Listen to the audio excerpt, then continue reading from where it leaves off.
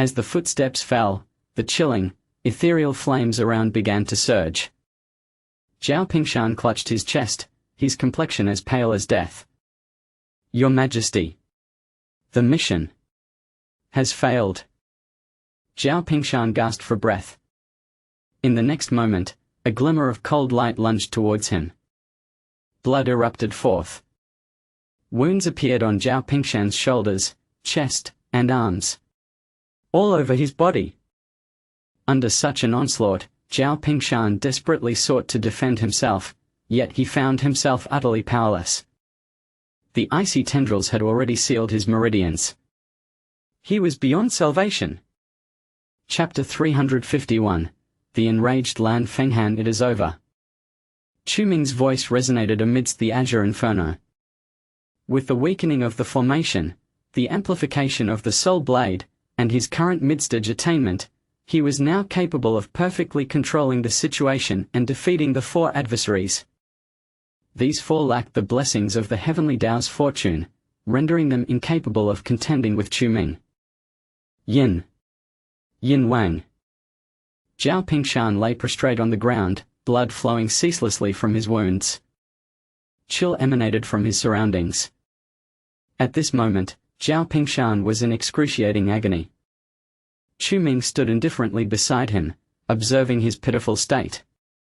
He spoke with a hint of disdain. "I warned you long ago, trespassing into my Chiyu Lake comes at a cost." A flame of azure engulfed Zhao Pingshan. Layer upon layer of flesh was encased in ice. Zhao Pingshan's heart trembled with terror, his face a mask of fear. He deeply regretted having heeded Lan Fenghan's words to come to Chiyu Lake. Yet in the next instant, a violent surge of spiritual power consumed him whole. Flames roared, and ice crystallized. Zhao Pingshan fainted. Chu Ming surveyed the surroundings, where the bodies of the other three lay similarly incapacitated by ice. A faint smile graced his lips. "Well then. Lan Fenghan, what will you do now?" The moonlight lay still, and the night wind howled through the bamboo grove. The following morning, Lan Fenghan sat in the office of Tianlong Mansion, furrowing his brow as he gazed out the window. "Your Majesty." Suddenly, a figure in black burst through the door. "Have you received any news regarding Zhao Pingshan and the others?" Replying to Your Majesty, "None yet." The cloaked messenger immediately knelt, clasping his hands anxiously. "We have searched every location, but there is no sign of the elders." Lan Fenghan's eyes narrowed abruptly, his right hand clenched tightly. Bang! The teacup in his grasp shattered into fragments. Witnessing this scene, the messenger trembled, his eyes filled with terror. He understood that Lan Fenghan was furious. "Chu Ming!" Lan Fenghan roared, hurling the shards of porcelain to the ground. Last night, he had dispatched Zhao Pingshan and the others to investigate Chiyu Lake. Yet now, not a single one of them had returned. What had transpired, Lan Fenghan could surmise with a mere flick of his finger. "Please, Your Majesty, calm your fury." The messenger hastily prostrated himself, attempting to console. "The guiding lantern of the elders has yet to extinguish, indicating they are still alive." The guiding lantern was a light created from a fragment of the Tao consciousness of those who had entered the path within Tianlong Mansion. If a person perished, the light would extinguish.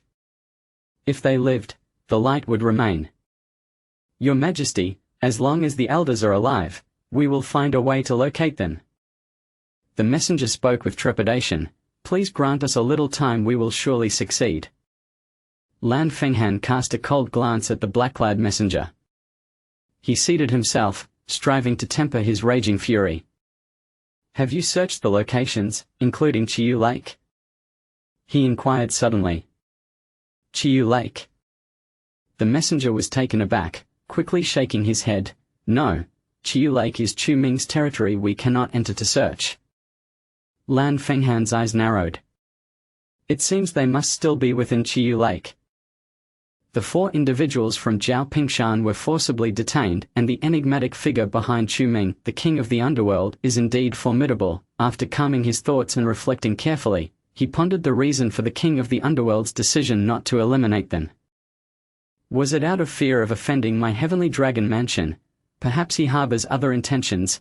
Lan Fenghan furrowed his brow tightly. Just then, a servant rushed in from outside. Lord of the Heavenly King, a letter has arrived for you. Lan Fenghan abruptly turned around. At this critical moment, someone dared to send him a letter? Who is the sender? He inquired immediately. The signature appears to be the king of the underworld. Upon hearing this, a gleam sparked in Lan Fenghan's eyes. In an instant, his figure transformed into a streak of light, appearing before the servant. The sudden movement startled the servant. Lord of the Heavenly King, you, quickly, hand it over to me, Lan Fenghan commanded, frowning. The servant, trembling, presented the envelope to him. Indeed, it was a letter from the king of the underworld. Lan Fenghan took a deep breath. The moment he saw the envelope, he comprehended the situation. The events of the previous night had already fallen under the king of the underworld's dominion. Zhao Pingshan and the others were likely in grave peril. He hurriedly opened the letter to examine its contents. It contained but a few words. If you desire them, exchange for the envoy of Linju. Upon reading these words, veins throbbed on Lan Fenghan's forehead. His right hand clenched tightly. The envelope disintegrated into ashes under the tempestuous surge of his spiritual energy. The king of the underworld. Lan Fenghan ground his teeth in fury. He had never anticipated that his initial maneuver would be countered by this king of the underworld, who even turned Zhao Pingshan and the others against him. The humiliation filled Lan Fenghan with unbridled rage. Lord of the Heavenly King, what shall we do now? The cloaked envoy inquired. Elder Zhao and the other 3 elders are in the hands of that king of the underworld. What shall we do? Of course, we must rescue them. Lan Fenghan inhaled deeply, forcibly suppressing his dissatisfaction. Zhao Pingshan and the other 3 elders were his trusted subordinates. Allowing them to languish in the hands of the king of the underworld would only dishearten his followers. Fetch the token of the Linju envoy. Lan Fenghan spoke in a low voice. Lord of the Heavenly King, this. The cloaked envoy was taken aback. I instructed you to bring it. Yes. The cloaked envoy dared not delay. Soon, the token representing the envoy of Linju, the heavenly dragon token, was retrieved. It was a piece adorned with a golden soaring dragon. As Lan Fenghan gazed at the token, he fell into deep contemplation. Suddenly, he extended his right hand and traced around the token. A miniature magical array was instantly inscribed upon it. The cloaked envoy, witnessing this spectacle, was astonished yet remained silent. In the face of the king of the underworld's threat, it appeared that Lan Fenghan was unwilling to concede. Did the king of the underworld and Chu Ming not covet the identity of the Linju envoy? Then I shall grant it to him. Lan Fenghan smirked coldly. I shall see if these 2 have the means to claim this token. The defeat of Zhao Pingshan and the others infuriated Lan Fenghan. He was a capable strategist under the Mad Sovereign. Yet, this time, he had suffered a significant setback at Chiyu Lake, not to mention, the Mad Sovereign had commanded him to locate Qin Jianlin, whom they had yet to find. Should the Mad Sovereign learn that he had lost 4 heavenly dragon elders at Chiyu Lake, Lan Fenghan would likely face severe punishment. At this juncture, regardless of the means, he must compel the king of the underworld and Chu Ming to submit. Prepare the carriage. Lan Fenghan spoke in a subdued tone. This declaration left the cloaked envoy momentarily stunned. Lord of the Heavenly King, where are we headed? Lan Fenghan tucked away the heavenly dragon token before sneering. To Chiyu Lake. Chapter 352. Negotiation at Chiyu Lake. Chu Ming sat by the water's edge quietly fishing. Following the events of the previous night, he had gained a deeper understanding of his own strength, with the magical array and the prowess of the 3rd tier of the underworld blade. He indeed possessed the capability of an ordinary heavenly king. However, this was still insufficient. Without the array to restrain, 2 of the 4 individuals from last night would likely have escaped. In the days to come, he needed to forge the 4th tier of the underworld blade and enhance his cultivation. Chu Ming inhaled deeply, his expression grave as he contemplated these matters. If necessary, he would pay a visit to the Chen family to retrieve the 50 billion they had promised him. Chu Ming found himself in a predicament. Although the Chen family had initially pledged 50 billion, he had pretended to be more capable than he truly was when he allowed Chen Daobei to leave Chiyu Lake. Since then, there had been no news on the matter, and the Chen family had not even mentioned it. Despite the temporary truce between Chu Ming and the Chen family, he had been fixated on that 50 billion. Forging the underworld blade would require at least 16 billion. Where could he possibly acquire such a sum in a short time? At that moment, Tang Lin appeared behind Chu Ming. Young Master Ming. Lord Lan has arrived. Finally, he has come. Chu Ming smirked coldly, retracting his fishing hook. A large fish was flung into the bucket. Earlier that morning, Chu Ming had instructed Tang Lin to send a message to the Heavenly Dragon Mansion. Lan Fenghan would undoubtedly be unable to contain himself upon receiving the letter. Chu Ming was well aware of this. How many people did he bring? Chu Ming inquired. Just one cloaked envoy, that's all. Then let him wait. There's no rush, Chu Ming replied nonchalantly. He pinched some bait and continued casting his line. Tang Lin couldn't help but interject. Young Master Ming, he's a figure of the Heavenly King level. Are you really going to make him wait? If I say wait, then he shall wait, Chu Ming replied calmly. If he has even a hint of complaint, let him leave Chiyu Lake. Upon hearing this, Tang Lin was left utterly astonished. What leverage did Chu Ming possess to speak with such confidence? After all, Lan Fenghan was a capable aide under the Mad Sovereign and a leading Heavenly King in the East. Any ordinary person would break into a cold sweat at the slightest slight, yet Chu Ming deliberately made Lan Fenghan wait. Such audacity was indeed rare. Yes, I understand, Tang Lin said respectfully, standing quietly by Chu Ming's side. Time passed slowly. An hour, 2 hours. In the reception room of the Chiyu Lake Villa, the tea in Lan Fenghan's hand grew cold, then warm again, and cold once more. At last, his subordinates could no longer contain their impatience. My lord, it has been over 2 hours, the cloaked envoy exclaimed. That Chu Ming is clearly doing this on purpose. I will go find him now. Return. Lan Fenghan spoke coldly. My lord, the cloaked envoy insisted urgently. Your status is so esteemed. How can Chu Ming treat you this way? Enough.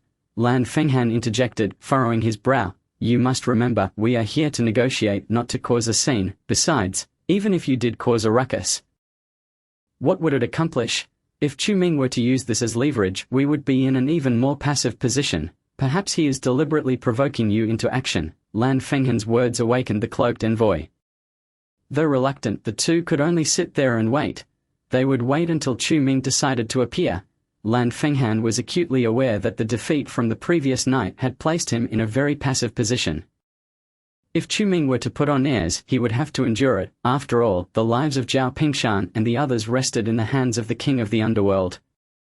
Just then, the door to the reception room slowly opened. Lord Lan, what brings you here today? Chu Ming entered with a broad smile, plopping down directly across from Lan Fenghan. This demeanor caused Lan Fenghan to frown. Little brother Chu, let us speak plainly. As soon as he saw Chu Ming, Lan Fenghan took out a token from his pocket and slapped it down on the table. I have brought what you requested. Therefore, my people. Lan Fenghan's gaze sharpened slightly. Your people? Chu Ming replied with a smile. Lord Lan, I don't quite understand your meaning. Lan Fenghan's breath hitched at this response. This Chu Ming seemed intent on feigning ignorance. Little brother Chu, this line of conversation is quite pointless, Lan Fenghan stated.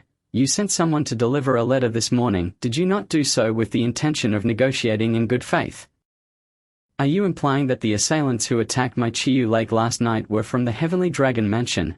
A hint of a smile graced Chu Ming's lips. Is that so? Lan Fenghan's expression froze. If he admitted it, the matter of the Heavenly Dragon Mansion's attack on Chiyu Lake would likely be solidified. However, if he denied it, he would not be able to take Zhao Pingshan and the others away today. In that moment, Lan Fenghan found himself in a dilemma. He had to concede that Chu Ming possessed a certain level of skill. To be frank, it was Zhao Pingshan who acted impulsively yesterday and privately led his men into your Chiyu Lake. Lan Fenghan replied calmly. I only just learned of this matter. They have served under my command for several decades, so it would be unreasonable for me not to intervene. Lan Fenghan's response was exceptionally clever. With that single statement, he shifted all blame onto Zhao Pingshan and the others. In essence, he distanced himself from the attack on Chiyu Lake, asserting that it was entirely Zhao Pingshan's personal action, unrelated to him or the Heavenly Dragon Mansion. Interesting, Chu Ming remarked, chuckling upon hearing this. If that's the case, then the position of the Linju envoy has the Mad Sovereign's approval, correct? Lan Qianwang, did you not say that this position requires his consent before granting it to me? Lan Fenghan's eyelids twitched uncontrollably. It seems that Chu Ming is determined to make things difficult for him. If he allows his anger to surface, he will undoubtedly fall into Chu Ming's trap. It would be more prudent to first hand over the token and then devise another plan. This token contains a miniature formation he has set up, and the poison inscribed upon it is sufficient to bring both the Ming Wang and Chu Ming to their knees. Furthermore, can you retract the poison formation from this token? Chu Ming suddenly inquired. I fear that touching this item may cost me my life before I even assume the position of the envoy of Linzhou. Upon hearing this, a smile froze on Lan Fenghan's lips for several seconds, his eyes filled with disbelief. How could Chu Ming discern the existence of a miniature formation that even his black-clad guards could not detect? Is it truly possible?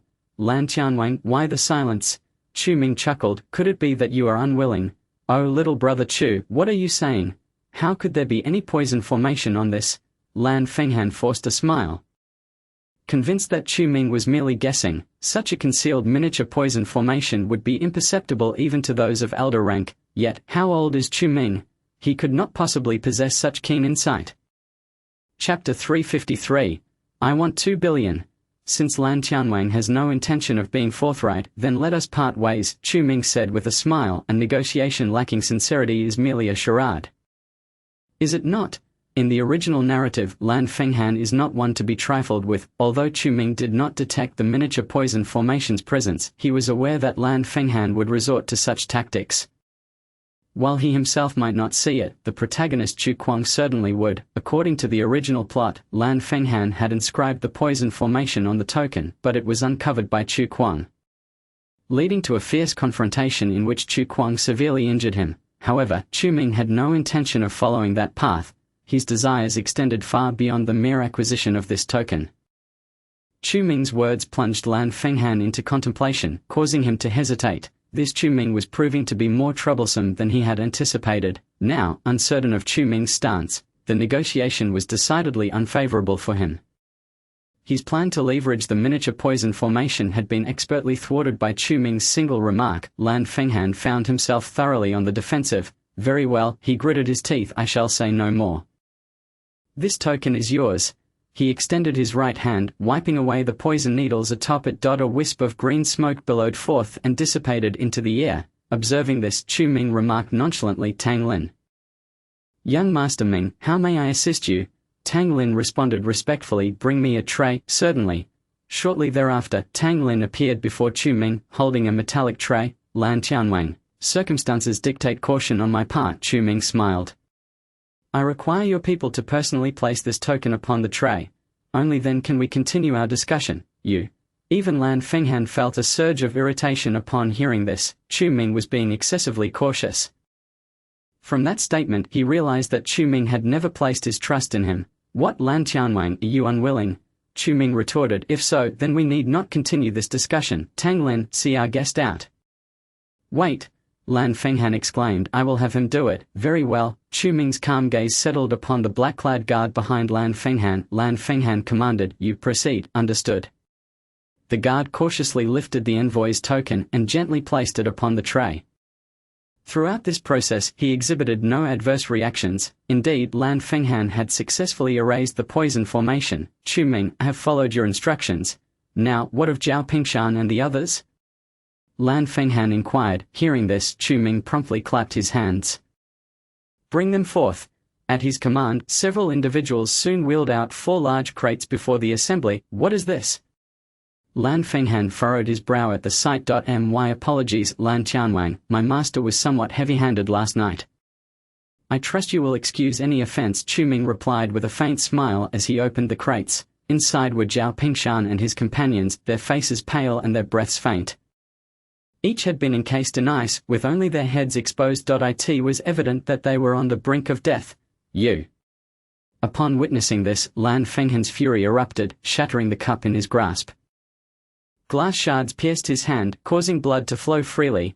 A murderous intent gleamed in Lan Fenghan's eyes. This Mingweng had imprisoned Zhao Pingshan and the others in ice for an entire night.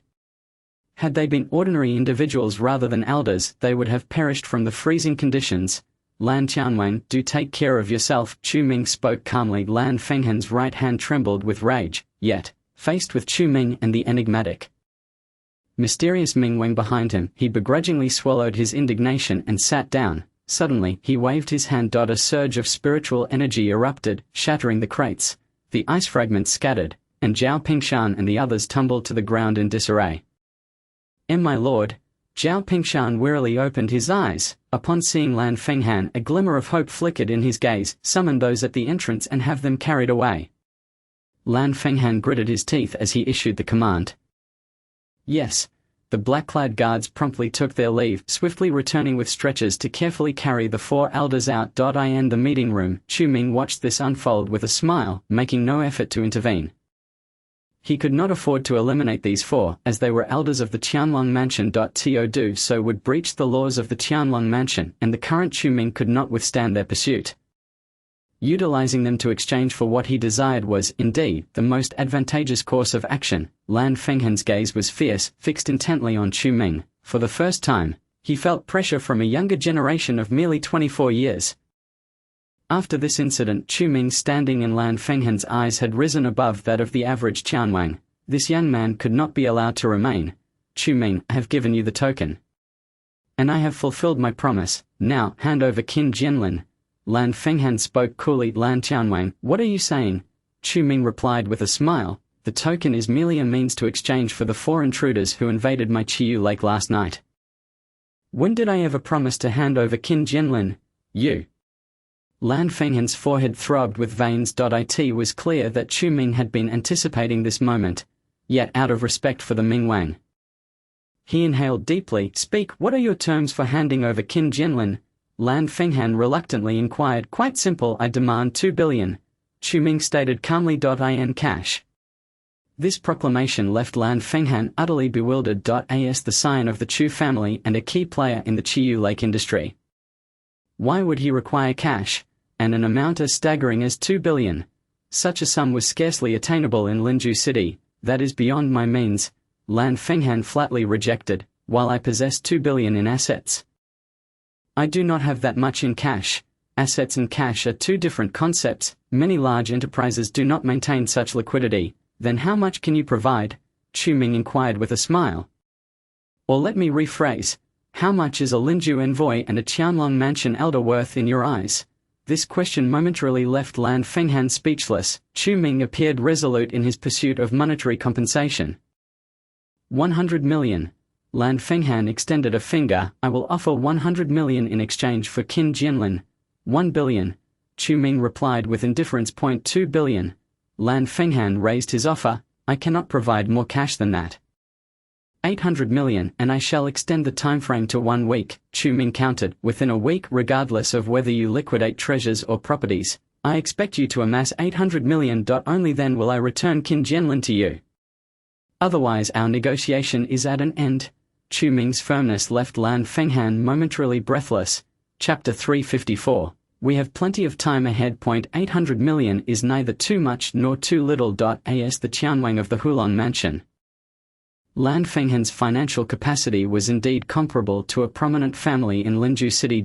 He could procure 800 million. However, the notion of being led by Chu Ming's nose left him feeling somewhat resentful.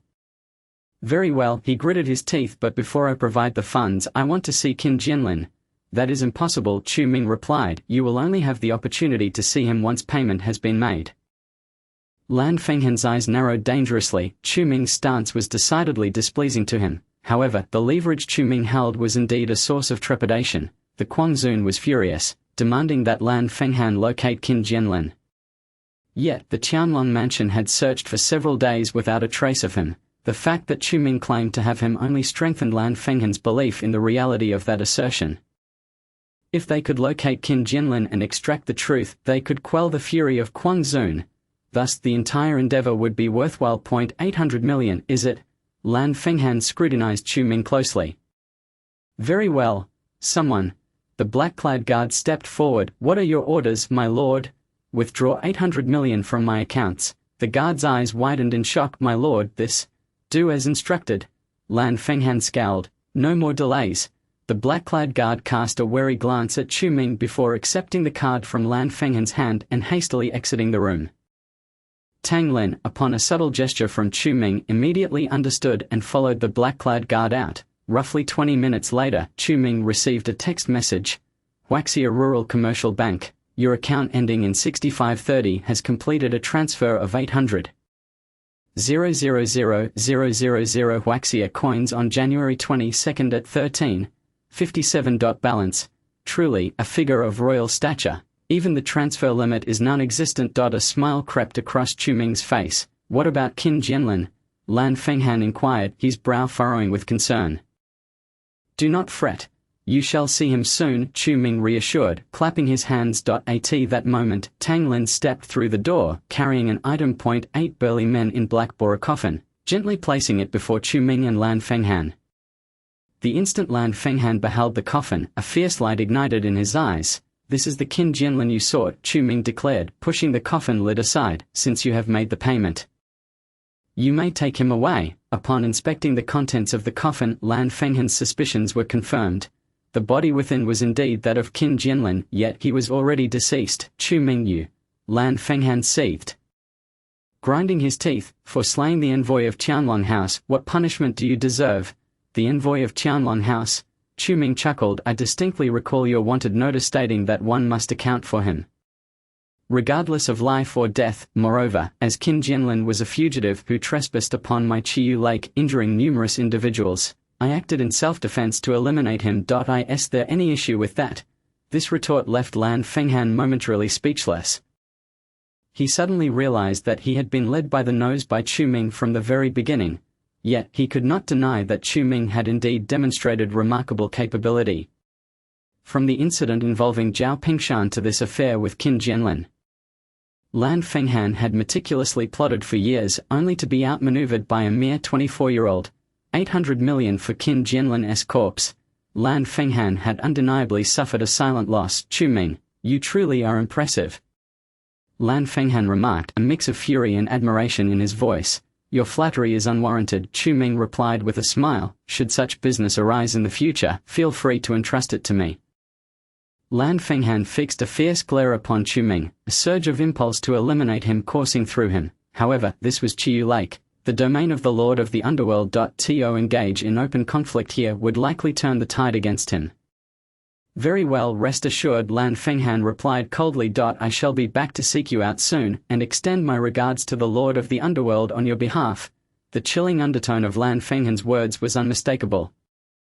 I shall await your esteemed presence, Lan Qianwang, Chu Ming responded with an inscrutable smile. If he wished to control Linju City, a confrontation with the Mad Sovereign was inevitable. With the Mad Sovereign currently in seclusion, this was Chu Ming's prime opportunity. He lacked the power to contend with the Mad Sovereign at present, hence he would not squander this chance. Remove this coffin, Lan Fenghan commanded with a wave of his hand. A multitude of black-clad guards rushed in, straining to lift the coffin and carry it outside. Qin Jianlin cast a lingering look at Chu Ming. Chu Ming, we have ample time ahead of us. Observing the departure of the Qianlong House entourage, a smile graced Chu Ming's lips. Ming Xiao, Tang Lin expressed her concern, having offended Lan Fenghan. Do you think he will seek revenge? Indeed, he certainly will, Chu Ming replied. Tang Lin gasped, what shall we do? He is the king of Qianlong House. If he desires to deal with us, what is there to fear? Chu Ming scoffed, this is our territory. Should he dare to come, it would be to his own detriment. The formations of Chiyu Lake are not to be trifled with. Moreover, Chu Ming was confident that Lan Fenghan would not dare to act. After suffering once, he would likely go mad if he faced defeat again. Clean this place up. I have matters to attend to, Chu Ming instructed. Understood, Tang Lin replied respectfully. Chu Ming departed the reception room, making his way back to the underground training facility of the Villa District. He retrieved his black phone. As anticipated, due to the assassination of Mo Ju and Qin Jianlin alongside the capture of Zhao Pingshan, his storyline points had significantly increased. Congratulations! You have successfully altered the original plot, gaining 2,000 storyline points. Reward: 1,000 times the storyline points. Related items have been credited to your account. Please swipe to withdraw. Additional reward: 500 times the storyline points. Remaining storyline points: 17550. Chu-Ming gazed at the message in his hand and couldn't help but sigh. He had eliminated 1 mid-stage and 1 early-stage Taoist, while also heavily injuring 4 elders of Qianlong House. Yet the reward amounted to a mere 3,500 storyline points. Compared to previous rewards of hundreds of thousands, it was woefully inadequate. The next level of breakthrough required 19,200 points, thus he needed to continue striving. Chu-Ming shook his head with a wry smile. While the storyline points for cultivating the early stages of the Wanggu Mingdao Ju were minimal, the later stages would experience exponential growth. To break free from this predicament, there were only 2 avenues. First, locate Chu Kuang and extract a vast number of points from him. Second, acquire numerous rare treasures and refine them into medicinal pills to consume and enhance his cultivation. Aside from these 2 methods, there were virtually no other means to elevate Chu-Ming's cultivation realm. However, the former required opportunity, while the latter demanded substantial funds. Achieving either would be no easy feat. Chapter 355. The Chen family's visit. As for the immediate situation, he should utilize the 800 million at hand to purchase the materials needed for forging. Chu-Ming contemplated, estimating that the total expenditure for crafting a 4th-tier Mingdao would be around 1.6 billion. Having secured 800 million from Lan Fenghan, he would need an additional 800 million. The question remained, how to acquire that remaining sum. Chu-Ming felt a wave of melancholy. Should he extort Lan Fenghan once more? If he provoked Lan Fenghan, it might spell trouble for him. Or perhaps he could pay a visit to the Chen family in Beijing and request the promised 50 billion from Chen Daobei. Yet, approaching the Chen family as the lord of the underworld could prove perilous. They were far more formidable than the world perceived. The last visit had only involved an early-stage Taoist from the collateral line. While the true strength and foundation of the Chen family were far beyond that. As for the remaining 800 million, he would have to devise another plan. Chu-Ming sighed. For now, he would have Tang Lin procure the materials. Forging half of the Mingdao first, resolute in his decision, he promptly sent his bank account details to Tang Lin. 800 million should suffice to acquire a substantial amount of gold, silver and bronze. He could then utilize those to forge the Mingdao, thus preparing in advance. Just then, Tang Lin sent a message to Chu-Ming. Ming Xiao, we have guests. Guests? Chu-Ming was taken aback. At such a crucial moment, who could possibly arrive? It seems to be members of the Chen family. Tang Lin informed him. Miss Chen is here with them. I see the 2nd elder and the 4th elder present. The Chen family has come. A glint of intrigue sparkled in Chu-Ming's eyes. Could it be that they had come to repay the debt? That would be splendid. If the Chen family could settle the 50 billion. Chu-Ming would no longer have to worry about finances. He could immediately procure sufficient metals for forging. The might of a 4th-tier Mingdao would be extraordinary. Not only would he be able to contend with Lan Fenghan, but with the 4th-tier Mingdao, he could even challenge Peak Kings. Chu-Ming swiftly stowed away his black phone, dressed appropriately, and made his way upstairs. In the reception room of the Chiyu Lake Villa district. Tang Lin had just finished tidying up, but now the Chen family's elders, along with Chen Xian, were seated on the sofa. Elder, Chu-Ming should be arriving shortly. Please take a moment to rest, Chen Xian suggested with a smile. Xian, you understand why we are here, correct? The Grand Elder, Chen Guofeng, remarked as he took a sip from his teacup. I have heard about it from my grandfather. Chen Xian nodded obediently, but this matter requires Chu-Ming's consent. Indeed, Chu-Ming is quite a talent, Chen Guofeng acknowledged. However, I have come to meet his master, the Lord of the Underworld. That? Chen Xian hesitated. She knew that the Lord of the Underworld was Chu-Ming, and that Chu-Ming was the Lord of the Underworld. But this secret was one that Chu-Ming had not even disclosed to those close to him. Only Chen Xian was in the know. The Lord of the Underworld might be preoccupied. Why not meet with Chu-Ming first? Chen Xian suggested, albeit hesitantly. Very well. After all, we arrived unexpectedly. Out of courtesy, we should yield a bit, Chen Guofeng replied with a smile. Chen Xian also smiled in agreement. The Chen family's visit to Chiyu Lake had indeed been sudden. Even Chen Xian had not anticipated that the elder delegation would arrive in this manner. Just then, Chu-Ming entered through the reception room's door. 2nd elder, it has been quite some time. Chu-Ming greeted warmly, extending his hand to grasp Chen Daobei's. This gesture left Chen Daobei momentarily stunned. Why was Chu-Ming so enthusiastic? Young Master Chu, this time the one in charge is not me, but our Chen family's grand elder. Chen Daobei coughed lightly. No worries, no worries. I am simply glad to see you.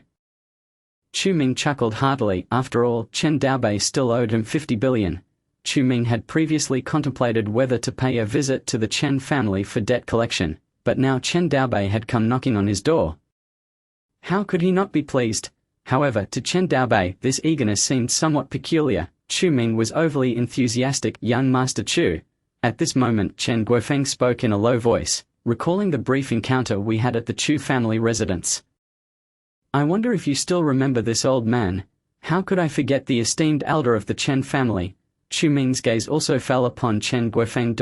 In the original narrative, this Chen Guofeng was unable to break through to the Dao realm and subsequently met a tragic end.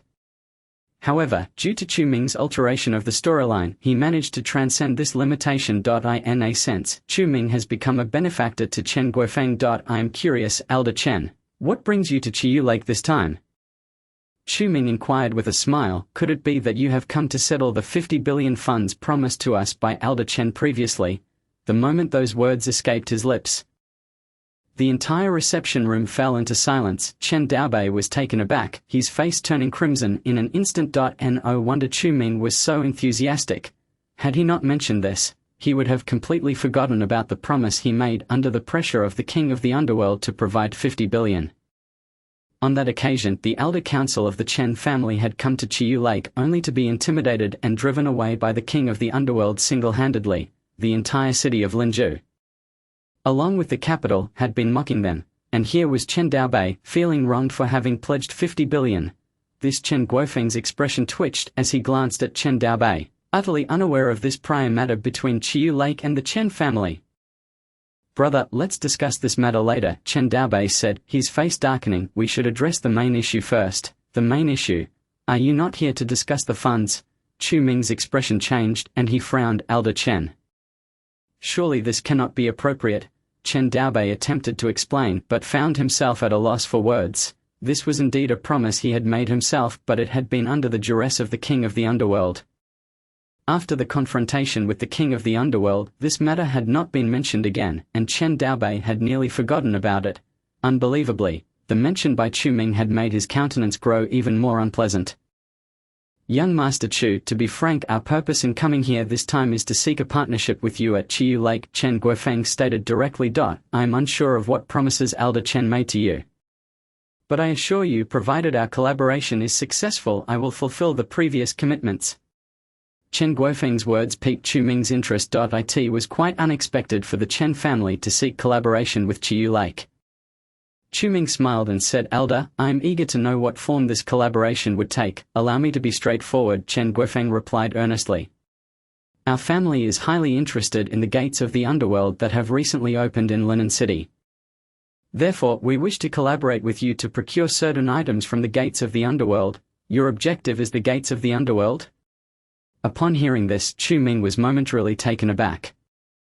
The gates of the underworld were a pivotal element throughout the entire original narrative.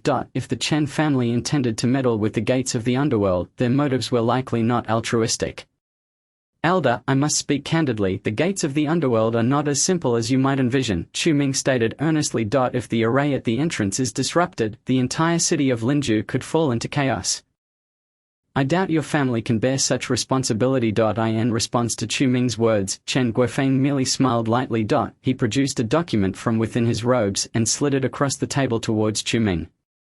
Rest assured, young Master Chu, Chen Guofeng said calmly, our intelligence personnel have conducted a comprehensive assessment of the gates of the underworld in Linzhou. The detailed data has been compiled in this report for your review. Chu Ming furrowed his brow and picked up the report from the table. As he flipped through the pages, his astonishment grew with each turn. The Chen family's intelligence division proved to be far more formidable than he had anticipated. Even the news of his breakthrough to the Dao realm at Longyan Temple's rear mountain was meticulously recorded. Not only that, but the array he had set up outside the gates of the underworld had also been thoroughly analyzed by the Chen family. The level of detail in the data left Chu Ming astounded. What do you think? Chen Guofeng asked with a smile. Our family possesses a profound understanding of the gates of the underworld. We have come prepared. Chu Ming hesitated for a few seconds. He glanced at the report, then back at Chen Guofeng. This is indeed intriguing, very intriguing, Chu Ming replied with a smile. He poured a cup of tea for Chen Guofeng. Elder, what exactly do you wish to obtain from the gates of the underworld? Given the extent of the Chen family's efforts to study the gates, their intentions must be significant. It's quite simple. Chen Guofeng replied nonchalantly, according to our family records there exists a medicinal herb within the underworld known as the Bihaihua. We, the Chen family, seek this Bihaihua. The Bihaihua. Upon hearing these three words, Chu Ming's expression involuntarily shifted. The Bihaihua is a flower that grows along the banks of the river of forgetfulness. Its bloom signifies life, while its decay signifies death. Moreover, the river of forgetfulness is also known as the Wangchuan. It is said that when a person dies, they must traverse the river of forgetfulness. Upon crossing this river and consuming the Mengpo soup, all ties from past lives are severed. Chu Ming had not anticipated the Chen family's ambition to be so grand. They actually sought to obtain the Bihaihua, which grows by the river of forgetfulness. Elder, you must think this through carefully, Chu Ming cautioned. The gates of the underworld are inhabited by numerous vengeful spirits and malevolent ghosts, whose powers are formidable and whose numbers are terrifying. Once you enter, your survival would be uncertain. Previously, when the gates of the underworld opened, Chu Ming had sacrificed countless lives to combat the tide of the undead. Had he not broken through to the Dao realm in a moment of crisis, he would likely have become just another corpse before the gates of the underworld. This is something our family is well aware of. Chen Guofeng replied earnestly, the reason we seek the Bihaihua is to save an esteemed ancestor, and for this our family is willing to pay the price. Chu Ming hesitated momentarily. In the original narrative, the Chen family indeed had an ancestor who lay bedridden. They had expended vast resources and summoned numerous renowned physicians, yet none could awaken him. Ultimately, it was a Taoist named Bai who revealed the truth to the Chen family. The soul of this ancestor was not within the Chen family. Only by locating the Bihaihua and utilizing its fragrance could the soul be summoned back. Is your ancestor named Chen Hongdao? Chu Ming inquired casually. The moment those words left his mouth, everyone in the reception room looked at Chu Ming in astonishment. Chen Hongdao was an ancestor of the Chen family who had died heroically in the War of National Defense. The legendary blood blade he left behind had once stirred a tempest in the capital. Moreover, Chu Ming was a key figure in that very storm. However, unbeknownst to everyone, Chen Hongdao was not truly dead. He merely lay concealed in a secret location within the Chen family, yet, for decades, the Chen family had expended immense manpower and resources without witnessing his awakening. Until the gates of the underworld opened. The sudden utterance by Chu Ming, however, left Chen Guofeng and the others in shock. The fact that Chen Hongdao had remained in a coma for years was a closely guarded secret of the Chen family. Not even Chu Ming nor Chen Xian might be privy to the specific details. Please do not look at me like that, Chu Ming said. Your family's dungeon is hardly a secret to my master, the king of the underworld. If I am not mistaken, there is a cold ice chamber on the third level of your dungeon where Chen Hongdao is housed, correct? The eyes of several elders from the Chen family widened in disbelief as they stared at Chu Ming. They could not fathom how he had come to know this. This matter was strictly confidential within their family. Could it be that Chu Ming had actually ventured into the third level of the Chen family's dungeon? Impossible. Absolutely impossible. The third level of the Chen family's dungeon was a place that even they, the elders, seldom visited. Moreover, Chen Hongdao was not someone they could approach. After sustaining grave injuries, Chen Hongdao had been safeguarded by the Chen family until now. The world believed Chen Hongdao to be dead, however, he was not. If they could locate the Bihaihua and summon his soul back, it would lead to his revival. But how could such a flower possibly exist in Huaxia? The so-called Manzhushua was merely a mundane flower. Only the truly enchanting and sinister red flower that flourished by the river of forgetfulness, imbued with the aura of the underworld, could be deemed the Bihaihua. Chu Ming, Chen Siren could not restrain himself from asking, how on earth did you come to know of this? Even Xian is not aware. Elder Sai, the dungeon of your family is but a jest to my master, the king of the underworld. Chu Ming replied nonchalantly. To uncover this matter is quite simple. Upon hearing this, the elders of the Chen family found themselves momentarily breathless. They felt an inexplicable sense of frustration. Here they were, the foremost family in the capital with profound roots, yet they could not withstand a king of the underworld. Amidst their frustration, they were also filled with trepidation towards the king of the underworld. Chen Guofeng remained silent for a few seconds before finally speaking. Today, I did not come to discuss this with you. Whether you are aware of it or not, it will not affect our collaboration. Wouldn't you agree, young Master Chu? Chen Guofeng's words indeed brought a smile to Chu Ming's face. Precisely, your aim is the Bahaihua, while mine is profit, Chu Ming replied. We can certainly collaborate well. However, Chu Ming's gaze turned solemn as he fixed his eyes on Chen Guofeng. Why me? The Chen family could seek the Bahaihua from numerous other experts. There are countless skilled individuals in Huaxia, many of whom could serve as viable partners. The Chen family themselves could easily produce such experts. Why approach Chu Ming? Young Master Chu, it seems you are being rather unkind with your words, Chen Guofu replied earnestly. The people of Linju may not know that it is you who stands in the way of the gates of the underworld. But do we, the Chen family, remain unaware? Chapter 357. The Chen family's sincerity. Upon hearing this, Chu Ming couldn't help but chuckle. As expected of the Chen family, they have managed to uncover such information. The fact that only a handful of people were aware of Chu Ming single-handedly confronting the gate of the underworld and his subsequent breakthrough at the back mountain of Longyan Temple to attain the Dao realm did not escape their notice. One must admit, the intelligence network of the Chen family is far more formidable than Chu Ming had anticipated. I believe that since the king of the underworld trusts his disciple to face the gate of the underworld alone, it indicates that he possesses strength surpassing that of the gate itself, Chen Guofeng asserted confidently. If we can secure the assistance of the king of the underworld, the Chen family would be immensely grateful. Not only for the prior promises made by my family but also for the rewards of this endeavor. We will ensure your satisfaction. This is but a meager attempt to atone for the mistakes we have committed in the past.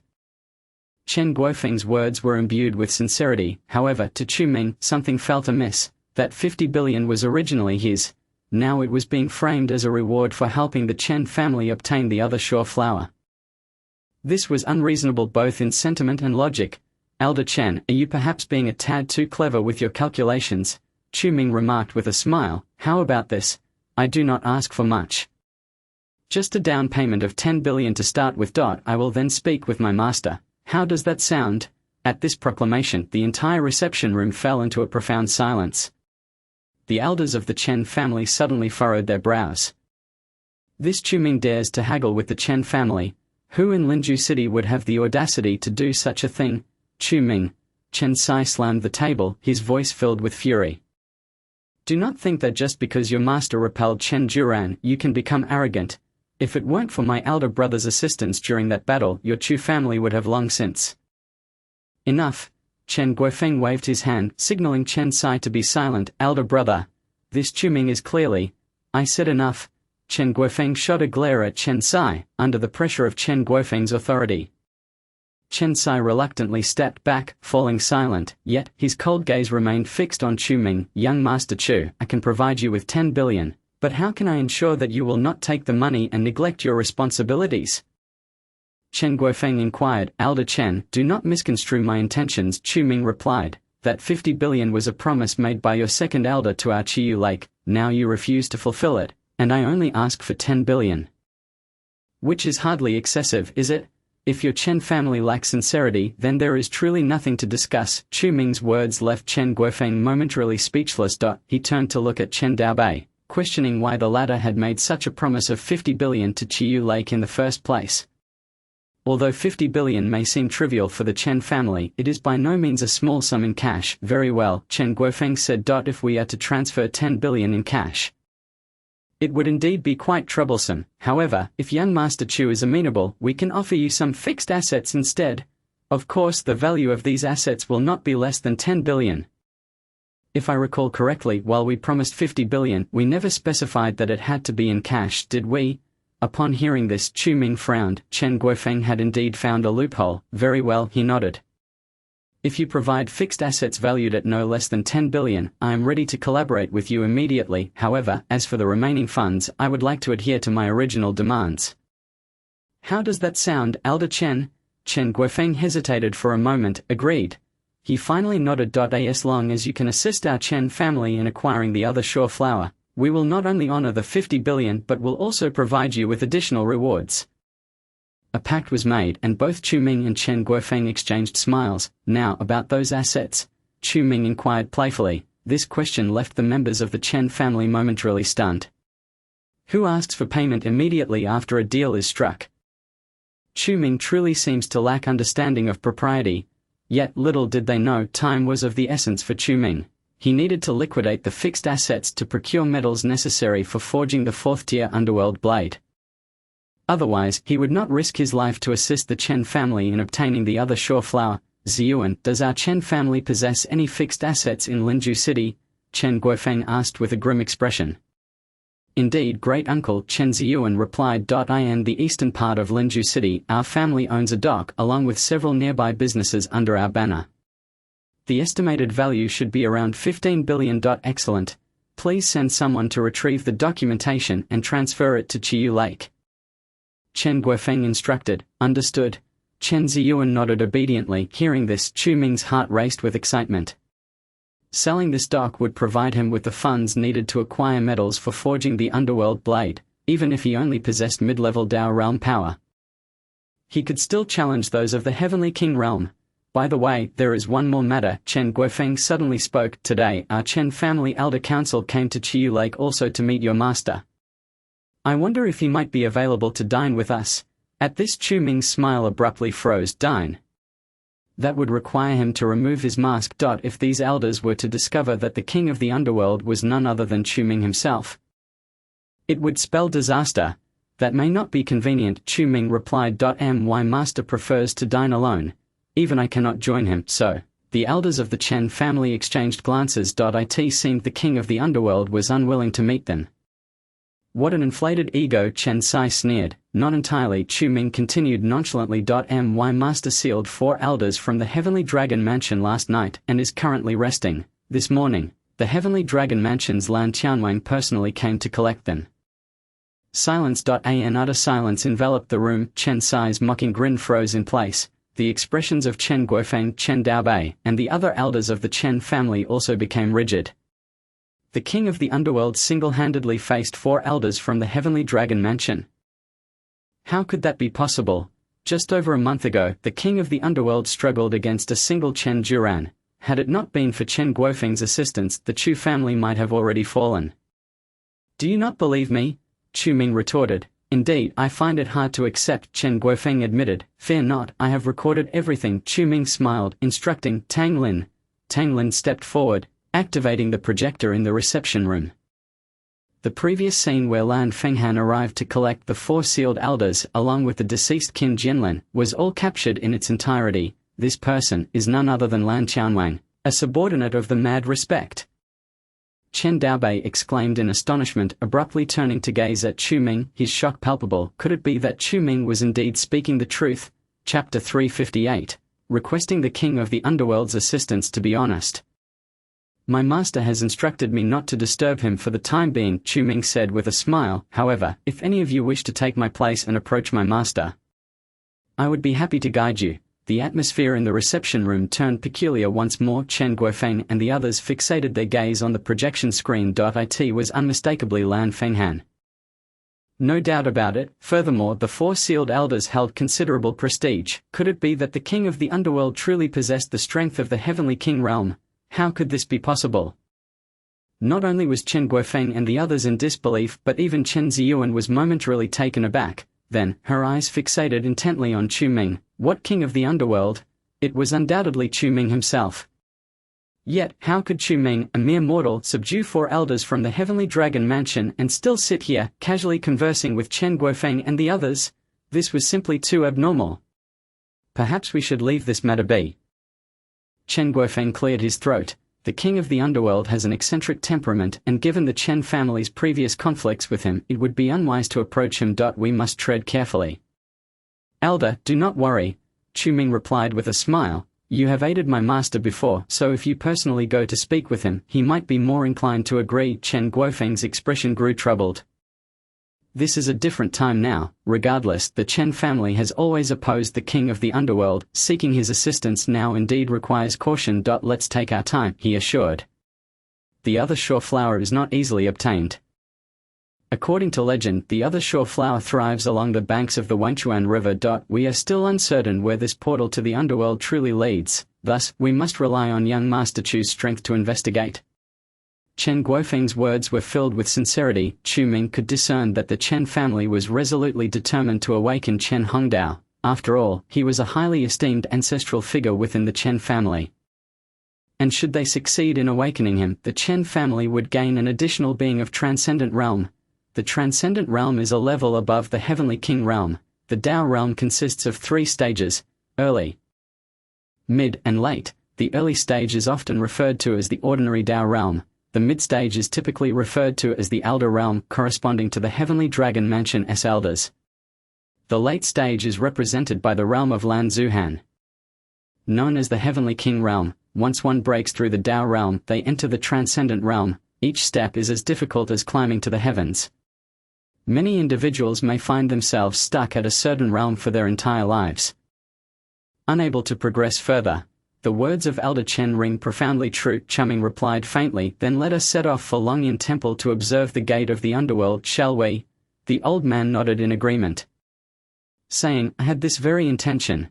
Chen Guofeng expressed his dissatisfaction with Chumming, stating, before visiting Chiyu Lake, I had previously taken a group to the back mountains of Longyan Temple. However, we were obstructed by numerous formations outside the gate of the underworld. According to the intelligence personnel of my Chen family, these formations were laid by you and your master, correct? That is somewhat accurate, Chumming nodded. Even the most skilled intelligence agents from the Chen family would not be aware that the king of the underworld was Chumming himself, as he was the only one present at the back of Longyan Temple at that time. Since that is the case, let us make some preparations and set off for Longyan Temple immediately. Chen Guofeng said earnestly. Very well, Chumming replied, I shall prepare myself. Tang Lin. Yes. Be sure to attend to our guests well. I shall return shortly. Understood. Tang Lin respectfully bowed to Chumming.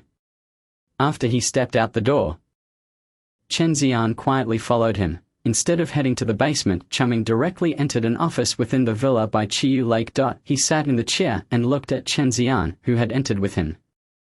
Speak, did you truly bring these individuals here for the sake of the other shore flower? Chumming had long sensed that something was amiss with Chen Xian. The intelligence sources of the Chen family might very well be half derived from her. Otherwise, what do you propose? Chen Xian retorted. I can't shake the feeling that things are not as simple as they seem. Chumming gazed at her and asked, who instructed you to undertake this matter? My brother, Chen Xian replied. You should have met him. His name is Chen Qianli. Chen Qianli. Chumming furrowed his brow slightly. Chen Qianli was indeed an old acquaintance. In the original narrative, he harbored strong ambitions, feigning ignorance while secretly plotting to usurp the position of the head of the Chen family. After all, it would be a long time before Chen Qiangu passed away, and Chen Qianli could not afford to wait. However, he later offended the protagonist and faced suppression as a result. There's a problem. Chumming stated. What problem? Chen Xian shot him an exasperated glance. I'm unafraid to tell you that before I was born, a Taoist by the surname Bai visited our family. He said that if we wished to save ancestor Hongdao, we could only rely on the other shore flower. For mortals, venturing into the underworld is nearly impossible. Yet, coincidentally, a door has opened in Linju City. Chumming, do you consider this a coincidence or divine will? At Chen Xian's words, Chumming's frown deepened. Indeed, Chen Hongdao had not perished, as was also the case in the original narrative. However, it was not the other shore flower that saved him. Rather, it was a pill concocted by the protagonist, Chu Kuang. This deviation from the original story was what raised Chumming's suspicions. Acquiring the other shore flower will not be an easy task, Chumming said gravely. I am well aware of the challenges, which is why I have come to seek your assistance. Chen Xian replied, somewhat irked. I advise you to enter in the guise of the king of the underworld. Otherwise, you will be unable to exert your full strength. The identity of the king of the underworld? Chumming shook his head with a wry smile. My dear young lady, do you believe it is so simple to masquerade as the king of the underworld? If my identity were to be exposed, the peace of Chiyu Lake would be forever disrupted. The identity of the king of the underworld was Chumming's trump card. He wished to keep it hidden from everyone, especially the Chen family. Since Chen Xian had discovered it herself, it had nothing to do with him. Now, tell me, how much will it cost for you to unleash your full potential? Chen Xian inquired. Simply pay the 50 billion you promised me. Chumming replied nonchalantly, impossible. Chen Xian immediately rejected the suggestion. That money was extorted from you. It cannot be counted. I secured the promise from Chen Daobi through my own strength. Why should it not count? Chumming frowned. Upon hearing this, Chen Xian became displeased. Chumming, as the director of Linju High School, you failed to show your face at work, yet you still have the audacity to haggle with me here? Do you have any idea how much work I have done for you? And now you are stalling for time when I ask for your help. Chen Xian glared at Chumming. Just say it. Will you assist me or not? I will not assist. Chumming firmly rejected. At most, I will guide you in. Whether or not you can obtain it depends on your Chen family. Fine, I shall now inform them of your identity as the king of the underworld. Chen Xian huffed. I am quite curious to see how resolute you can be. Upon hearing this, Chumming's expression changed immediately. Here we go again. Chen Xian's threat was truly a tactic that had proven effective time and again. Chapter 359. The empty streams. Paranirvana. Chen Xian had used this tactic to threaten Chumming countless times, yet he found himself utterly powerless against her, even if they were to fight to the death. It would yield no benefit for Chumming. All right, my dear young lady, you have intimidated me, Chumming replied helplessly. What do you wish me to do? It is simple. You must manifest as the king of the underworld at the gate of the underworld. Chen Xian stated. Only then can you exert your full strength, correct? Chumming sighed. Were it not for Chen Xian's threat, he would not wish to proceed in this manner. Each appearance as the king of the underworld carried inherent risks. Especially this time, as they would be entering the gate of the underworld, which posed even greater dangers. Are you serious? Chumming asked, his expression peculiar. Those elders from your Chen family are all exceedingly shrewd. Should they discover my true identity as the king of the underworld, it would be disastrous. Fear not, I shall provide you cover. Chen Xian smiled. Isn't it merely to pick a flower? That should be an easy task for you. Right. Chumming rolled his eyes. What do you mean by merely picking a flower? This entails plucking the other shore flower by the banks of the Wangchuan River. One misstep could lead to death. This is a one-time deal, and there will be no second chance. Chumming stated resignedly. You truly are the best to me. Chen Xian leaned closer. A faint, delicate fragrance wafted around Chumming. He quickly stepped back half a pace. Let us speak without any unnecessary contact. Chen Xian smiled meaningfully but did not press closer. Then it is settled. Should you have a change of heart, you shall face my wrath. She waved farewell to Chumming before departing. Watching her retreating figure, Chumming's expression gradually turned somber. Chen Xian's attitude seemed somewhat off. I recall that Chen Hongdao should have no significant connection to Chen Xian, Chumming murmured to himself, his mind replaying fragments of the original narrative. After thorough consideration, it was evident that Chen Xian indeed had no ties to Chen Hongdao. When Chen Hongdao was revived by the protagonist, Chu Kuan, Chen Xian had already been cast out of the Chen family as a major antagonist. There is a problem, Chumming pondered for several seconds. Chen Xian would not have come to seek his help without prompting from someone, but who could that individual be? Chumming narrowed his eyes, a glint of determination flashing within. Since I must appear as the king of the underworld, this person will certainly reveal their intentions. I shall uncover their true motives. Chumming chuckled coldly. After discussions with the Chen family, Chumming tentatively planned to lead the elders of the Chen family to the gate of the underworld in the afternoon. The gate of the underworld in Linju City had opened in the back mountains of Longyan Temple, a sanctum of the temple. Since the opening of the gate of the underworld, the protective duty of Longyan Temple that had lasted for centuries had come to an end. As Chumming and the group made their way to Longyan Temple, he noticed that the temple remained closed today. However, the sound of chanting echoed from within, low and melodious, akin to a rite of passage. Longyan Temple, it seems something significant is happening today, Chumming mused, looking up at the temple's grand entrance. Is this truly Longyan Temple? Chen Guofeng also looked up and spoke softly. I have been stationed in the Chen family for many years. Yet this is my first visit here. To be candid, the abbots of Longyan Temple throughout the ages have all reached the Dao realm, sacrificing their lives in the protection of the gate of the underworld. They are worthy of our respect. If you all wish to enter, remember not to act disrespectfully, Chumming cautioned. The elders of the Chen family nodded in agreement. Upon hearing Chumming's words, they gazed upon Longyan Temple with a newfound reverence. Having received no reward or benefit, Longyan Temple had safeguarded Linju City for centuries. Such a feat indeed commanded respect. Although the temple was closed, Chuming still managed to enter through a side gate via a small path in the back mountains. To his astonishment, Abbot Zhuangji seemed to have anticipated their arrival, waiting patiently at the side entrance. "Chu benefactor and esteemed members of the Chen family, please follow me," he said, joining his hands in a respectful greeting. "Abbot Zhuangji, did you know we would come?" Chuming inquired, furrowing his brow. "Indeed," Abbot Zhuangji replied as he led Chuming and the others into Longyan Temple. "This morning, my master attained parinirvana. Prior to this, he foresaw that you would bring the esteemed members of the Chen family to our Longyan Temple." "What did you say?" Upon hearing this, Chuming's body jolted violently. "The old monk Kongliu has passed away." This news was utterly unexpected. The old monk Kongliu was one of the abbots of Longyan Temple, who had been entrusted with guarding the gate of the underworld. However, due to Chu Kuang's reckless interference, he had not perished beneath the gate of the underworld but had instead been knocked unconscious by Chu Kuang, narrowly escaping death.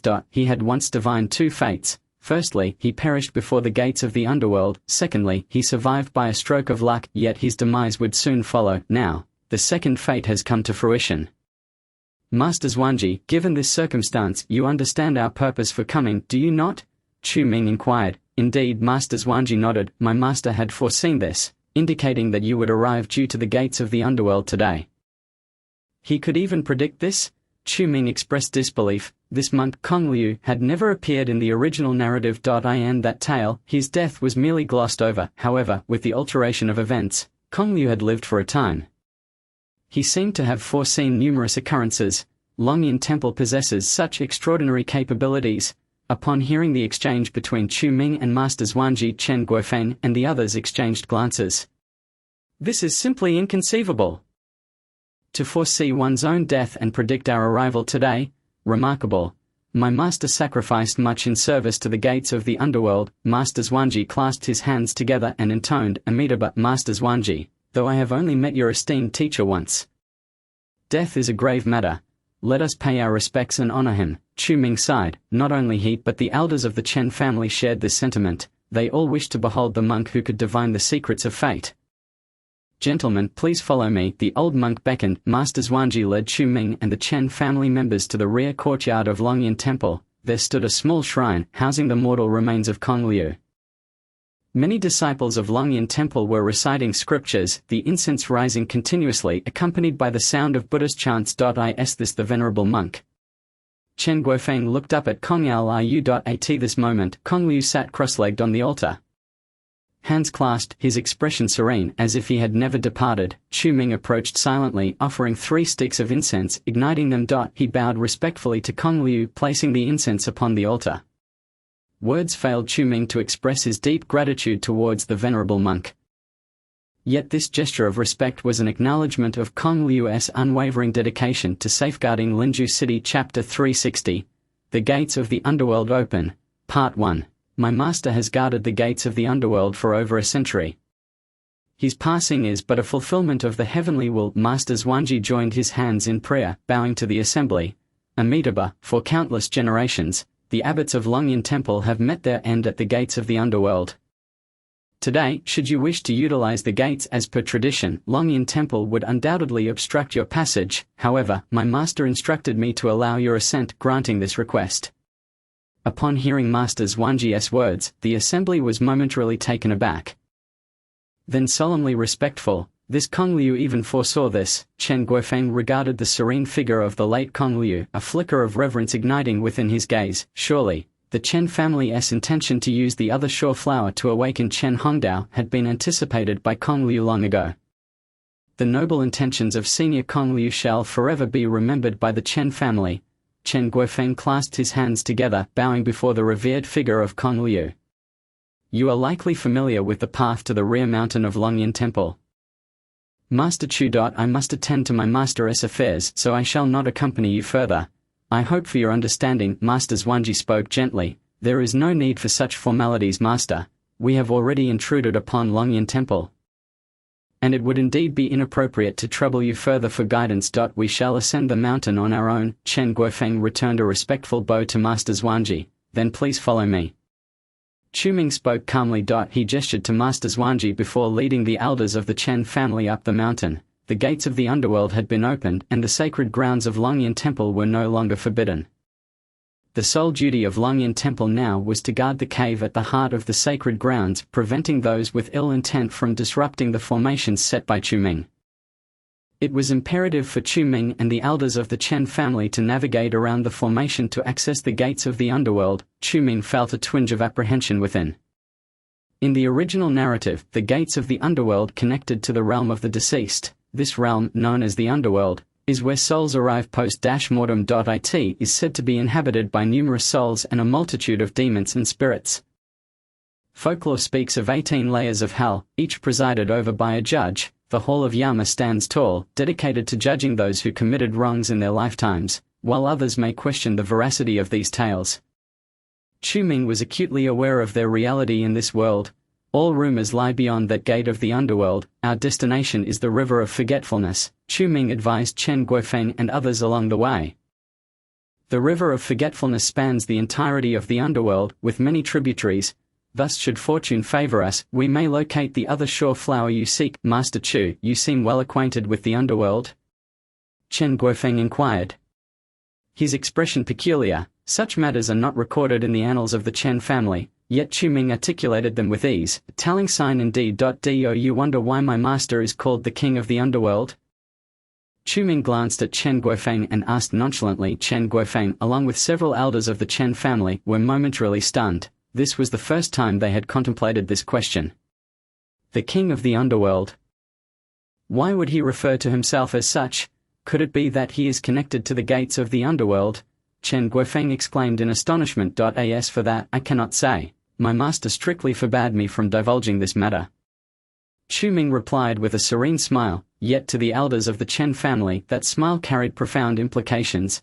Chen Guofeng's breath quickened. If the King of the Underworld truly hails from the underworld, then everything falls into place. From their initial meeting with the King of the Underworld to the present, his power had soared at an astonishing rate. Chen Sai had keenly felt this. The first time he encountered the King of the Underworld was during a banquet at the Chen family. He had engaged in combat with the king, easily wounding him. Yet as time passed, the King of the Underworld grew increasingly powerful, to the point of being able to eliminate him in an instant. This transformation occurred within mere months. Reflecting on it now, the King of the Underworld's rate of advancement was indeed extraordinary. However, no matter how the elders of the Chen family reacted with shock, bewilderment, or speculation, they would remain oblivious to the truth. The King of the Underworld is Chu-Ming, and Chu-Ming is the King of the Underworld. Chu-Ming led the elders of the Chen family deeper into the mountains. Longyan Temple's secrets were well concealed. Had Chu-Ming not traversed this path multiple times, he might have easily lost his way. Are we not there yet? Chen Guofeng inquired. Almost there, just ahead, Chu-Ming indicated. Before them lay a cave, above which was inscribed a couplet. On that year, in that month, on that day, chaos engulfed Linju. Chen Daobei raised his head, murmuring, "This mountain, this cave, this gate, shall never be opened. The gates of the underworld are within this cave." He looked at Chu-Ming, questioning. Not only Chen Daobei, but Chen Guofeng, Chen Sai, and several elders of the Chen family gazed at Chu-Ming with eager anticipation. Indeed, Chu-Ming affirmed, within lies the formation set by my master. Thus, even with the gates of the underworld opened, the demons and spirits shall not escape. Have you not noticed that the spiritual energy here seems denser than anywhere in Linju City? Chen Sai interjected suddenly. His words prompted everyone's attention. After a moment of contemplation, Chen Guofeng's eyes sparkled. The density of spiritual energy here rivals that of the family's sacred grounds. How can this be possible? Chen Guofeng's eyes widened in disbelief. The Chen family in the capital occupies a dragon vein, making them the foremost family in the capital. This dragon vein lies within the Chen family's sacred grounds, where the spiritual energy is vastly superior to the outside world, yet Linju City is merely a small locale. How could it compare to the Chen family's sacred grounds? It is the underworld's nether energy.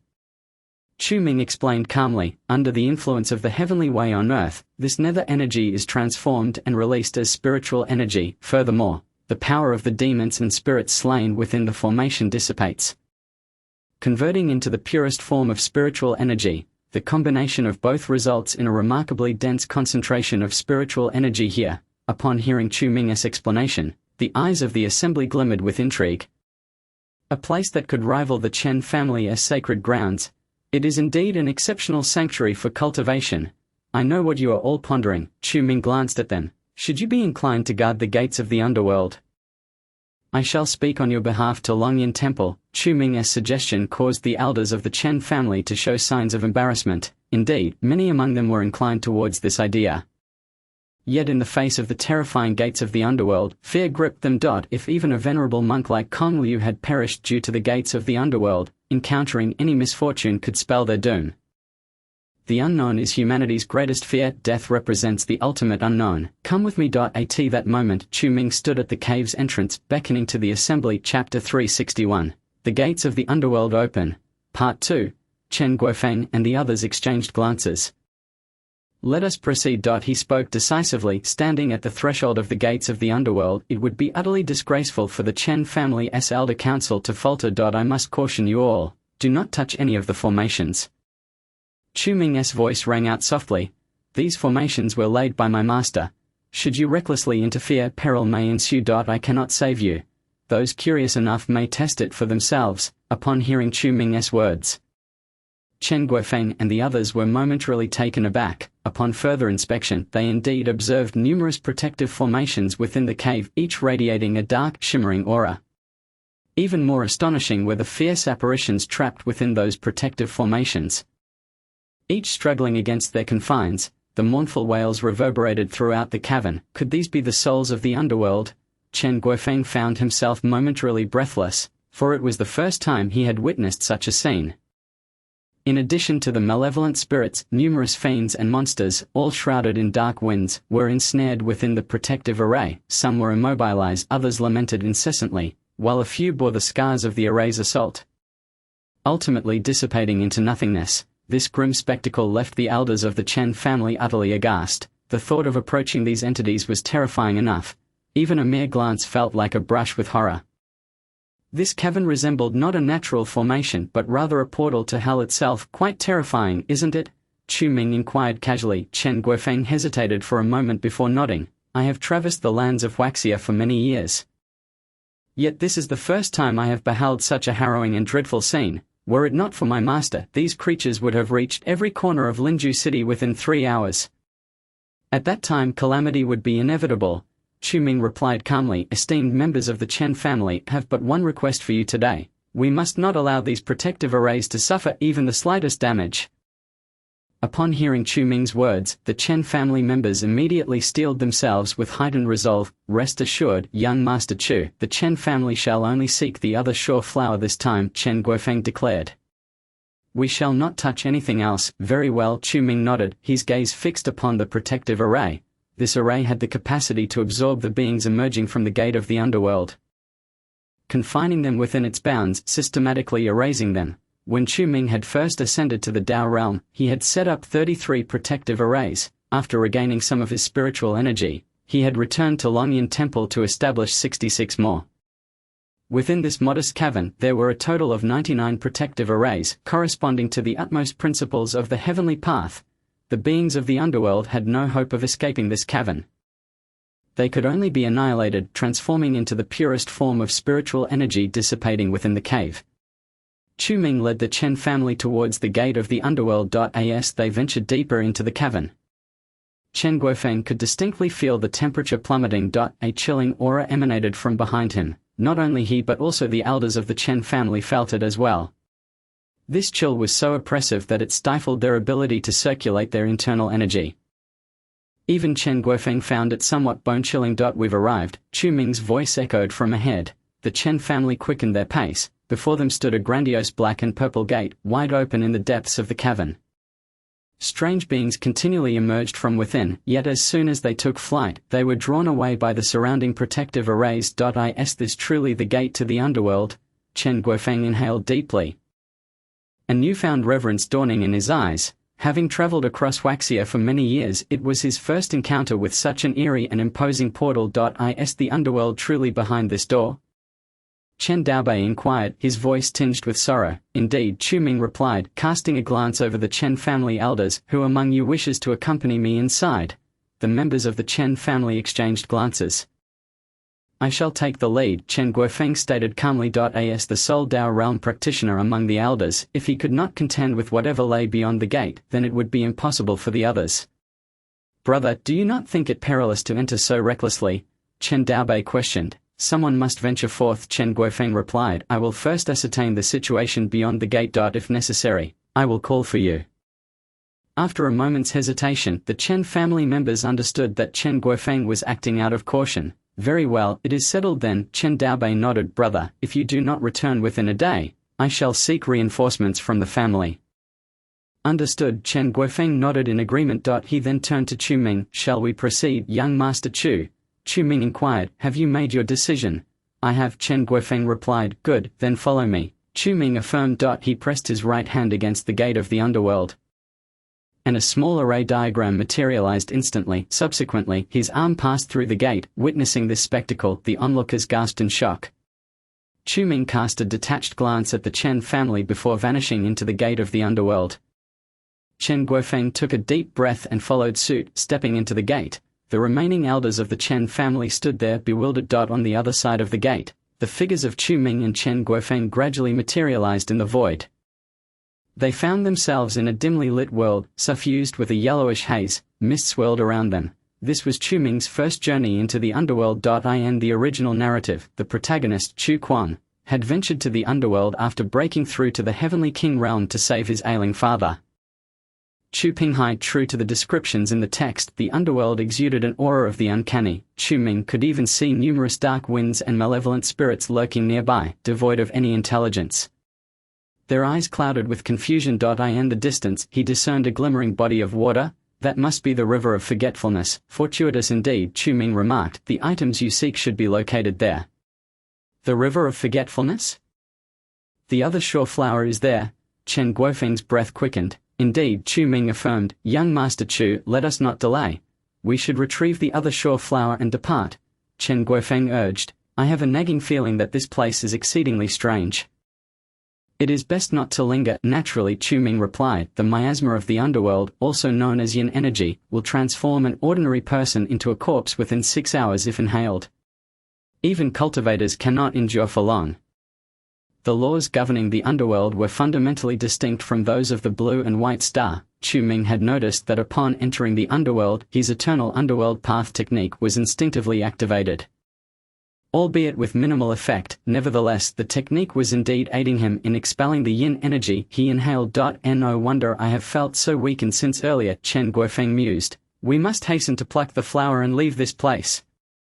Agreed. The two quickly made their way toward the River of Forgetfulness. Yet, as if sensing the presence of the living, all beings near the gate of the underworld sprang to life. In an instant, countless malevolent spirits, vengeful souls and demons caught the scent of the living, converging relentlessly toward Chu Ming and Chen Guofeng. A horde of fiends gathered and the chilling winds howled. The path before the two was entirely blocked. It seemed they must first deal with these entities to proceed.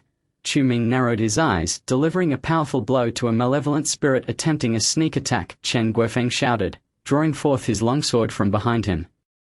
The sword's light flickered momentarily and several vengeful spirits were obliterated beneath its brilliance. These entities lack strength. Chen Guofeng laughed. Young Master Chu, let us join forces and vanquish them here. Indeed, Chu Ming nodded. The two stood back to back, their spiritual energies surging forth, facing the multitude of departed souls. Neither exhibited the slightest hint of fear. Together they launched a flurry of strikes, unleashing their blades and sword auras. Under their relentless assault, some of the spirits disintegrated. As Chen Guofeng witnessed Chu Ming's prowess, he was taken aback. He could discern that Chu Ming was unleashing power beyond the Dao realm in this battle. In fact, Chu Ming's strength seemed to subtly surpass his own. How is this possible?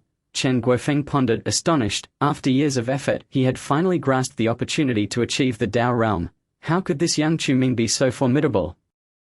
Could it be that the one who broke through to the Dao realm at Longyan Temple was not the Underworld King, but rather this Chu Ming?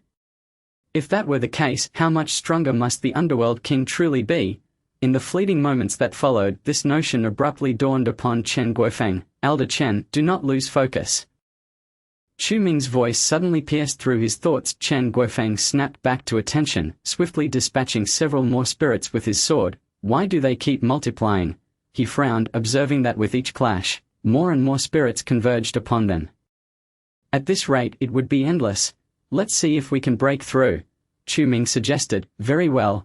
Chen Guofeng inhaled deeply, attempting to rise into the air, yet, to his horror, he discovered that the flying techniques of the Tao realm were ineffective here. The oppressive yin energy of this place rendered flight impossible unless one had reached the ascendant realm.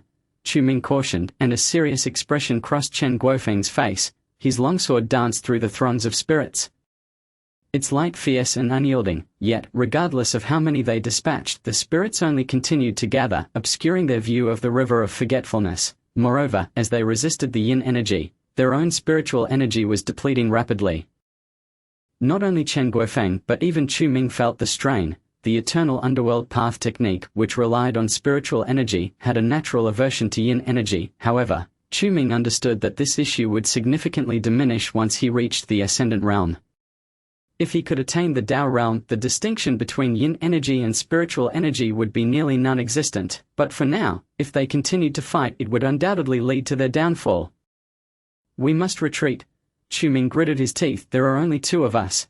These creatures will drag us to our demise. But, Chen Guofeng hesitated, reluctant to concede. They were so close to the river of forgetfulness. Yet unable to seize the other sure flower. Retreat. Do not linger.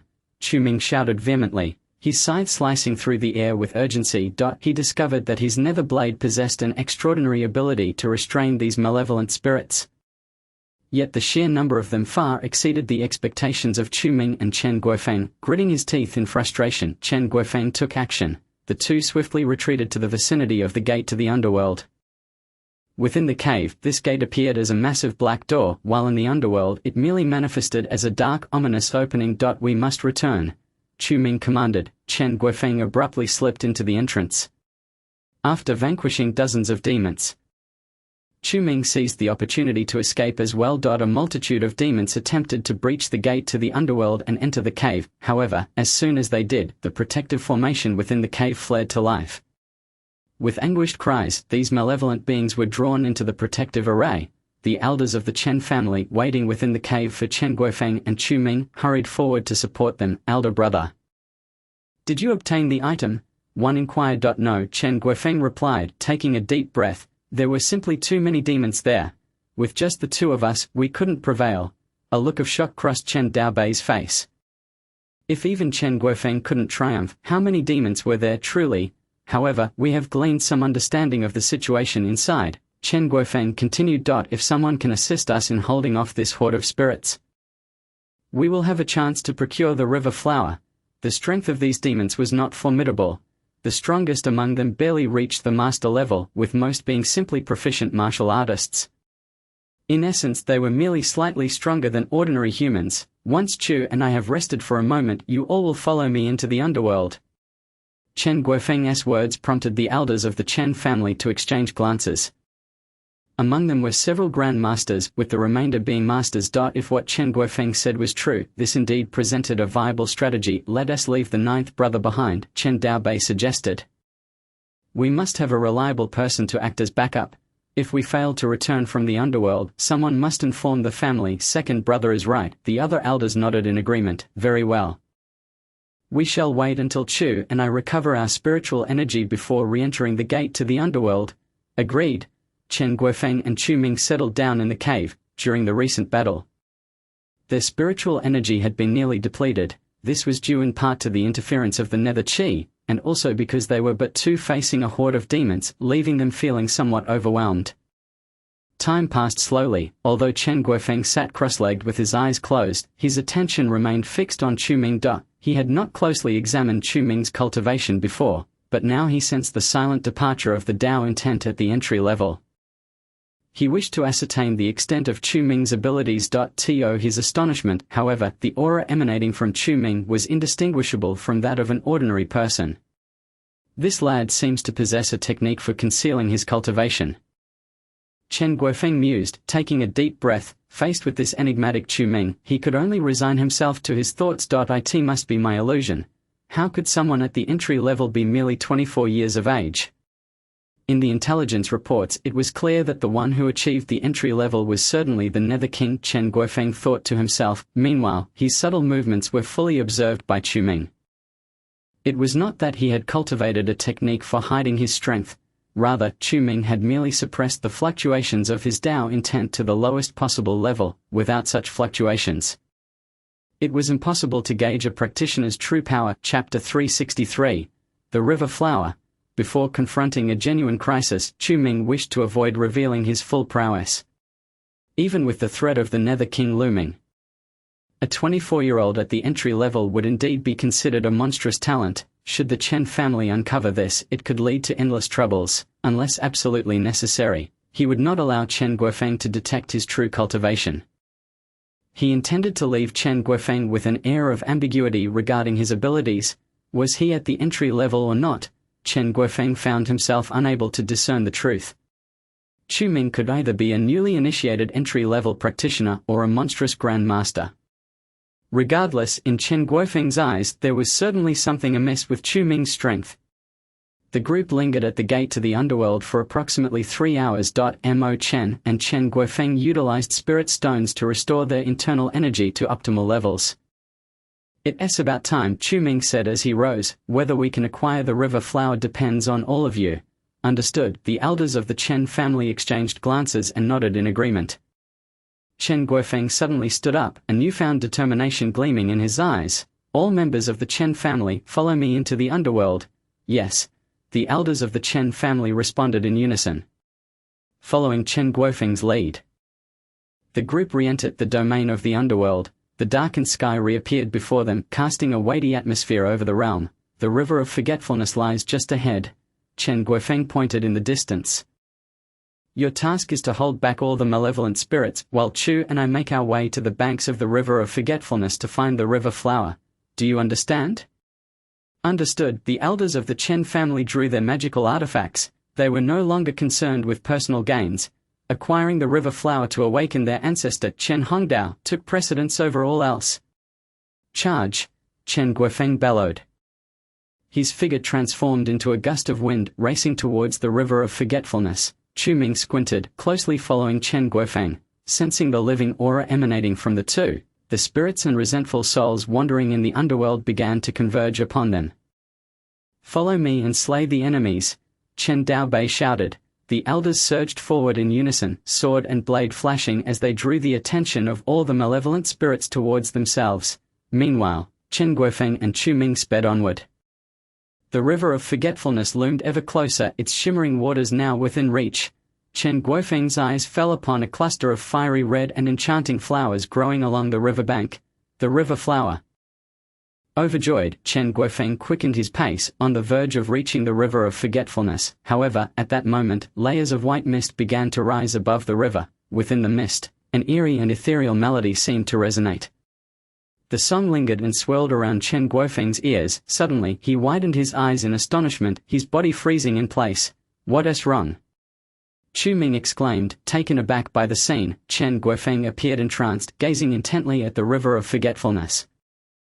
Before him, the cluster of fiery red flowers swayed gently despite the absence of wind. A Z, is that you? Chen Guofeng murmured. A Z? Chu Ming furrowed his brow. Who is that? A Z? I felt such pain during these years you've been gone. A Z, please don't leave. Chen Guofeng's eyes brimmed with longing. Witnessing this uncanny sight, Chu Ming felt a chill run down his spine. He glanced at the river of forgetfulness before him, seeing nothing amiss. Yet, it was clear that Chen Guofeng perceived something. At that moment, the enchanting melody that had bewitched Chen Guofeng echoed in Chu Ming's ears. The river of forgetfulness began to blur, countless river flowers swayed. Chu Ming's eyes grew hazy, as if he were witnessing both his past and present. He felt like a lost soul caught between the two lifetimes, unable to escape. But in that instant, the black phone in Chu Ming's possession suddenly soared into the air.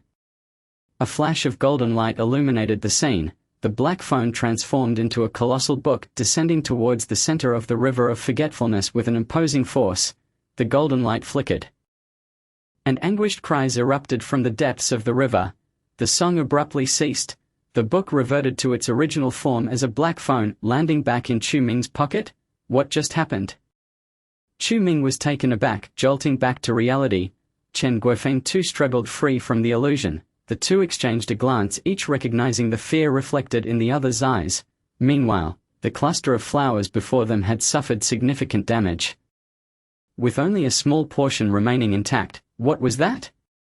Chen Guofeng asked in astonishment. It was the call of the river flower, Chu Ming replied, his expression grave. It is said that the river flower is a spirit in itself, capable of bewitching the mind and guiding souls. It seems we have fallen victim to its allure. Chu Ming regarded the swaying red flowers with a newfound wariness. He had been too careless. The original text had clearly warned of the dangers posed by the river flower, yet he had forgotten. We must quickly gather it and depart, Chu Ming urged. Agreed. After experiencing such a harrowing scene, Chen Guofeng dared not linger. In fact, even as he reached for the river flower, he felt a shiver of apprehension. Chen Guofeng swiftly produced several boxes, diligently collecting the red flowers. He placed them carefully into the boxes and secured them. All right, let us move, Chen Guofeng urged. This place was exceedingly strange.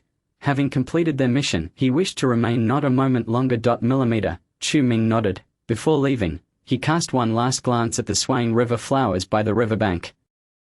He couldn't shake the feeling that something had saved them just now. Otherwise, with both Chu Ming and Chen Guofeng's resolve, they likely wouldn't have been able to escape the clutches of so many river flowers. Chu Xiao, brother, why are you still dawdling? Chen Guofeng urged. Arrived, Chu Ming squinted his eyes and, unbeknownst to Chen Guofeng, abruptly plucked several blossoms of the higanbana, securing them within his storage pouch. He then followed Chen Guofeng away from the banks of the Wangchuan River. At the entrance of the gate of the underworld, the elder council of the Chen family found themselves besieged by malevolent spirits. They struggled desperately, adopting a defensive posture. Everyone, we have returned. Chen Guofeng's voice rang out suddenly. Upon seeing the return of Chen Guofeng and Chu Ming, Chen Daobi could not contain his joy. Let us eradicate these vile creatures and return home. Indeed, the members of the Chen family immediately summoned their strength. As swords clashed and lights flickered, numerous malevolent spirits were obliterated. Retreat. With Chen Guofeng's command, the Chen family seized the opportunity and swiftly retreated into the gate of the underworld. Chapter 364. The Primordial Ledger of Life and Death. The ninth elder of the Chen family awaited at the entrance of the gate of the underworld. Suddenly, a multitude of elders from the Chen family surged forth from the gate alongside Chu Ming, all appearing disheveled from their escape. Behind them, a horde of infernal specters roared in fury. In the next instant, the protective array within the cavern reactivated. Before the demons could unleash their wrath, the formation commenced its operation, ensnaring all intruding spirits within the cave. The wails of the tormented echoed throughout the cavern. Elder brother, did you retrieve the items? The ninth elder inquired hastily. We did, Chen Guofeng replied, taking a deep breath. His eyes filled with trepidation. This brief excursion into the underworld, while fleeting, had opened his eyes to the dangers that lurked. Had it not been for the mysterious golden light by the Wangchuan River, both he and Chu Ming might have succumbed to the allure of the higanbana. According to legend, those ensnared by the enchantment of the higanbana would become one with the flower, their souls destined to traverse the Wangchuan River and enter the cycle of reincarnation, essentially. Death, mission accomplished, Chen Guofeng thought, still shaken, yet his gaze fell upon the box in his hand, filled with the coveted higanbana, bringing him solace. With this flower, the revival of their ancestor, Chen Hongdao, was merely a matter of time. We should not linger here. It is best to return swiftly, Chu Ming suggested. Everyone has exerted considerable effort. Shall we rest at Chiyu Lake? Then I extend my gratitude to you, young brother Chu, Chen Guofeng replied. Bowing slightly, Chu Ming nodded in silence. This time, he had not heeded Chen Xian's request to reveal his identity as the king of the underworld before the assembly. Unbeknownst to him, the acquisition of the higanbana had been surprisingly effortless. A nagging feeling lingered within him, that something monumental was about to unfold. Matters could not possibly be this straightforward. Meanwhile, in the underworld, half an hour after Chu Ming and the elder council departed, three figures raced toward the Wangchuan River. One bore a long tablet and was clad in a black robe, another was dressed in white, while the last was adorned in official garb, his brow furrowed. This is the place, the official garbed man spoke in a deep voice. The aura of the primordial ledger of life and death emanates from here. Indeed, the situation here is quite peculiar, the man in black replied. Your Honor, it appears that the souls in this vicinity are alarmingly scarce. They must have been eradicated. The official nodded, surveying the area. The presence of malevolent spirits was indeed abnormally low. Your Honor, the Higginbana by the river seems to be problematic. Suddenly, the man in white interjected. The Higginbana. The official frowned, moving toward the riverbank. As expected, portions of the Higginbana here had been ravaged by some unknown force. If I am not mistaken, this power originates from the primordial ledger of life and death. Your Honor, has the primordial ledger of life and death truly resurfaced?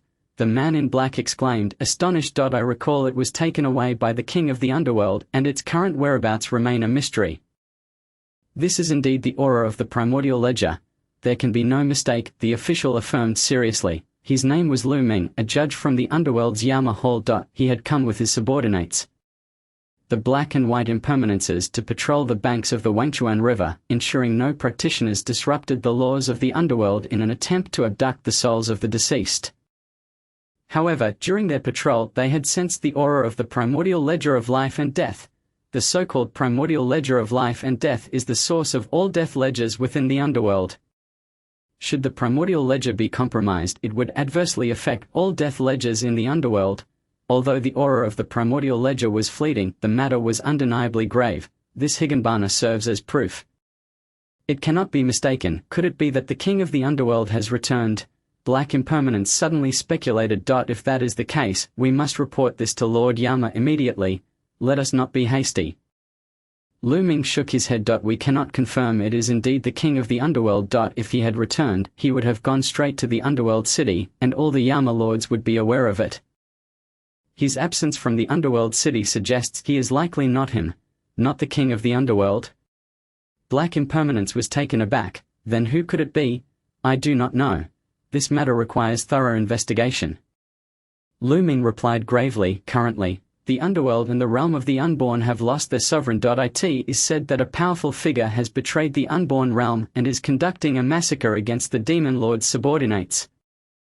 Should the underworld follow the same path as the unborn realm, the consequences would be dire. Upon hearing Lu Ming's words, both black and white impermanences nodded in agreement. Indeed, there were numerous ambitious figures within the underworld seeking to usurp the king of the underworld. It was a widely accepted notion that whoever obtained the primordial ledger of life and death would become the new king. Once the primordial ledger appeared, it would undoubtedly incite fierce contention among various factions. Your Honor, what shall we do now?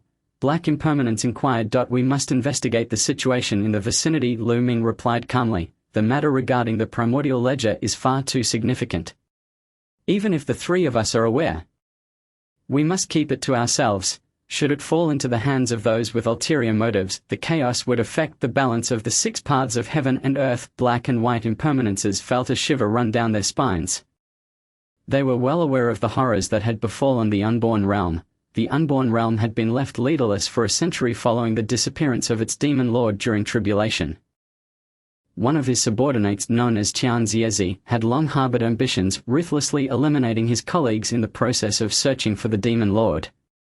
The entire unborn realm has fallen under the control of this Qian Ziezi. Black Impermanence spoke solemnly. Thousands of souls that fled to our underworld from the unborn realm have already perished. Your Honor, we must keep this matter from reaching higher authorities. We must act as if it never occurred.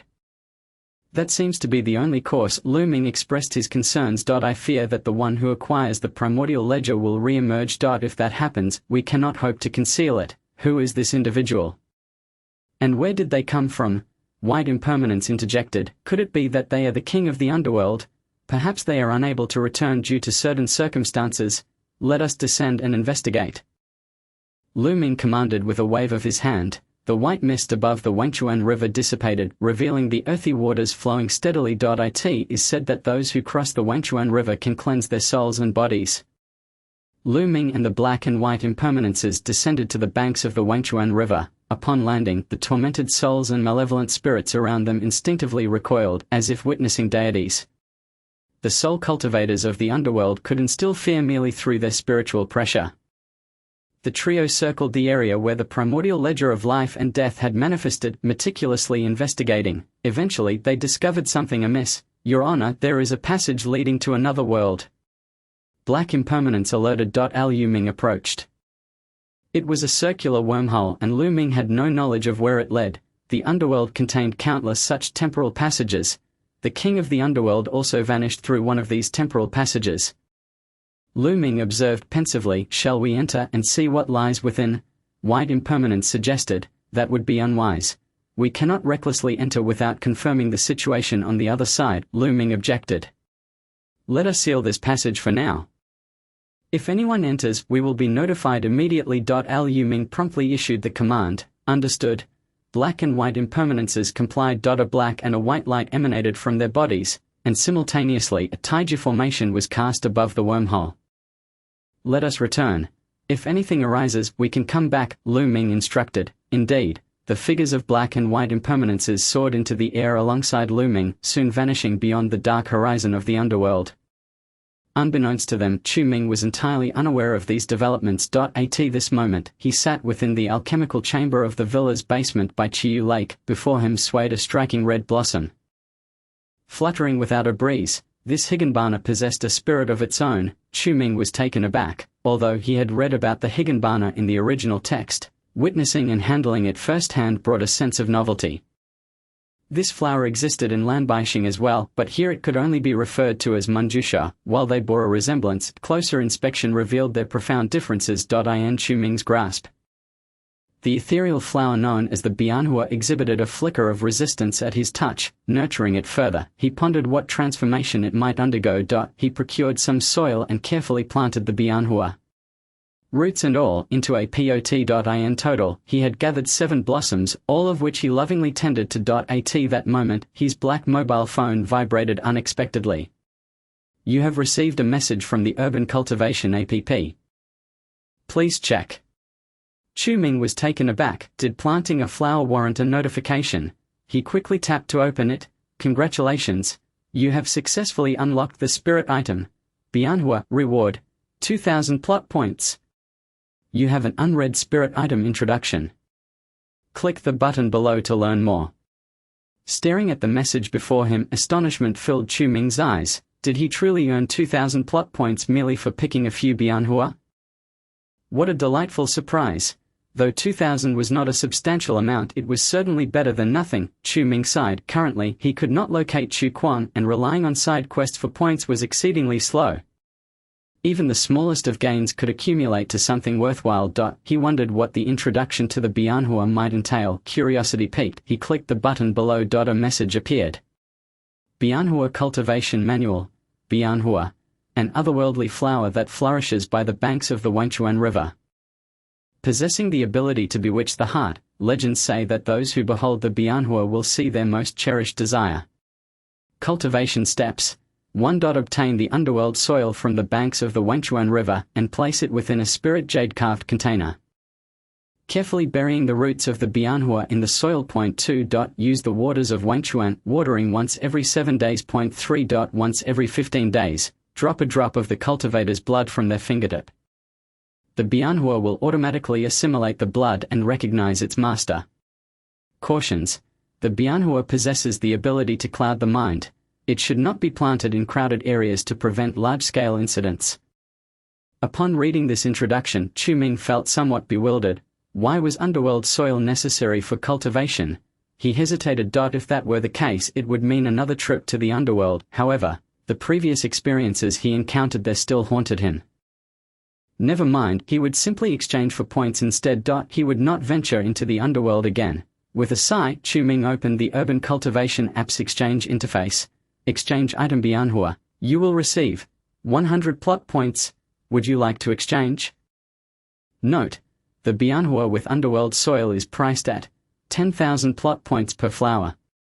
Upon reading these 3 sentences, his expression darkened. Adding underworld soil inflated the price 100-fold. Was this a coercion to find underworld soil? Quite ruthless. Chu Ming's countenance soured. It seemed he would have to devise a way to return to the underworld.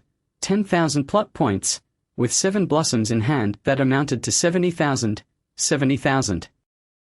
Chu Ming was reluctant to part with such a significant sum of plot points. It was enough to elevate his cultivation further. He glanced at the 7 bianhua before him and sighed.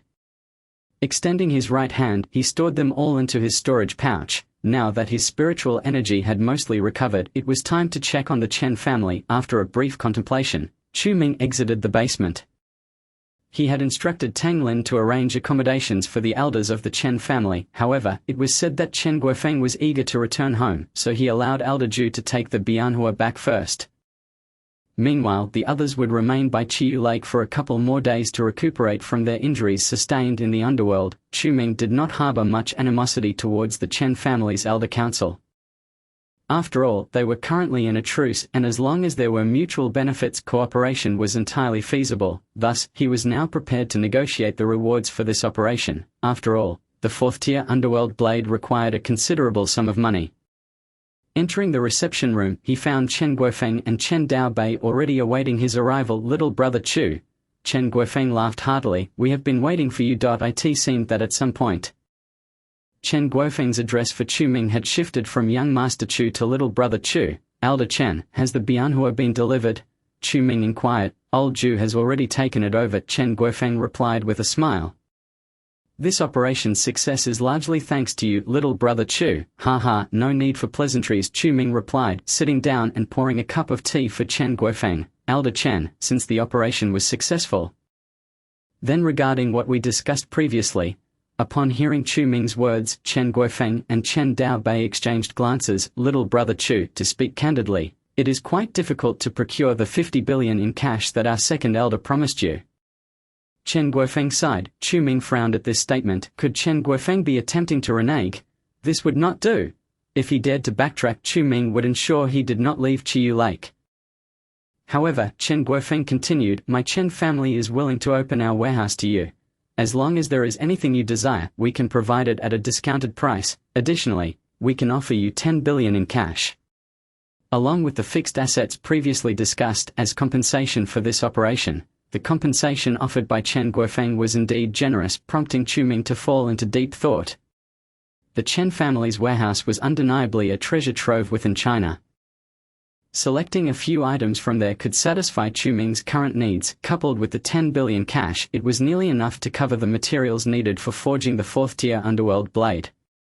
Elder Chen, may I inquire, if I were to forego cash and any treasures you possess, how much gold, silver, and bronze could your Chen family provide? Faced with Chu Ming's sudden question, Chen Guofeng was momentarily stunned.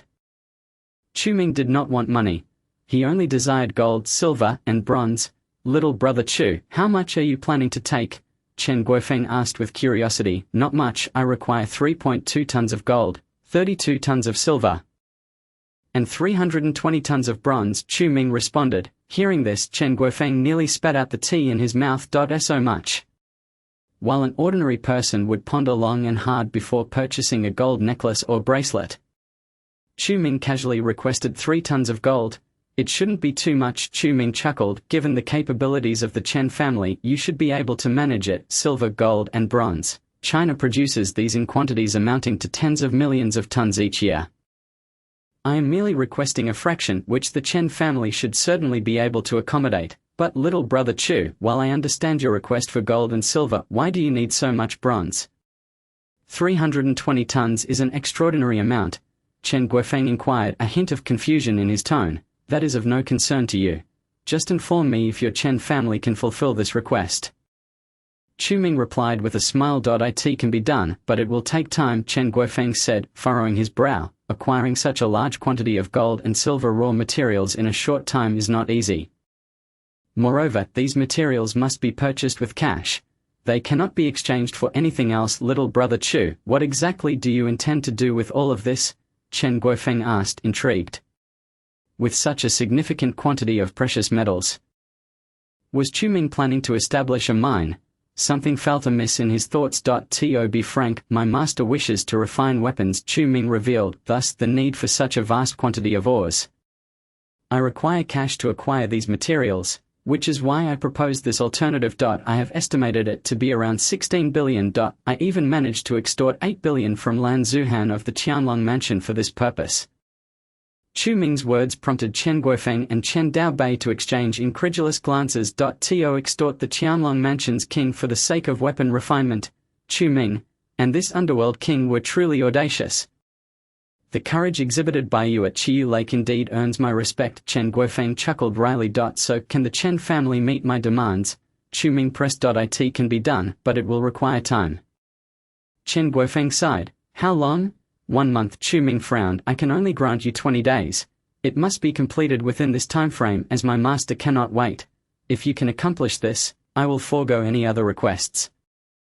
The immediate priority is to refine the 4th-tier underworld blade and compete with Chu Quan. Everything else pales in comparison. 20 days. Chen Guofeng hesitated briefly. That can be arranged. However, we will deliver the ores in batches over the next few days. Little brother Chu, let me confirm once more, you genuinely wish to acquire such a vast quantity of ores? Indeed, Chu Ming nodded. These ores are crucial for the refinement of the 4th-tier underworld blade. There must be no errors. Then it's settled, Chen Guofeng agreed. Regardless, we must express our gratitude for your efforts in this operation. Once Ancestor Hongdao awakens, the Chen family will present you with a grand gift. Elder, you are too kind, Chu Ming replied with a smile, his heart racing with excitement. Finally, the heavy burden weighing on him had lifted. As long as he could obtain these ores, his strength would undoubtedly reach the mid-tier of the king level. Or even peak king level. With a 3rd-tier underworld blade, he could already fight beyond his rank. If he possessed a 4th-tier underworld blade, Chu Ming's power would surely become even more formidable. Thus, vanquishing Chu Quan would become not just a possibility, but an inevitability. Just then Chen Guofeng's phone rang. It was Elder Ju. Chen Daobei cast a glance and exclaimed, Elder brother, didn't Lao Ju just set off to return? What could possibly happen to him? I am not certain. Let us just answer the call for now, Chen Guofeng replied as he pressed the answer button. However, an urgent voice came from the other end of the line. Elder brother, it's bad news. Someone has stolen the Bayan flower. Upon hearing this, Chen Guofeng and Chen Daobei exchanged a shocked look and sprang to their feet. What did you say? Lao Ju, repeat that? Elder brother, I swear I was careful with the Bayan flower. I had it close by, and in the blink of an eye, it vanished. The tone of Elder Ju was laden with guilt. How could such a thing happen? Chen Guofeng's expression darkened. The Bayan flower was a hard-won treasure. And now it had been stolen. Without the Bayan flower, their ancestor Chen Hongdao could never awaken. Their mission would be utterly futile. Lao Ju, what exactly transpired? Chen Guofeng gritted his teeth and demanded. Elder brother, I swear I was vigilant with the Bayan flower, but the box containing it simply disappeared right before my eyes. Elder Ju lamented. Chen Guofeng fell silent. For someone to steal the Bayan flower right under Elder Ju's nose indicated that this thief was no ordinary individual. Chen Daobei spoke gravely. Elder brother, what shall we do now? What to do? Chen Guofeng clenched his jaw. We must search for that little thief. We must retrieve the Bayan flower. Otherwise, we will have no explanation upon our return. Chen Guofeng tightened his fists, feeling the weight of his negligence. He had believed that no one would covet the Bayan flower. Little did he expect that as soon as Elder Ju departed, it would be stolen. Lao Ju, provide your location. I will gather our men and head there immediately, Chen Guofeng commanded. Elder Ju swiftly relayed the coordinates. Since Elder Ju had departed via helicopter, if Chen Guofeng's calculations were correct, the thief must still be on the aircraft. It was impossible for them to vanish into thin air. Of course, this did not apply to those who had entered the Dao realm. Those in the Dao realm could glide through the winds and easily escape from the skies. Second brother, summon the others. We must ensure the safety of the Bayan flower. Understood. Chen Daobei nodded and promptly exited to notify the elders of the Chen family. In the reception room, only Chu Ming and Chen Guofeng remained. I apologize for making you a spectator to our troubles, Chen Guofeng said with a wry smile. It was my oversight. I never anticipated that a thief would target the Bayan flower at such a critical moment. To steal the Bayan flower under the watch of a grandmaster is no small feat, Chu Ming remarked, furrowing his brow. This individual either possesses extraordinary strength or is one of our own. Chapter 366. The Theft of the Bayan Flower. Chu Ming's words caused Chen Guofeng to fall into a moment of contemplation. One of their own? It was not entirely out of the realm of possibility. However, at this juncture, locating the Bayan flower was paramount. Without it, the awakening of Chen Hongdao, the chosen one of the Chen family, would be utterly jeopardized. "Young brother, I must take my leave for now," Chen Guofeng stated. "Our matters can be decided after I recover the Bayan flower." Indeed, Chu Ming did not object. He remained calm, for even if the Chen family failed to retrieve the Bayan flower, he had some in his possession, although each flower represented a considerable amount of plot points. He still intended to venture into the underworld, where he could gather more upon his return. Chen Hongdao should be able to awaken. However, Chu Ming was curious about the identity of the person who managed to steal the Bayan flower right under the noses of the elders of the Chen family.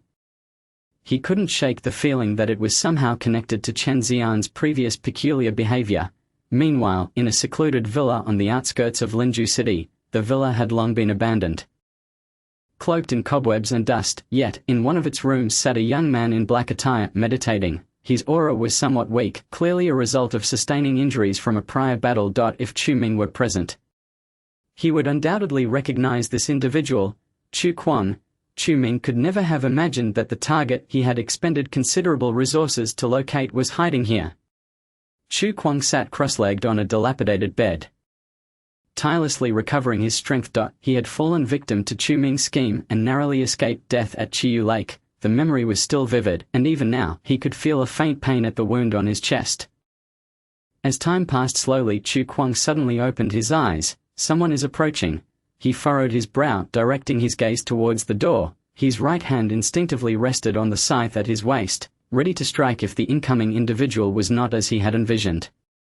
"Master Chu, do not be alarmed." A deep voice resonated from outside the door. The door creaked open, revealing a young man clad in a black coat who stepped inside. "It's you." Chu Kuang released his grip on the scythe, coolly inquired, "What brings you here?"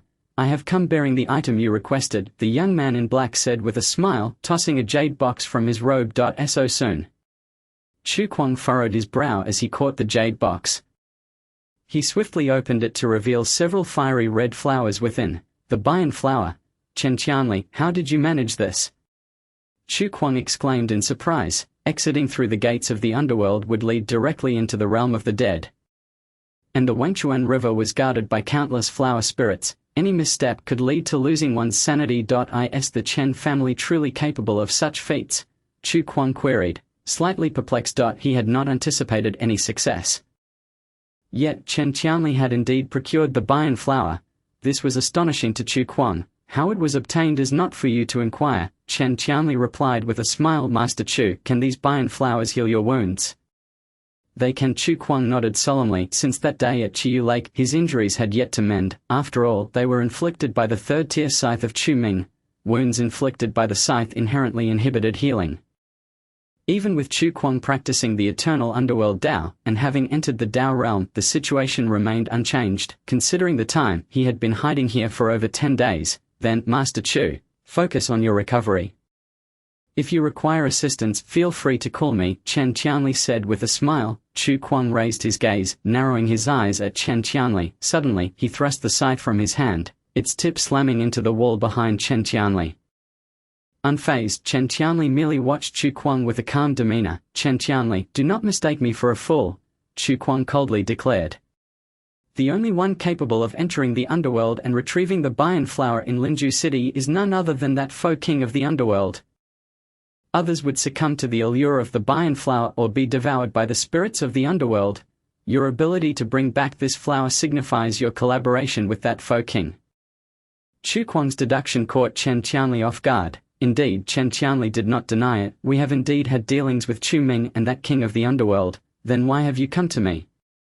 Chu Kuang asked indifferently. "Could it be that the flowers are poisoned?"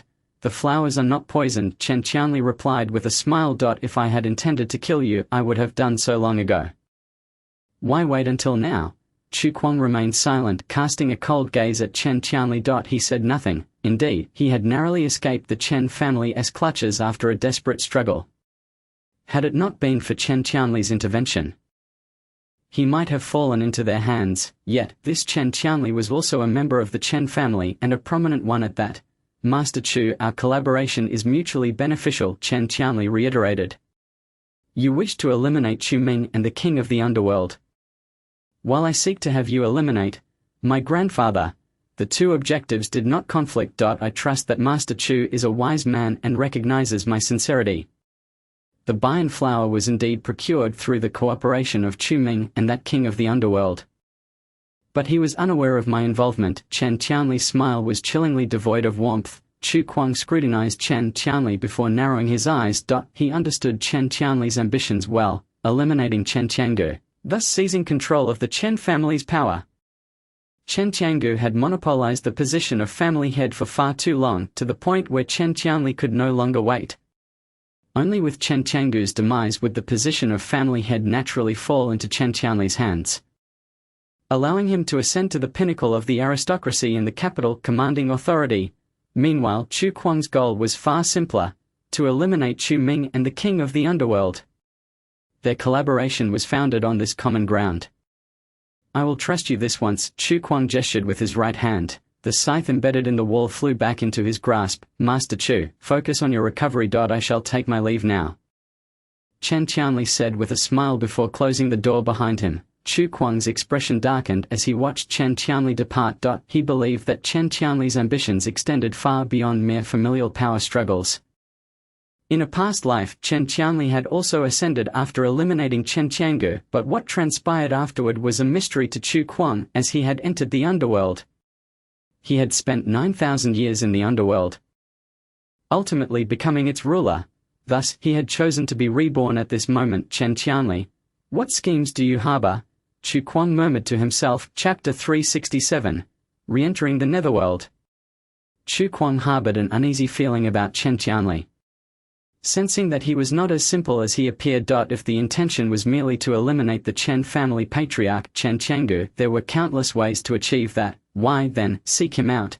Regardless, Chen Qianli currently served as my temporary shield. With him around, I should be safe from the false Nether King and the Chen family. Chu Kuang withdrew his gaze. He felt akin to a rat scurrying across the street. He was certain that as soon as he set foot on the streets of Linju City, both Chu Ming and the false Nether King would be alerted. The flowers of the other shore he provided were indeed of great utility to me. Chu Kuang took a deep breath, his eyes fixating on the jade box in his arms. The other shore flower, a bloom flourishing along the banks of the River of Souls, could quickly mend the injuries inflicted by the nether blade once refined into a pill. Moreover, this flower would also enhance his cultivation to some extent. There was no time to lose. He must begin alchemy at once. A weight of seriousness settled in Chu Kuang's eyes. Only by recovering from his wounds could he possibly return to Chiyu Lake to exact revenge on that accursed Nether King and Chu Ming. 5 to 6 hours later, Chiyu Lake. The various elders of the Chen family sat on the sofa, their faces ashen. Suddenly Chen Daobi walked in, his expression grim. Chen Guofeng abruptly looked up, anxiously asking, "Have you found the other shore flower?" "No," Chen Daobi shook his head. "We searched every nook and cranny of the helicopter, but there was no sign of the other shore flower. How could this be?" Chen Guofeng clenched his fists. They had expended so much effort to obtain the other shore flower, only for it to vanish. Without this flower, the ancestral elder Hongdao could not awaken. Chen Guofeng's expression darkened. "Our trip to Linju City has been in vain. Brother, this is all my fault." The ninth elder knelt before Chen Guofeng. "If I hadn't been careless, the other shore flower would never have been stolen. Brother, please punish me." Chen Guofeng regarded the ninth elder before him, letting out a deep sigh. "Old Ju, this cannot be blamed solely on you. It was my oversight. I never anticipated someone would target the other shore flower. I bear half the responsibility for its theft, brother." The ninth elder's face was pale. "The other shore flower was stolen from my hands. I am the sinner of the Chen family." Upon hearing this, Chen Guofeng remained silent, his own heart heavy. The matter of punishing the ninth elder was trivial. The greater concern was how to recover the other shore flower. After all, this flower was crucial for the life of the Chen family's ancestor, Chen Hongdao. "Brother, if it truly comes to it, we can make another trip to the netherworld," Chen Daobi asserted through gritted teeth. "Since we managed to acquire it once, we can do so again." "Another trip to the netherworld?" Chen Guofeng shook his head. "It is not so simple." Chen Guofeng would not forget the moment he was beguiled by the River of Souls. If it hadn't been for a mysterious golden light saving him and Chu Ming, they might have been destined to remain there forever. He truly lacked the confidence to escape unscathed on a second journey. Just then, the door to the reception room was suddenly pushed open. Chu Ming walked in. "Greetings, everyone. It seems you are encountering difficulties," he inquired with a smile. To be honest, little brother Chu, we have not located the stolen other shore flower. Chen Guofeng sighed. Do you think we would succeed if we attempted to harvest it again? You intend to re-enter for harvesting? Chu Ming paused in surprise. He had originally planned to sell the other shore flower to the Chen family, as he intended to go back in for more. However, since they were keen on re-entering, that sounds splendid. Chu Ming had been contemplating how to find a team to venture in and retrieve the nether soil. Now, with the Chen family's assistance, both the nether soil and the other shore flower were within reach. I believe our previous success indicates we can achieve it again. Mo Chen chuckled. Elder Chen, if you wish to go again, you must prepare in advance. Upon hearing this, Chen Guofeng's expression grew serious. Deep in thought, brother, if we truly cannot find the other shore flower, then we shall go in once more. Chen Daobi urged. We cannot simply allow our ancestral elder to remain trapped in that lightless dungeon. Chen Guofeng gritted his teeth. Very well. We shall embark once more, he declared. Everyone prepare yourselves. We depart with me. Chen Guofeng had already rested for 2 days at Chu Ming's place, and the spiritual energy expended in the netherworld had fully recovered. After re-entering, there should still be a chance to obtain the other shore flower. That was certainly better than waiting idly here. Little brother Chu, we will trouble you to accompany us for another trip, Chen Guofeng stated. Once we succeed, no matter what conditions you propose, as long as they are within my capabilities, I shall agree. Elder, you are too courteous, Chu Ming replied with a smile. He had intended to return for another excursion anyway. Now, with the Chen family accompanying him, he felt quite pleased. Second brother, go request some magical tools from the family. Since we have already ventured in once, we possess experience. Have the family bring some tools for slaying the undead, thus increasing our chances of successfully acquiring the other shore flower. Understood. Chen Daobi immediately accepted the order and departed. The family's helicopter should arrive in 4 hours, so during this time, everyone must adjust their spiritual energy to its optimal state. Understood. Chen Guofeng's gaze swept across the various elders in the reception room. Yes. The Chen family elders responded in unison. Soon, the preparations for the plan involving the Chen family elders and Chu Ming to re-enter the netherworld commenced. Chu Ming, having gained experience, took out a beginner's nether blade. With the nether blade in hand, those undead spirits should not pose much of a threat. However, upon reaching the banks of the Wangchuan River, how would he deal with the beguiling enchantments? Chu Ming furrowed his brow. Had it not been for the inexplicable dissolution of that charming enchantment previously, he and Chen Guofeng might have been trapped there forever. Naturally, he would be well prepared this time. Just then, his phone in his pocket vibrated suddenly. You have a message from the Urban Cultivation app. Please check. Chu Ming was taken aback. Why was there suddenly a message?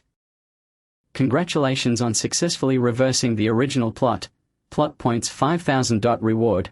Plot points 5000. Related items have been credited to the user account. Please swipe to retrieve. Additional reward. Plot points 2000. Congratulations, through your relentless efforts, you have advanced the plot progress. Current plot progress, 39. Note: the luck index of the original protagonist is 61. Advancing the plot progress can significantly weaken the original protagonist's luck, thereby enhancing the user. Chapter 368. The door won't open. Seeing the message pop up from the app, Chu Ming was somewhat bewildered. How had the plot progress suddenly increased? Could it be that the other shore flower? Chu Ming suddenly recalled a possibility. The other shore flower was a bloom of the netherworld. If used for alchemy, it could yield remarkable results. If Chu Kuang were to obtain this flower, refine it into a pill, and then consume it, the injuries I inflicted with the third-tier nether blade would be reversed. He might even break through in cultivation. Chu Ming's expression turned somewhat grim. No wonder he received a notification from the Urban Cultivation app. This meant that the individual who stole the other shore flower was connected to Chu Kuang. Chu Ming narrowed his eyes. Through this unexpected reward, he deduced quite a bit. Was this person Chen Xian? Chu Ming frowned in contemplation. There had been some issues with Chen Xian's previous demeanor. No, she could not possibly have any contact with Chu Kuang. Chu Ming shook his head. Chen Xian was inherently the main antagonist. With a natural luck index that clashed with Chu Kuang's, they could never become allies. Furthermore, Chen Xian would never go to such lengths for Chu Kuang. So who could it be? Chu Ming was utterly perplexed. He spent several hours compiling a list of everyone he knew. Finally, he found a breakthrough. Among all the individuals, only two stood out as the most suspicious. Firstly, the ninth elder of the Chen family. If the other Shaw flower was stolen under his watch, then everything would make sense. However, the issue with Chen Xian's demeanor would still be a stretch. Secondly, Chen Qianli, as Chen Xian's admired elder brother. If he had implored Chen Xian to ensure the Nether King took action, she would surely comply. However, it seemed unlikely that Chen Qianli could steal the other Shaw flower right under the ninth elder's nose. Or perhaps these two were in collusion. Chu Ming's brow furrowed deeper. The more he pondered, the more plausible it seemed. How could the other Shaw flower simply vanish into thin air? It must have been the ninth elder who swapped it out midway. Just as Chu Ming was deep in thought, the Chen family elder council appeared in the reception room. Little brother Chu, we are prepared, Chen Guofeng announced. This time, we have brought along the family's magical tools, which should make things much easier. Let us go. We shall venture into the netherworld once more. Faced with Chen Guofeng's invitation, Chu Ming had no choice but to temporarily set aside his current deductions. However, his gaze inadvertently glanced at Elder Chen Jiajiao, a middle-aged man clad in green attire. His expression was indifferent, revealing no discernible clues. It was highly likely that he was the one. Chu Ming took a deep breath before diverting his gaze. The loss of the Chen family's ghost flower did not particularly concern him. However, the fact that this ghost flower had been taken by someone with ulterior motives and given to Chu Kuang warranted his attention. After all, he had painstakingly retrieved it from the underworld, only to hand it over to his rival. Such logic was simply unfathomable. Young brother Chu, Chen Guofeng interjected, what troubles you? Nothing. Chu Ming shook his head. I was merely contemplating that there is no one else on this plane capable of stealing the ghost flower, yet Elder Ju insists that it was stolen. This matter seemed somewhat peculiar. Chu Ming's words caught the attention of several elders. In truth, Chen Daobei and Chen Guofeng had long harbored similar suspicions. However, due to their trust in Elder Ju, they refrained from voicing their concerns. Young Master Chu, are you doubting me? Elder Ju furrowed his brows. No, not at all. I merely spoke offhandedly, Chu Ming replied with a smile, shaking his head. Elder Ju, please do not take it to heart. Elder Ju wished to retort, but the words caught in his throat. All right, let us depart swiftly, Chen Guofeng urged. As long as we can retrieve the ghost flower once more, we can consider this incident as if it never occurred. Indeed, Chu Ming nodded, casting a meaningful glance at Elder Ju. Through their brief exchange, he felt certain that Elder Ju harbored some secret. Yet, whether he was the one who stole the ghost flower or collaborated with Chen Qianli remained unknown to Chu Ming. The only thing he could ascertain was that someone was aiding Chu Kuang. Truly the protagonist. Even in such a dire predicament, there were still those willing to assist him. Nevertheless, as long as I can locate him in advance, I shall ensure his complete demise. Chu Ming scoffed. Regardless of his actions, his objective was to eliminate Chu Kuang. Only by vanquishing the protagonist could they, the villains, attain true liberation. Subsequently, under Chen Guofeng's guidance, the elder council of the Chen family made their way to Longyan Temple. This time, they did not encounter the abbot Zhuangji but instead confidently traversed the stone path leading to the rear mountain. Soon, following Chu Ming, they arrived at the entrance of the mysterious cave. The gate to the underworld lay within. As per tradition, follow me inside, and be careful not to step on the spirit stones, Chu Ming cautioned. This time, he intended to ensure that Chen Guofeng retrieved ample underworld soil. Without underworld soil, the ghost flower was rendered worthless. It would only yield a mere 100 plot points. However, with the underworld soil, the value of the ghost flower would transform dramatically, each worth a staggering 10,000. Chu Ming gazed at it with longing. Before long, they entered the cave and stood before the gate to the underworld. Just like before, old Ju, you stay here while we and young brother Chu enter first. Chen Guofeng suddenly commanded. Understood. Elder Ju of the Chen family nodded in immediate compliance. Well then, let us proceed. Chen Guofeng inhaled deeply and stepped towards the underworld gate. But the next moment, he froze. He found himself unable to pass through the gate. Brother, hurry up, Chen Daobei urged. No, the gate is malfunctioning, Chen Guofeng quickly explained. What's wrong? Chen Daobei frowned. Try it yourself and you'll see. Chen Guofeng stepped aside. With a perplexed expression, Chen Daobei took a step towards the gate of the underworld.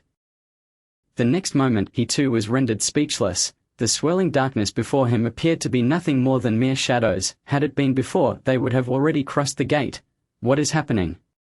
Chu Ming, witnessing this scene, was equally taken aback. The gate will not open. Chen Guofeng's face darkened. It seems someone has set a restriction on the other side. What did you say?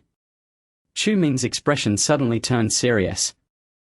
Without the gate to the underworld, there would be no underworld soil. Naturally, he could not acquire the ghost flower worth 10,000 plot points. How could it be impossible to open? Chu Ming immediately extended his right hand. To the astonishment of everyone present, Chu Ming's right hand abruptly penetrated the gate of the underworld, entering its depths. Chapter 369. Capturing the thief. This scene left the elder council of the Chen family utterly astounded. Chen Guofeng refused to be disheartened. He stepped forward, determined to pass through the gate of the underworld, yet the gate erupted with a gust of force, flinging him backward. Chen Guofeng? Chu Ming's hand remained within the gate, indicating that passage was indeed possible, but why could he not succeed? Other elders of the Chen family also stepped forward, eager to try. However, they soon discovered that, apart from Chu Ming, none could pass through the gate of the underworld. This is outrageous. Someone has tampered with it. Chu Ming frowned and spoke. Just as the Grand Elder mentioned, there is indeed an additional restriction behind this door, just as I suspected. Chen Guofeng gritted his teeth. Who on earth is sabotaging our Chen family's plans? The theft of the ghost flower, coupled with the current restriction issue, left Chen Guofeng seething with anger. The Chen family's desire to awaken their ancestor, Chen Hongdao, had become so arduous. It seemed far from simple. Chu Ming retracted his hand, frowning as he explained, I can pass through because the technique my master taught me originates from the underworld. Your techniques do not. In other words, this restriction was set to prevent anyone other than those trained in underworld soul cultivation from entering. Chu Ming's deduction caused the Chen family elders to furrow their brows. If they could not enter the underworld, it meant they could not obtain the ghost flower. Consequently, awakening their ancestor, Chen Hongdao, would be impossible. Damn it! Chen Guofeng struck the ground with his fist, shattering it in his fury. It shouldn't have been this complicated. We could have simply taken the ghost flower and returned. He had been overly complacent. One misstep had led to a cascade of errors. Brother, what should we do? Hearing Chu Ming's words, the other elders grew anxious. If they could not return with the ghost flower, this mission would be a total failure. The family would surely punish them for their negligence.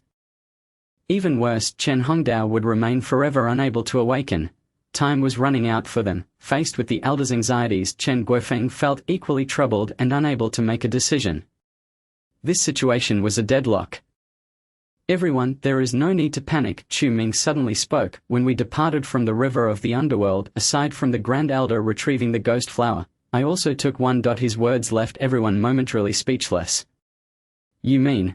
Chen Guofeng stared at Chu Ming in astonishment. Yes, I can provide you with the ghost flower, Chu Ming affirmed. However, as you know, this ghost flower is of great significance to me as well.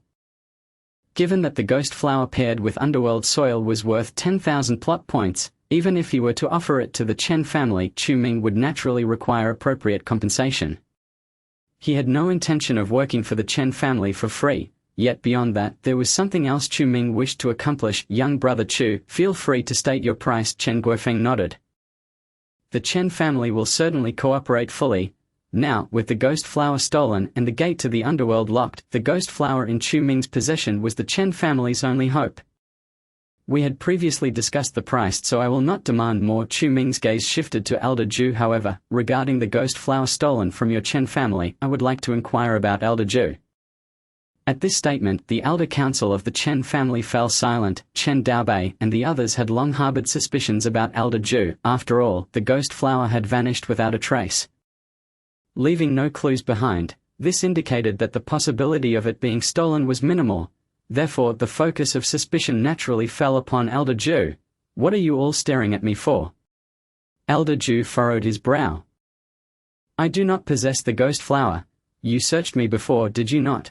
After all these years of brotherhood, how could you suspect me? No, you are mistaken. Chu Ming approached Elder Ju step by step. We did not utter a word. How could we suspect you? The one suspecting you now is I. Elder Ju narrowed his eyes. Young Master Chu, one must speak with evidence, he stated. If you suspect me, then you must provide proof. I have no need to steal the ghost flower for myself. The ghost flower is of no use to you, Chu Ming sneered, but if you were to give it to Chen Qianli, and he in turn bestowed it upon Chu Kuang, then it would indeed hold great value. Initially Chu Ming had not suspected Elder Ju, however, the sudden rewards from the urban cultivation APP indicated one thing: Chu Kuang's injuries had healed. Furthermore, his cultivation had increased for some unknown reason. This twist of fate had altered the original plot, resulting in Chu Ming receiving rewards. By reverse engineering this situation and combining it with his understanding of the Chen family, Chu Ming naturally focused on Elder Ju and Chen Qianli. Upon hearing Chu Ming's words, the Chen family elders were left in shock. Chu Kuang, Chen Guofeng was taken aback. Is that the one who killed our family doctor and has yet to be apprehended? Indeed, Chu Ming fixed his cold gaze upon Elder Ju. This Chu Kuang engaged in battle with my master some time ago. My master, being superior in skill, severely injured him. Chu Kuang barely escaped with his life, and he bears a restriction left by my master. This restriction can only be lifted once Chu Kuang has fully recovered. Chu Ming devised a rationale. Just moments ago, my master revealed that the restriction was lifted by Chu Kuang, which implies that Chu Kuang's injuries have been treated. In this brief span of a few days, no spiritual medicine, aside from the other sure flower, could achieve such a feat. The elders of the Chen family gasped in disbelief. They never anticipated that this matter would be linked to Chu Kuang. Ninth Elder, can you elucidate why this has transpired? Chu Ming's gaze fixated intently upon him. The Ninth Elder snorted coldly. How would I know? I did indeed safeguard the other sure flower with great diligence, yet that scoundrel outsmarted me and stole it. If you wish to punish me, I shall accept it. However, to label me a thief, I shall not concede. Your denial is inconsequential, Chu Ming chuckled, for I had no intention of compelling your admission from the outset. The Ninth Elder regarded Chu Ming with a frosty stare, remaining silent. However, there is something you ought to be unaware of, Ninth Elder, Chu Ming spoke languidly. The other sure flower possesses the ability to beguile the mind, and thus it can compel one to speak the truth. Upon hearing this, the Ninth Elder's countenance shifted dramatically. Should the other sure flower indeed force him to divulge the truth, then all his actions would be laid bare before the Chen family elders. It would spell ruin for all of Chen Qianli's schemes. Ignoring the Ninth Elder's expression, Chu Ming directly retrieved a sprig of the other sure flower from his storage pouch. The moment the elders of the Chen family beheld the flower, their breaths caught in their throats. Chu Ming advanced step by step towards the Ninth Elder. Chapter 370. The might of the other sure flower. The beguiling power of the other sure flower had been personally experienced by the Grand Elder Chen Guofeng. Were it not for that mysterious golden light, Chen Guofeng might have perished by the banks of the Wangchuan River. Upon hearing Chu Ming speak of the other sure flower, Chen Guofeng's expression subtly shifted. Could it be that this youth truly possesses the ability to manipulate the other sure flower? Why is everyone silent? The Ninth Elder anxiously glanced at the surrounding Chen family elders, suspecting me. Do you also doubt me? Upon hearing this, Chen Sai furrowed his brow, poised to interject. Yet at that moment, Chen Daobi placed his right hand upon Chen Sai's shoulder. Chen Sai turned. Chen Daobi shook his head, indicating not to interrupt Chu Ming. Old Ninth, it is not your elder brothers who suspect you. Master Chu merely wishes to elicit the truth from you, not to take your life, Chen Daobi declared. What is it that you fear? Upon hearing Chen Daobi's words, the Ninth Elder's face darkened considerably. To insist he is not suspected is, in fact, a form of suspicion. Yet deep down, he understood that should he utter the truth, all would be revealed. Do not corner me. The Ninth Elder's panic was evident as he bellowed. Eldest brother, second brother. After all these years of brotherhood, I never imagined you would truly doubt me. Very well, since you force my hand, I shall take my own life. The Ninth Elder produced a pill from his bosom. Chu Ming's gaze sharpened, and he suddenly pointed with his right finger. A dark light shot towards the Ninth Elder's wrist, causing him to instinctively loosen his grip. The pill tumbled to the ground. Chen Sai hurriedly picked it up. A poison pill? Chen Sai inquired, his face paling. Old Ninth, why did you prepare this in advance? The other elder's eyes fell upon the Ninth Elder.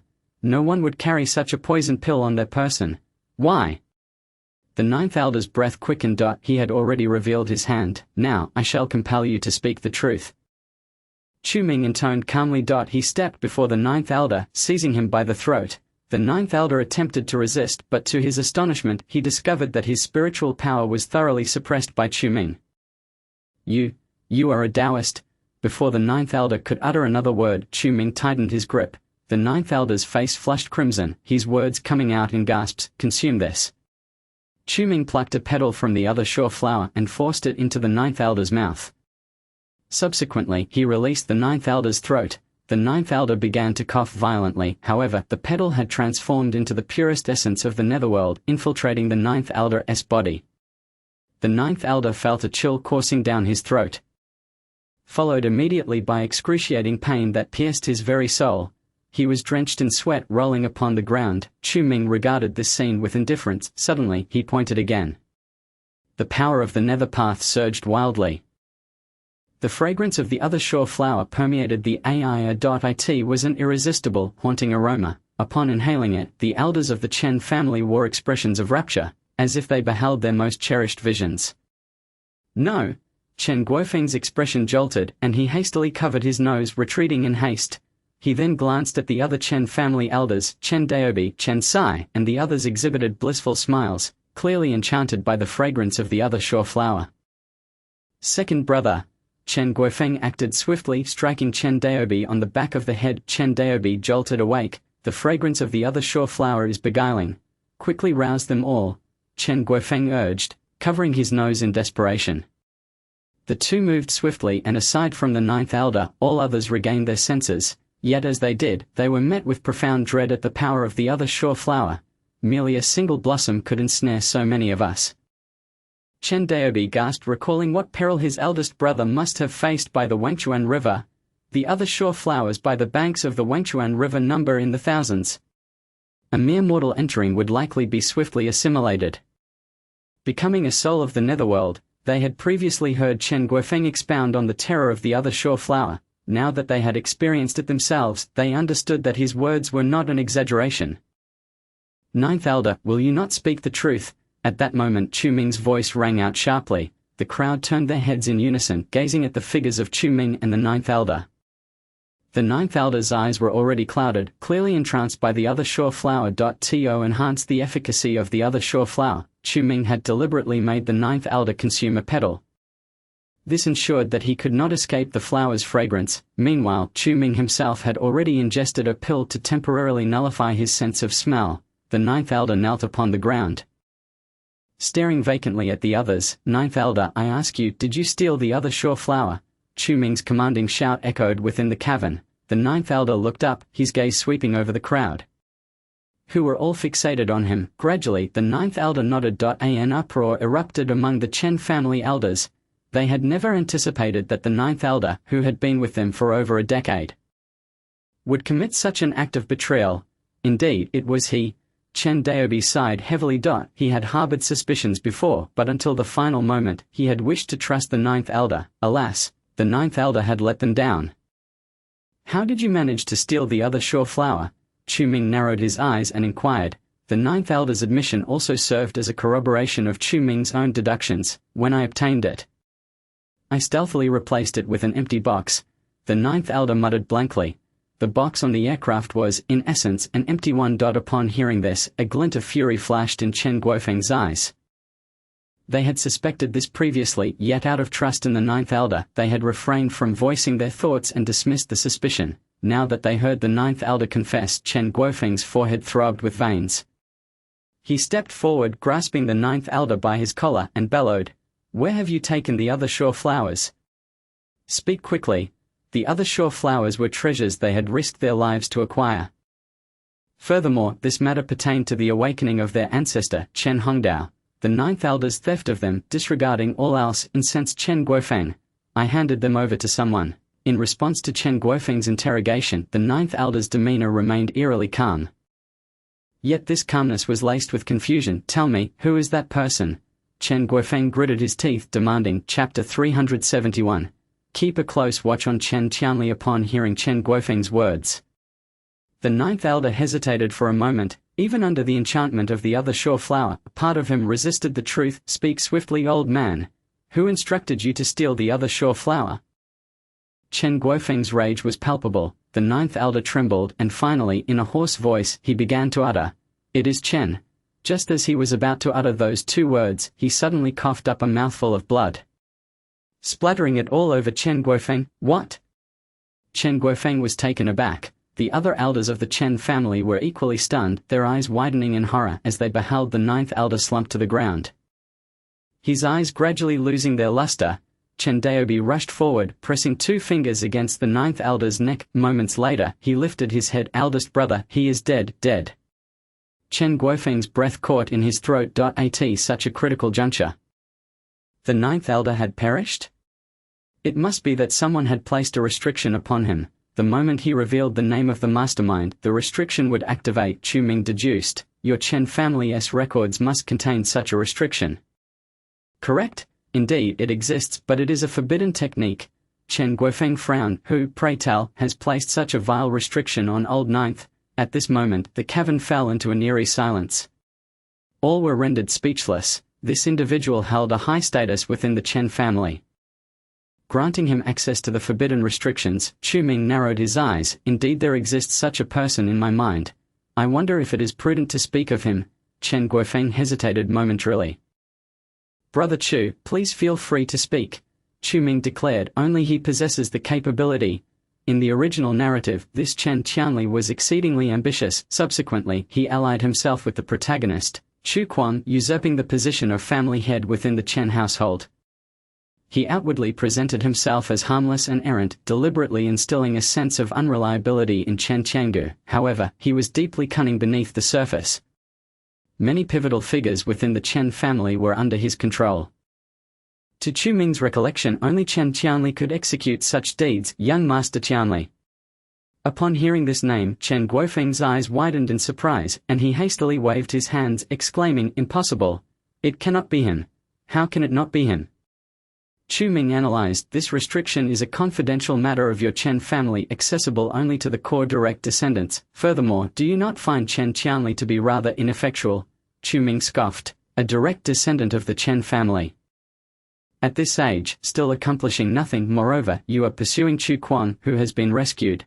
Do you not suspect that it might have been someone from your own family? Should this Chen Qianli conspire with Chu Quan, then his acquisition of the Bianhua flower would indeed be justified. If Chen Hongdao were to awaken, Chen Qiangu would gain an additional ally, which would be detrimental to him. Seizing the Bianhua flower serves a dual purpose. Chu Ming's words astonished the elders of the Chen family. His conjecture held a measure of truth. The appearances of Chen Qianli before them were indeed infrequent, and they were unaware of his undertakings. Most crucially, prior to venturing into the underworld, Xian had sought me out once. Chu Ming suddenly interjected. Xian sought you out? Chen Guofeng furrowed his brow. What did she want from you? She requested my master to intervene. Chu Ming replied. She has never uttered such words. Since she did, it is certain that someone has either hinted at or entrusted her with this. The only person who could fit this description is Chen Qianli. Even if Chen Qiangu himself had solicited her, given Xian's character, she might not have come to me with such words. The elders of the Chen family fell silent. Brother Chu, please wait a moment. Chen Guofeng frowned. I shall make a call to inquire about young Master Qianli's current whereabouts. Upon hearing this, the other elders nodded in agreement. Indeed, a simple phone call to ascertain Chen Qianli's location would suffice. If he were in Linju City, then Chu Ming's assertions would likely hold substantial truth. Chen Guofeng retrieved his phone and connected the call to Chen Qiangu, head of the family. This is Chen Guofeng. Great Elder, what brings you to call? Chen Qiangu's voice resonated from the other end. Taking a deep breath, Chen Guofeng calmly responded, there are no issues with the task. I merely wish to confirm if young Master Qianli is currently in the capital. Qianli? Chen Qiangu suddenly paused. He departed the capital 2 days ago. I am unaware of his destination. Chen Guofeng's expression shifted. He glanced at Chu Ming and then at the elders of the Chen family. His confidence in Chu Ming's words growing. What is it, Great Elder? What do you need Qianli for? Chen Qiangu inquired, intrigued. It is nothing, merely an inquiry. The Bianhua flower is already in my possession, but someone has sustained injuries. necessitating a brief stay in Linju City. You have acquired the Bianhua flower? Splendid, Chen Qiangu exclaimed, truly worthy of the great elder. Once you have rested, return to the family post-haste. Indeed, Chen Guofeng ended the call. Immediately, silence enveloped the cave, with everyone at a loss for words. Chen Qianli is not within the Chen family, is he? Chu Ming queried. Chen Guofeng, his expression grave, nodded in affirmation. However, we cannot ascertain that he is in Linju City. Chen Daobei interjected. Chu Ming, you are merely speculating. There is no evidence, is there? Second elder, do you believe such matters require evidence? Chu Ming retorted with a sneer. If Chen Qianli wishes to remain concealed, he possesses a myriad of methods to elude your notice. The death of ninth elder is but one example. Chen Daobei was instantly rendered speechless. Enough, Chen Guofeng interjected abruptly. Whether or not it is Chen Qianli, we must continue to observe. However, with ninth elder deceased, we must provide the family with a reasonable explanation. Furthermore, we must recover the Bianhua flower taken by ninth elder. The elders of the Chen family nodded solemnly in agreement. As for the Bianhua flower, do not bother searching. It cannot be found, Chu Ming stated. I have already mentioned, it has been consumed by Chu Kuang. Even should you locate him, extracting the Bianhua flower would be impossible. I still possess several specimens of the Bianhua flower that you may take back with you. However, I have one condition. Please, Brother Chu, state your condition. Chen Guofeng replied earnestly. Keep a close watch on Chen Qianli. Chu Ming insisted. This individual is undoubtedly more complex than he appears. Were it not for this incident, I would remain unaware of the alliance between Chen Qianli and Chu Kuang. Their collaboration now poses a significant dilemma for me. Given Chen Qianli's insidious nature, one cannot predict what troubles may arise. It is prudent for the Elder Council to monitor him closely. Chapter 372. Re-entering the underworld. After hearing Chu Ming's words, Chen Guofeng and the others hesitated momentarily. Deep down, they still held a measure of trust in Chen Qianli. However, with the Bianhua flower so near at hand, they could not refuse Chu Ming's request. Very well, Chen Guofeng affirmed. Upon our return to the Chen family, we shall thoroughly investigate Chen Qianli's itinerary in recent days. Should he have visited Linju City, we shall not let him evade us. With the great elder's assurance, I Chu can rest easy. Chu Ming smiled. He extracted a Bianhua flower from his storage bag. He felt rather reluctant to part with it. For presently, he was the sole individual capable of entering the underworld. This implied that if he wished to procure the Bianhua flower again, he would need to exert tenfold effort compared to before. Without the assistance of the Elder Council of the Chen family, accomplishing this would be exceedingly difficult. Remember, this time the Bianhua flower must not be lost, Chu Ming admonished. If it is lost again, I shall have none left. Understood, Chen Guofeng solemnly nodded. This time, he would personally safeguard the Bianhua flower. Even the elders of the Chen family would require his utmost caution, especially in light of ninth elder's demise. Chen Guofeng trusted no one now. Retrieving the Bianhua flower and awakening Chen Hongdao must be the priority. You should send someone to handle the remains of ninth elder, Chu Ming stated. Prepare yourselves. For this traitor is likely Chen Qianli. His capacity to commit such acts indicates he harbors grand ambitions. We comprehend, Chen Guofeng replied. Chu Ming surveyed the Chen elders, a myriad of sentiments flooding through him. Just a short while ago, some among them were adversaries. Now they stood united at his side. Indeed, all conflicts arise from interests. There are no eternal enemies, only ever-present interests. Chu Ming observed as the Elder Council of the Chen family hastily departed the cave, carrying ninth elder's remains with them. Very well, Chu Ming mused, it is time to investigate the circumstances surrounding this door. He turned, his gaze falling upon the portal to the underworld. He noted that ever since the addition of a restriction, no beasts or spectres had emerged from within. Even the souls of the deceased were conspicuously absent. Who could have established this restriction? Chu Ming furrowed his brow. This scenario did not exist within the original narrative. Furthermore, he was perplexed, for only he could traverse this door. I shall enter and investigate. Chu Ming inhaled deeply, stepping through the portal to the underworld. Unlike the elders of the Chen family, Chu Ming transitioned into the underworld with relative ease. The dim sky of the underworld unfolded before him. How curious, he mused, where have all the souls and spectres gone? He surveyed his surroundings, but silence reigned. The previously wandering and bewildered spectres had vanished entirely. This certainly indicates a problem. Chu Ming's expression turned grave. Not far off, the waters of the Wangchuan River shimmered with light. Regardless, I must first retrieve the Bianhua flower. I shall claim it for the underworld. Chu Ming gritted his teeth, his figure transforming into a streak of light as he sped toward the banks of Wangchuan River. In that very moment, as he crossed into the underworld, a young man clad in official robes within a certain palace of this realm suddenly opened his eyes wide. Your Honor, the judge. Beside him, two figures, one cloaked in darkness and the other radiating pale light, emerged from the shadows. It is the restriction. The robed youth narrowed his eyes. Someone has triggered the restriction. Could it be that the king of the underworld has returned? The black and white figures exchanged glances of astonishment. I did not detect the aura of the primordial ledger of life and death. The robed youth furrowed his brow. He was the one who had previously set the restriction at the portal to the underworld. Lu Ming. He was also a judge within the hall of the king of the underworld. What is the meaning of this? Without the primordial ledger of life and death, how could one possibly cross the restrictions set by the judge? Hei Wuchang, filled with confusion, inquired. I still don't know. Let's go take a look first. Lu Ming abruptly rose to his feet and the surge of power emanating from him erupted suddenly. The three of them transformed into three streaks of light. Swiftly departing from the palace and heading into the distance towards the direction of Chu Ming and the gate of the underworld. At this moment, Chu Ming was joyfully leaping along the banks of the river of forgetfulness. To prevent being ensnared by the allure of the other shore flower again, he had already consumed a pill that masked his sense of smell. Without the sense of smell, the enchanting power of the other shore flower was significantly diminished.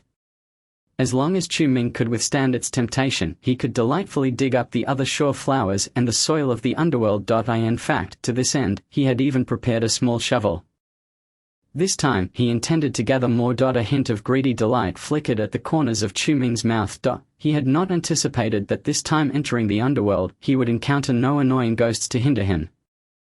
This made things considerably simpler. Even without relying on the elder council of the Chen family, Chu Ming could now effortlessly acquire the soil of the underworld and the other shore flowers.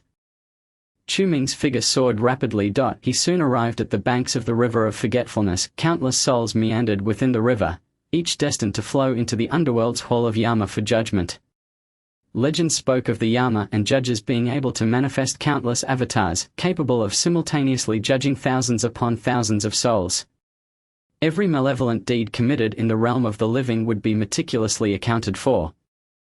However, Chu Ming was not concerned with this at present. He merely needed to be cautious and avoid falling into the river, and he would remain unharmed. Naturally, he would not encounter those Yama or judges.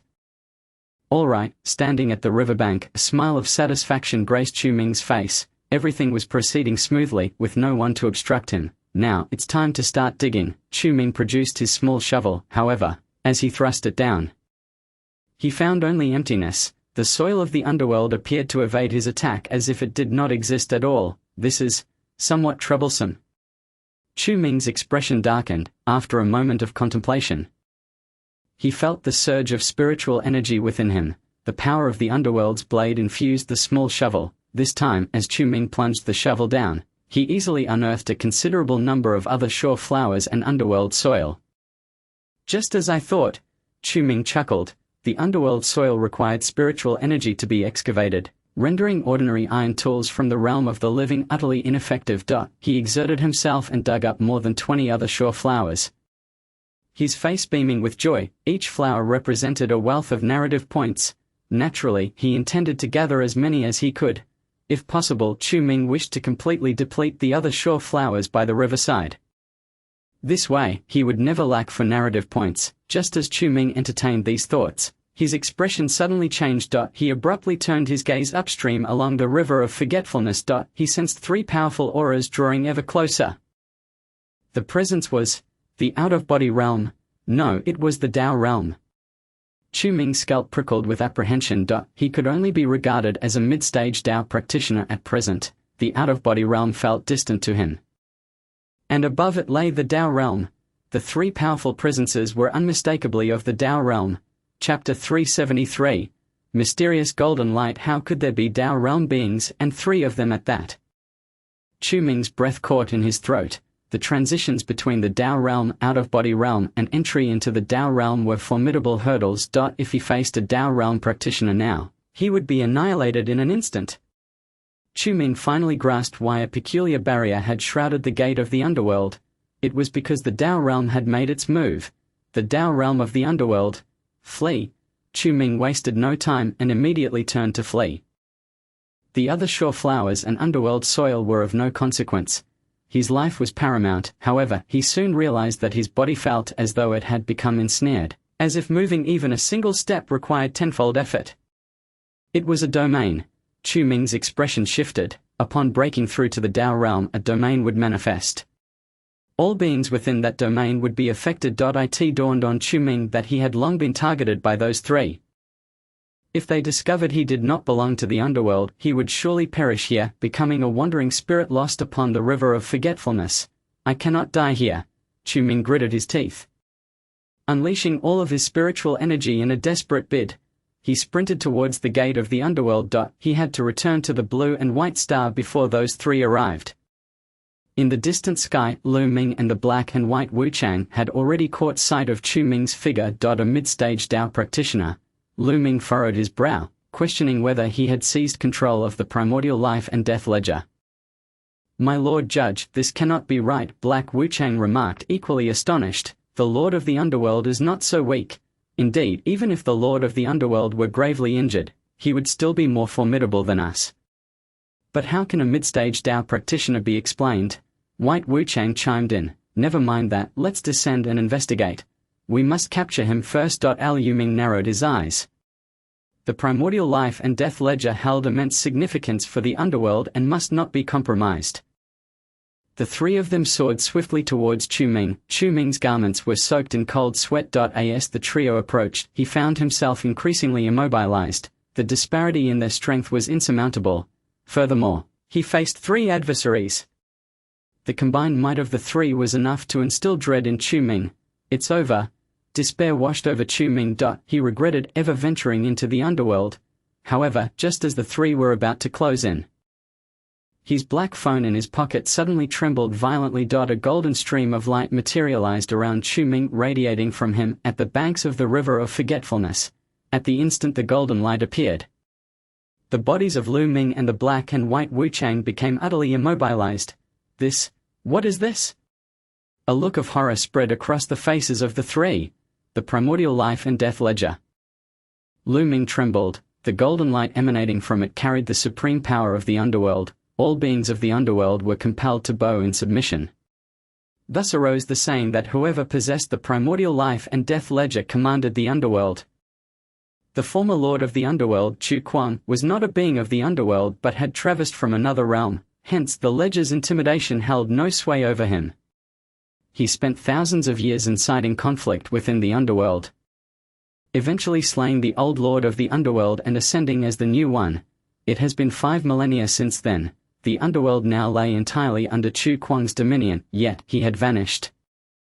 Now, upon witnessing the primordial life and death ledger again, Lu Ming and the black and white Wu Chang were filled with astonishment. At that moment, Chu Ming was oblivious to the unfolding events. He merely felt himself enveloped by a potent force, transforming into a streak of light that surged into the gate of the underworld. On the other side of the gate, Chu Ming tumbled in. Disheveled and covered in dirt. He lifted his head to discover an additional layer of golden barrier had manifested upon the gate of the underworld. The golden light ultimately coalesced into his black phone, which fell before him with a soft thud. Chu Ming stared at the scene in bewilderment. What was that just now? He was momentarily stunned. Trembling hands grasping the black phone before him, sweat poured down his brow, and his breath quickened. He had yet to fully comprehend what had just transpired. Had he truly been captured by those three Tao realm practitioners, he might never have returned. This black phone, it seemed, held far more than met the eye. Taking a deep breath, Chu Ming noticed his hands trembled uncontrollably, a natural response to extreme danger. He had genuinely believed he would perish in the underworld. Yet the golden light unleashed by the black phone had saved him. What exactly was that golden light? A hint of confusion flickered in Chu Ming's eyes as he gazed at the black phone, falling into a contemplative silence. Regardless, I must leave this place. Chu Ming was drenched in sweat. If those 3 Dao realm practitioners followed him, it would surely incite chaos throughout China. I cannot die. If I perish, no one will know of this. Gasping for breath, Chu Ming fought to steady his trembling body. He had never felt such fear before. Even when facing the Lord of the Underworld, Chu Kuang, he had never trembled like this. Yet, the oppressive aura of those 3 Dao realm practitioners instilled genuine terror in him. One out-of-body realm practitioner could easily crush Chu Ming, let alone those who surpassed it in the Dao realm. Currently, Chu Ming's cultivation level was mid-stage Dao, often referred to as Elder Realm in Huaxia. The next tier above was late-stage Dao, known as the Heavenly King Realm. A breakthrough to the Heavenly King Realm would lead one into the out-of-body realm. The 3 stages of the out-of-body realm, early, mid and late, culminated in the Dao realm. Each tier was a monumental challenge to overcome. Regaining some composure, Chu Ming fled the cave in a disheveled state. Meanwhile, behind the gate of the underworld, Lu Ming and the black and white Wuchang surveyed the temporal passage before them. Their expressions grave. My Lord Judge, it is now confirmed that the primordial life and death ledger was indeed in that person's possession just now. Black Wuchang spoke. I know. Lu Ming nodded, albeit astonished that the primordial life and death ledger seemed to be protecting that individual. And yet, that person is clearly not the Lord of the Underworld. I find that curious as well. White Wuchang concurred. The primordial life and death ledger only protects the Lord of the Underworld. It is impossible for anyone else to receive its protection. Could it be that the primordial life and death ledger has changed hands? Black Wuchang gasped in shock. If so, does that not mean the underworld? Lu Ming's expression darkened. The primordial life and death ledger was a divine artifact born alongside the underworld, and it would not easily shift its allegiance once it recognized a lord of the underworld. The previous generation of the King of Hell fell from grace due to his tyranny, which led to the rampant emergence of spirits and demons in the netherworld. Consequently, he was forsaken by the primordial ledger of life and death. Losing his position as the King of Hell, however, our esteemed King of Hell would never stoop to such deeds. Lu Ming, capable aid to the formidable Chu Kuang, understood his temperament well. In Chu Kuang's heart, family, brothers, and friends always held the utmost importance. For their sake, Chu Kuang would go to any lengths, even slaying countless lives across the realm. Chapter 374. Visitors from the Netherworld. That figure, without a doubt, was not the esteemed King of Hell. Black Wuchang frowned and remarked, yet, he held the primordial ledger of life and death. This implies that the King of Hell may have already perished. And the primordial ledger has chosen a new master. Black Wuchang's words astonished Lu Ming and White Wuchang. However, this possibility could not be dismissed.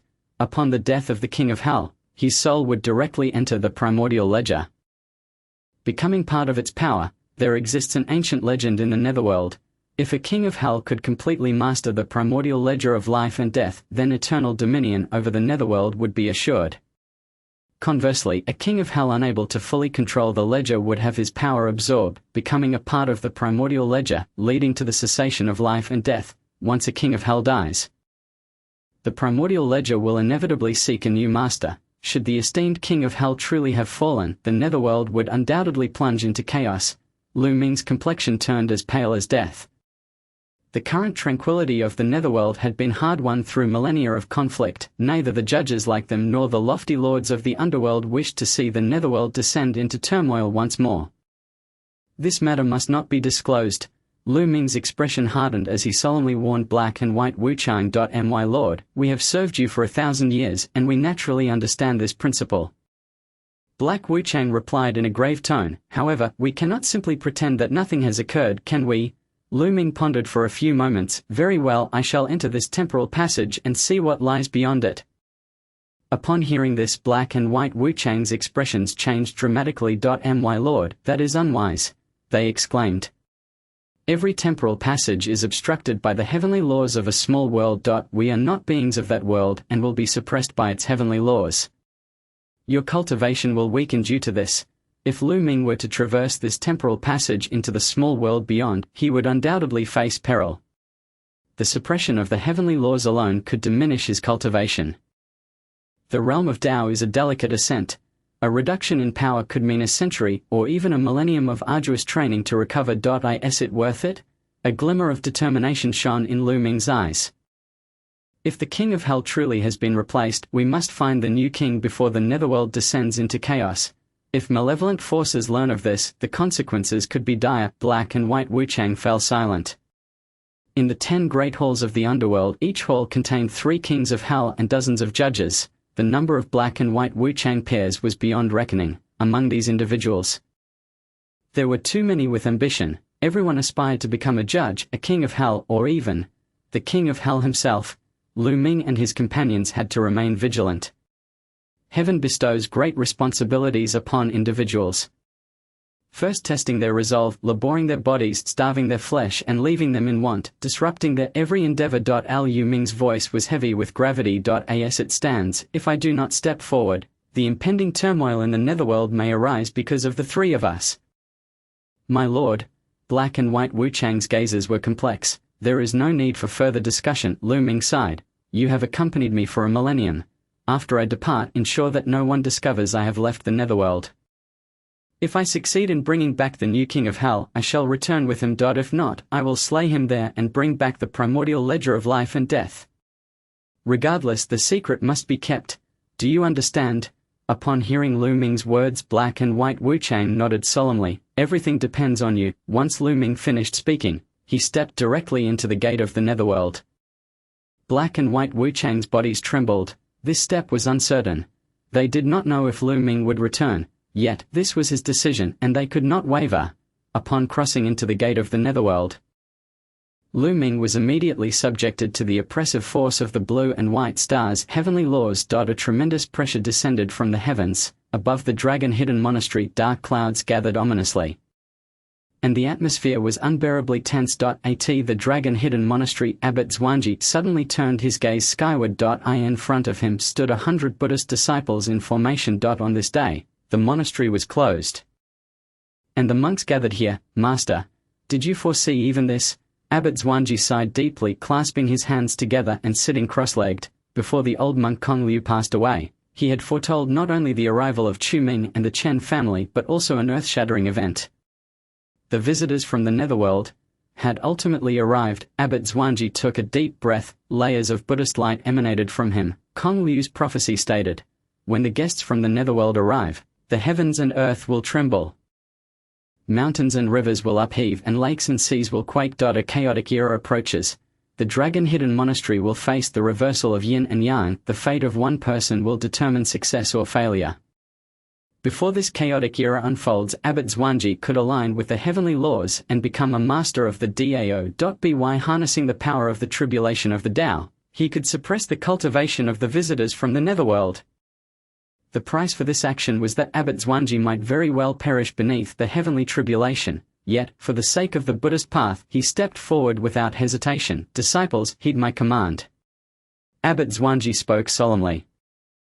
If this old monk falls during the heavenly tribulation, the dragon-hidden monastery shall elect one to become the new abbot, carrying on my Buddhist teachings. This decree must not be mistaken. The monk's expressions turned solemn. We shall faithfully obey the abbot's will. Now disperse. Regardless of what transpires in the back mountains, do not ascend. Yes. The monks of the dragon-hidden monastery looked at their abbot with complex emotions. Many gazes were filled with sorrow. Before the old monk Kong Liu passed away, they had anticipated this day. They had already borne their grief, their sorrow, and their lamentation. Now, all that remained was to fulfill Kong Liu's last wish, to protect Linju City.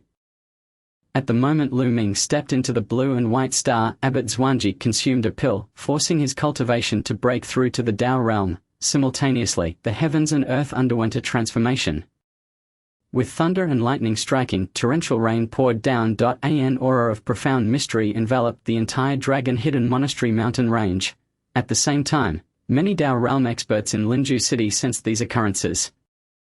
Among them Chu Ming, who was nursing his injuries at the foot of the dragon-hidden monastery, looked up in shock at the mountain's peak. Was this the aura of someone breaking through to the Tao realm?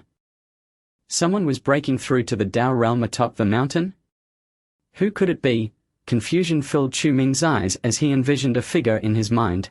Abbot Zhuangji, in the entire dragon-hidden monastery. Only Abbot Zhuangji was a grandmaster. If anyone were to break through to the Tao realm, it could only be him. Why would he choose this moment to do so? Chu Ming found it incomprehensible.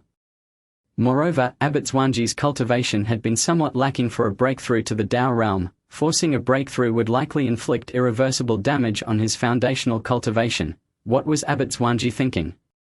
Chapter 375. Diminished cultivation. Chu Ming could not fathom this matter. In the original narrative, Abbot Zwanji's breakthrough to the Tao realm occurred much later. Could it be that the three Tao realm figures encountered in the netherworld were pursuing him? As this thought crossed his mind, a chill ran down Chu Ming's spine. If that were the case, it would spell disaster. In Huaxia, there were only one or two Tao realm experts. To contend with three Tao realm figures would require mobilizing the entire nation.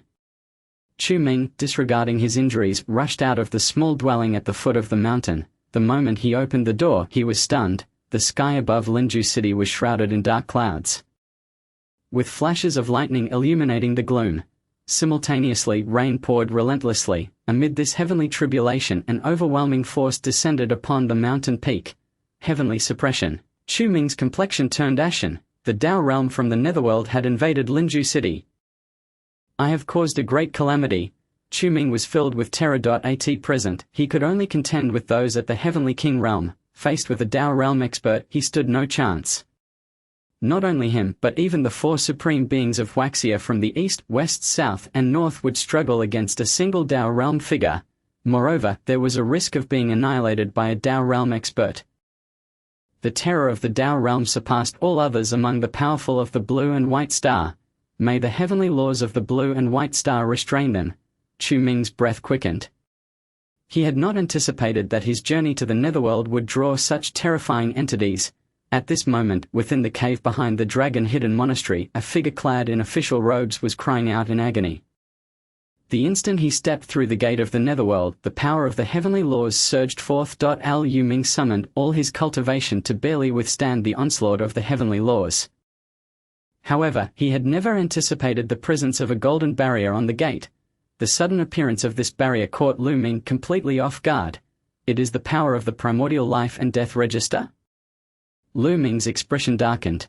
He never anticipated that the will of the primordial life and death register would manifest upon this door, under the dual pressure of the heavenly Tao and the primordial life and death register. Liu Ming's cultivation was relentlessly diminished. However, his formidable strength allowed him to endure. Had the black and white impermanence arrived, it is likely that both of them would have been reduced to ashes by this force. Yet, just as Liu Ming was on the brink of overcoming the entanglement of these two powers, the force of the heavenly tribulation descended with a thunderous roar. Lightning pierced through the cavern's rocky confines, striking Liu Ming directly. At that moment, the cavern trembled with power, a cacophony of thunder reverberating throughout. Liu Ming spat out a mouthful of blood. Who is it? He bellowed, his hair disheveled, to summon the heavenly tribulation at such a moment. Liu Ming had already paid a heavy price due to the primordial life and death register and the power of the heavenly Tao. His once formidable cultivation was nearly reverted to the out-of-body realm. And this bolt of heavenly tribulation was like the final straw that crushed the camel's back. Under the pressure of these three forces, blood streamed from Liu Ming's orifices. His cultivation continued to dwindle. Tao realm, late out-of-body, mid out-of-body, early out-of-body, heavenly king realm. Liu Ming's body trembled as he watched helplessly as his cultivation, honed over thousands of years, was stripped away to nothing. He even faced the peril of death. He never imagined that he would find himself in such a situation because of this matter. However, even as Liu Ming's realm plummeted, the three forces seemed unwilling to release him. His cultivation continued to decline, and at an alarming rate. Mid-Tao realm, early Tao realm. Finally, the Tao platform of the Tao realm collapsed and Liu Ming was thrust back into the Qi condensation realm. Liu Ming frantically spat out another mouthful of blood. He felt as though he would perish here today. The suppression from the three forces had rendered Liu Ming utterly exhausted. Yet, just as he was about to succumb, the power of the primordial life and death register was exhausted. With its withdrawal, the force of the heavenly Tao appeared to relent as well. The power of the heavenly tribulation no longer regarded him as an enemy. Liu Ming lay weakly among the rubble, a faint smile of resignation gracing his lips before he succumbed to unconsciousness. In Longyan Temple, the 4-9 heavenly tribulation descended, and 36 bolts of thunder relentlessly struck Abbot Zwanji. The cassock upon Abbot Zwangi was reduced to charred remnants amidst this tempest of lightning. Even he, too, frequently spat blood, with numerous gashes resembling lightning wounds adorning his body, yet he endured. After expending a significant amount of life force, he withstood the Tao realm's heavenly tribulation. In that moment Abbot Zwangi's body underwent a transformation. The power of the Tao realm surged within him. Had he finally succeeded? Exhausted, Abbot Zwangi rose unsteadily, turning to gaze toward the back mountain. No aura emerged. Have I truly suppressed the visitor from the underworld there? Abbot Zwangi chuckled wearily. Master, it seems you have miscalculated slightly. At that moment, a figure appeared on the back mountain steps. Chu-Ming, Abbot Zwangi. The instant the heavenly tribulation concluded, Chu-Ming ascended the mountain. Upon seeing that Zwangi was still alive, he exhaled in relief. Chu benefactor, Abbot Zwangi clasped his hands together, a weary smile gracing his features. Amitabha, this humble monk has indeed safeguarded the city of Linju. Indeed, was it the visitor from the underworld? Chu-Ming's eyes brimmed with astonishment. What is the situation? Unknown. Zwangi shook his head. As for what follows, I have instructed my disciples. They will attend to it. This humble monk. Abbot Zwangi opened his mouth, intending to speak further, but his aura grew increasingly feeble. Thud. Abbot Zwangi collapsed before Chu-Ming. Chu-Ming's countenance shifted dramatically. Abbot Zwangi. He quickly supported Zwangi and checked for his breath. Thankfully, he was still alive. Chu-Ming sighed with relief, realizing that Zwangi's current state was a result of forcibly breaking through to the Tao realm. Utilizing his King of Hades consciousness, Chu-Ming assessed Abbot Zwangi's condition. Aside from the external injuries inflicted by the heavenly tribulation, there were numerous internal wounds. However, Chu-Ming understood that surviving a forced breakthrough to the Tao realm was a feat in itself. Abbot, I will carry you down the mountain. Chu-Ming hoisted Zwangi onto his back. Zwangi had sacrificed so much to suppress the visitor from the underworld. He truly deserved Chu-Ming's respect. With Zwangi on his back, Chu-Ming made his way down the mountain. Upon reaching the small courtyard, many disciples, who had been awaiting their return, were momentarily stunned upon seeing Chu-Ming's figure. Chu benefactor, and the abbot. The disciples gasped in shock. Do not worry. Your abbot still lives, merely unconscious, Chu-Ming explained. Quickly send someone to investigate the situation in the cave on the back mountain. If there are any developments, report back swiftly. Otherwise, all that your abbot has done will be in vain. Chapter 376.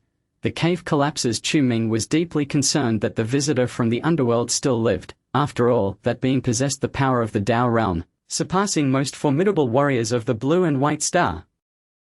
Such an entity must not be allowed to survive. With the pressure of the heavenly Tao descending, the visitor from the underworld had undoubtedly suffered significant injuries. In other words, now was the prime opportunity to eliminate him.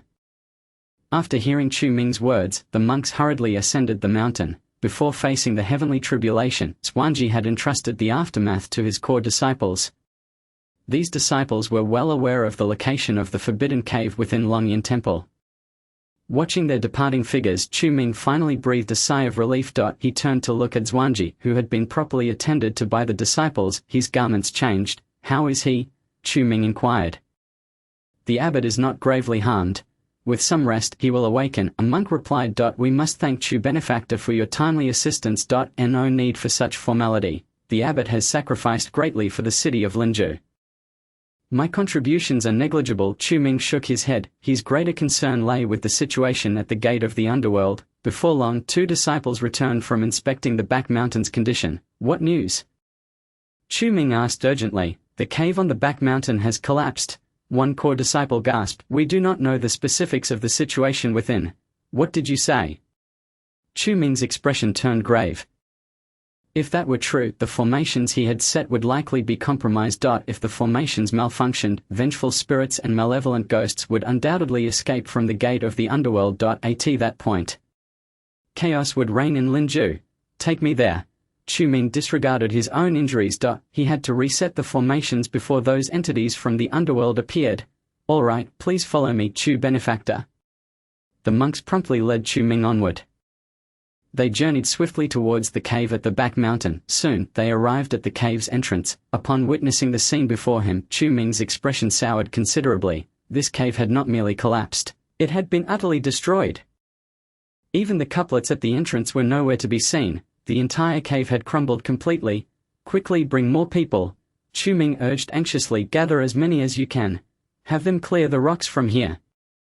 But the abbot instructed that this is the forbidden area of our Longyin temple, and no one is to enter without permission.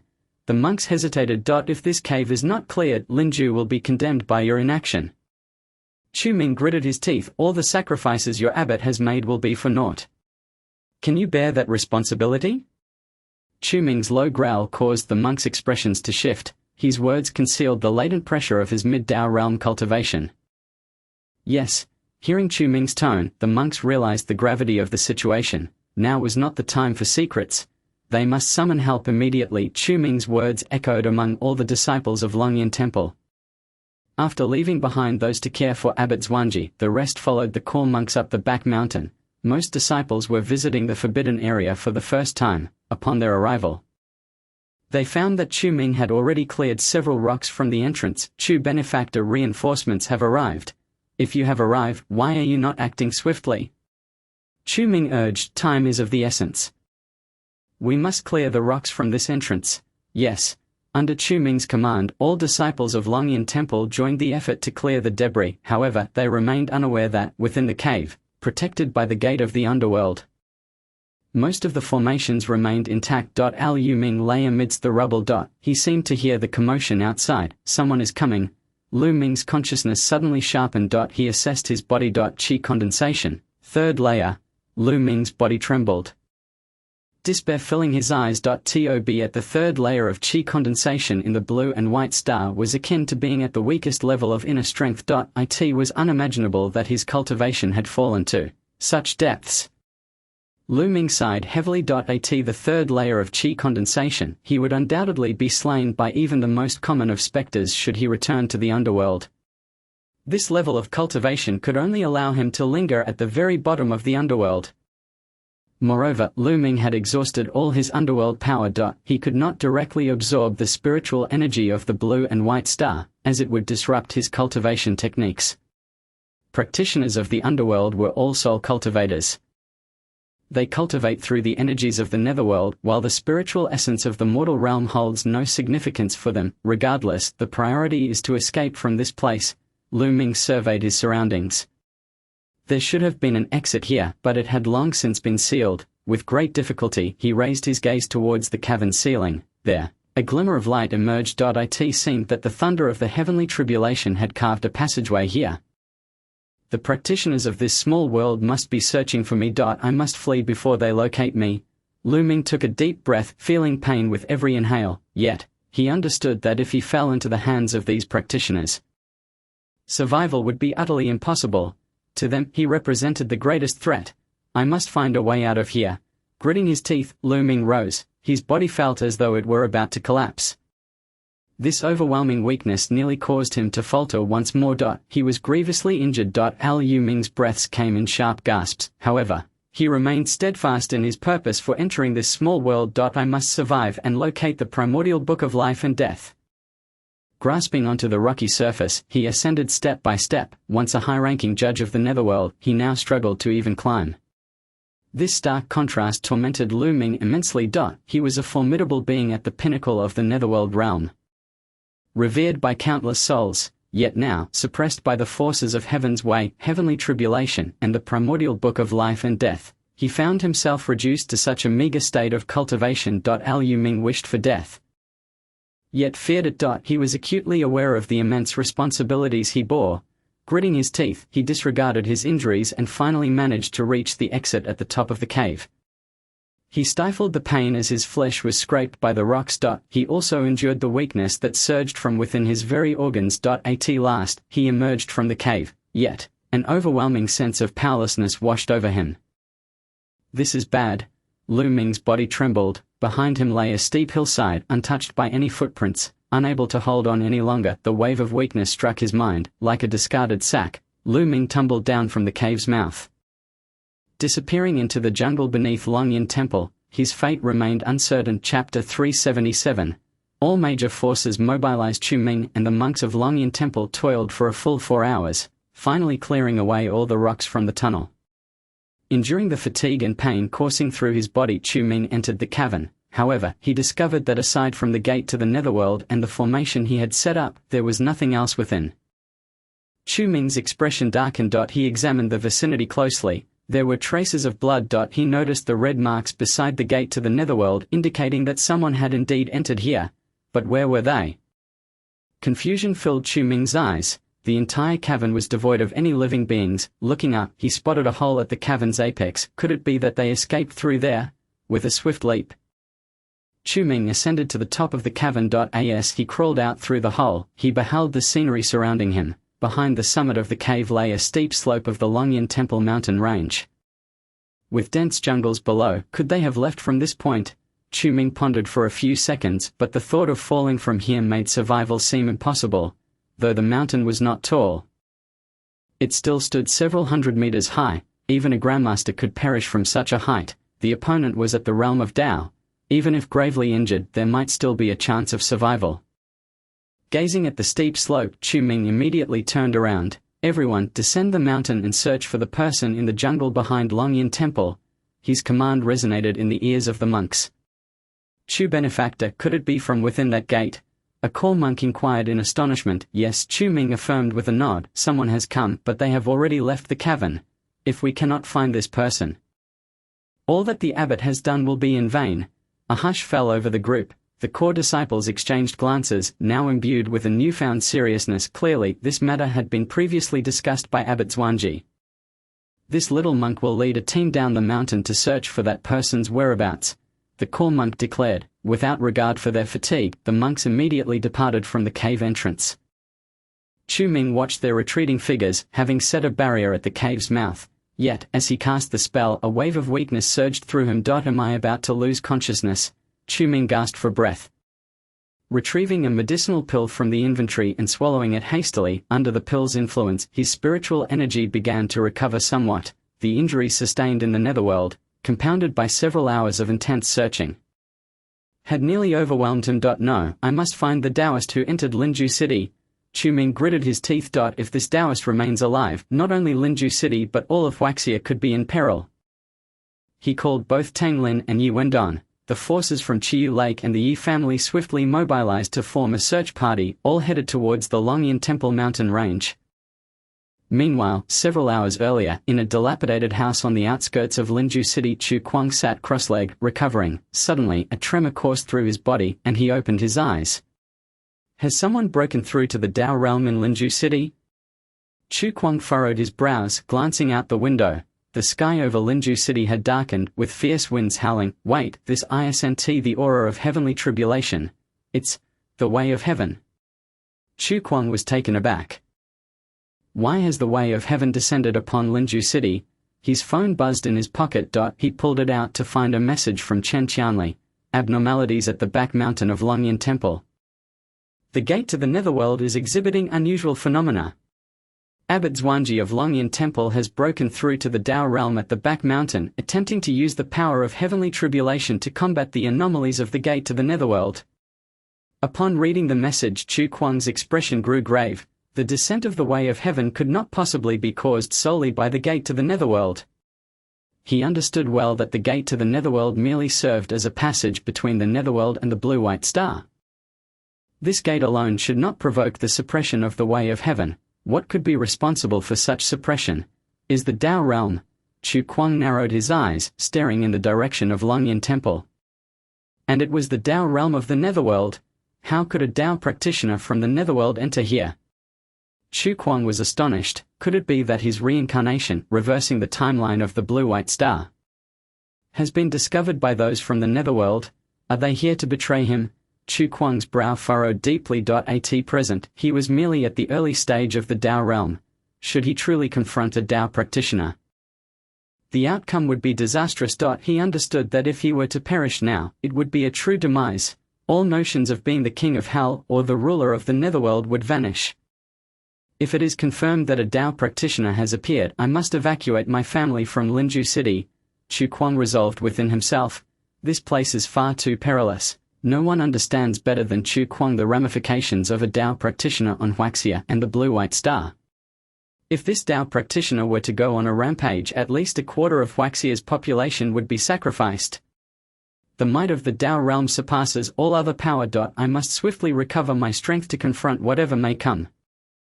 Furthermore, that damned false king of hell, Chu Kuang's gaze turned icy. Not only Chu Kuang, but many formidable beings in Linju City also made determinations the moment the pressure of the way of heaven descended.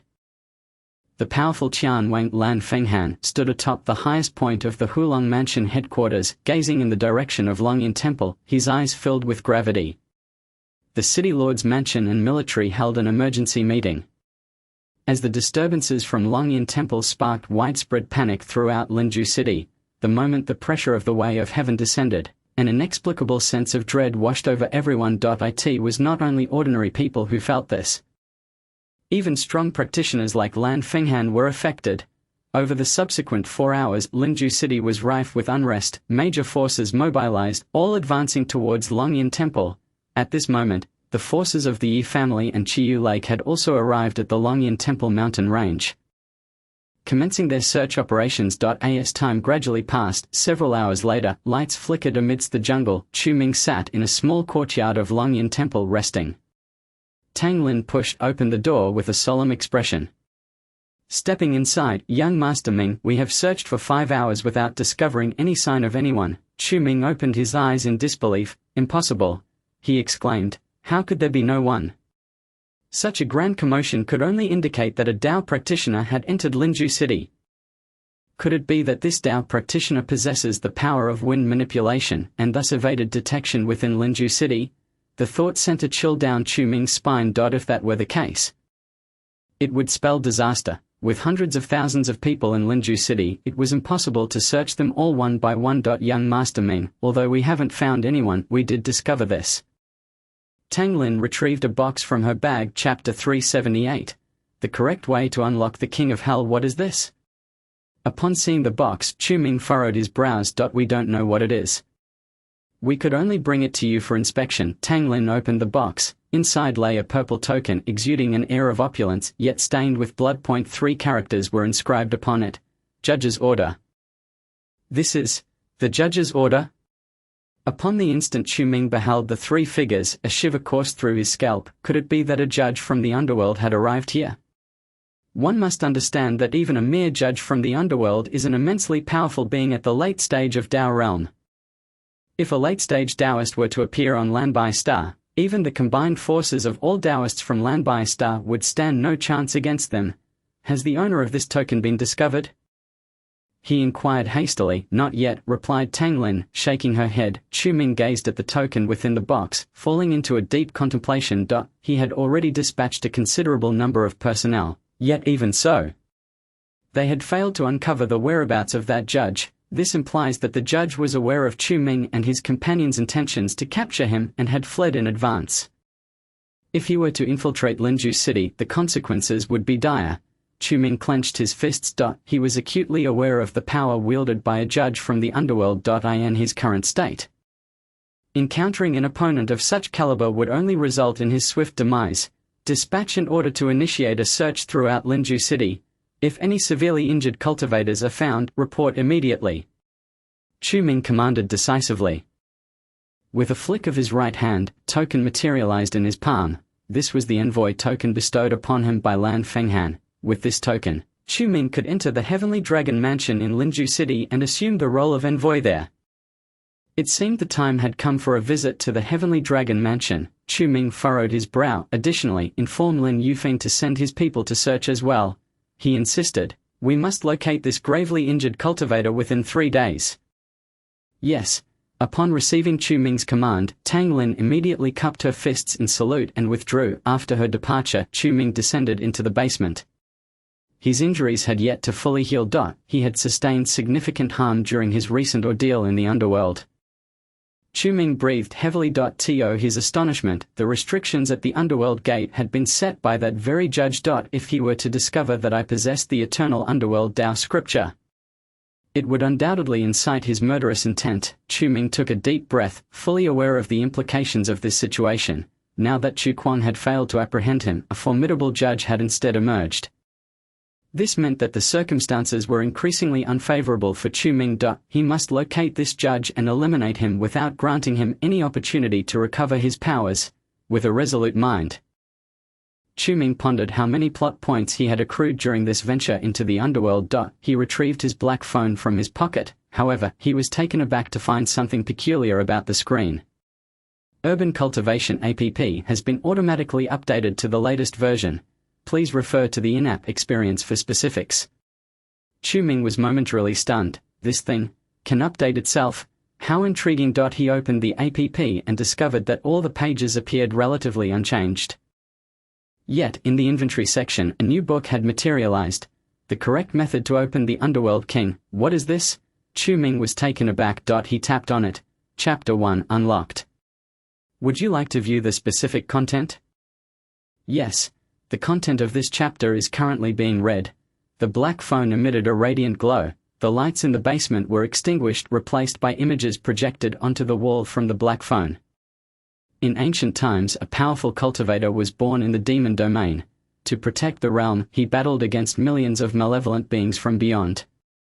Within the imagery, a young man clad in white stood upon the vast earth, gazing skyward as countless figures materialized in the heavens. That battle was cataclysmic, fracturing the demon domain into 3 realms. The transcendent heavenly realm, the original realm of the myriad beings of the demon domain, and the underworld, where reincarnated souls reside. Simultaneously emerging with these 3 realms were billions of small worlds. From the inception of the underworld, a book was born alongside it. The beings of the underworld referred to it as the primordial death register. Upon witnessing this scene, Chu Ming's heart trembled with astonishment. The primordial death register? What could that possibly be? He stood frozen in place. Chu Ming vowed that he had never encountered such a thing while perusing the original text. The emergence of the primordial death register plunged the underworld into ceaseless warfare. Even the powerful beings of the demon domain and heavenly realm forsook their corporeal forms to seize this fundamental law. After enduring millions of years of conflict, at last the first underworld king emerged. In the imagery, a shadowy figure loomed above the heavens and earth. Chu Ming scrutinized this figure, a hint of familiarity glimmering in his eyes.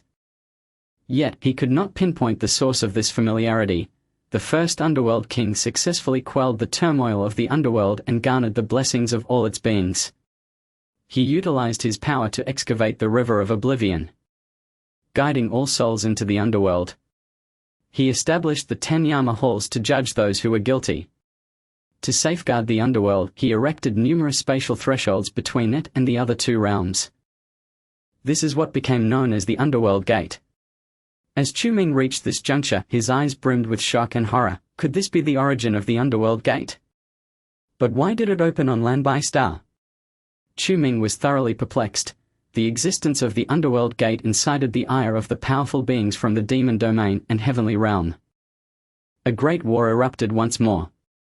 All beings from the heaven, demon, and underworld realms engaged in battle. In the end, countless lives were lost.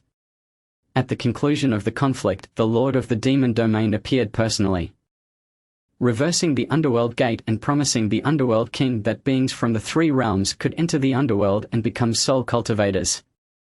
However, the price for this was that his soul was divided into 2 parts, good and evil. The good became the benevolent Underworld King, while the evil became the malevolent Underworld King. Thus, the text upon the projection abruptly ceased at this point. The light emanating from the black phone dissipated. Is that it? Chu Ming's expression shifted dramatically upon witnessing this scene. He had been engrossed in the narrative. How could it just cut off so abruptly? Damn it! Chu Ming shook the black phone. Yet it remained unresponsive, as if it had ceased to function entirely. With no other recourse, he reopened the Urban Cultivation app. However, he discovered that the book in the inventory had progressed to the 2nd chapter. Chapter 2. Locked. Friendly reminder. This chapter will unlock automatically as the plot progresses. Users are encouraged to exert more effort. Chapter 379. Tang Hao breaks free. Upon seeing these prompts, Chu Ming was left speechless. This was utterly nonsensical. It was akin to those shameless authors who only update once a day. There was nothing to be done but wait for the plot to advance before he could revisit this matter. Chu Ming sighed and navigated to the item exchange, retrieving the items he had acquired in the underworld. The other shore flower. Alongside it, the underworld soil. These two items combined held a value of 10,000 plot points. Chu Ming planted the other shore flower in a pot. The vibrant flowers arranged in a row were few in number. He sighed deeply, lamenting that had the three Taoists not arrived, he would have already excavated the entire area. With the accumulation of these plot points, he would soon be able to break through to become a transcendent master. What need would he have to fear the protagonist Chu Kuang? Yet, due to the arrival of the three Taoists, Chu Ming had only managed to gather these few flowers in a moment of urgency. He set one aside as a reserve, exchanging the rest. With determination, Chu Ming placed the other shore flower upon the black phone. Exchanging item. Other shore flower. Value. 10,000 plot points. Would you like to proceed with the exchange? Chu Ming confirmed with a yes. In no time, all the pots of other shore flowers were converted into plot points. Remaining plot points, 94,675. Upon seeing his balance, Chu Ming couldn't help but smile. With such an abundance of plot points, matters would be much more manageable. Now, to break through to the sixth layer of the second stage of the Eternal Underworld Tao Scripture, 200 points were required. For the seventh layer, 400 points. In total, that amounted to 57,600 points. It appeared that his cultivation would soon advance significantly. Chu Ming inhaled deeply. The materials for the underworld blade were still incomplete, so his cultivation remained paramount. After breaking through to the seventh layer, he should be on the threshold of the Heavenly King realm. Should he proceed with the breakthrough? Chu Ming deliberated seriously. There was little else of value to exchange. He might as well advance. Resolutely, Chu Ming accessed the app's exchange page. Deducting 57,600 plot points, Eternal Underworld Tao Scripture successfully breaks through to the fifth layer of the second stage. Remaining plot points, 37,075. Upon receiving the notification from the app, Chu Ming felt an immense surge of spiritual energy coursing through him. The constraints of the mid-stage Tao had begun to shatter. Power surged forth. Chu Ming took a deep breath and sat cross-legged. Wisps of ethereal white energy erupted from his shoulders and head. Soon, his cultivation was propelled to the pinnacle of mid-stage Tao. He was now but a step away from the Heavenly King realm. Is this the power of the seventh layer? Chu Ming's eyes sparkled with brilliance. He felt an extraordinary force emanating from his fists, strength that was approximately twice that of before. Chu Ming conducted a test. Due to a breakthrough, he discovered that his injuries had nearly healed. With 37,000 points remaining, he decided to exchange some for elixirs and spirit stones as a precaution. After careful calculation, he spent 10,000 plot points to acquire the items from the shop. It was more cost-effective to refine the elixirs himself, but alas, he lamented the lack of time for such endeavors. Currently, Chu Kuang was nowhere to be found, and the judge of the underworld had also gone missing. Presenting a dual crisis, nevertheless, the judge held greater significance. After all, that was the Tao realm. If Chu Kuang were to confront him, only Chu Ming would perish. However, the judge was a different matter altogether. Should he choose to clash with Huaxia, it could potentially cost a quarter of their population. In that scenario, Chu Ming would still be at risk. He decided to venture out and see if the Yi family had located the judge after such a long time. With a sigh, Chu Ming slowly exited the basement. At that moment, a call from Tang Lin interrupted him. Young Master Ming, there's been an incident. Hearing this, Chu Ming's heart skipped a beat. Had they found that person? No, it's not us. It's the Chen family, Tang Lin clarified. The Chen family has encountered trouble? Chu Ming was taken aback, quickly inquiring, what happened? Just moments ago, news arrived from the elders of the Chen family that their dungeon had been breached by a transcendent being. Several high-ranking elders are severely injured, Tang Lin reported. Now, the Chen family is in chaos. The Chen family's dungeon was breached. After a moment's hesitation, Chu Ming finally reacted and urgently asked, was that transcendent being named Tang Hao? It seems so, Tang Lin replied, bewildered. Ha ha. Chu Ming chuckled. Old man Tang Hao has finally broken through to the transcendent realm and has shattered the Chen family's dungeon. He is now free, young Master Ming. Why are you laughing? Tang Lin asked, confused. The Chen family is reconciling with us, and if he sets his sights on us, do not worry. That transcendent being is one of us. Chu Ming explained with a smile. He had established a rapport with Tang Hao. One of us. Tang Lin was astonished. She was completely unaware of when Chu Ming had befriended a transcendent powerhouse. This was utterly unexpected for her. Old man Tang should arrive in Linju City within 3 days, Chu Ming assessed. We still have time. Now, relay my orders. Everyone must mobilize and scour the city for the target. We must resolve this matter within 3 days. We must see the living or the dead. Understood. Tang Lin replied earnestly before hanging up. They needed to locate the judge before Tang Hao arrived in Linju City. Chu Ming estimated that the judge, having just entered Linju City and been gravely wounded by the heavenly tribulation, wouldn't he have ventured far. Searching along the Longyan mountain range should yield some traces of him. Little did Chu Ming know that the underworld judge, Lu Ming, who was stirring up a storm in the city, was being transported to the First People's Hospital of Linju City, having slipped down from the mountain peak and sustained severe injuries. If not for the remnants of his spiritual energy preserving his life, Lu Ming would have perished at the foot of Longyan Mountain. He staggered out of the forest and onto a road. Overcome with fatigue, he collapsed right there. A kind-hearted truck driver took him to an ambulance. When Lu Ming regained consciousness, he found himself in a stark white hospital room, surrounded by other patients. "Where is this?"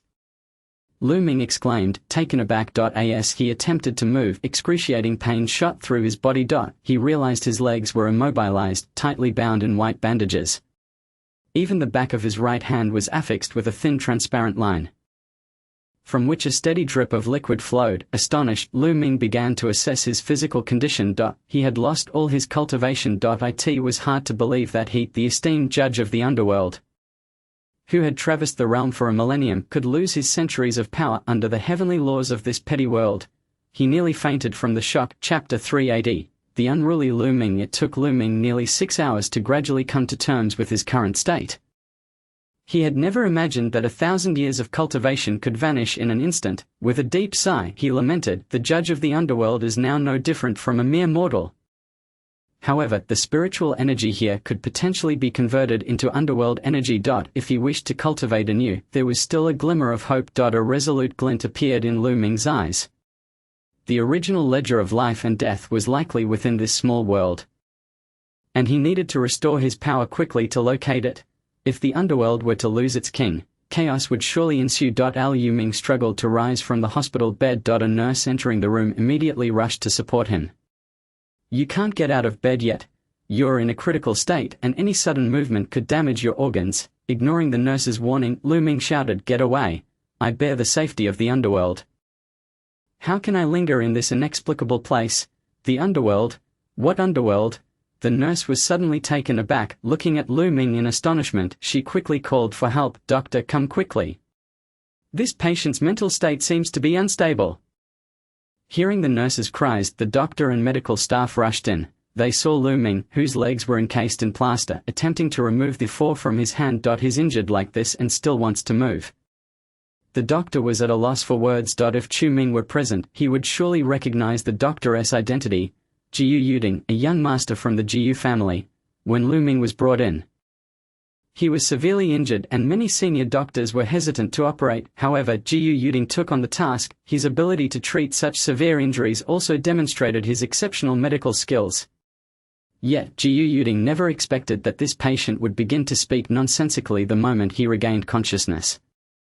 "Get away from me!" Lu Ming struggled. He was filled with rage and anxiety. As the judge of the underworld, to be abstracted by these mortals was more intolerable than death. "Doctor, quickly restrain him," several nurses urged. They were baffled, wondering how someone so grievously injured could still possess such mysterious strength. Jiyu Yuding narrowed his eyes and acted swiftly. Even though he was a doctor, he practiced the Jiyu family's martial arts. Channeling his internal energy, he quickly subdued Lu Ming's hand. "You." Lu Ming was momentarily stunned. He realized that this young man in a white coat possessed spiritual energy. "You are a cultivator?" Lu Ming inquired. Astonished. It's strange to be a cultivator, Jiyu Yuding replied curtly, flipping Lu Ming back onto the bed. "Calm down. You're still injured. Don't cause trouble, mortal you." Lu Ming was furious. He attempted to resist, but he was no match for Jiyu Yuding's strength. In his current state, with his cultivation entirely lost, he couldn't even contend with Gu Yuding, a mere martial artist. Calm down and receive treatment, and I will release you, Gu Yuding stated. Otherwise, I'll have to administer a sedative. Lu Ming had no idea what a sedative was, but he continued to struggle. Bring the sedative, Gu Yuding commanded the nurses. They quickly prepared it. Just a few minutes later, Dr. Jiu, the sedative is ready. I'll hold him down. You administer it. OK. Gu Yuding firmly restrained Lu Ming. Filled with despair, Lu Ming lamented his fate as the judge of the underworld, being bullied by a mortal to such an extent. Soon, the sedative was administered through the needle, and Lu Ming felt his mind growing dull. The remnants of his physical strength were slowly being extinguished. Gu Yuding gradually released him. Lu Ming lay on the hospital bed like a lifeless dog. Phew! It's done. Gu Yuding sighed in relief. While restraining Lu Ming, he also checked for any residual spiritual energy within him. Lu Ming's strength was formidable, leading Gu Yuding to suspect he might be a cultivator. However, the results astonished him. Lu Ming was not a cultivator, and had no trace of spiritual energy at all. This person is truly strange, Gu Yuding mused, observing Lu Ming as he began to drift into slumber. Did he say anything earlier? Gu Yuding asked the nurse. He seemed to mention something about the safety of the underworld and responsibility, the nurse replied. The underworld? At the mention of this term, Gu Yuding's expression shifted. The underworld reminded him of two individuals, the underworld king and Chu Ming. This person couldn't possibly be connected to them, could he? Gu Yuding fell into contemplation. To be honest, he preferred not to get involved with Chu Ming unless absolutely necessary. He had offended Chu Ming before and owed him a favor. Gu Yuding was all too aware of how troublesome Chu Ming could be. However, if this man on the hospital bed truly had any relation to Chu Ming, it was only a matter of time before Chu Ming would come looking for him. Perhaps it would be better for me to contact him first and offer a favor, Gu Yuding pondered. Doctor, how should we handle this patient? The nurse's question interrupted Gu Yuding's thoughts. Tell me, have you discovered this patient's identity? Gu Yuding inquired. The nurse shook her head, stating, we made inquiries via phone, including sending his photograph. Yet the city lord's mansion is unable to locate any records pertaining to him. No records. Gu was momentarily taken aback. In this era, could there still be individuals without identities? Could it be that this person truly escaped from the realm of the dead? Gu suddenly recognized the gravity of the situation. Indeed, we currently know nothing about his identity, including his name, the nurse replied. Such a situation is indeed astonishing. Gu frowned, contemplating if he is not suffering from a mental illness. But is indeed speaking the truth, then? At that moment, Gu resolved that he must contact Chu Ming without delay. It would not be wise to keep such a patient in their hospital. If Chu Ming were acquainted with him, it would not only benefit Gu in terms of a personal favor, but also help resolve this predicament. Keep an eye on him. I will make a call, Gu instructed. The nurses surrounding him nodded in agreement, recognizing the necessity of monitoring such a troublesome patient. Otherwise, once he awakens, he might continue to create a ruckus. After leaving the ward, Gu swiftly returned to his lounge. He rummaged through his cabinet for his phone, eventually locating Chu Ming's number, which he had saved after Chu Ming had provided it before his departure, although he had never called it. Taking a deep breath, Gu dialed Chu Ming's number. Chapter 381. The person has been found. At this moment, Chu Ming was seated in the basement of his villa, reviewing the reports from the Yi family. Neither the Yi family nor the personnel from Chiu Lake had been able to locate the missing guest from the realm of the dead. Even the city lord's mansion had come up empty. This guest from the realm of the dead seemed to be as though he had never existed. Just as Chu Ming furrowed his brow, his phone rang. Was it Tang Lin? Did she have news? Chu Ming took out his phone, only to find that the call was from someone else. Guyue. What could he want? Chu Ming frowned, realizing that this was the first time he had received a call from Guyue since returning to Linju City. Hello, this is Chu Ming, young Master Chu. Have someone here who claims to be a guest from the realm of the dead. Guyu's voice came through the phone. Upon hearing this, Chu Ming's expression changed dramatically. A guest from the realm of the dead? Could it be? Guyu, please elaborate. Chu Ming quickly responded. He was brought in by a truck driver as an injured patient, Guyu explained, and his injuries are severe. Had I not intervened, he might have already succumbed. Chu Ming listened in silence, but a storm of emotions surged within him. This matched exactly with his impression of a guest from the realm of the dead. I initially thought he was just an ordinary patient, but upon awakening, his first words were to insist on leaving this place, claiming to be some sort of judge from the realm of the dead. Ji Yu's words left Chu Ming momentarily stunned. Then, he was filled with elation. They had found the person. If he was indeed a judge from the realm of the dead, he was unquestionably a being of Dao realm existence. Chu Ming was 100% certain that the patient lying in Ji Yu's care was the guest from the realm of the dead he had been searching for. Ji Yu, where is he now? Chu Ming inquired. He is currently in the hospital where I work, Ji Yu replied. Young Master Chu, do you know this person? Not exactly, but he is a very dangerous individual, Chu Ming cautioned Ji Yu. Before I arrive, it is best not to provoke him, or the entire hospital could be reduced to rubble. Is it really that exaggerated? Ji Yu was taken aback. I examined his body. He appears no different from an ordinary person. Chu Ming's breath caught in his throat. And no different from an ordinary person? How could that be? If it were truly a judge from the realm of the dead, his power would at least be at the Dao realm level. Even if suppressed by the heavenly Dao of the Lanbai star, he would still possess extraordinary strength.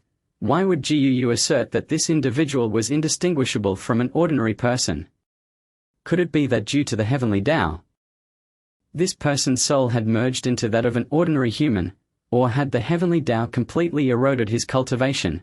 Chu Ming furrowed his brow, unable to comprehend. What is it, young Master Chu? Ji Yu asked. Puzzled. It's nothing. Before I arrive, keep him stable, Chu Ming instructed. He must not escape. This time, I owe you a favor. Ha, young Master Chu, you need not be so formal. Ji Yu chuckled. I shall await your esteemed presence here. Millimeter. Chu Ming hung up and immediately issued a recall order to the Yi family. Tang Lin and the others regrouped. To be cautious, Chu Ming took some time to prepare several semi-finished formations. Should the guest from the realm of the dead display hostility, he would act decisively. 3 hours later, Chu Ming and Tang Lin arrived at Linju First People's Hospital. Ji Yu had been waiting for them for quite a while. Young Master Chu, you have finally arrived. I made some preparations on the way, hence the delay. Chu Ming nodded. Where is the person? I have transferred him to a private ward, Ji Yu replied. Additionally, I administered a sedative. He is still unconscious, and by my calculations, he should awaken soon. Lead us there, Chu Ming commanded. Certainly. Ji Yu guided Chu Ming and Tang Lin to the 8th floor of the inpatient department. However, as they exited the elevator, a cacophony of voices erupted down the corridor. Dr. Ji Yu, the patient has escaped. A nurse's scream suddenly pierced the air. Ji Yu's expression changed dramatically. He had precisely calculated the dosage of the sedative. How could the patient have awakened early? He saw a figure in a patient gown struggling to stagger toward them, with numerous nurses attempting to restrain him. Is this the guest from the realm of the dead? Chu Ming narrowed his eyes. If Ji Yu had not mentioned it, he would hardly believe that this disheveled individual was the so-called judge from the realm of the dead. The person looked utterly disheveled. Yet, despite his legs being encased in plaster and suffering severe injuries, he managed to evade so many nurses. This individual was indeed peculiar. That's him, Ji Yu remarked, his expression strange. Young Master Chu, should we intervene? Yes, Chu Ming nodded. He suddenly stepped forward. At that moment, however, the struggling Lu Ming halted his movements, his eyes fixed intently on Chu Ming. The Book of Life and Death. Lu Ming's eyes reddened. Even without his cultivation, he could still recognize the aura of the Book of Life and Death emanating from Chu Ming. Impossible, the Book of Life and Death has already acknowledged its master. He murmured in disbelief, allowing the nurses behind him to seize him. Yet, his gaze remained unwaveringly fixed on Chu Ming. Witnessing Lu Ming's expression, Chu Ming was momentarily taken aback. The 5 characters of the Book of Life and Death seemed familiar. It was from that strange book in his inventory, Chu Ming suddenly recalled. Thus, this person was indeed a guest from the realm of the dead. But how did he know of my connection with the realm of the dead? Chu Ming's brow furrowed. However, Ji Yu stepped forward, quickly saying, hurry and administer a sedative. Wait. Chu Ming waved his hand. Not so fast. I have questions to ask him. Young Master Chu, take him back to the ward. Understood. Guu gestured for the nurses to escort Lu Ming back. Subsequently, Chu Ming led Tang Lin and Guu to Lu Ming's ward. Lu Ming's gaze remained locked on Chu Ming. Chu Ming felt somewhat unnerved under his intense stare. Now I will ask and you will answer, Chu Ming stated. What is your name? Lu Ming remained silent, murmuring to himself, the Lord of the Underworld has truly fallen.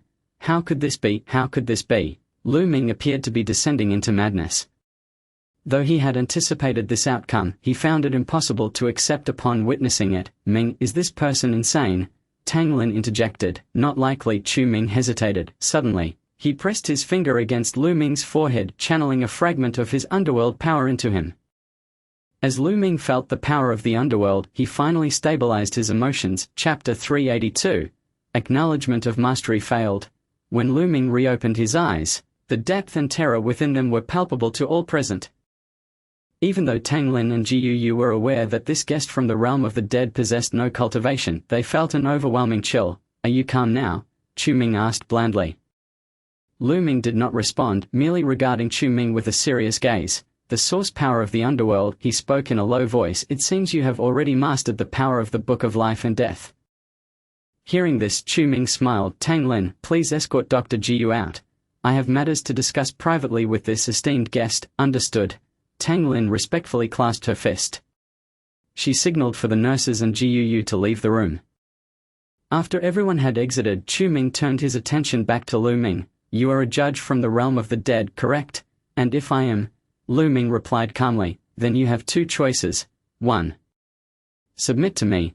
2. Die. Chu Ming's voice was ice cold. This man was a judge from the realm of the dead, with strength at the late Dao realm. Now that his cultivation was nullified, Chu Ming would not let this opportunity slip by. You possess the power of the Book of Life and Death.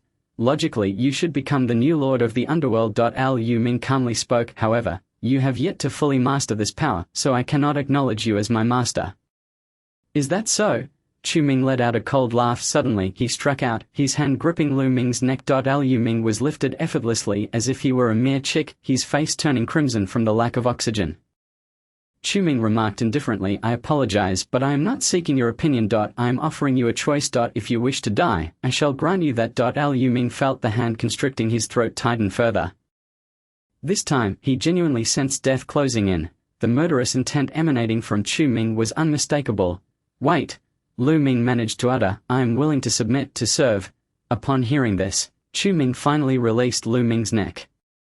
Tossing him back onto the hospital bed. Lu Ming gasped for breath, coughing violently. He could hardly bear this outcome, yet he had no choice but to endure it, under the influence of the heavenly Tao. He had lost all his cultivation, reduced to the state of a mere mortal. If he were to perish here, the responsibilities he bore would remain unfulfilled. His death would be in vain. Blood oath of mastery. Chu Ming extended his right hand, drawing an intricate array in the air with cold, ethereal flames. This was one of the foundational formations of the underworld. Lu Ming hesitated, then sighed deeply. He bit his fingertip. Allowing his blood to drip into the array, heavenly Tao bears witness. Today, I acknowledge you as my master. Chu Ming formed a seal with his hand. At that moment, the power of the heavenly Tao descended, seemingly bearing witness to Chu Ming. Upon witnessing this, Lu Ming's eyes widened in shock. As he acknowledged his master, he also sensed a familiar aura emanating from Chu Ming. Lord of the Underworld, could it be that you have not perished?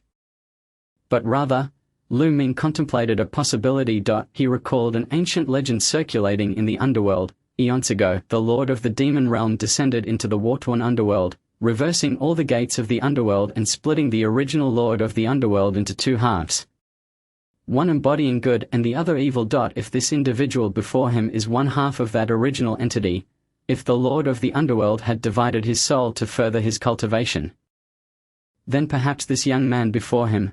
Lu Ming's thoughts raced. He could not be mistaken. In that moment of master acknowledgement, the aura he felt was undeniably that of the Underworld Lord Chu Kuang. Yet, this individual before him could not possibly be the Chu Kuang he knew. Why? Lu Ming was perplexed. As Lu Ming pondered, the mastery formation reached its final moment, and an astonishing event unfolded. The mastery formation unexpectedly malfunctioned at the last moment. The heavenly Tao's witness also vanished. This scene caused Chu Ming to furrow his brows. Yet, when he looked at Lu Ming, he felt that Lu Ming's life and death were now within his control. Subordinate, I pay my respects to the underworld lord. Lu Ming arose and bowed respectfully to Chu Ming. You have successfully acknowledged your master?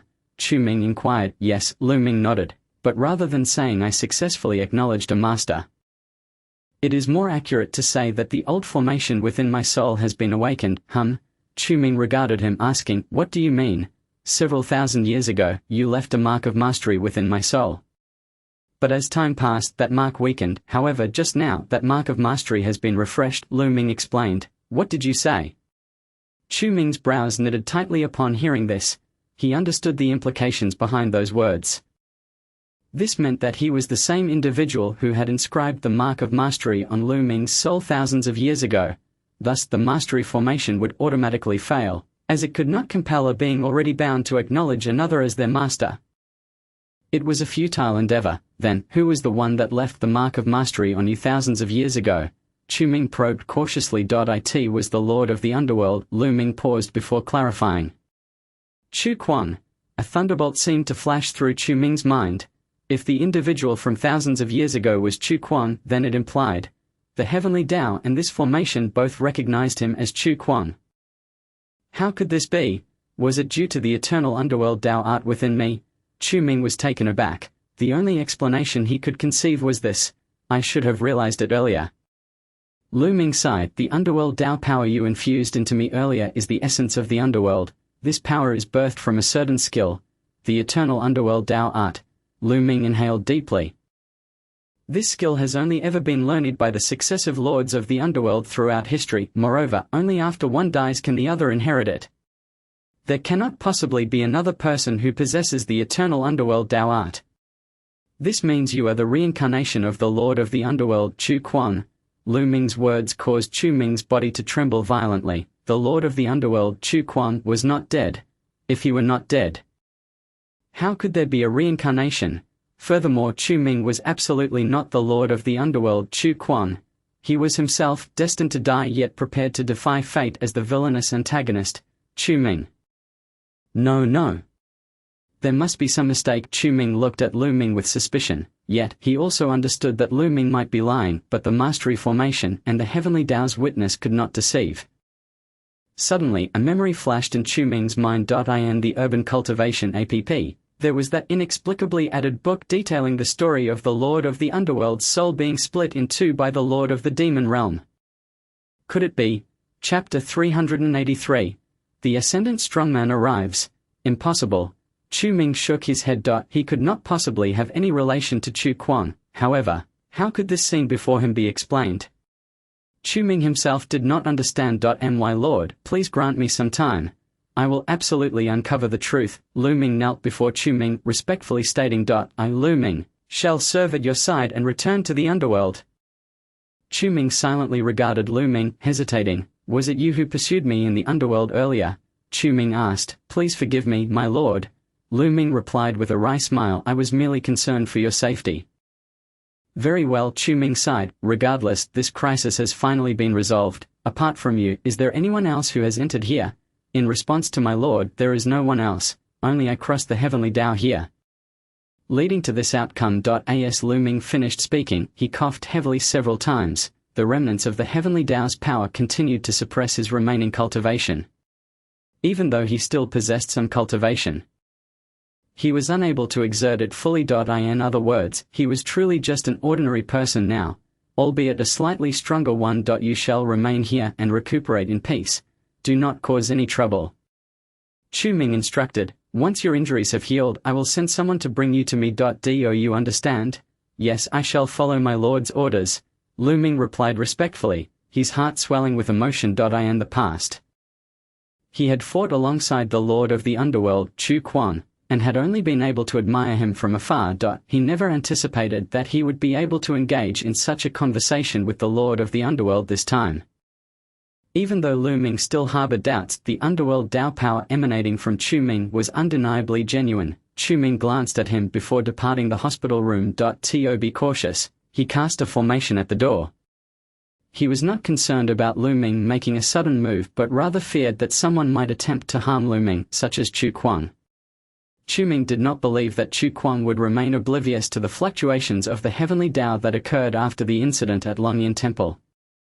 Dr. Jiu have pacified him, however, his injuries have yet to heal and he will need to recuperate here for a while, Chu Ming stated. I will cover all expenses incurred during this period. Jiu paused. Intrigued by how Chu Ming managed to deal with the seemingly mad Lu Ming, however, he did not inquire further.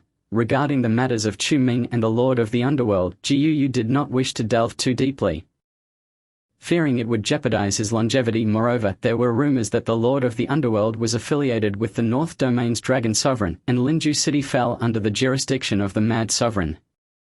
A conflict between the Lord of the Underworld and the Mad Sovereign's subordinates was inevitable, and Jiu did not want to be caught in the crossfire. Young Master Chu, you need not be so formal. You helped me greatly back when I was at odds with the Su family, allowing me to see through that woman, Su Mingfei. No need for pleasantries, Chu Ming smiled. I will leave him in your care. And I will make time to visit. Alright, Jiu nodded. Chu Ming departed the hospital with Tang Lin. Jiu was not a bad person by nature, but he was overly prideful, which had led to enmity with Chu Ming. Nevertheless, Chu Ming felt assured leaving Lu Ming in Jiu's care. On the way back, Tang Lin curiously asked Chu Ming, young Master Ming, was that person truly a visitor from the underworld? How could he be so weak? His identity is not mistaken, Chu Ming replied. I have verified it. Then why do you still keep him around? Tang Lin furrowed her brow, asking, did you not say that you must deal with this visitor from the underworld? Otherwise, he would bring calamity to Huoxia. It is of no concern. He has already submitted to me. With just a thought, he can be made to perish, Chu Ming admitted without reservation. This way, there is no need to kill him outright. Instead, he can serve my purposes. He has already submitted to you. Tang Lin was taken aback. Ming Xiao, is it truly within your capabilities? Chu Ming chuckled softly, offering no reply. His gaze drifted out the window. Lost in the ever-changing scenery, his mind was preoccupied with the events that transpired earlier in the hospital room. The binding array on Lu Ming had inexplicably dissipated, which indicated that the souls of Chu Kuang and Chu Ming were, in essence, one and the same. But how could that be? No matter how hard Chu Ming pondered, he could not fathom it. Even if both had cultivated the eternal nether path, it shouldn't have resulted in identical souls. He sighed, realizing that this matter would require careful deliberation. At that moment, Tang Lin's phone rang. She glanced at the screen, her eyes widening in surprise. Ming Xiao, something significant has occurred. Millimeter. Chu Ming furrowed his brow. What is it? It's news from the Yi family, Tang Lin explained. Yi Long reported that half an hour ago an unidentified transcendent expert entered the Jiangzhou province. What did you say? Chu Ming's eyes narrowed in sudden intensity. He immediately thought of one person, Tang Hao.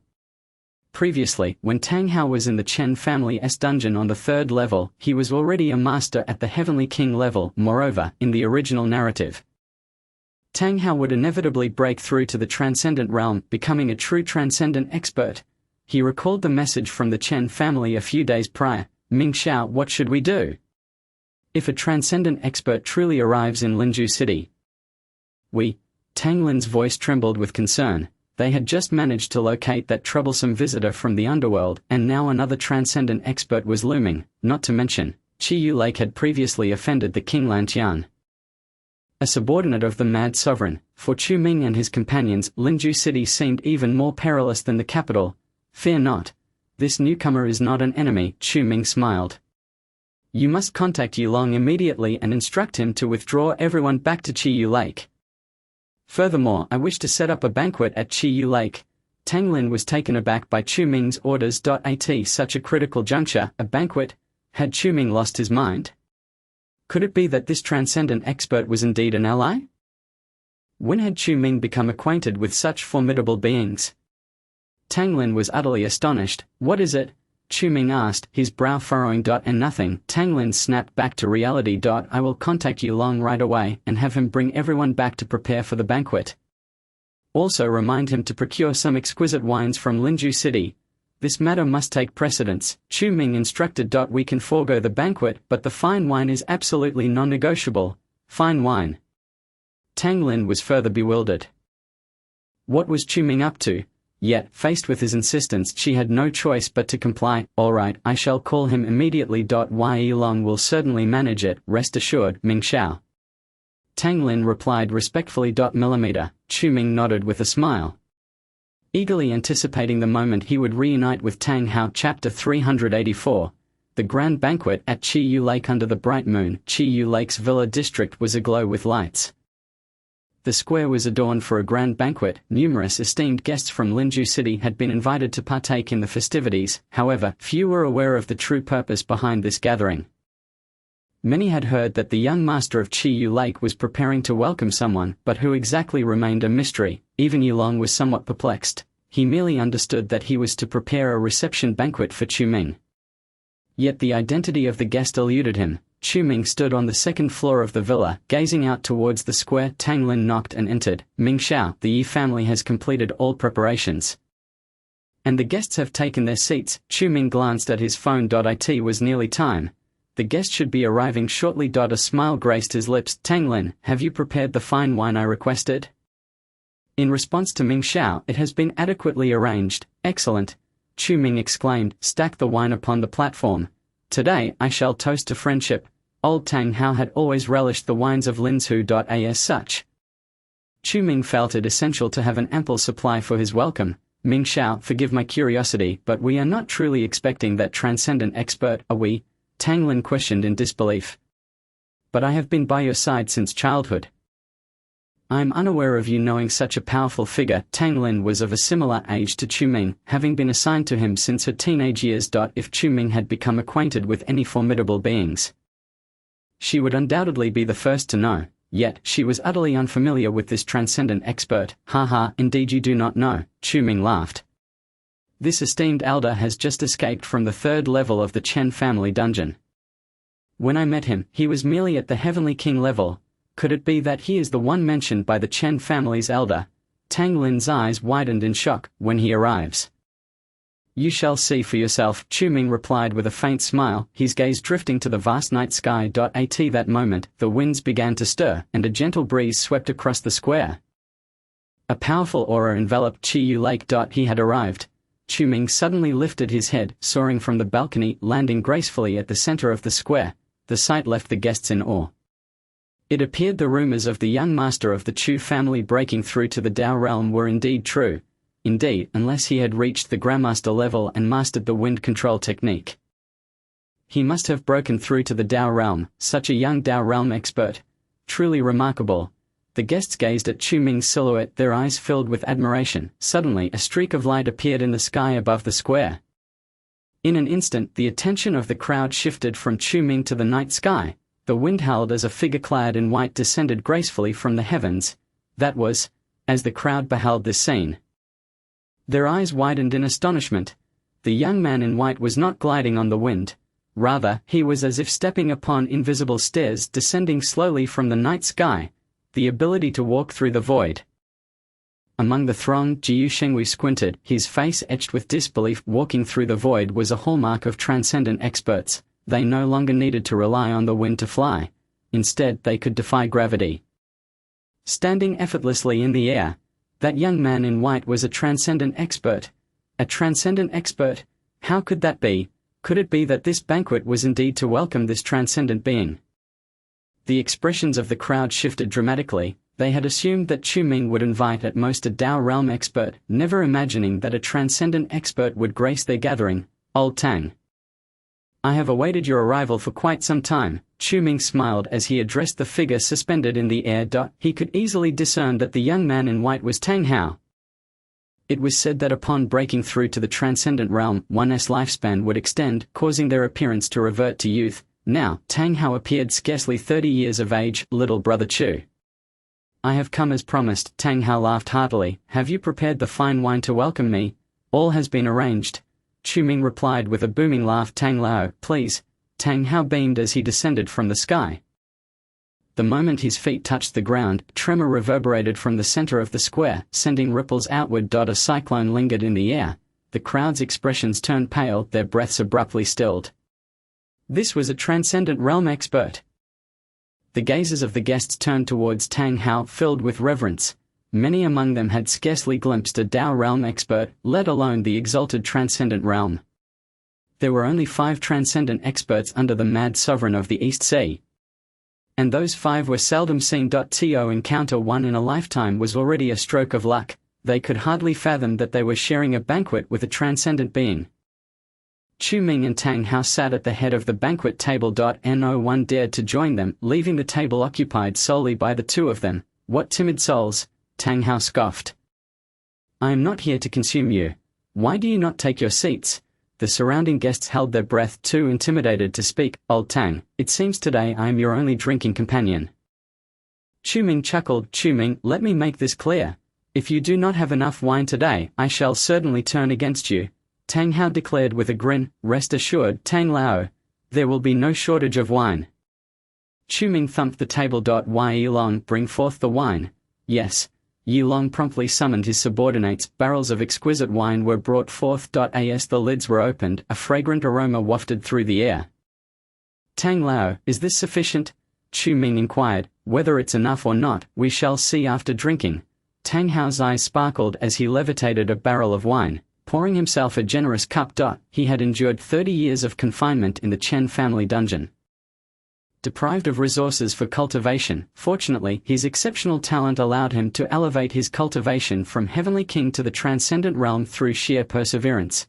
However, for the past 30 years, he had abstained from alcohol, which was unbearable for the formerly wine-loving Tang Hao. Thankfully, Chu Ming had recently entered his life, bringing him an abundance of fine wines. Now that the drinking ban had been lifted, his cravings intensified.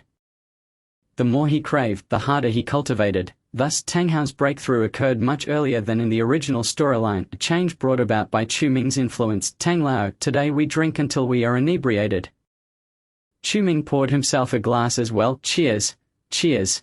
Tang Hao clinked his bowl with Chu Ming, and both of them downed the exquisite wine in one gulp. The surrounding guests observed this scene with eyes filled with envy and admiration.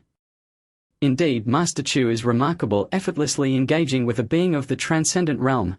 If only I had such a friend of transcendent caliber, there would be no corner of Linju City I could not access. Chapter 385. The 4 Heavenly Kings. Amidst the astonished gazes of the crowd, Chu Ming and Tang Hao savored the fine wine. Ha ha, it has been decades since I enjoyed drinking so freely. Tang Hao exclaimed, Young Chu, each time you bring but a mere sip, I can only take delicate sips, fearing I might finish it. Old Tang, that statement is quite unfair. Chu Ming chuckled, had I not brought the wine to see you, you wouldn't even have the chance to taste it. Indeed, I must thank you for that.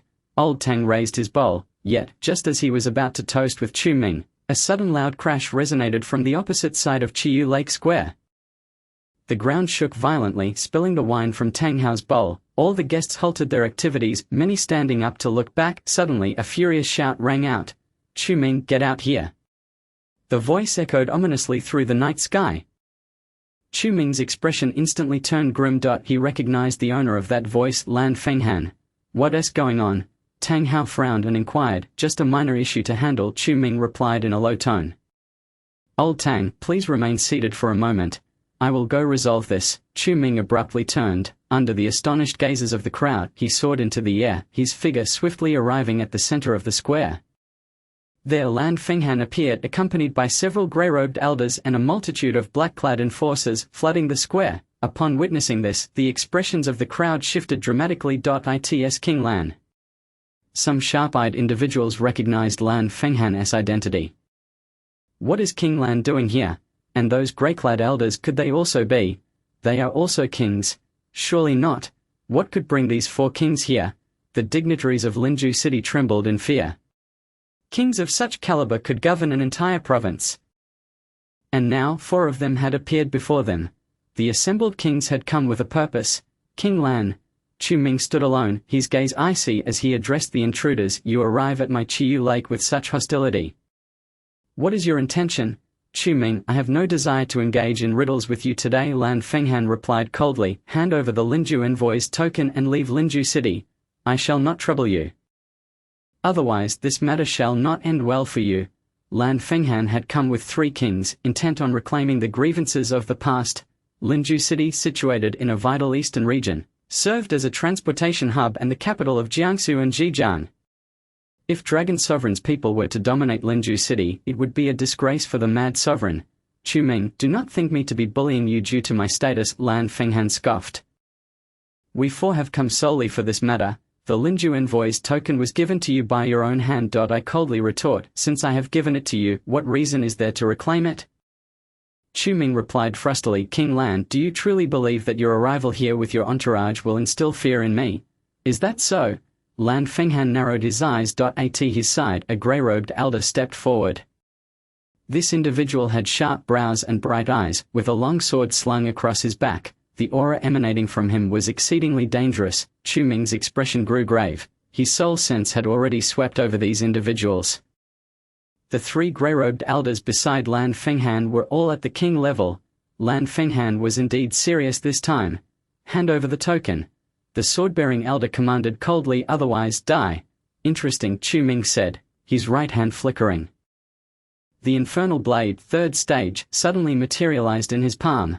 He gripped the hilt tightly. His current cultivation was exceedingly close to the king level, coupled with the might of the infernal blade third stage. He believed he could hold his own against any one of them. If they intended to intimidate him, then Chu Ming would not let them off easily. While four surrounded him, he may not prevail against all. But he was confident he could leave one behind. You wish to engage me in combat? The sword-bearing elder chuckled, in this younger generation, who does not bow and scrape before me? You possess quite the audacity. Words are futile, Chu Ming replied indifferently, if you wish to fight, I shall oblige. A splendid challenge. The sword-bearing elder's smile faded, then let me demonstrate my swordsmanship. He narrowed his eyes, and in an instant, the long sword at his back was drawn. The sound of the sword rang out, and a wave of energy surged. In the night sky, a stunning white sword light erupted forth, wielded by the force of his will. Upon witnessing this, the guests were taken aback. Such a technique could only be employed by a master in the path of the sword. Truly, he was a king. Meanwhile, Tang Hao, still sipping wine, frowned as he scrutinized the grey-robed elder. Could that be Zhang Wuheng? He pondered. He does bear a resemblance. Tang Hao burped. 30 years have passed, and that lad has reached the king level. He recalled that when he was pursued by the Chen family, Zhang Wuheng was merely a youth beginning to grasp the path of the sword. With the cultivation of a grandmaster, he had managed to stalemate against a certain master of the Dragon Palace. That incident left a deep impression on Tang Hao, prompting him to personally guide Zhang Wuheng in a few techniques. Both his blade and sword techniques were top-notch, and he had dedicated 30 years to breaking through to the transcendent realm. If Yang Chu wishes to contend against him, it may be quite the challenge, Tang Hao chuckled. However, at that moment, he suddenly widened his eyes in disbelief. Half-step king level. This was impossible. Tang Hao had not discerned Chu Ming's cultivation upon his arrival. But now, as Chu Ming's aura emanated, he could see it clearly. This Chu Ming had already reached the half-step king level. No way, the last time I saw him, he was merely a grandmaster. Tang Hao was stunned. He was genuinely taken aback. He had thought that even if Chu Ming had broken through to the path of the sword, it would be within reason. However, he never expected that within just a few months, Chu Ming not only broke through to the path of the sword but had also become a half-step king. This was beyond Tang Hao's comprehension. How did he manage this? Tang Hao furrowed his brow. Even taking medicinal pills wouldn't yield such rapid results. Not to mention, Chu Ming is only 24 years old. A half-step king at 24. Which young man in Huaxia could achieve such a feat? Tang Hao gasped, and as he looked at Chu Ming again, he confirmed his assessment. It was indeed the half-step king level. Now this is interesting. Tang Hao laughed heartily. No wonder young Chu is so confident. The outcome of his battle with Zhang Wuheng is still up in the air. While Tang Hao laughed, the sword-bearing elder, Zhang Wuheng, shifted his figure. His long sword suddenly conjured 3 phantoms, darting towards Chu Ming with astonishing speed. The crowd gasped, but in the next second, Chu Ming's right hand trembled. The infernal blade third stage shot forth. The two collided, unleashing a tempest of energy. Chapter 386. In my opinion. It is nothing more than this. The entire square quaked. All eyes were fixed upon the center of the square. As the energy dissipated, the crowd was astonished to find that Chu Ming was unscathed. Meanwhile, Zhang Wuheng, on the other hand, was panting heavily, beads of cold sweat dotting his forehead. Clearly, in that exchange of blade and sword, Chu Ming had held the upper hand. How can this be? The crowd gasped in disbelief. Among them, Jiu Shengwu, Yi Wendong, and others displayed expressions of utter incredulity. They were aware that Chu Ming had broken through to the path of the sword, becoming one of Huaxia's rare prodigies. However, even the most extraordinary prodigy would still have to retreat before a king-level powerhouse. Yet now, Chu Ming was overpowering a king-level expert. This had surpassed their understanding. Not only Jiu Shengwu and Yi Wendong, but even Lan Fenghan's side widened their eyes in astonishment. Lan Fenghan's expression was one of sheer shock. Zhang Wuheng's sword skills were not inferior to his own. Yet now, Zhang Wuheng was evidently at a disadvantage. The capabilities of this Chu Ming exceeded even the ordinary kings. This was impossible. Zhang Wuheng, what are you doing? Lan Fenghan was anxious. You dare to test a trifling character like him? Zhang Wuheng in the square gritted his teeth. What testing? That last strike I exerted 90% of my strength, yet it was forcefully repelled by Chu Ming's blade. Zhang Wuheng realized that the young man named Chu Ming before him was no ordinary opponent. Is this all you can do? Chu Ming's gaze was cold as he looked at Zhang Wuheng. With his current half-step king cultivation, in conjunction with the extraordinary power of the Infernal Blade 3rd stage, he could indeed suppress an ordinary king level. He didn't even need to disguise himself as the Infernal King. With Chu Kuang absent, no one here recognized the Infernal Blade 3rd stage he wielded. Meanwhile, Zhang Wuheng squinted his eyes. Now, with so many eyes upon him, if he were to lose this battle, his reputation would undoubtedly suffer. Kid, if you withdraw now, it's not too late. Zhang Wuheng beckoned with his right hand. The long sword returning to his grasp. A sharp aura emanated in all directions. The king without equal was about to unleash his true prowess. The members of the Dragon Palace were immediately elated. Zhang Wuheng stood firm with his sword, his gaze locked onto Chu Ming. The long sword suddenly let out a light chime. 1 sound, 2 sounds, 3 sounds. A total of 5 sword energy phantoms manifested. Zhang Wuheng's forehead glistened with cold sweat, and he could feel his spiritual energy being continuously drained. The 5 phantoms of sword chi represented the utmost limit of his ability to condense power.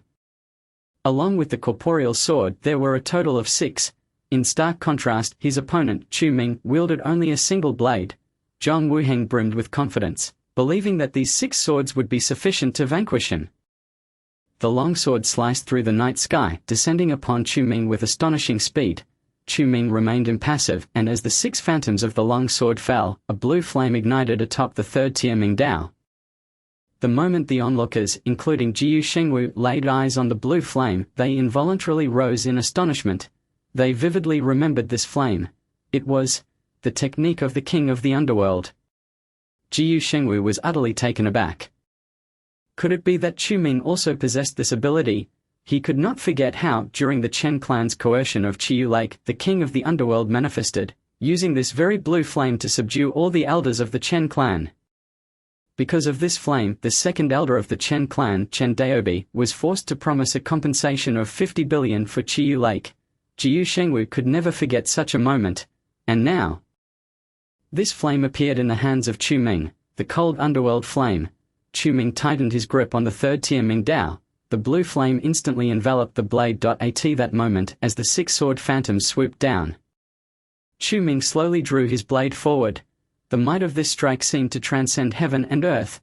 Centered around Chu Ming, frost began to coalesce in all directions, the temperature plummeted, the blue sea of flames spread forth, intertwining with the phantoms of the long swords. In that instant, the world appeared to fall into silence. Yet, contrary to everyone's expectations, the anticipated storm did not materialize. The 6 long swords, in their swift trajectory, were gradually encased in the encroaching ice. Even the 5 phantoms experienced the same fate.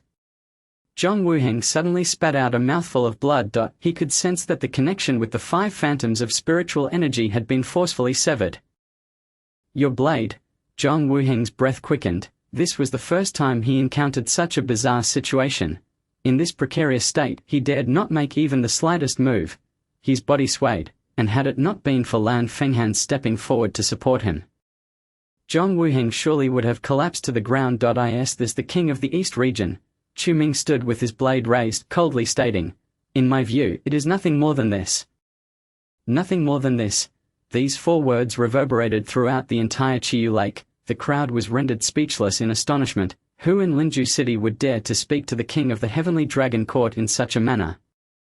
Not even Yu Wendong dared, nor any of the esteemed families. Yet Chu Ming boldly uttered these words and everyone heard them. Tang Hao, witnessing this scene, let out a hearty laugh. This young man Chu certainly had a flair for the dramatic.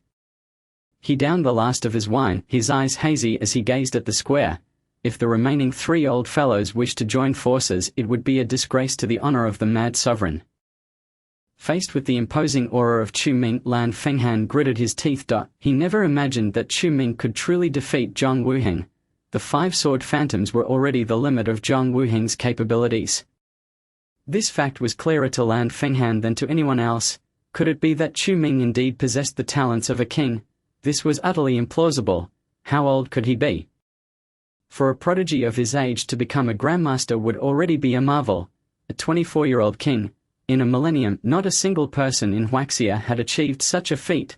Lan Tianwang.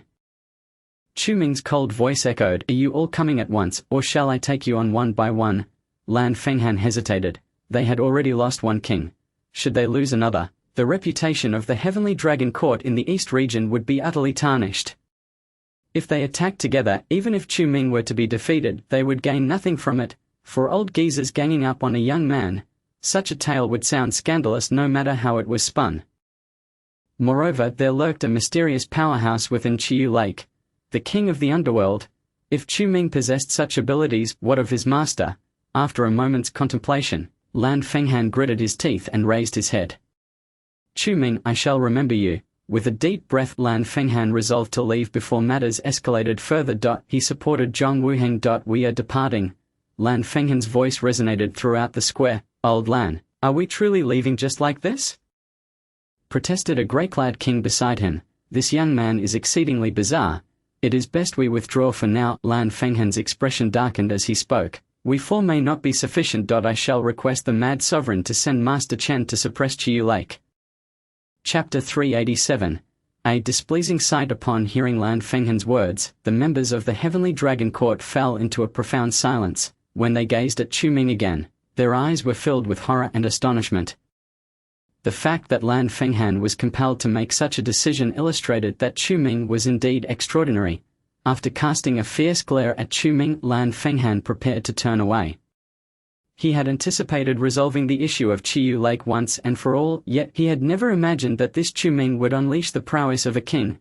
This meant that Chu Ming was now capable of matching any one of them. Not to mention the king of the underworld who stood behind him. In such circumstances, it was indeed prudent to retreat for the time being. Just then, a deep voice resonated like thunder. Wait! This voice echoed like a clap of thunder. Reverberating in the ears of all present, the heavens seemed to rumble, and even Lan Fenghan and the other 3 kings halted in their tracks, their hearts pounding with fear. They beheld Tang Hao, who was drinking, slowly rising with his back to the crowd. Lan Fenghan gazed intently, his complexion turned ashen. From Tang Hao, he sensed an unparalleled pressure. The only possibility for such pressure to be felt was that this individual was far beyond him, out of the realm. Lan Fenghan inhaled deeply, disbelief illuminating his eyes. How could there be someone of the out of the realm in Chiyu Lake? Tang Hao swayed as he stood, his gaze swept across all those present, finally landing on Lan Fenghan. After more than 30 years, you all have certainly become quite formidable. Grasping his wine bowl, Tang Hao drained it in one gulp. Does the old man not recall when I single-handedly faced you 4, offering guidance to you along the way? Upon hearing this, the hearts of the 4 kings were struck by a sudden realization. You are... Lan Fenghan's body trembled violently. Not only he but the other 3 were equally affected. During the fierce clashes between the Mad Sovereign and the Dragon Sovereign, a king-level powerhouse had been dispatched to confront Lan Fenghan and his companions. In that battle, even when united, they could barely withstand a single move from him. You are... Tang Hao. Lan Fenghan was momentarily stunned. It was impossible. You had clearly been suppressed by the Chen clan. How could you? Lan Fenghan could hardly fathom that the nightmare of his past had returned to Linju City. Oh, it seems you all still remember me. Tang Hao laughed heartily, his laughter echoing throughout the square of Chiyu Lake. Old Master Tang, do you intend to take action? Chu Ming called out, turning his head. If I am to visit, I naturally must ensure your safety. Tang Hao chuckled. suddenly shattering the wine bowl in his hand with a resounding crash. In the astonished gazes of those present, Tang Hao's figure abruptly vanished from his original spot. When he reappeared, he was already before Chu Ming. Lan Fenghan and the other three retreated several steps. Cold sweat beading on their foreheads, before the enigmatic Tang Hao, they felt an overwhelming sense of dread. Tang Hao, today's grievances between my East Region Heavenly Dragon Court and Chiyu Lake are not your concern. Lan Fenghan gritted his teeth and spoke. Just because Chu Ming is one of my North Region Dragon Sovereign's people, Tang Hao declared loudly, my Dragon Sovereign's people are being bullied on your territory. And I, Tang Hao, will not stand idly by. You wish to protect this Chu Ming? Lan Fenghan felt both alarmed and furious. He had thought his enemy was solely the king of the underworld. Only to have a new challenger emerge unexpectedly in Tang Hao. No, you are mistaken. Tang Hao smiled. Chu Ming can defend himself without my intervention. I merely find you lot displeasing. Coincidentally, my wine is finished. And it is time to stretch my limbs. The surge of spiritual energy from Tang Hao erupted like a tidal wave. This aura left Lan Fenghan and the others in utter shock. Tang Hao had indeed reached the realm of out of the realm. The out of the realm possesses an average lifespan of 500 years. No wonder Tang Hao appeared to have rejuvenated. Senior Tang, Lan Fenghan and the others quickly interjected. Today's events were a misunderstanding. A misunderstanding? What of it? The power radiating from Tang Hao surged relentlessly. I merely find you few displeasing. Must I concern myself with whether it is a misunderstanding to strike you? With these words, Lan Fenghan was rendered speechless. In the next instant, Tang Hao's figure darted like the wind. Lan Fenghan and the others felt their scalps tingle. In a moment of confusion, they attempted to evade Tang Hao's assault. However, at that instant, a formidable wave of spiritual energy enveloped their bodies. Lan Fenghan looked up in terror. He discovered that Tang Hao had somehow appeared above them. A massive spiritual energy prison descended from the sky, directly covering the bodies of all those from the Heavenly Dragon Court. Gale winds surged. The currents of air within the entire square converged towards Tang Hao. In that moment, Lan Fenghan and the others finally recalled the technique that belonged solely to Tang Hao. The wine sky sword of earth. Retreat. Lan Fenghan bellowed, but before the members of the Heavenly Dragon Court could withdraw, an overwhelming aura descended upon them. A long sword unsheathed from Tang Hao's back. Zhong Wuheng, do you still remember? Tang Hao's voice thundered down. How I defeated you with this move back then. In the crowd, Zhong Wuheng's eyes widened in sheer terror. He could not forget how, back when he was merely at the initial stage of the path, he had been frightened into retreat by Tang Hao's sword. Tang Hao, during the time of war, had once provided guidance to him. Since then, Zhong Wuheng dedicated himself to the study of swordsmanship, which has led him to his current esteemed position. However, the re-emergence of Tang Hao's techniques left Zhong Wuheng utterly astonished. It is not merely his current state that daunts him. Even at his peak, Zhong Wuheng would have hesitated to face a single strike from Tang Hao. In that moment of terror for the people of Tianlong Mansion, the long sword behind Tang Hao manifested a multitude of phantoms. The ground of the entire square trembled ominously. All the guests were horrified to discover that the wine in their cups began to resonate in unison with the tremors. The next instant, the essence of the wine transformed, spiraling upwards with the wild winds. Countless sword rains descended from the sky, overwhelming and relentless. The aroma of wine permeated the air. As Chu Ming suddenly gazed up at the scene, his eyes filled with astonishment. While he was aware of Tang Hao's formidable prowess after breaking through to the Transcendence realm, he had not anticipated just how formidable Tang Hao truly was. This strike could likely overpower even a standard Transcendence realm practitioner.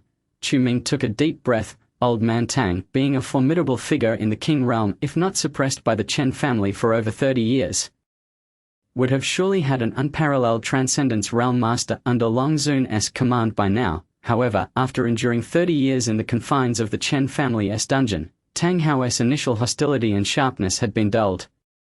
His path had become even more powerful. The air swords continued to rain down, while Lan Fenghan and others formed a defensive formation, creating a protective array. Yet, within mere seconds, that defensive formation shattered with a thunderous crash.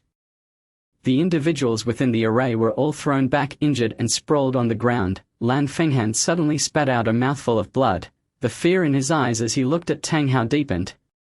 Chapter 388. The grievances of the past I shall reckon. It was only at this moment that Lan Fenghan comprehended the terrifying strength Tang Hao possessed after 30 years. Even though they had ascended to the king realm, the fear of the past remained unshaken. With a single strike, the 4 king realm masters were defeated. This humiliation, ingrained in their very bones, was exacerbated beneath Tang Hao's sword of wine and heaven. Observing the retreat of the Qianlong Mansion's members, Tang Hao did not pursue them further. The sword energy phantoms dissipated, and with a soft chime, the long sword returned to its sheath. Tang Hao then laughed heartily. "Chu boy, bring me some wine." Chu Ming's right hand trembled as he summoned the wine jars laid out at the banquet. "Old man Tang, here is the wine you requested." The wine jar soared through the air, landing precisely in Tang Hao's grasp. He tilted his head back and drank deeply. "Ah, the wine from Linju City truly suits my palate." His words rang clear in the ears of everyone present. The expressions of the guests varied widely. They had long since realized the profound relationship between Chu Ming and Tang Hao. Could it be that the king of the underworld had already achieved the transcendence realm? It must be. Otherwise, how could he possibly befriend someone of the transcendence realm? What means did the king of the underworld employ to elevate Chu Ming's strength so rapidly? Some spend their entire lives merely reaching the Dao realm. Yet this young Master Chu has already attained the king realm. Whispers of astonishment filled the air. Meanwhile, the members of Qianlong Mansion struggled weakly to rise. Lan Fenghan, pale-faced, gazed at Tang Hao. At this moment, he dared not utter any more provocative words. A single strike from Tang Hao had shattered their spirits. "Thank you, Elder Tang, for showing mercy." Though Lan Fenghan felt a deep-seated reluctance, he could only bow before the overwhelming presence of Tang Hao. Not just him, but the other 3 king realm masters shared the same sentiment. Tang Hao cast them a glance. "Get lost. Let me not see you again at this Chiyu Lake." Tang Hao spoke coldly. Yes. The members of Qianlong Mansion finally breathed a sigh of relief. However, just as they prepared to leave, Tang Hao suddenly called out, "Wait!" Lan Fenghan's body stiffened. He quickly turned around, his face ashen, and forced a smile. "Elder Tang, is there anything else you wish to instruct me? Inform the Mad Sovereign that I, Tang Hao, have broken through and emerged. One day, I shall personally settle our past grievances." Lan Fenghan gasped. How audacious of Tang Hao to provoke the Mad Sovereign. A figure of supremacy. The Transcendence Realm comprises the ordinary Transcendence Realm, the Protector Realm, and the Sovereign Realm. Above the Sovereign lies the Dao Realm. Yet here was Tang Hao, having only just broken through to the Transcendence Realm, daring to utter such words. But in light of the current situation, Lan Fenghan knew he could not provoke Tang Hao. "Elder Tang's words I shall certainly convey." Lan Fenghan respectfully bowed to Tang Hao before leading his group away from Chiyu Lake. Before departing, he cast a deep, lingering glance at Chu Ming. At merely 24 years of age, Chu Ming had already become a king-level powerhouse. Such a prodigy was exceedingly frightening. It would not be long before he became the youngest in the history of Huaxia to attain the Transcendence Realm. This meant that under Long Zun's command, a formidable general would soon emerge. In other words, Chu Ming would inevitably become a significant threat to the Mad Sovereign. He must be eliminated promptly. Yet, with Tang Hao and the King of the Underworld present, how could that be accomplished? Lan Fenghan sighed, leaving in a state of disarray. Watching the retreating figures of Qianlong Mansion, Chu Ming narrowed his eyes.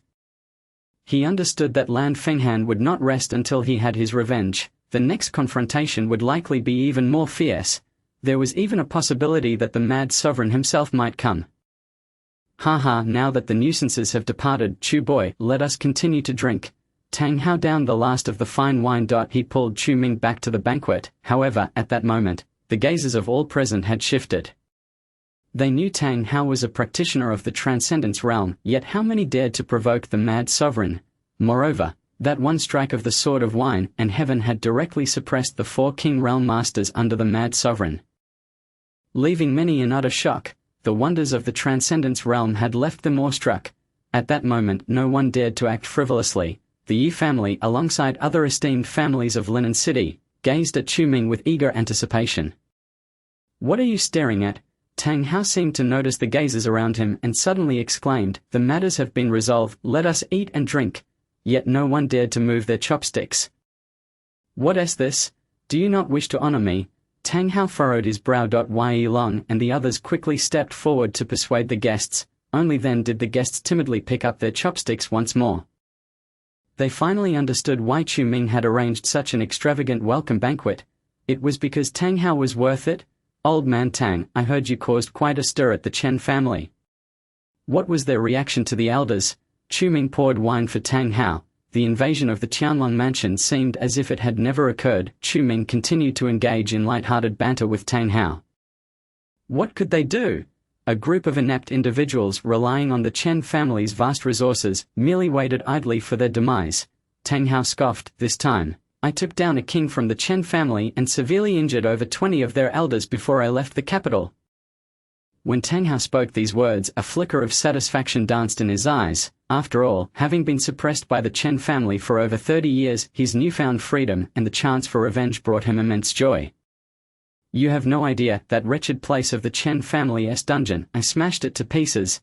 Tang Hao boasted. From the first to the third levels, all the prisoners were freed. The Chen family has suffered a tremendous loss this time.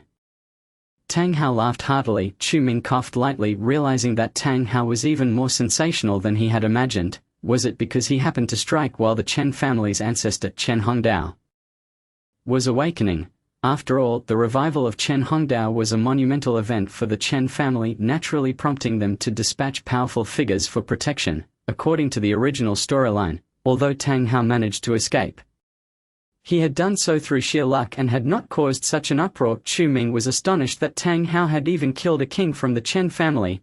How remarkable. Chu boy, I plan to stay here for a while. You won't mind, will you?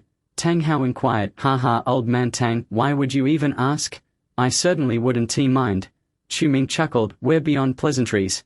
Tang Hao, being upright and harboring a strong sense of justice, earned Chu Ming's trust. Moreover, the two shared a bond as friends in prison and drinking companions. With Tang Hao overseeing Chiyu Lake, its safety was assured. At that moment, the black phone in Chu Ming's possession suddenly vibrated. You have multiple notifications from the Urban Cultivation app. Chu Ming glanced at the words on the main screen, his expression turning peculiar. He noticed that, for some time now, the app no longer displayed the number of messages.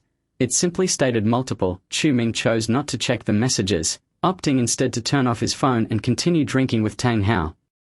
The two, along with the guests, drank until the deep hours of the night. As long as Tang Hao remained, none of the guests dared to leave. Chapter 389. The Chen family's coup. Tang Hao and Chu Ming conversed extensively, covering topics from the Chen family's dungeon to the changes that had transpired in Linju City over the past 30 years. They shared nearly everything. Eventually, some guests could no longer hold back. Greeting Chu Ming as they prepared to return home, Tang Hao merely cast them a glance and they felt a twinge of nervousness. Ultimately, under Chu Ming's announcement, the welcome banquet came to a close. The guests felt as if a great weight had been lifted from their shoulders. This was their first experience attending such a high-profile welcome banquet. They had welcomed a practitioner of the Transcendence realm. They felt immense pride in sharing this news. However, at this moment, Chu Ming supported Tang Hao as they entered the villa at Chiyu Lake. You all may leave for now, and tidy up the square outside. Chu Ming calmly instructed. Understood. Tang Lin and Yulong promptly responded. After giving these instructions, Chu Ming and Tang Hao entered a private room on the third floor. As soon as Tang Hao stepped inside, a gentle tremor of power coursed through him. Old man Tang, you're not drunk, you? Chu Ming asked with a smile. Tang Hao, feeling somewhat fatigued, sat down on the sofa. He lifted his head, and the redness that had once graced his face from drinking had now returned to its usual hue. Chu boy, it seems I cannot hide anything from you. Tang Hao chuckled. How are you?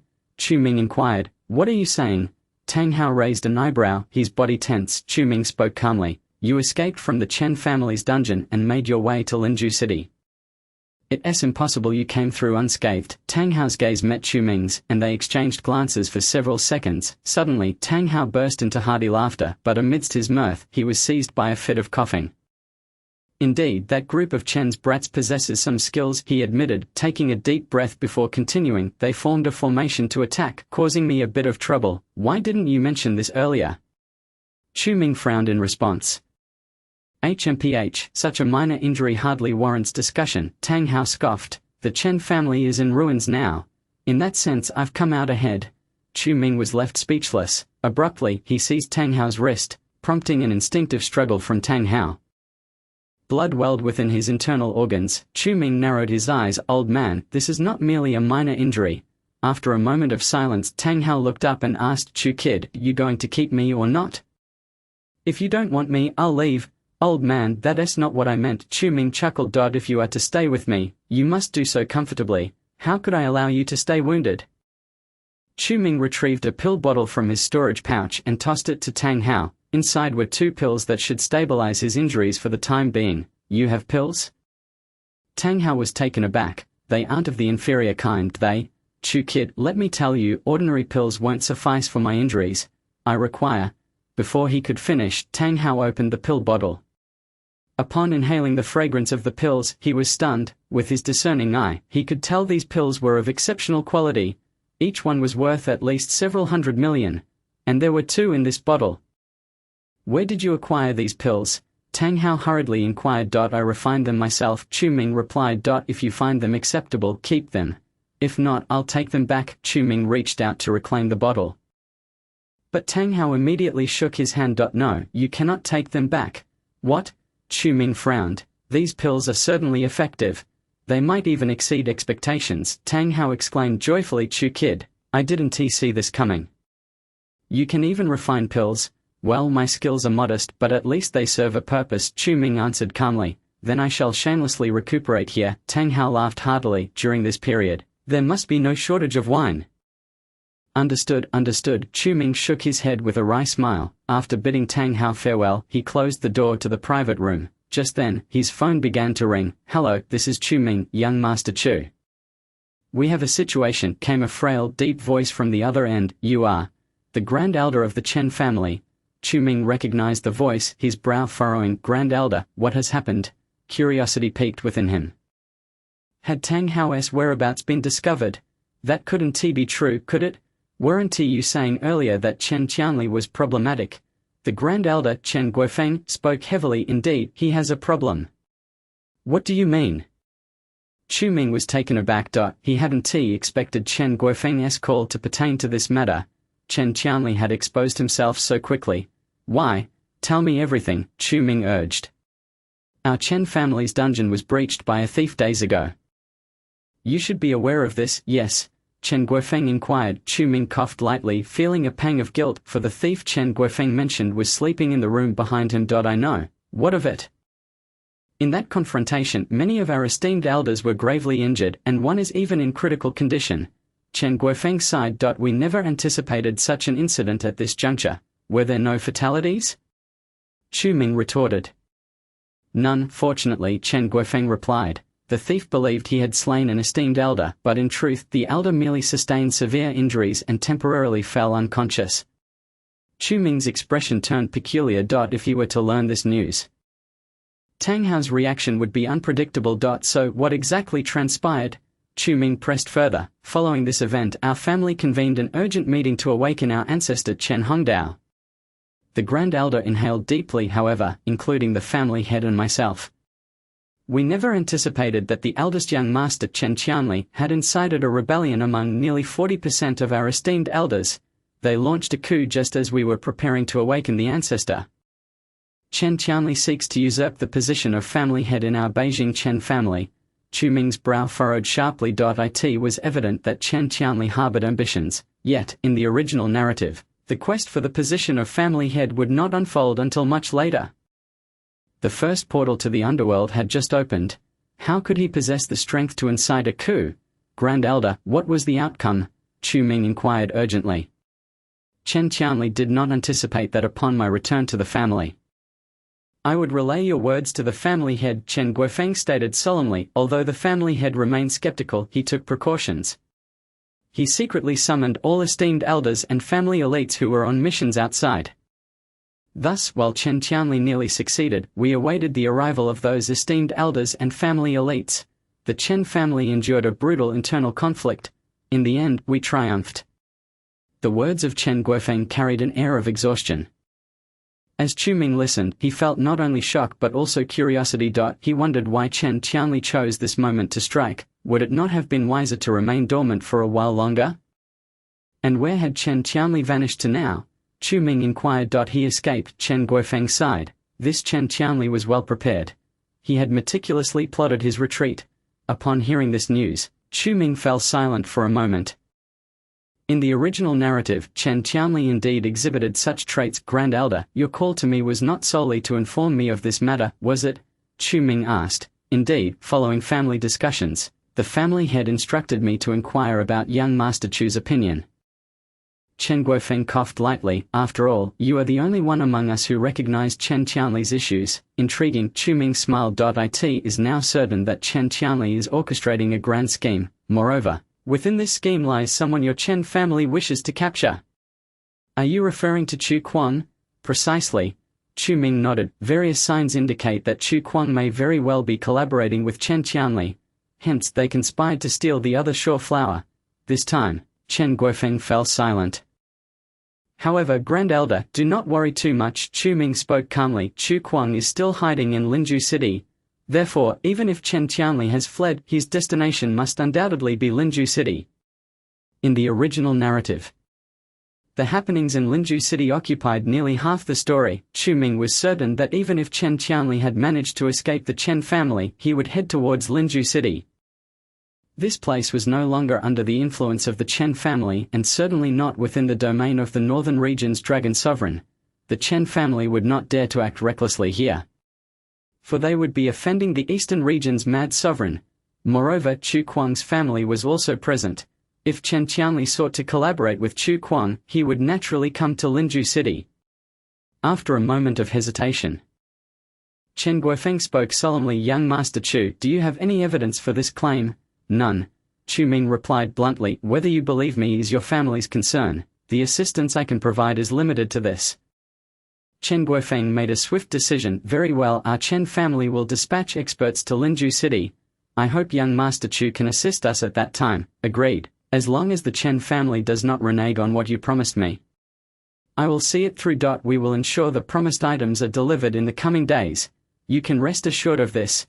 Our Chen family is not one to make empty promises.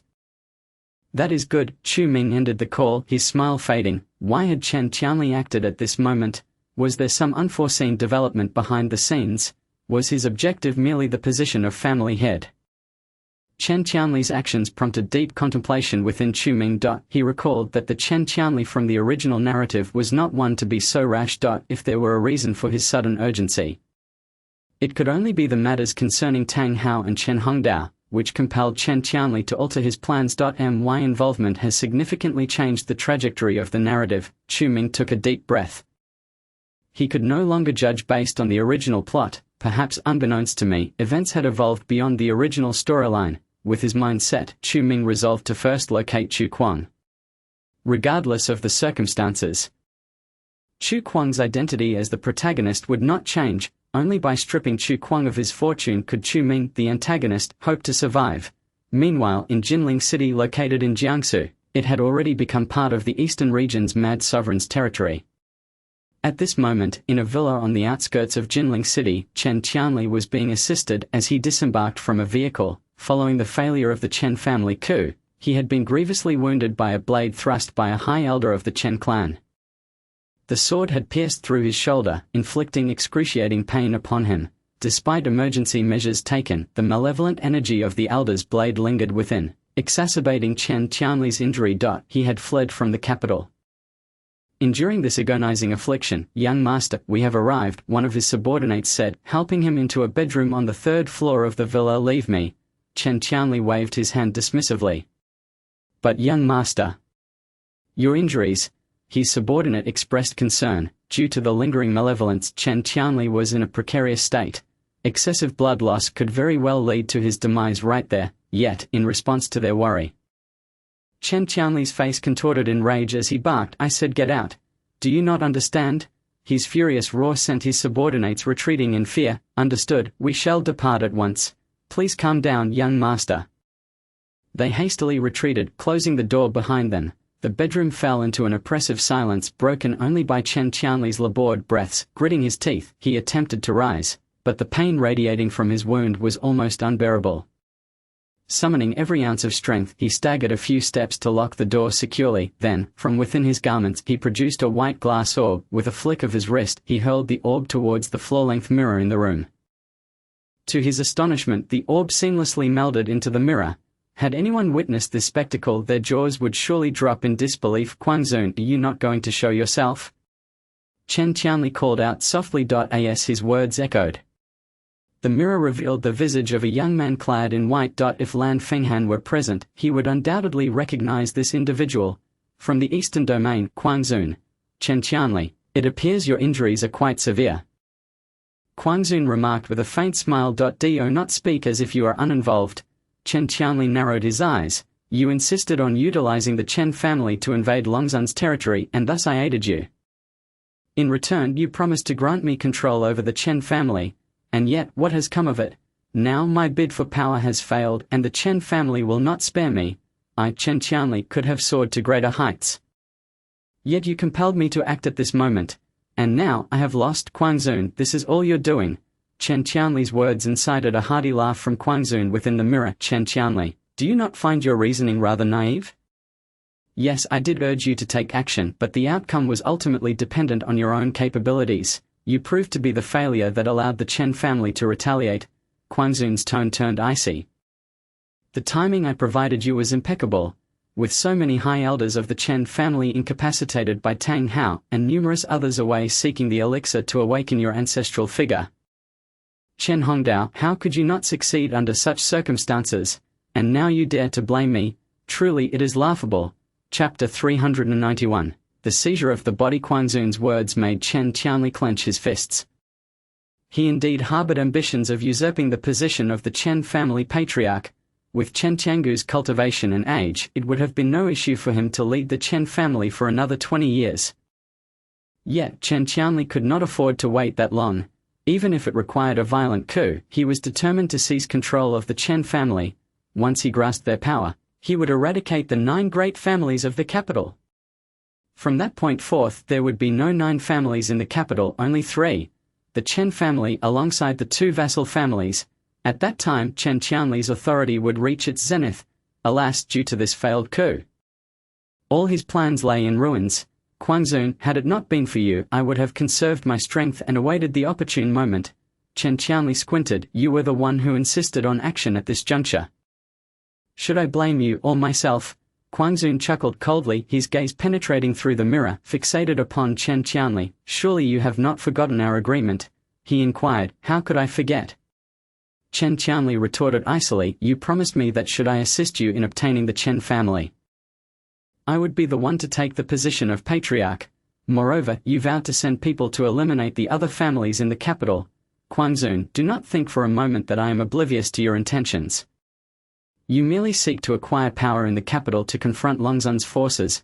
Chen Qianli was not foolish. He understood that Quang-Zun's acquisition of the Chen family was merely the first step. The second would be to seize control of the resources and influence within the capital. In the northern domain, the Qianlong mansion was prohibited from interfering in the affairs of the noble families. Thus Quang-Zun could leverage Chen Qianli's efforts to dominate the entire capital. Now all was in shambles. "Your plan must surely seem a mere jest to Longzun." Chen Qianli scoffed. He had lost everything. And no longer was he the esteemed young master of the Chen family. Nor did he belong to the elite ranks of the capital's youth. Even his years of scheming and maneuvering had gone up in flames. How could he not be enraged? Yet Quang-Zun merely regarded him with an impassive expression. "No, my plan has not yet failed. Chen Qianli, have you considered that your failure is merely a part of my design?" Quang-Zun's words, laced with a chilling sympathy, caught Chen Qianli off guard. His expression shifted as realization dawned upon him. "What do you mean?" Chen Qianli furrowed his brow. "What I mean is..." Quang-Zun's laughter echoed coldly from within the mirror. Suddenly, he pointed a finger. To Chen Qianli's astonishment, the figure of Quang-Zun morphed into his own face. Surprised, Quang-Zun cackled. "During our first encounter, I had already conceived this plan. Thus I left you a little parting gift." Chen Qianli's eyes widened in shock. In that instant, an excruciating pain, akin to a tearing of the soul, engulfed his senses. Seizure of the body. Chen Qianli was horrified. He had never anticipated that the formidable Kuang Zun would resort to such despicable means. You should feel honored, Kuang Zun chuckled. With my current abilities, I can only possess 2 fragments of soul, one of which has now replaced you, Chen Qianli. From this moment forth, you and I shall coexist. You are now Kuang Zun. Does that not sound wonderful? Chen Qianli's head throbbed painfully. He had experienced something akin to this in his childhood. But that time a high elder of the Chen clan had intervened to save him, thus he was acutely aware of this sensation. Kuang Zun, you shall not succeed. Chen Qianli roared. He could not fathom that Kuang Zun had intended to seize his body from the very beginning. All talk of cooperation had been a ruse, futile. Kuang Zun sneered. From the moment the plan commenced, your fate was sealed. Chen Qianli, did you believe I would allow you to perish without consequence? The one who intervened to save you was also sent by me. A glimmer of disbelief flickered in Chen Qianli's eyes. He prided himself on his deep cunning, yet in the face of the renowned Kuang Zun, he was still somewhat lacking. Even if you resist, it will be of no avail. Kuang Zun stated indifferently, now that the Chen family is pursuing you, where do you intend to escape? Chen Qianli, from the moment you decided to strike, you forfeited all avenues of retreat. Kuang Zun's laughter echoed through the mirror. Chen Qianli's complexion turned ashen, for as Kuang Zun had proclaimed, he had indeed obliterated all his escape routes. His heart felt as if it had been extinguished. He should not have been so eager for success. Had he not been so enamored with power, he would not have fallen to such depths. Chen Qianli, relinquish your struggle. Your time has passed. I shall guide you on your path. Kuang Zun's laughter resonated within Chen Qianli's mind. Silence. Chen Qianli's face contorted in fury as he seized an ashtray from the table and smashed it against the mirror, yet Kuang Zun's laughter persisted, echoing endlessly. Chen Qianli felt his consciousness being relentlessly stripped away amidst the overwhelming pain. No! No! Chen Qianli howled to the heavens, his anguished cries reverberated throughout the villa, audible to all within. His subordinates, waiting outside, rushed toward his room. Young master, what has happened? They called, attempting to open the door only to find it locked. The sound of Chen Qianli's screams sent shivers down their spines. In a moment of desperation, they kicked the door. Minutes later, the door burst open and they rushed inside, only to find Chen Qianli sitting calmly by the window. Younger master, what transpired?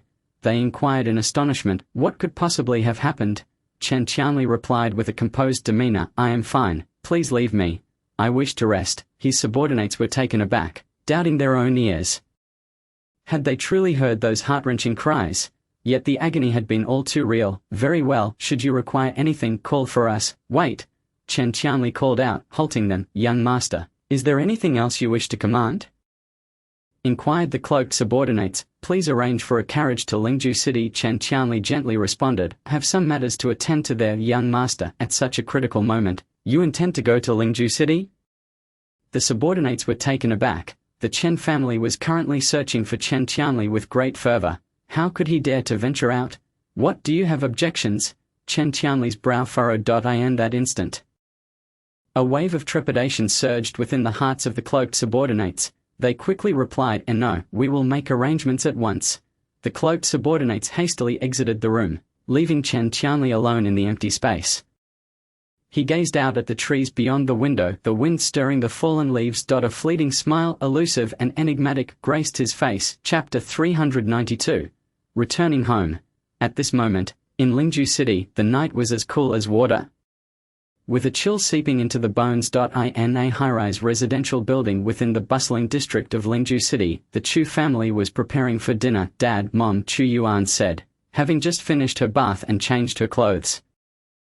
Hurry and sit down, it's time to eat. Zhao Changshu urged. Mom, my monthly exam results are out, Chu Yuan suddenly announced. This statement caused Zhao Changshu and the others to halt their actions. How did you do? Chu Pinghai inquired, setting down his newspaper for a closer look. Aside from mathematics, I ranked first in all other subjects. Chu Yuan replied with a beaming smile. Well done, keep up the good work, Chu Pinghai said, a smile breaking on his face as well. His daughter indeed had excellent grades. The homeroom teacher mentioned that if she maintained her performance, she would likely gain admission to a top university. However, Chu Pinghai's mood darkened as he glanced at the empty seat at the table. Dad, have you heard anything about my brother? Chu Yuan asked. Sigh, don't mention it, Zhao Qiangshu said, placing dishes on the table. Since our last parting at Chiyu Lake, we haven't seen Xiaoquang. That Chu Ming said Xiaoquang has gone astray, collaborating with unknown parties, and is in a perilous situation, advising us not to get involved. Mom, do you really believe Chu Ming's words? Chu Yuan retorted, anger flaring. Have you forgotten the face he showed when our family was expelled from the capital? Chu Pinghai and Zhao Qiangshu fell silent. Indeed, Chu Ming's attitude had changed drastically compared to years past. This was not only puzzling to Chu Pinghai but also to Zhao Qiangshu. Chu Ming not only refrained from suppressing them but had also aided them in times of crisis. Regardless of the past, Chu Ming had no reason to help us, Chu Yuan asserted. I believe he intends to harm our family.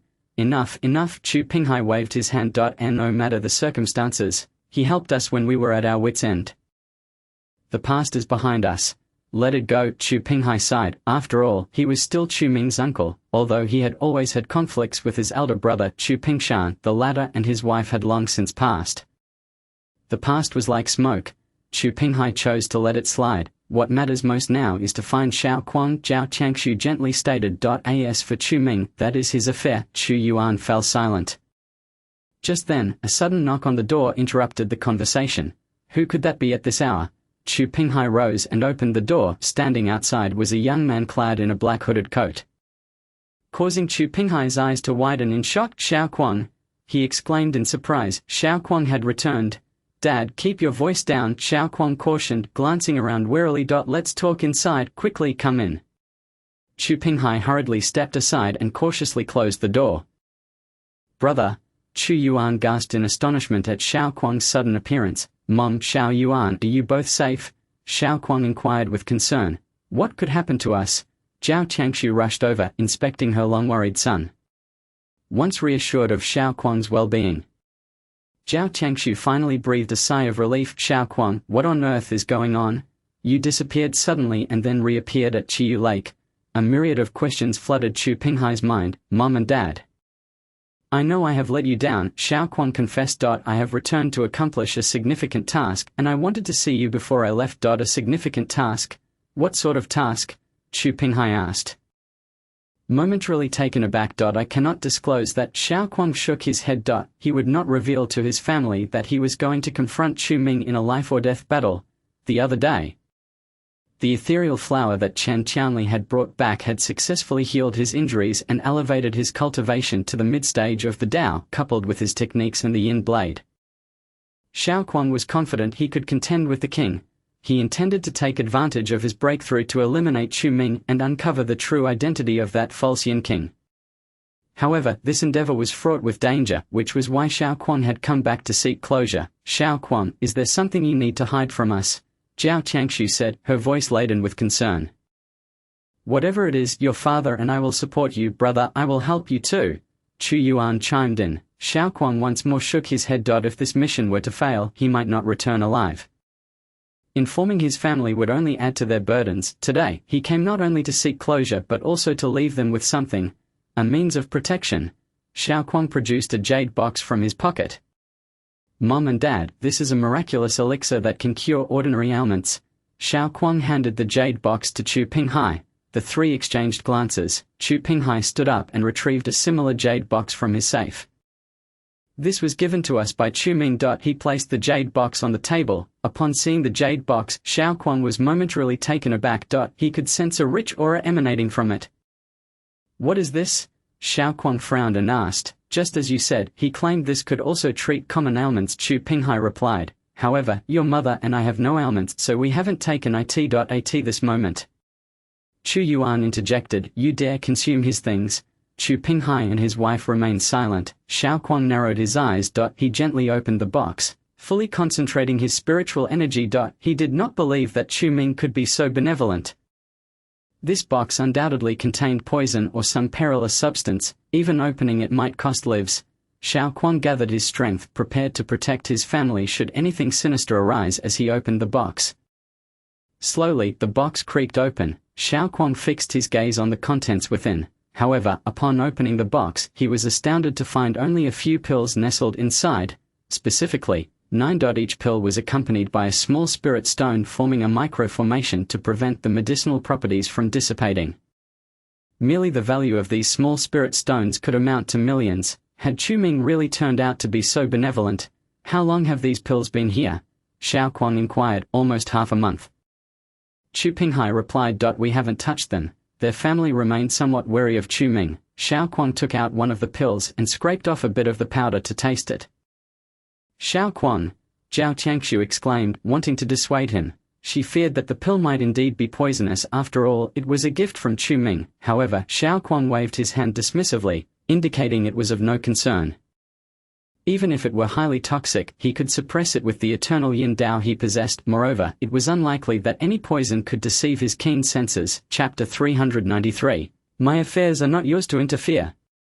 Xiao Kuang could not be mistaken. The efficacy and flavor of this pill were undoubtedly identical to the 9-turn heart-rejuvenating pill. Yet, how could such a premier elixir from the underworld be in Chu Ming's possession?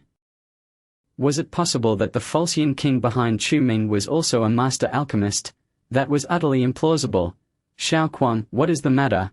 Chu Pinghai asked as he noticed Xiao Kuang's dazed expression. Is there something wrong with this pill? For a moment Xiao Kuang was at a loss for words. The elixir provided by Chu Ming surpassed the one he had given. In fact, it was several times superior. Yet, he could not fathom why Chu Ming, who had always sought to bring about his demise, would present such an expensive pill. Xiao Kuang's mind was in turmoil. Xiao Kuang, speak. Zhao Tianxiu urged. If there's a problem with this pill, we should dispose of it immediately. No, Xiao Kuang shook his head. He had to admit, this pill is not only free of issues, but its quality far surpasses what I provided. Upon hearing this, Zhao Tianxiu, Chu Pinghai, and Chu Yuan were momentarily stunned. Is this pill truly that exceptional? Chu Yuan asked skeptically. Brother, could you have misjudged? This pill is called the 9-turn heart rejuvenating pill. Xiao Kuang explained. It can heal not just ordinary ailments. Even if you were to lose a leg, taking this pill would allow for swift recovery. Upon hearing Xiao Kuang's words, the three exchanged glances. This meant that Chu Ming had not intended to harm them? So does this imply that Chu Ming is not a threat to us? Chu Yuan inquired, furrowing her brow. Xiao Kuang hesitated for several seconds before nodding. I told you so. Chu Pinghai chuckled. This child Chu Ming has matured. His previous demeanor towards us was likely due to the conflicts between me and my elder brother. Now that he has come to terms with things, he is attempting to make amends. Dad. Chu Yuan slammed the table. Don't forget, if it weren't for Chu Ming's meddling, we would never have been expelled from the family. I wouldn't be here attending school. Chu Yuan's words left Chu Pinghai silent once more. Indeed, this is an undeniable truth. Had it not been for Chu Ming's meddling from the shadows, their family would not have found themselves in such dire straits. However, Chu Pinghai is acutely aware that if his father, Chu Nanqian, insisted on keeping them, no matter how much Chu Ming schemed behind their backs, they would not have endured such relentless upheaval. Enough of this, Zhao Tianxiu interjected. After all these years, it matters not how Chu Ming behaved in the past. To speak candidly, had it not been for his timely assistance, our company would have collapsed, and even this house would have been mortgaged, leaving us without a roof over our heads. Mother, one cannot speak in such terms. What about his past transgressions? Chu Yuan attempted to interject, but was abruptly silenced by Chu Pinghai. All right, Xiao Yuan, let bygones be bygones. Your mother is right. One cannot live perpetually in the shadow of hatred. Now that Chu Ming is willing to assist us, how can we harbor grievances? We must learn to be grateful. In truth, Chu Pinghai harbored no animosity towards Chu Ming anymore. Rather, he felt a sense of gratitude for the support rendered during the perilous times faced by Pinghai Corporation. Bang! Chu Kuang's fist slammed onto the table, plunging the room into a heavy silence. Chu Pinghai and the others stared at him in shock. How could Chu Ming possibly be benevolent? Chu Kuang seethed. His teeth clenched. Father, mother, have you forgotten how he once treated our family? You may choose to let it go, but I cannot. Chu Kuang's fists tightened. He had forsaken his 9,000 years of cultivation in the underworld for the chance to be reborn here, solely to exact vengeance on Chu Ming. He was acutely aware that this very Chu Ming would, in the days to come, brutally slay his entire family. Even Chu Kuang himself would perish. Yet, it was precisely because of this knowledge that After his death, his spirit entered the underworld, and by a stroke of chance, he escaped the river of oblivion and acquired the blessings of the underworld's cosmos. Over the years, Chu Kuang fought valiantly, ultimately becoming the king of the underworld. However, he could never forget the experiences leading up to his demise. Yet time had passed so long, everything had already undergone reincarnation. The souls of Chu Yuan, Chu Pinghai, and Zhao Changshu had long since been reborn multiple times. In despair, Chu Kuang chose to relinquish all his cultivation, reversing time to return to this moment. And now, Chu Pinghai dares to suggest that he could let it all go? Xiaokuang, Chu Pinghai urged, the Chu Ming we know has changed. He has not only refrained from attacking us but has also sincerely apologized for past grievances. Moreover, he has helped us. And what of it? Chu Kuang retorted coldly, the enmity between us can only be resolved in death. Upon hearing these words, Chu Pinghai stared at Chu Kuang in disbelief. He suddenly felt that his son was a stranger. Profoundly so. Memories of Chu Ming's words flooded his mind. The one who has changed is not merely Chu Ming. It is also Chu Kuang. The current Chu Kuang is but a beast clad in human skin. His heart brimming with hatred. Xiaokuang, do not act impulsively, Zhao Changshu cautioned, sensing the escalating tension. We must contemplate our options. You have all been bought off by Chu Ming. Chu Kuang ground out through clenched teeth. That very Chu Ming, who cast us out of our home. How could he possibly spare our family? The harrowing memories that compelled Chu Kuang to forsake his cultivation and be reborn were a burden he could not lay down. Xiaokuang, Zhao Changshu grasped his arm. What has befallen you?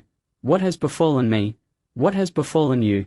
Chu Kuang roared, Father, Mother, have you forgotten how he treated us back then? I tell you, if we do not eliminate him now, he will undoubtedly destroy our family in the future. At these words, Zhao Changshu staggered back, her eyes wide with disbelief as she gazed at her son. She could hardly believe that these were the words of her once obedient and understanding child. You have been acting strangely for months now, she recalled. I heard you were frequently absent from school and then you simply disappeared. Xiaokuang, what has happened? Your parents will support you. Chu Pinghai and Chu Yuan turned their gazes toward Chu Kuang. After several seconds of locked eyes, for reasons unknown, Chu Kuang averted his gaze. Forget my concerns. He cast aside the jade box in his hand and stormed out of the house. Xiaokuang. Chu Pinghai rose swiftly, intent on retrieving him. However, when he stepped outside, he found that Chu Kuang had already vanished without a trace. Quick, call someone to search for him. Xiaokuang cannot have gone far, Chu Pinghai exclaimed. Zhao Changshu, still in a daze, fumbled in her pocket for her phone and began dialing numbers, while Chu Yuan gazed in the direction of Chu Kuang's departure, softly murmuring, Brother. Chapter 394. You are not Chen Qianli. Merely half an hour later, news reached Chu Ming. Chu Kuang has made an appearance. Upon hearing this, a smile broke across Chu Ming's face. Yes, Yi Long has reported that Chu Kuang visited Chu Pinghai and seemingly left something for them. What? Chu Ming abruptly lifted his head, frowning. This Chu Kuang went to see Chu Pinghai. With Chen Qianli missing and the Chen family embroiled in internal strife, I was certain that this Chu Kuang would meet with Chen Qianli. But why visit his family at this critical juncture? Confusion clouded Chu Ming's thoughts. If he and Chen Qianli were to join forces, they would undoubtedly seize control of Linju City first, yet now Chu Kuang was willing to expose his whereabouts to see his family. This did not align with Chen Qianli's plan. Had he miscalculated? Chu Ming furrowed his brow, pondering whether Chu Kuang and Chen Qianli were not of the same ilk. Lost in thought, Chu Ming found himself at a crossroads. Ming Xiao, what should we do now? Yi Long inquired hesitantly. Do not rush, Chu Ming mused for a moment. Take your people to Chu Pinghai's residence and see if you can uncover Chu Kuang's whereabouts. Notify me immediately of any developments. Understood. Yi Long responded promptly, mobilizing his forces toward Chu Pinghai's abode. Meanwhile, Chu Ming continued to ponder. What could Chu Kuang possibly be after? Tang Lin. Chu Ming suddenly called out. Just as Yi Long had closed the door behind him, it swung open once more. Ming Xiao, how may I assist you? Send a message to Lin Yufeng, instructing him to gather his men and search for Chu Kuang. Understood. Tang Lin nodded respectfully before exiting the room. Chu Ming gazed out at the serene night beyond the window, his expression inscrutable. Chu Kuang, what is it that you truly desire? Meanwhile, Chu Kuang had returned to the dilapidated villa on the outskirts of Linju City. This reunion with his family had not unfolded as he had envisioned. How could his parents side with Chu Ming? Chu Kuang gritted his teeth in frustration, utterly baffled by Chu Pinghai and Zhao Tiangshu's perspectives. He had assumed that his reappearance would surely garner his family's support, yet he was mistaken. The couple wished for him to let go of his hatred. Such a notion was utterly impossible. After years of animosity, could he simply cast it aside?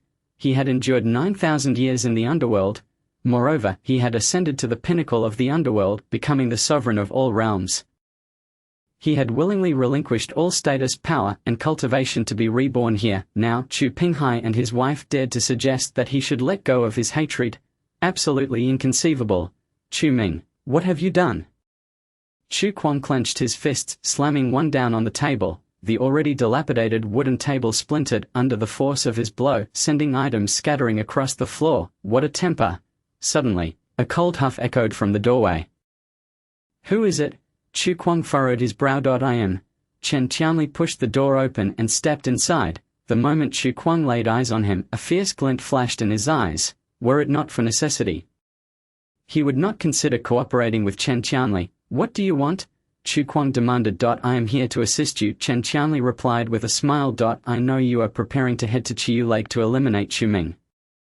Chu Kuang narrowed his eyes. This plan was one he had devised since his breakthrough, and he had not even shared it with Chu Pinghai and his wife. How did Chen Qianli come to know? Are you spying on me? Chu Kuang retorted coldly. Spying on you?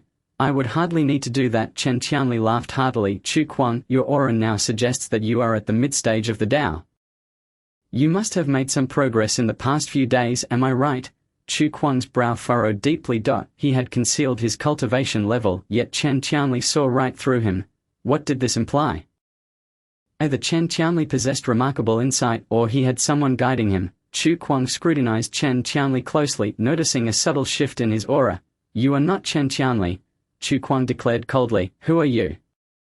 Upon hearing this, Chen Qianli's expression shifted, his smile vanishing. Indeed, I am not Chen Qianli. He stepped forward, extending his right hand with urgency. Chu Kuang let out a cold snort. Unperturbed by the imminent danger, a swirl of azure flames emanated from his palm. As he prepared to confront Chen Qianli with a strike, their palms met in a fierce clash, shattering everything else within the room. Yet, to Chu Kuang's astonishment, a formidable force surged from Chen Qianli at that very moment. Shattering Chu Kuang's protective spiritual energy. He was forced back several steps, a trace of blood escaping from the corner of his mouth. His eyes widened in disbelief as he stared at Chen Qianli. For he realized that the previous strike had not merely struck his physical form, but had aimed directly at his soul. Half a step into the realm of transcendence, Chu Kuang was utterly bewildered. For that attack had inflicted considerable injury upon him. How could Chen Qianli, who had not even entered the Tao realm, possess such power? You can actually see through it. Chen Qianli laughed heartily, finding the situation amusing. Who exactly are you? Chu Kuang's eyes gleamed with menace. The person before him could not possibly be Chen Qianli. You need not concern yourself with my identity, Chen Qianli replied with a smile. I offer you but one choice. Submit to me. Chu Kuang narrowed his eyes, a cold smile gracing his lips. Do you think you are worthy to make the king of the underworld submit? How utterly laughable. Ha ha ha, I knew you would say that, Chen Qianli roared with laughter, suddenly clapping his hands. Bring it in. In response to Chu Kuang's puzzled gaze, black-clad subordinates entered, presenting Chen Qianli with a tablet. What are you planning to do? Chu Kuang furrowed his brow. You'll see soon enough, Chen Qianli chuckled, tossing the tablet to Chu Kuang. He cast a curious glance at the screen, only to be struck dumb. On the display was Chu Yuan, bound tightly and held captive. You recognize this girl, don't you? Chen Qianli smiled. What are you up to? Chu Kuang's expression twisted with rage as he lunged forward, intent on landing a punch on Chen Qianli's face, but was met with a fierce wave of spiritual energy from Chen Qianli's palm that sent him crashing against the wall. However, his gaze remained fixed on Chen Qianli. Do not be so agitated, Chen Qianli remarked with a grin. I am taking good care of your sister Chu Yuan as well as your family. You dare threaten me with them? Chu Kuang's eyes burned with murderous intent. In his life, he possessed but one reverse scale: his family. Those who dared to touch it would die. Chapter 395. you are the mad sovereign. Chen Qianli, you are courting death. Chu Kuang's eyes narrowed. His spiritual energy erupted violently. With a clenched fist, he aimed a punch at Chen Qianli's nose. Yet Chen Qianli remained unfazed. He merely extended his hand slowly, catching Chu Kuang's fist. Chu Kuang was momentarily stunned. He exerted all his strength, only to be horrified to find that he could not budge Chen Qianli. How could this be? In the next moment, Chen Qianli, with an impassive expression, flung Chu Kuang away. Chu Kuang, you have but two choices before you. 1. Serve as my subordinate and obey my commands. I promise not to harm your family. 2. Die alongside them. Fury surged within Chu Kuang. The king of the underworld had fallen to such depths. Who are you truly? He ground out between clenched teeth. Who am I? Chen Qianli replied with a low, amused laugh. In the next instant, his figure vanished, only to reappear with his hand around Chu Kuang's neck. Chu Kuang clenched his fists, unleashing a torrent of spiritual energy. The shockwave pushed Chen Qianli back a few steps. Chen Qianli frowned, observing Chu Kuang. At that moment, Chu Kuang's power radiated with a peculiar aura. It was as if he were a king emerging from a mountain of blood and bones. Indeed, you harbor secrets. Chen Qianli's eyes glinted with a fierce light. He had long been watching Chu Kuang. He had investigated his background. This Chu Kuang was merely a high school student. Yet this very student possessed the strength of the Dao realm. This had never occurred in the annals of Huaxia history. I care not who you are, Chu Kuang declared, fists clenched. Those who endanger my family shall die. Is that so? Then I shall see if you possess the capability. Chen Qianli unleashed a wave of intense spiritual energy. This power surpassed that of Chu Kuang. In an instant, both figures vanished from their positions. Within the confines of that small room, fierce winds erupted. And within mere seconds, they exchanged dozens of blows. The explosive force shattered every piece of furniture in the room, including the rickety bed, leaving nothing but ruins. Crash! The window shattered as Chu Kuang and Chen Qianli tumbled from the third floor. Chu Kuang gasped for breath, having realized that Chen Qianli's power far surpassed his own. He had never felt such fear even when facing the false king of the underworld. This Chen Qianli was undoubtedly possessed by a formidable entity. Otherwise, with his abilities, it was impossible for him to wield such terrifying strength. In the garden of the villa, waves of energy clashed violently, sending ripples through the air and shattering the garden's dilapidated decor.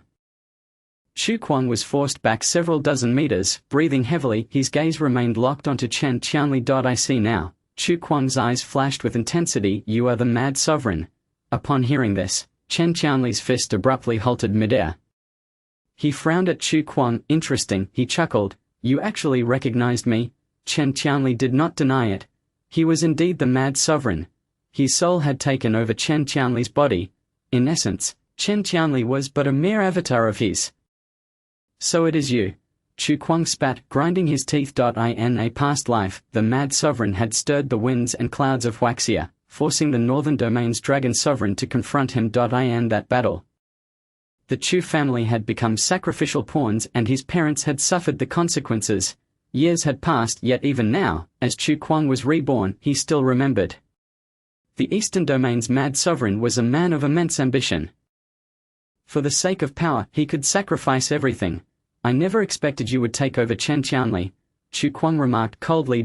No wonder in my previous life, Chen Qianli was so ambitious, even usurping the position of the head of the Chen family. It turns out Chen Qianli was already dead and he was merely the mad sovereign's avatar. Ha ha ha. Chen Qianli laughed heartily upon hearing this. Chen Qianli was far too foolish to accomplish what I commanded him. Hence I have come to do it myself. Chu Kuang, your ability to discern my identity indeed surprises me. I have come to admire you more and more, should you choose to become my subordinate. After I eliminate the Dragon Sovereign, you shall reign supreme in the northern domain. At that time, as I ascend the throne, you shall achieve immortality. Chen Qianli's words caused Chu Kuang's brows to furrow deeply. In his recollection, this mad sovereign was cunning and unscrupulous, willing to go to any lengths to achieve his goals. Moreover, in his past life, the chaos in the northern domain had stemmed from the mad sovereign's actions. Even if Chu Kuang yearned to kill Chu Ming, he would never ally himself with such a person. No need for that. Chu Kuang replied coldly. If I am not mistaken, you seek to recruit me because your true form cannot leave the Eastern Sea. correct? Chu Kuang's words caused a flicker of tension to cross Chen Qianli's face. He scrutinized Chu Kuang, a cold glint flashing in his eyes. Has no one ever told you that being too clever can lead to a swift demise? Chen Qianli remarked, you have only recently taken over and can only wield the power of half a step into the transcendence realm. Otherwise, Chen Qianli's physical body would be crushed by the rampaging soul. And half a step into the transcendence realm shall not retain me. Chu Kuang retorted, ha ha ha. Chen Qianli clutched his forehead, laughing uncontrollably. Chu Kuang remained vigilant, his spiritual energy coiling tightly around him. Have you forgotten that your family remains in my custody? Chen Qianli said with a smile. If you dare to leave, their lives are forfeit. Chu Kuang's face paled. You dare? What would I not dare? Chen Qianli sneered. I will spare your life because you are of use to me. However, your family does not share the same fate. With a flick of his right hand, the tablet from the corner of the ruins flew into his grasp. Remarkably, it had sustained minimal damage during the recent scuffle. Save for a cracked screen, Chen Qianli activated the screen and tossed the tablet to Chu Kuang. Chu Kuang instinctively caught it. On the tablet's display alongside Chu Yuan were also Chu Pinghai and Zhao Tiangshu. See, if you dare to leave, they will die. Chen Qianli mocked. He clapped his hands and several black-clad youths emerged from the screen wielding knives, guns and clubs. Crack! One of the youths struck Chu Pinghai in the chest with a club. Chu Pinghai jolted awake, coughing violently, yet the black-clad youths showed no signs of stopping, raining blows upon him. Chu Kuang stood frozen, watching the scene unfold. The veins on the back of his hands bulged ominously. Rage consumed Chu Kuang's very being. Mad Sovereign, I will have your head. A blue flame ignited in Chu Kuang's hand, and in that moment, his eyes turned blood red. The energy surged wildly. Chen Qianli observed the wrathful Chu Kuang. Akin to a furious demon, yet his expression remained devoid of fear. You cannot defeat me, he stated softly, his gaze fixed on Chu Kuang, filled with derision. Chapter 396. Chu Kuang's enlightenment. Chu Kuang's furious punch descended in an instant. Yet Chen Qianli merely raised his hand lightly. Boom. The shockwaves from their clash surged higher. The flowers and plants in the courtyard were utterly obliterated by the wild turbulence. Murderous intent flickered in Chu Kuang's eyes. He poured all of his strength into that punch. However, Chen Qianli did not retreat a single step, as if he still had reserves of power. I told you, you cannot defeat me. Chen Qianli scoffed. His right hand spinning violently. In an instant, Chu Kuang was sent hurtling backwards, crashing against the wall of the courtyard. Upon rising, he found his right sleeve soaked with blood. Remarkably, the Chen Qianli from just moments ago had yet to unleash his full power. Chu Kuang understood deeply that, given his current strength, it would be exceedingly difficult to contend with the true form of the Mad Sovereign, a being of the Transcendence realm, throughout his journey of rebirth. His opportunities had been systematically stripped away by Chu Ming, and now he barely stood at the threshold of the path, faced with the Transcendence realm, even in the form of a mere avatar. He had no hope of victory. After a moment's hesitation, he watched his family suffer indignities, his heart nearly bleeding with anguish. What do you want me to do? Chu Kuang uttered the words he least wished to express. Quite simple, Chen Qianli replied with a grin. Have taken over this body to inherit the Chen family. If you can help me stir the winds of change in the capital or ensure the demise of Chen Tianjiu, I might consider sparing your parents. Upon hearing this, Chu Kuang's teeth clenched in fury. Had he not been reborn, he would have likely fallen into the Mad Sovereign's trap long ago. But he was aware of the Mad Sovereign's insidious cunning. And his words were utterly untrustworthy. In his past life, it was the Mad Sovereign's schemes that allowed the Eastern Sea to consume the northern 5 territories. The once proud Dragon Sovereign was gravely injured and forced into seclusion. At that time, Chu Kuang had been but a pawn in a grand game, and his family had been left in even greater turmoil. The regrets of his parents, the tears of his sister, and the hatred towards Chu Ming, all had forged the Chu Kuang of today. You wish to bring the Dragon Sovereign down from his pedestal, do you not?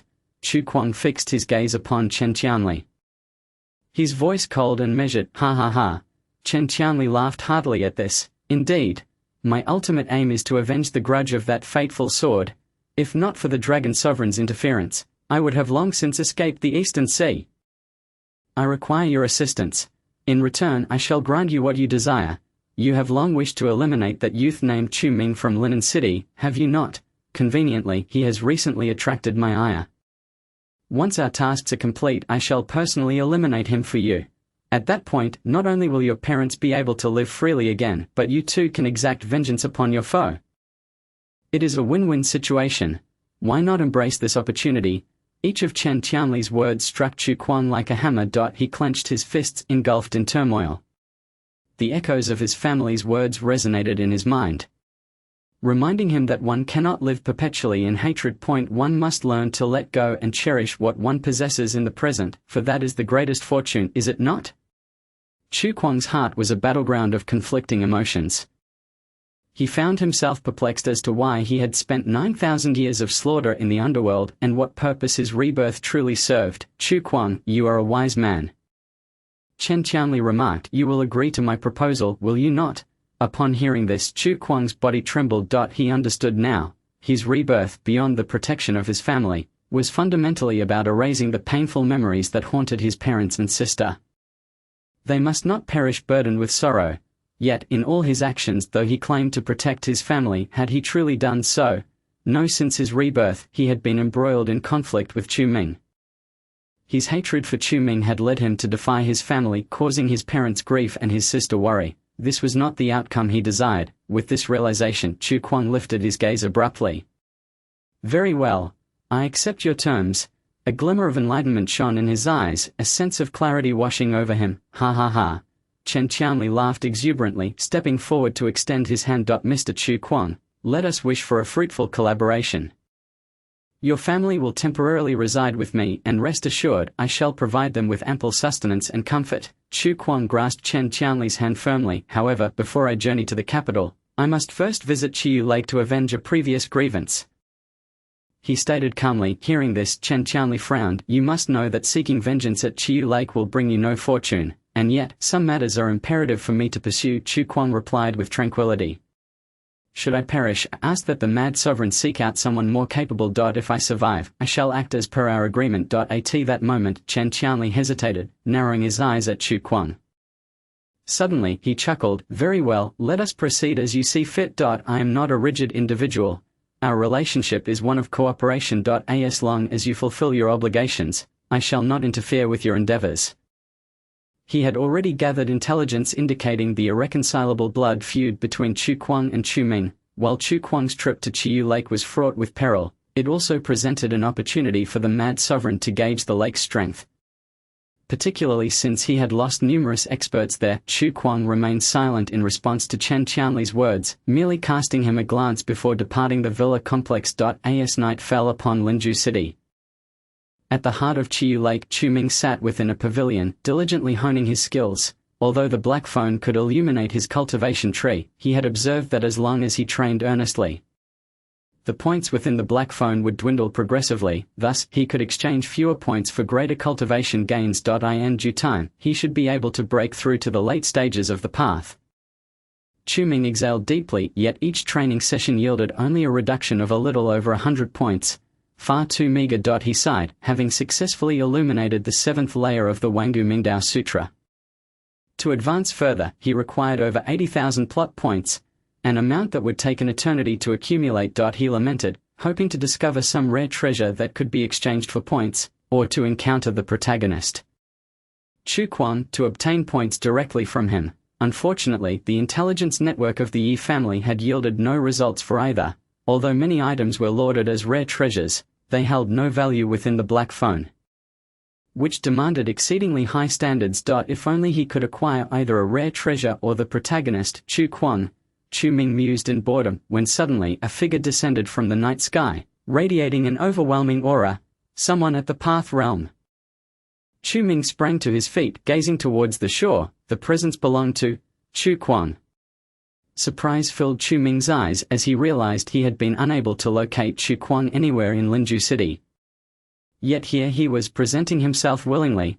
How intriguing, indeed. A smile crept across Chu Ming's face as he rubbed his palms together, preparing to take action. If he could eliminate Chu Kuang, he would no longer have to live in constant anxiety and could indulge in the lavish lifestyle of a young master without a care.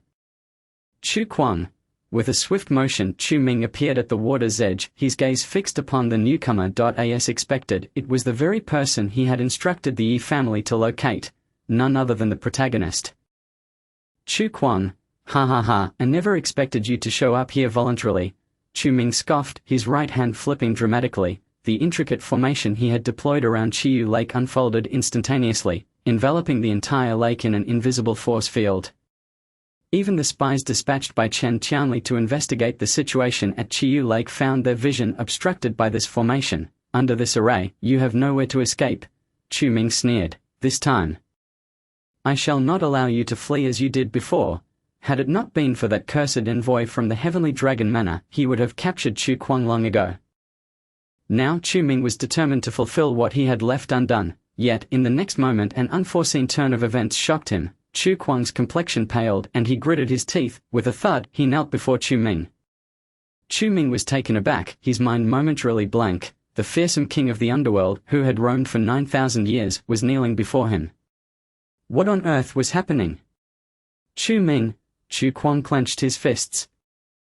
Speaking through gritted teeth. I understand that there exists an overwhelming enmity between us. I am aware that my appearance before you means you will not let me go. I am prepared to die. However, I implore you to do one thing. As long as you agree, I shall not resist and will leave my fate in your hands. This declaration left Chu Ming utterly bewildered. What could possibly lead Chu Kuang to kneel and plead with him? Based on his knowledge of Chu Kuang, the arrogant individual would never grovel in such a manner. There was nothing that could compel a being who had lived for 9,000 years and was reborn as the king of the underworld to demean himself like this. If anything could, it had to be, have something happened to Uncle Sai and the others? After a long pause, Chu Ming ventured a question. Upon hearing this, Chu Kuang's head snapped up, his gaze fixed incredulously on Chu Ming. You guessed correctly. The only person who could drive you to abandon your pride and kneel before your enemy must be none other than Mad Sovereign. Chu Ming continued, in the original story, the Mad Sovereign was cunning and treacherous. Because Chu Kuang opposed him, he resorted to using Chu Pinghai's family to coerce Chu Kuang into submission. It was during that encounter that Chu Kuang knelt, for the sake of family. If this plot had been advanced to the present moment, Chu Kuang's kneeling would indeed have found justification. However, Chu Ming could never have anticipated that, at such a crucial juncture, the Mad Lord would dare to lay hands on Chu Kuang's parents. Why? Chapter 397. The protagonist is dead. 9,000 words grand chapter.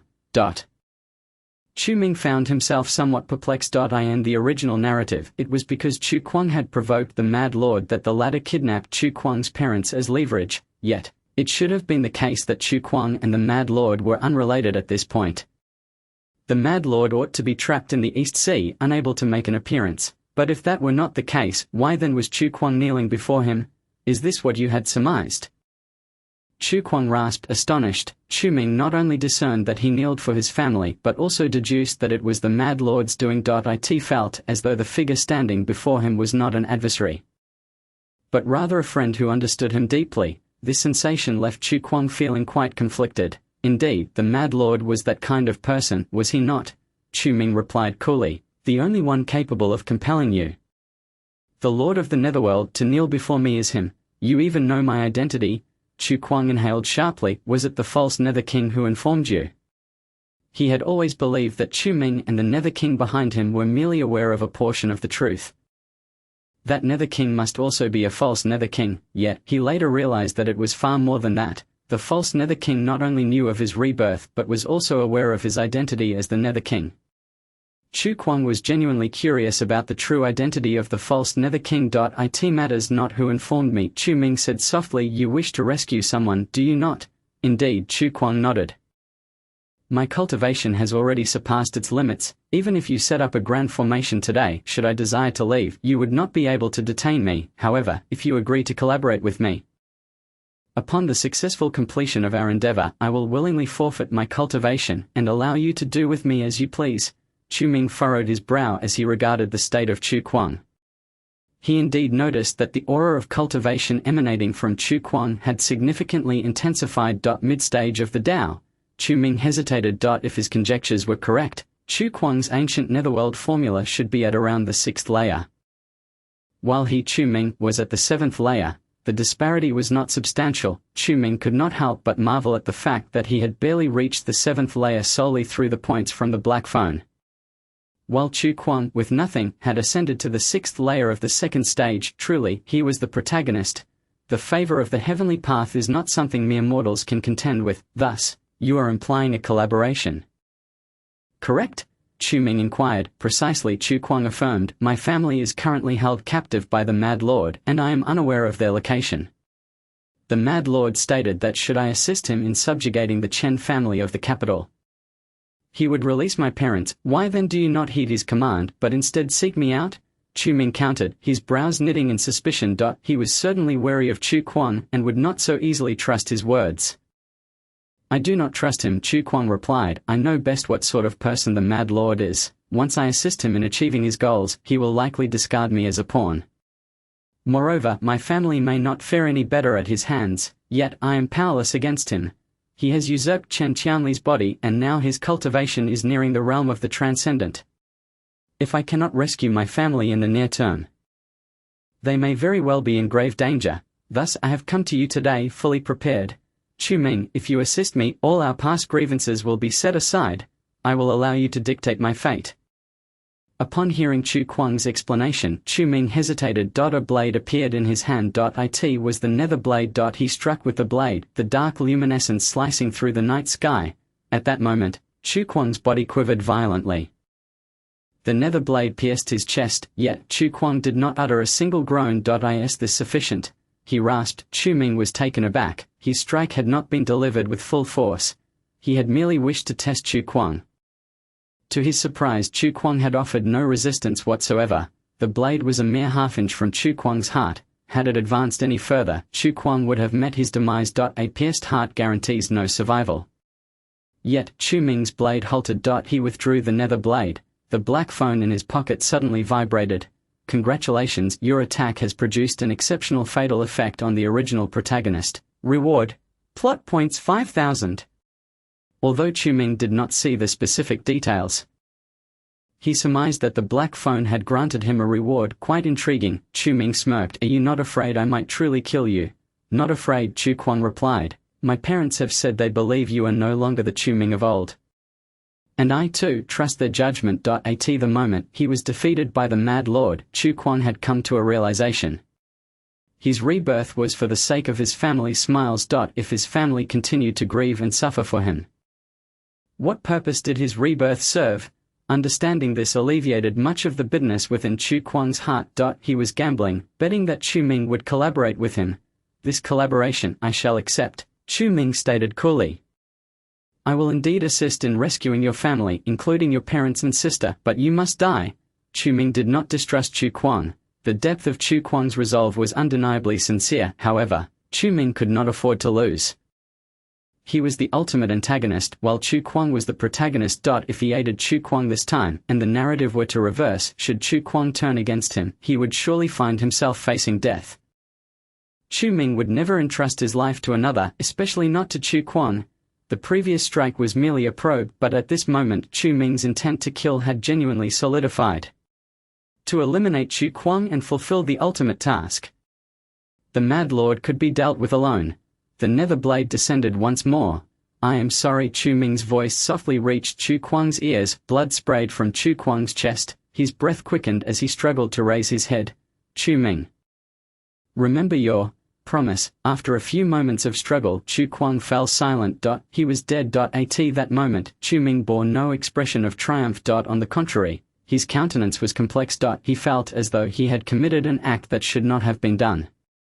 Yet, he still believed that slaying the protagonist and altering his tragic narrative was the rightful path. The black phone in his pocket vibrated wildly. Rewards flooded in, yet, Chu Ming had no inclination to examine them. In that instant, he finally confirmed that what Chu Kuang had said earlier was true. Chu Ming knelt down to check Chu Kuang's breath. There was none. Chu Kuang was dead. In this moment, he had truly perished. The protagonist had become a mere corpse. Chu Ming drew a deep breath and retrieved his phone, dialing Yulong. It is I. Ming Xiao. How may I assist you? Investigate the whereabouts of the Chu Pinghai family. Chu Ming instructed. Report any findings to me immediately. Understood. Yulong replied respectfully. Chu Ming tucked away his phone and opened his contacts. Preparing to call Tang Lin, he intended to have Tang Lin handle Chu Kuang's body. But at that moment the black phone in his hand suddenly activated the Urban Cultivation app. A series of messages flooded into Chu Ming's view. Congratulations, your attack has produced an exceptional fatal effect on the original protagonist. Reward: plot points 5,000. Congratulations, your attack has produced an exceptional fatal effect on the original protagonist. Reward: plot points 5,000. Congratulations, your attack has produced an exceptional fatal effect on the original protagonist. Reward: plot points 5,000. Identical messages repeated over a dozen times. However, Chu Ming noticed that none of them mentioned the killing of the protagonist. How peculiar. Chu Ming's brow furrowed logically upon slaying the protagonist. A notification regarding the cosmic fate should appear, yet none did. The black phone vibrated once more. Congratulations, through your relentless efforts you have advanced the plot's progress. Current plot progress: 50, additional reward, plot points 2000. Note: the luck index of the original protagonist is 50. Advancing the plot significantly weakens the original protagonist's luck, enhancing the user. 50%. Chu Ming was taken aback. How could it be 50%? He was utterly bewildered. Upon killing the protagonist's luck should have been 0%. Once dead, there was no possibility of revival. After all, Chu Quan was merely reborn, not possessing the full extent of his formidable cultivation here. What he retained were only memories. What is happening? Chu Ming shook the black phone. Yet, to his astonishment, the phone transformed into a beam of light, soaring into the sky. Simultaneously, it morphed into a colossal golden tome. 5 words adorned its cover: the Primordial Life and Death Register. The Primordial Life and Death Register. Chu Ming was taken aback. Was this not? He had heard Lu Ming mention that the Nether King's departure took the Primordial Life and Death Register with him, and now, the black phone had transformed into the Primordial Life and Death Register. Could it be? Chu Ming suddenly looked up, yet, in the next instant, the Primordial Life and Death Register enveloped Chu Kuang's corpse. In the astonished gaze of Chu Ming, the lifeless body of Chu Kuang was drawn into the primordial ledger of life and death.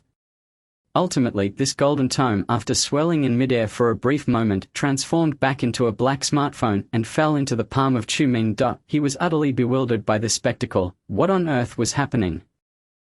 He hastily activated the black smartphone, launching the Urban Cultivation app. A line of bold text promptly appeared. Congratulations, user has successfully transitioned through the growth phase. Reward: growth phase gift package X1. Chu Ming. Hadn't he already reached the conclusion by killing the protagonist? How could he still be in the growth phase? This defied logic. You are now entering the formal plot phase. Please prepare yourself mentally. Notice: the methods of acquiring plot points and rewards have changed. Specific experiences can be found within the app. Chu Ming was taken aback. This treacherous app? In other words, even if he killed Chu Quan, he could not escape the fate dictated by the plot. This was not what he had anticipated. Chu Ming felt utterly distressed. However, at that moment, something peculiar occurred. A mysterious character card materialized within the black smartphone. What was this? Chu Ming furrowed his brow. He abruptly tapped on the character card. The flickering golden light nearly blinded his eyes. Congratulations on unlocking True Protagonist Chu Quan, Special, Character Card. The character card has been stored in the inventory. Please swipe to read the relevant information. Character: Chu Quan. Gender: male. Identity: the legendary king of the underworld, child of destiny, protagonist of Rebirth of the Urban Underworld King. Favorability: -1000. Cultivation level: mid-stage entry to the path. Combat power. Upon seeing this character card, Chu Ming was dumbfounded. The cards he had previously acquired were all for villains, yet now he had obtained the protagonist's character card. Chu Quan was already dead. Why was there still a character card? Chu Ming was perplexed. All possible scenarios flashed through his mind, but he could not comprehend why this was happening. What astonished him even more was the subsequent notification from the Urban Cultivation app. Kind reminder: the protagonist, Chu Quan, will be reborn in 24 hours. Defeating him will yield no plot points. Chu Ming's expression darkened tremendously. Had he known, he would not have hastily killed Chu Quan. Without plot points from Chu Kuang, he would have to rely on triggering side quests or advancing the main storyline to earn them. Relying on rare treasures was unlikely. Even more concerning was the fact that Chu Kuang would be reborn in 24 hours. Was this not a cruel joke at his expense? After all his efforts to find an opportunity to kill Chu Kuang, now he had a second life to contend with. Wouldn't this mean he could never win? Chu Ming felt a surge of frustration. He was tempted to smash the black smartphone to the ground. This was a blatant affront to the villains. With a sullen expression, Chu Ming opened the app's inventory section. The moment he saw the staggering 110,000 plot points, a smile broke across his face. Remaining plot points: 112,542. This time, having killed Chu Kuang, the total rewards amounted to nearly 100,000, adding to his original points. He had surpassed 6 figures. With this, he could even exchange for the 8th layer of the Eternal Underworld scripture. He decided to hold off on the exchange for now, reserving the points for elixirs and magical treasures. Chu Ming pondered, uncertain of what would transpire after Chu Kuang's rebirth. After a moment of hesitation, he closed the inventory. Just then, a figure rushed in from a distance. "Young Master Ming, this is bad." Yu Long panted as he approached Chu Ming. "The Chu Pinghai family you asked me to investigate has encountered trouble." Yu Long handed a tablet computer to Chu Ming. Furrowing his brows, Chu Ming glanced at the screen. The tablet displayed surveillance footage from the entrance of the Chu Pinghai residence. He could clearly see several men in black dragging Chu Pinghai and his family out of their home. The street surveillance then showed these men loading Chu Pinghai, Zhao Tiangshu, and Chu Yuan into a van. Rage ignited in Chu Ming's eyes. In any conflict, family should remain untouched. Even with the enmity between him and Chu Kuang, he had never considered targeting Chu Pinghai and the others. Kong Zun is truly despicable. Chu Ming's face darkened as he questioned Yu Long. "Where are these people now? Can we track them?" "We have already dispatched intelligence personnel," Yu Long replied. "We should have news soon." "Good." Chu Ming narrowed his eyes. With Chu Kuang's current abilities, he would indeed be at a disadvantage against Kong Zun. Chu Kuang was fully aware that once he ventured to the capital, he would be under Kong Zun's control. Any attempt to return to Linju City or seek help from others would be utterly futile. Once he reached the capital, he would inevitably become a pawn in Kong Zun's game. Anger surged within him. He could not afford to be complacent, because his family was in Kong Zun's hands. No wonder Chu Kuang was willing to sacrifice himself to implore him for assistance. Chu Ming finally confirmed the truth of Chu Kuang's words. "Young Master Ming, what do you plan to do?" Yu Long inquired. "What can I do? Find them and rescue them." Chu Ming replied. "It's that simple." Although he was indeed the arch-villain, he adhered to his principles. This was a matter that Chu Kuang entrusted to him with his life, and he would naturally see it through. Yu Long, expedite the search for their whereabouts, Chu Ming commanded. "Yes." Yu Long bowed respectfully to Chu Ming before promptly departing.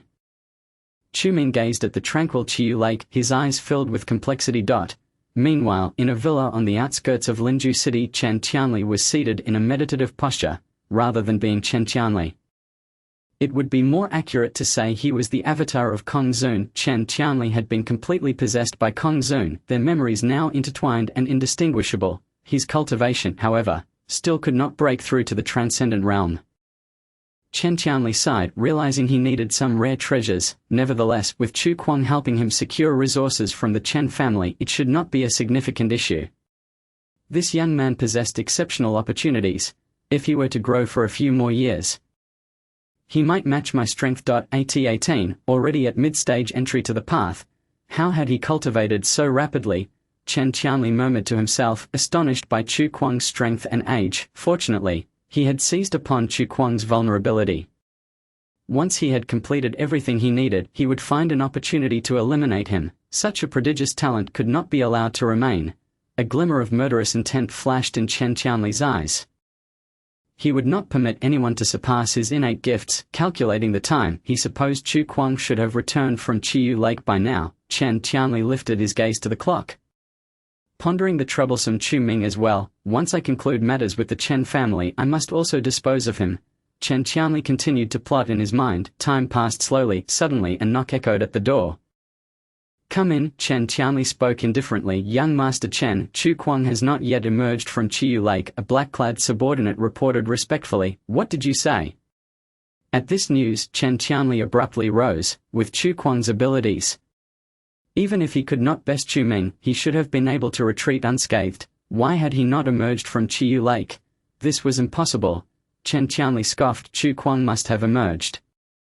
You simply overlooked it.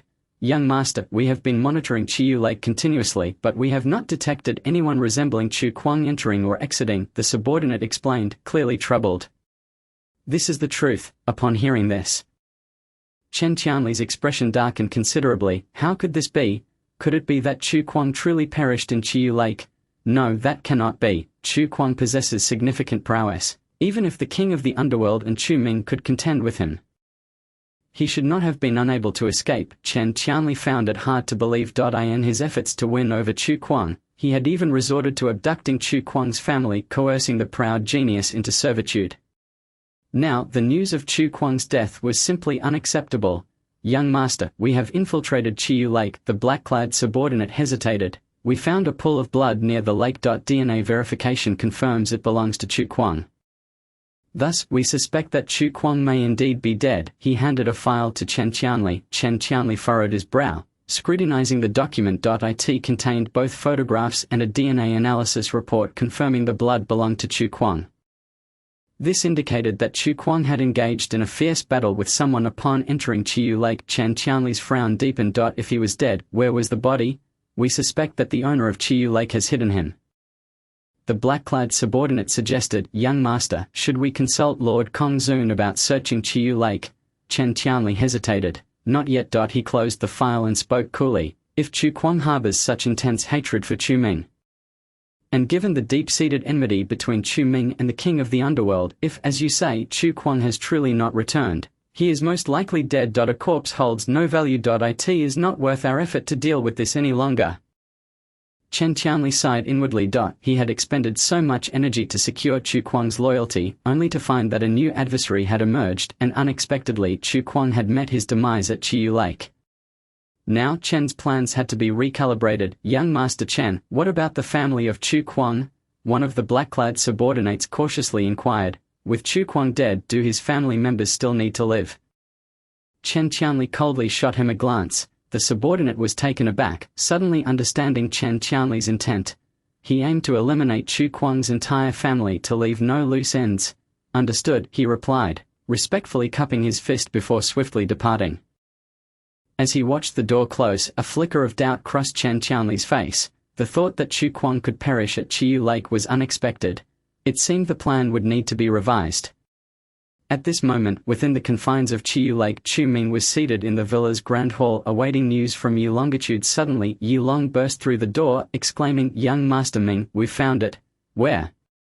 Chu Ming abruptly stood, his gaze fixed on Yulong. In a small warehouse on the west side of Linju City. Yulong replied, breathless, but there should be a considerable number of guards. Young Master Ming, should I call in some brothers? Yes, take some men to buy us some time. Chu Ming shook his head, and send me the address on my phone. If it becomes too complicated, I will handle it personally. Understood. Yulong immediately complied with Chu Ming's orders. Soon, a map appeared on Chu Ming's phone, pinpointing the location of the warehouse where the infamous Kuang Zun held Chu Pinghai and his family captive. He hoped they weren't too late. Chu Ming felt a pang of worry. If Kuang Zun learned that Chu Kuang had come to Chiyu Lake and hadn't returned, who knew how he would react? The lives of Chu Pinghai's family were likely at stake. Quickly, Yi Long rallied a group of brothers and they set off from Chiyu Lake towards the small warehouse in Linju City. Meanwhile, Chu Ming donned a suit of black clothing and a mask. Soaring from the 5th floor of the villa. If it was indeed Kuang Zun's doing, it would be more prudent for him to conceal his identity. After all, despite Kuang Zun's despicable nature, he was still one of the 4 supreme beings of the Tianlong mansion. Confronting Kuang Zun openly would surely lead to his own detriment. However, adopting the guise of the king of the underworld would afford him greater freedom. As dawn broke, Chu Ming transformed into a shadow. Weaving through the heights of the city, upon arriving at the small warehouse described by Yulong, he discovered that it had already been surrounded by Yulong's men. At Yulong's command, All the brothers charged forward with steel rods, wooden clubs, and other tools to demolish the warehouse's rolling shutter door. However, in an instant, they were all sent flying, crashing to the ground. Yilong looked up sharply. Peering inside, he saw Chu Pinghai and his wife alongside Chu Yuan, surrounded by a group of men in black. The earlier assault had been executed by one of these black-clad figures. Release them, Yilong commanded coldly, or you will regret it. The black-clad men remained silent in response to Yilong's ultimatum. One of them stepped forward, surprisingly seizing Yilong by the throat. Yilong was taken aback, feeling his breath quicken. The strength of this black-clad man was far beyond his own. Boss, what should we do about these guys? He called out to his comrades behind him. The master has ordered that the three here must be silenced. A middle-aged man with a bushy beard, smoking a cigarette, replied nonchalantly, flicking the ash. Since they have seen us, they must be eliminated as well. His calm demeanor suggested he was discussing something trivial rather than murder. Hearing this, Yilong's subordinates froze momentarily, retreating several steps in unison. If Yilong couldn't contend with this man, their chances were even slimmer. Did you hear that, kid? The black-clad man sneered. Our boss has given the order. So you can only prepare for death. A flash of murderous intent flickered in the black-clad man's eyes as he tightened his grip, but in that instant a dark glimmer sliced through the air, severing his neck. Yilong felt his throat loosen, and hot blood sprayed across his face. In astonished disbelief, he watched as the black-clad man collapsed, lifeless before him. What? Yilong exclaimed, quickly looking up. A figure clad in a voluminous black robe and a terrifying mask stood before him. King of the Underworld. Yilong stumbled back, fear coursing through him. Although he knew the king of the underworld was an ally, the overwhelming aura of bloodlust emanating from him instilled dread. The king of the underworld cast a dispassionate glance at Yilong before turning his attention to the warehouse. The middle-aged man with the bushy beard paled upon seeing the king of the underworld. As a subordinate of Kwang Zun, he was well aware of the formidable cultivator residing in Linju City. The king of the underworld had claimed the lives of countless powerful adversaries. For a mere martial artist like him, who hadn't even entered the realm of enlightenment, encountering the king of the underworld would likely lead to his demise. Run! The bearded man shouted urgently. Without a second thought, he abandoned Chu Pinghai and the others, turning to flee. However, Chu Ming had no intention of letting any of them escape. Dark streams of energy sliced through the air, penetrating their joints with a series of dull thuds, followed by anguished cries. These men were no match for Chu Ming. He swiftly incapacitated the black-clad figures, retrieving a length of hemp rope from his storage pouch to bind them all. Take them back to Chiyu Lake, Chu Ming commanded before vanishing from the warehouse. Yilong stood in stunned silence, witnessing the scene unfold. These powerful men in black had been utterly defenseless against the king of the underworld. He rushed forward to inspect the aftermath, horrified to find that the joints of the black-clad men had been shattered. Blood and white bones were visible through the gaping wounds. Yilong and his companions were left in a state of shock, many still grappling with the bewildering speed of the battle's conclusion. Is this the king of the underworld? Yilong's breath quickened. It was his first time witnessing the king of the underworld in action, and the experience was profoundly shocking. He finally understood why Chu Ming was so powerful. With such a formidable mentor, how could one not become a strong disciple? Brother Long, these the three we need to rescue. Yilong's subordinates pointed at the unconscious Chu Pinghai and his companions. Yes, Yilong confirmed, moving closer. Although Chu Pinghai bore numerous injuries, Zhao Changshu and Chu Yuan seemed relatively unscathed. First, get Chu Pinghai to the hospital, he instructed, and then load those black-clad men into the vehicle. We'll transport them back to Chiyu Lake. Yes. Following Yilong's orders, his subordinates sprang into action. The black-clad men's cultivation had been rendered null by Chu Ming, and with their limbs broken, any movement resulted in pain. Their cries of agony were unbearable, prompting Yilong to stuff newspaper into each of their mouths to silence them. Once everyone was loaded into the vehicle, Yilong made a call to the Yi family requesting assistance in disposing of the black-clad men slain by the king of the underworld. All of this transpired within half an hour. Kwang Zun could never have anticipated that Chu Ming would strike against his men. As time slowly passed, Chu Ming sat cross-legged in the training room of the basement, the black phone lying before him. 8 hours remaining, he murmured. If the urban cultivation APP is to be believed, Chu Kwang will resurrect in 8 hours, but in what manner will he be reborn? Chu Ming was perplexed. Could it be that Chu Kuang would emerge from the black phone? Would his secret be exposed? He hesitated for a moment, lamenting why, after killing the protagonist, he wouldn't die completely but instead would resurrect. This was utterly absurd. Damn it, cursed app. Chu Ming couldn't help but curse. Suddenly, the black phone vibrated. Command input successful. Protagonist Chu Kuang's resurrection time reduced by 1 hour. Remaining time 6 hours 58 minutes. Chu Ming? What the hell is this? He was dumbfounded. Is this really possible? Could the command be? Damn it! Tentatively, Chu Ming uttered, command input successful. Protagonist Chu Kuang's resurrection time reduced by 1 hour. Remaining time 5 hours 58 minutes. Upon seeing the notification on the black phone, Chu Ming's expression darkened. This app was undoubtedly acting with malicious intent. After considerable contemplation, he sighed deeply. If Chu Kuang's resurrection was unavoidable, he would have to accept it. Or perhaps, he could seize another opportunity to kill Chu Kuang once more. Chu Ming was thoroughly agitated by the antics of this wretched app. Fine, let's see what other tricks you have up your sleeve. He took a deep breath, deciding that he would use his storyline points to exchange for a higher cultivation level. Directly breaking through to the 8th layer of the Eternal Demon Path, the power of the 8th layer should be equivalent to the peak of the Enlightenment stage, with the strength of the Enlightenment stage. Compounded by the might of the Underworld Blade, he would undoubtedly crush Chu Kuang once more. Chu Ming was resolute in his determination. At that moment, the black phone he had been watching suddenly rang. Startling him, upon closer inspection, he realized it was a call from Chen Guofeng. Hello, young brother Chu, we have prepared the items you requested, and they are currently en route to you, Chen Guofeng said cheerfully. I apologize for the delay due to family misfortunes. Upon hearing this, Chu Ming could not help but smile. If he had access to the materials provided by the Chen family, he could successfully forge the 4th tier of the Dark Blade. The power of the 4th tier of the Dark Blade was indeed stronger than that of a Dao entry-level artifact. Once he illuminated the 8th layer of his cultivation, wielding the 4th tier of the Dark Blade would likely allow him to contend with a peak Dao entry expert. Well, when is it expected to arrive? Chu Ming inquired. If it could arrive sooner, he would be able to devour it and commence the forging of the 4th tier of the Dark Blade without delay. After all, forging required time, especially after learning that the Mad Sovereign had usurped Chen Qianli's body. Chu Ming's urgency to forge the 4th tier of the Dark Blade intensified. It's currently being transported from various parts of the country to Lingju City. And the fastest shipment should arrive in 2 days, Chen Guofeng explained. Alright, Chu Ming nodded, get it all here as quickly as possible. I have great use for it. Curiously, Chen Guofeng on the other end asked. Little brother Chu, what do you need so many metal materials for? Are you planning to forge an iron fortress? Haha, I will reveal this matter in due time. Chu Ming chuckled. Thank you, Elder Chen. Little brother Chu.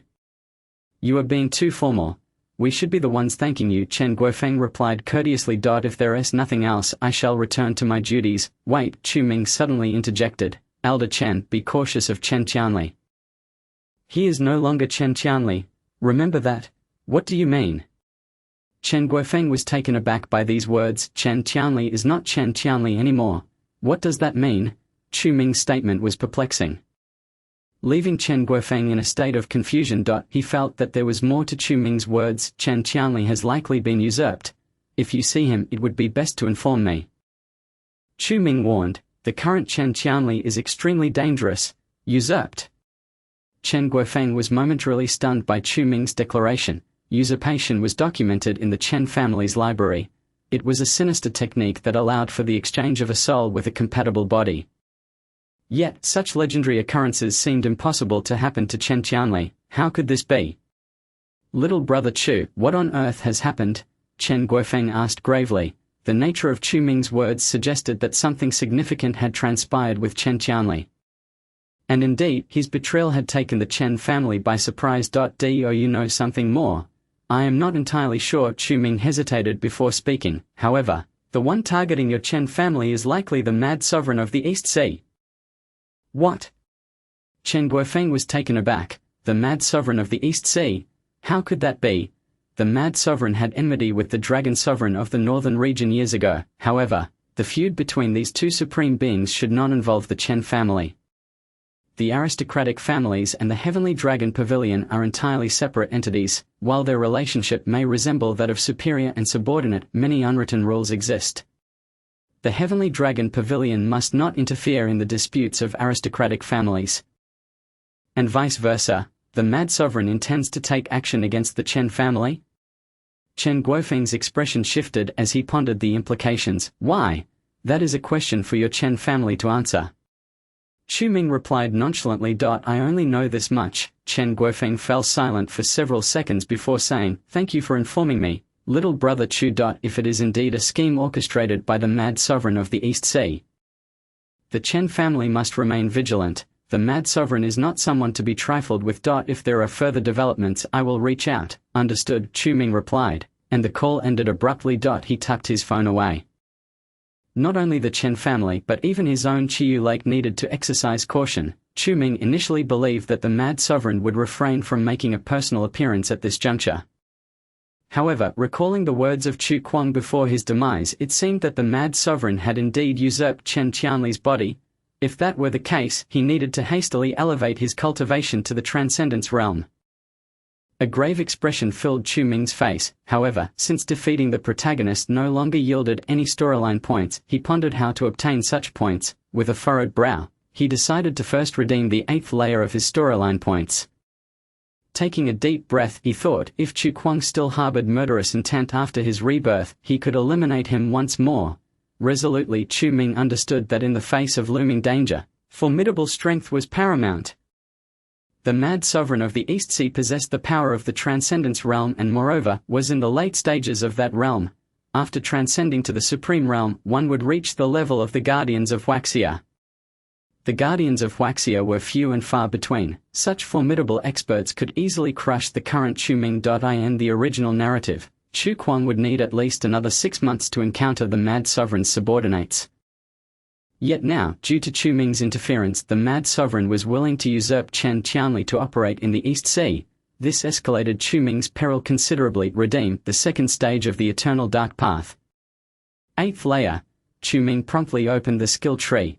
The second stage comprised 10 layers, of which he had illuminated 7. To illuminate the next layer required 76,800 points. However, due to his relentless training, the surplus of 800 was eliminated. 76,000 points. Then, Chu Ming gritted his teeth and pressed the button for the 8th layer. Illumination successful. A powerful aura surged from the black phone, directly infusing into Chu Ming's dantian. The ethereal energy swelled within him. He felt the power within his body rising exponentially. The barrier of mid-Dao entry was utterly shattered. Chu Ming quickly sat cross-legged, channeling the newly emerged power within himself. An invisible vortex began to swirl above his head. Time passed slowly. Chu Ming suddenly opened his eyes. At the same moment, every decorative item in the training room shattered. Even the tables and chairs were sent flying against the walls, shattering into pieces. Is this the power of late Dao entry? Chu Ming's spirit was shaken. He gazed at his own face and hands, his eyes brimming with joy. The 8th layer of the Eternal Dark Path corresponded to late Dao entry. The 9th layer corresponded to the peak of late Dao entry. The 10th layer corresponded to half-step transcendence. Calculating, he still needed approximately 460,000 storyline points. With the 30,000 to 40,000 points he currently possessed, he would need to earn at least another 430,000 points. The sheer magnitude of that figure left Chu Ming feeling somewhat powerless. Thus far, most of his storyline points had come from the protagonist. Chu Kuang, without the protagonist's contribution, he was at a loss for how to amass points. Could it be that he would have to seek out rare treasures? He frowned, but good treasures required money. While I possess numerous assets compared to those aristocratic families, I am still impoverished. Chu Ming shook his head with a wry smile. Even the materials to forge the 4th tier of the Dark Blade necessitated assistance from the Chen family. If reliant solely on himself, he had no idea how long it would take to gather them. The first gate to the underworld had already opened, but due to Lu Ming's involvement, he could not pass through. Chu Ming contemplated for a few seconds. Perhaps I can only await the second gate to the underworld. If his memory served him correctly, the second gate to the demon realm would appear 4 months after the first. This meant it would emerge in 2 to 3 months from now. The location would be in a certain ravine of the Greater Xing'an Mountains in northern Huaxia. From within, weak zombies emerging from the boundary between the underworld and the demon realm would appear. Their arrival would incite a zombie frenzy in the area. In the original narrative, the protagonist led a group to suppress them and thus obtained the opportunity to reach mid-Dao entry. However, due to Chu Ming's intervention, Chu Kuang had already attained mid-Dao entry. If I recall correctly, the zombie king that emerges from the second gate to the demon realm is only at the level of late Dao entry. Right? Chu Ming mused. If I can eliminate those zombie hordes, I should be able to acquire many valuable items. With his current cultivation level, defeating the zombie king should not pose a challenge. First, he would address the immediate matter before planning for the future. Chu Ming took out his black phone and checked the time until the protagonist's resurrection. Time until protagonist's resurrection. Exactly 30 minutes. Chu Ming gazed at the black phone's notification with a sigh. 30 minutes, huh? I'll wait a bit. He kept his eyes glued to the phone. 30 minutes passed swiftly. Cooldown complete. Chu Ming regarded the black phone as if facing a formidable adversary. However, nothing happened. Chu Ming. Wasn't it said that the protagonist would be reborn today? Where is he? Confusion filled Chu Ming's eyes. Looking again at the black phone, the resurrection marker on the screen had disappeared. This indicated that Chu Kuang had indeed been resurrected. But where had he gone? Chu Ming was utterly perplexed, searching frantically within the urban cultivation app, and the entire underground chamber yielded no results. He was certain that no one was present. What was going on? Furrowing his brow, Chu Ming was deep in thought when his phone rang. It was a call from Tang Lin. Young Master Ming, something bad has happened. Tang Lin's anxious voice came through. What happened? Chu Ming was taken aback. Could it be that the Mad Sovereign's people have arrived? Chu Kuan is currently in our reception room. Tang Lin's voice trembled slightly. Young Master Ming, I am not lying. You can come and see for yourself. It's true. What? Chu Ming was stunned. Chu Kuang is in the reception room of the Chiyu Lake Villa. How could this be possible? Is the protagonist's point of rebirth in the reception room? Chu Ming furrowed his brow, deeming it utterly absurd. After hesitating for a moment, he hastily made his way to the reception room of the Chiyu Lake Villa. Upon pushing open the door, he discovered Chu Kuang seated within. Although Chu Kuang's demeanor was somewhat aloof and a fleeting glimmer of cold murderous intent flashed in his eyes at the sight of Chu Ming, overall, his emotions appeared relatively stable. You? Chu Ming hesitantly inquired. How did you get here? I don't know, Chu Kuang replied, shaking his head. I did indeed die last night, but when I awoke I bore not a single wound. Chu Ming, it seems you are not the one who saved me. Are you? Of course not, Chu Ming retorted, exasperated. If I intended to save you, why would I have killed you in the first place? Were it not for my parents, I would genuinely have wanted to eliminate you. You scoundrel, Chu Kuang spoke indifferently. However, since I have already died once, you remember the promise you made to me, don't you? Rest assured, not only do I remember, but I have also fulfilled it. Chu Ming coldly replied. Your parents and sister have all been rescued. Upon hearing this, a glimmer of brilliance and joy flickered in Chu Kuang's eyes. Where are they now? Do not fret, Chu Ming interjected. Your father has been gravely injured by the people of the Mad Sovereign and is currently recuperating in the hospital. I have assigned protection for your mother and sister, Chu Kuang. Do not forget, Chu Pinghai is your father and also my fourth uncle. Ridiculous, Chu Kuang answered coldly. You expelled our family from the capital city many years ago. You did not say so then. People change, Chu Ming replied. You are not aware, are you? I have also been expelled from the Chu family. What? Chu Kuang was taken aback, clearly not anticipating this revelation from Chu Ming. Strictly speaking, I no longer qualify as a member of the Chu family in the capital, Chu Ming stated apathetically. Just like you, am I not? Chu Kuang gazed deeply at Chu Ming, sensing that the current Chu Ming was even more inscrutable than he had imagined. Since his rebirth, he had been battling against Chu Ming and the false king of Hell. The two sitting here calmly conversing would have been utterly impossible 6 months ago. I want to see my family. Chu Kuang declared. If they are safe, I will take them away. The enmity between us can be wiped clean. From now on, you are you, and I am I. We shall have no further ties. Despite having the desire to kill Chu Ming since his rebirth, things had changed. Now, his foremost target was the Mad Sovereign. In the face of Chu Ming, Chu Kuang found himself indifferent. If he could forgive Chu Ming, what else was there not to forgive? Chapter 399. Enhanced Affection? Very well, Chu Ming clapped his hands. Tang Lin entered, handing Chu Ming a tablet computer. Your fourth uncle is still in the hospital, while your mother and sister are being sheltered in the Yi family's stronghold. Chu Ming explained. If you wish to contact them, you may use this tablet. Chu Kuang frowned as he accepted the tablet. He first opened the communication link with Chu Pinghai. The connection was being established. 5 seconds later, Chu Pinghai's face appeared on the screen, but Chu Kuang noticed that his father was bandaged on both his head and face. Dad. Chu Kuang voiced his concern. Are you alright, Xiao Kuang? Chu Pinghai was evidently surprised to see Chu Kuang. I am temporarily unscathed, merely some superficial injuries, he replied. If it weren't for Chu Ming rescuing us, we would have likely perished there. Xiao Kuang, tell me the truth. Have you gotten into trouble with anyone outside? Those individuals possess formidable strength, unlike those who can be hired by ordinary families. A flicker of panic crossed Chu Kuang's eyes. He was unsure how to respond to Chu Pinghai.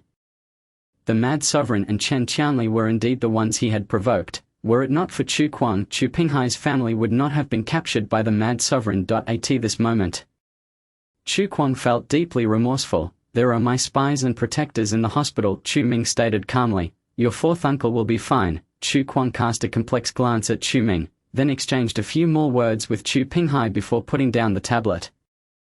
Do you not wish to see your mother and sister? Chu Ming asked. No need. My dad will inform them, Chu Kuang replied indifferently. Are you afraid they will ask you the same questions? Chu Ming retorted with a smile. Chu Kuang abruptly raised his head, his gaze sharpening as he coldly fixed it on Chu Ming. Yet, he said nothing, clearly acquiescing. Your parents will be safe with me, Chu Ming assured.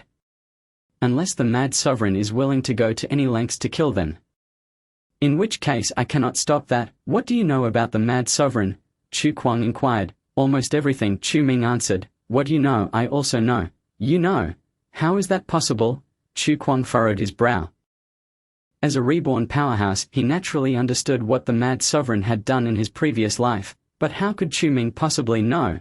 Moreover, who was that mysterious figure in black who claimed to be the King of Hell? Chu Kuang found it puzzling. Did your master tell you? Chu Kuang asked coldly. Since he knows about me, it should not be difficult for him to learn about the Mad Sovereign, right? I have nothing to disclose on that matter. Chu Ming replied with a faint smile. You may consider it as him having informed me, or you can guess for yourself. Chu Kuang clenched his fists. You truly are a scoundrel, he bit out. Were it not for my family forgiving you, I would have killed you no matter what. Likewise, Chu Ming replied without a hint of anger. We are both on the same path, are we not? Chu Kuang wanted to retort but found himself unable to. Indeed, he and the Chu Ming before him, whom he wished to eliminate, were not fundamentally different, blinded by hatred. The Mad Sovereign's target is the Northern Territory. Chu Kuang said in a low voice. Once he succeeds, not only the Chen family but even the Chu family will become sacrifices. I know, Chu Ming replied calmly. In your previous life, he succeeded, did he not? Chu Kuang's eyes widened in disbelief. Chu Ming even knew this. Why? Chu Kuang asked, struggling to comprehend. Chu Kuang, since you have set aside your grievances, I can speak candidly with you. Chu Ming said. I wanted to kill you because you wished to kill me. And I, not wanting to die, could only strike first. Now that our lives and deaths are no longer in conflict, there is no need for us to continue battling. The Mad Sovereign has captured your parents and framed you. He will eventually turn his attention to me as well. This means that our enemies are the same. Do you understand? Faced with Chu Ming's words, Chu Kuang fell into silence. He had to admit that Chu Ming was correct. Do you wish to cooperate? Chu Kuang furrowed his brow. Yes, if possible, I wish to cooperate, Chu Ming stated earnestly. Your strength alone is insufficient to deal with the Mad Sovereign. Upon hearing this, Chu Kuang slammed his hand on the table. Chu Ming, you have misunderstood something. I am seeking your help because my parents and sister have been captured by the Mad Sovereign. Thus, I am exchanging my life for theirs. You have already killed me once. We are even, but that does not mean I trust you. I will never entrust my back to someone who has once drawn a blade against me, never. Chu Kuang set down the tablet. Rising to leave, the negotiation had collapsed. Chu Ming smiled wryly. However, he had not held high expectations for this negotiation. It was entirely normal for things to fall apart with Chu Kuang, given that not long ago they had been mortal enemies. Were it not for the sudden appearance of the mad sovereign, Chu Ming would still be pursuing Chu Kuang. Neither trusted the other, making cooperation challenging. Watching Chu Kuang's departing figure, Chu Ming said nothing. The mad sovereign's capabilities were even stronger than Chu Kuang had imagined. Just as Chu Kuang was leaving Chiyu Lake, the black phone in Chu Ming's pocket suddenly vibrated. Friendly reminder. Affection level of character card has increased. Reward 5,000 plot points. Chu Ming was taken aback. An increase in affection level could yield 5,000 plot points? This was the first time he had encountered such a situation. He quickly opened the character card interface. As expected, it was indeed Chu Kuang's character card that had seen an increase in affection level. The affection had risen from a previous -1,000 to -600. Still negative, Chu Ming's expression soured. Sure enough, as Chu Kuang had stated, he still harbored no trust in him. It was only because Chu Ming had helped rescue Chu Pinghai's family that Chu Kuang had exhibited some change in demeanor. The -1,000 affection level likely indicated a desire to kill him. Now that it was above -1,000, it should signify the dissolution of murderous intent, Chu Ming analyzed. Yet it still posed some danger. Vigilance was necessary. Chu Ming would not easily let his guard down. Should Chu Kuang harbor any murderous thoughts, this great villain would naturally meet his demise. However, what concerned Chu Ming was that he now possessed half of the protagonist's heavenly destiny and luck. Logically, his fortune should resemble that of the protagonist, yet how this luck manifested specifically remained unclear to him. One step at a time, Chu Ming sighed. Resolving these matters at last put an end to a significant affair. As he calculated the time, the materials sent by the Chen family were soon to arrive, provided he could forge the fourth-tier Ming Dao. Even if that mad lord seized Chen Qianli's body, he would remain unperturbed. Chu Ming steadied his thoughts. The following morning, a multitude of transport vehicles arrived outside Chiyu Lake. In accordance with Chu Ming's instructions, all the vehicles carefully stored the materials in the warehouse behind the villa at Chiyu Lake. The sheer volume of metallic materials left Tang Lin and Yulong utterly perplexed. What exactly was Chu Ming planning to do with all these materials? However, what astonished them even more was that Chu Ming spent the better part of the day inside that warehouse filled with materials. When Yulong and Tang Lin returned to check, they found that all the metallic materials had vanished. It was as if Chu Ming had performed a magic trick, making the metals disappear without a trace. Yulong and Tang Lin were utterly baffled, unable to fathom how Chu Ming had accomplished such a silent and unseen transfer. Among those metals, besides a substantial quantity of copper ore, there were also many silver and even gold ores. Chu Ming had lowered his requirements. If pure gold could not be found, he would accept gold ore directly, albeit in greater quantity. After all, the urban cultivation APP would only absorb the golden material during the forging process and would not take in the ores attached to it. After more than a day of labor, Chu Ming finally transformed the first batch of transported metallic materials entirely into Ming Dao, forging a total of 7 blades. He arranged the newly crafted Ming Dao before him.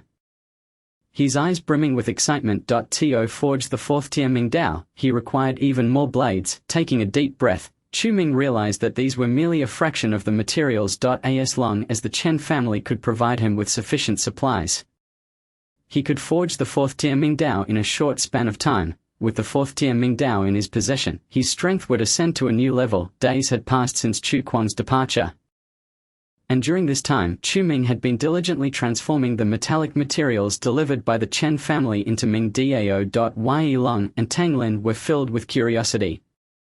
Why did so many metallic materials disappear after entering the warehouse? Was it possible that Chu Ming was consuming them? However, no matter how they investigated, they could not uncover the reason. Meanwhile, Chu Ming had already issued a gag order, strictly prohibiting unrelated individuals from entering the warehouse. As time passed, the number of Ming Dao in Chu Ming's possession continued to grow. Concurrently, Chen Qianli and his associates were tirelessly searching for Chu Kuang's whereabouts. Although Chen Qianli had seen the report regarding Chu Kuang, he had not witnessed his corpse and was unwilling to accept this outcome. After all, Chu Kuang was his first choice to aid in executing an important plan. At that moment, outside Linju City, within an abandoned villa, Chen Qianli was seated in meditation. Suddenly, the door swung open. "Young Master Chen, we have located Chu Kuang. He is indeed alive," reported an excited black-clad subordinate. Chen Qianli's eyes shot open. You found Chu Kuang? He scoffed. As I suspected, this Chu Kuang did not simply perish at Chiyu Lake. However, young master, Chu Kuang's family was rescued days ago, and even the kidnappers, like Zi Lao-san, have vanished without a trace, the black-clad subordinate reminded him. We no longer possess any leverage to threaten Chu Kuang. No matter, Chen Qianli sneered coldly. First, investigate where this Chu Kuang is hiding. I shall take matters into my own hands and compel him to submit. Should he resist, let him truly become a corpse. What does it matter? Hearing Chen Qianli's chilling words, the black-clad subordinate trembled slightly. He sensed that Chen Qianli was not as simple as he appeared. Oftentimes he felt that Chen Qianli's demeanor and manner of speaking closely resembled that of someone else. The Mad Lord, young master, our men are tracking Chu Kuang. I fear that if we delay, it may lead to unforeseen complications. Perhaps we should. The black-clad subordinate made a gesture across his throat. This person still holds value for me, however, he is cunning. Chen Qianli narrowed his eyes. The fact that he survived upon entering Chiyu Lake indicates he must have struck some deal with the enigmatic figure known as the King of the Underworld. If he truly refuses to serve me, then he must be eliminated on the spot. A dead genius is no longer a genius. The black-clad subordinate nodded. Understood. Go forth and locate him. Our plans in the northern region are about to unfold. Upon hearing this, the black-clad subordinate's body trembled. He clasped his fist toward Chen Qianli and promptly departed. On the west side of Linju City, within a small warehouse owned by Pinghai Company, Chu Kuang was seated in meditation, eyes closed. The events of the past few days had left him acutely aware of his own inadequacies. His rate of advancement amongst the younger generation in Huaxia was already considered extraordinary, indeed monstrous. For in this generation none had yet reached the Dao entry stage, yet Chu Kuang understood that Chu Ming's cultivation consistently surpassed his own. He was perplexed as to why Chu Ming, the reincarnated king of the underworld, was stronger than he. Nevertheless, Chu Kuang recognized that he must remain dormant for a period before he could contend against the Mad Lord. Chu Ming had pledged to protect his family. Thus Chu Kuang resolved to leave Linju City for a time, intending to return only once he possessed the ability to resist the Mad Lord. Slowly, he opened his eyes. The spiritual energy within the city was indeed thin. He sighed, realizing that even after the first portal to the underworld had opened, this place remained barren. I shall head to the location of the second portal to the underworld. He decided to head north. Believing the Mad Lord would have difficulty tracking him, Chu Kuang planned to leave Linju City that very night. However, at that moment, he abruptly raised his head. A multitude of powerful auras were approaching. Had he been discovered? Chu Kuang's expression changed as he swiftly concealed himself in a hidden corner of the warehouse. He was puzzled. Hiding in this small warehouse should have kept him undetected. For only Chu Pinghai possessed the key, yet the powerful auras continued to draw near. Chu Kuang's king of the underworld consciousness rapidly expanded. Like Chu Ming's, he could swiftly discern the approaching enemies. 1, 2, 3. The more he probed, the paler his complexion became. There were actually 15 individuals at the Dao entry stage near this small warehouse. It was undoubtedly the Mad Lord. Taking a deep breath, a tinge of vigilance appeared in Chu Kuang's eyes. If the Mad Lord was personally present, combined with these 15 Dao entry individuals, it would be nearly impossible for him to escape this warehouse. A fierce battle was imminent.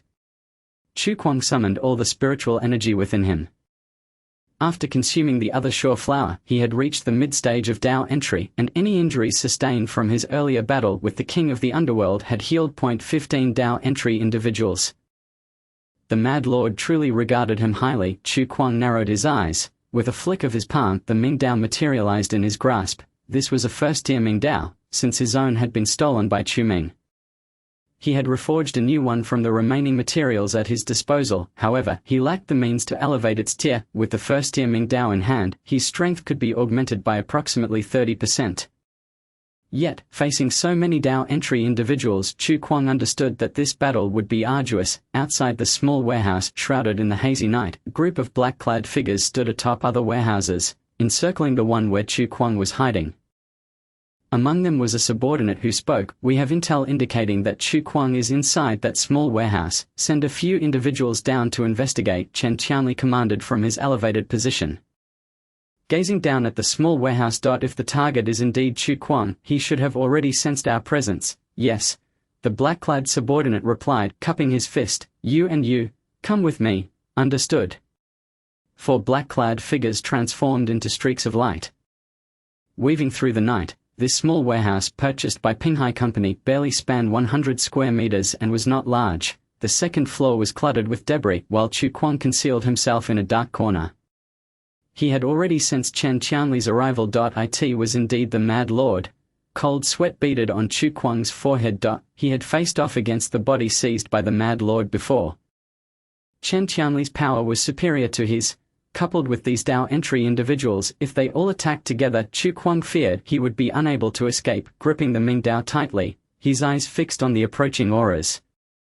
He resolved that if escape was impossible, he would at least take a few down with him. A dark glimmer ignited in Chu Kuang's gaze. He had never been one to show mercy. A soft thud echoed from in front of Chu Kuang. The black-clad figures opened the warehouse's skylight, preparing to infiltrate. However, at that very moment, a dark flash zipped across the second floor. Warm blood splattered onto the floor. Thud. A corpse fell. Upon hearing this sound, the black-clad figures jolted to attention. Target sighted. We've sustained casualties. Reinforcements now. With this command, the black-clad figures outside swiftly surged in. Chen Qianli also narrowed his eyes, realizing he had underestimated Chu Kuang's strength.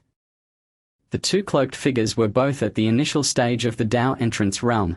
Yet, after just a brief encounter, they both met their demise. Chu Kuang's strength far exceeded Chen Qianli's expectations. "Indeed, you are still alive," Chen Qianli remarked coldly, fixing his gaze on Chu Kuang. "I never claimed to be dead," Chu Kuang replied. "Now that my family has been rescued, you have no means to threaten me." "Do you? I could capture them once and I could do so again," Chen Qianli sneered. "In this entire Linju city, no, throughout the entire Donghai region, they wouldn't escape at my command." Chu Kuang narrowed his eyes. A flicker of murderous intent gleaming within. Indeed, the entire Donghai belonged to the Mad Sovereign. At a mere command from the Mad Sovereign, capturing the Chu family was not merely possible. Even apprehending any King Realm expert could be within reach. "Chu Kuang, I advise you to behave," Chen Qianli stated icily. "If you can be of use to me, I shall treat you well. However, should you choose to oppose me, this warehouse shall be your grave." Upon hearing this, Chu Kuang laughed. "To be of use to you? I, Chu Kuang, have never been one to bow to others or be commanded." His gaze turned frigid. "If you wish to kill me, you shall pay the corresponding price today." Surrounded by so many at the Dao entrance realm, Chu Kuang understood that escape was futile. Yet, amongst these 15, it was certainly within his capabilities to slay 7 or 8. "It seems you have chosen to be my enemy." Chen Qianli laughed heartily. "Very well. You are indeed a genius, however, today you must die." With a wave of his hand, the black-clad warriors behind him surged forward. "Kill." The command echoed. Numerous Dao entrance realm experts drew forth their artifacts. Viciously lunging towards the figure of Chu Kuang, he wielded his underworld blade with fervor, successfully deflecting 7 or 8 attacks in that initial clash. However, facing this combined assault, Chu Kuang was clearly outmatched.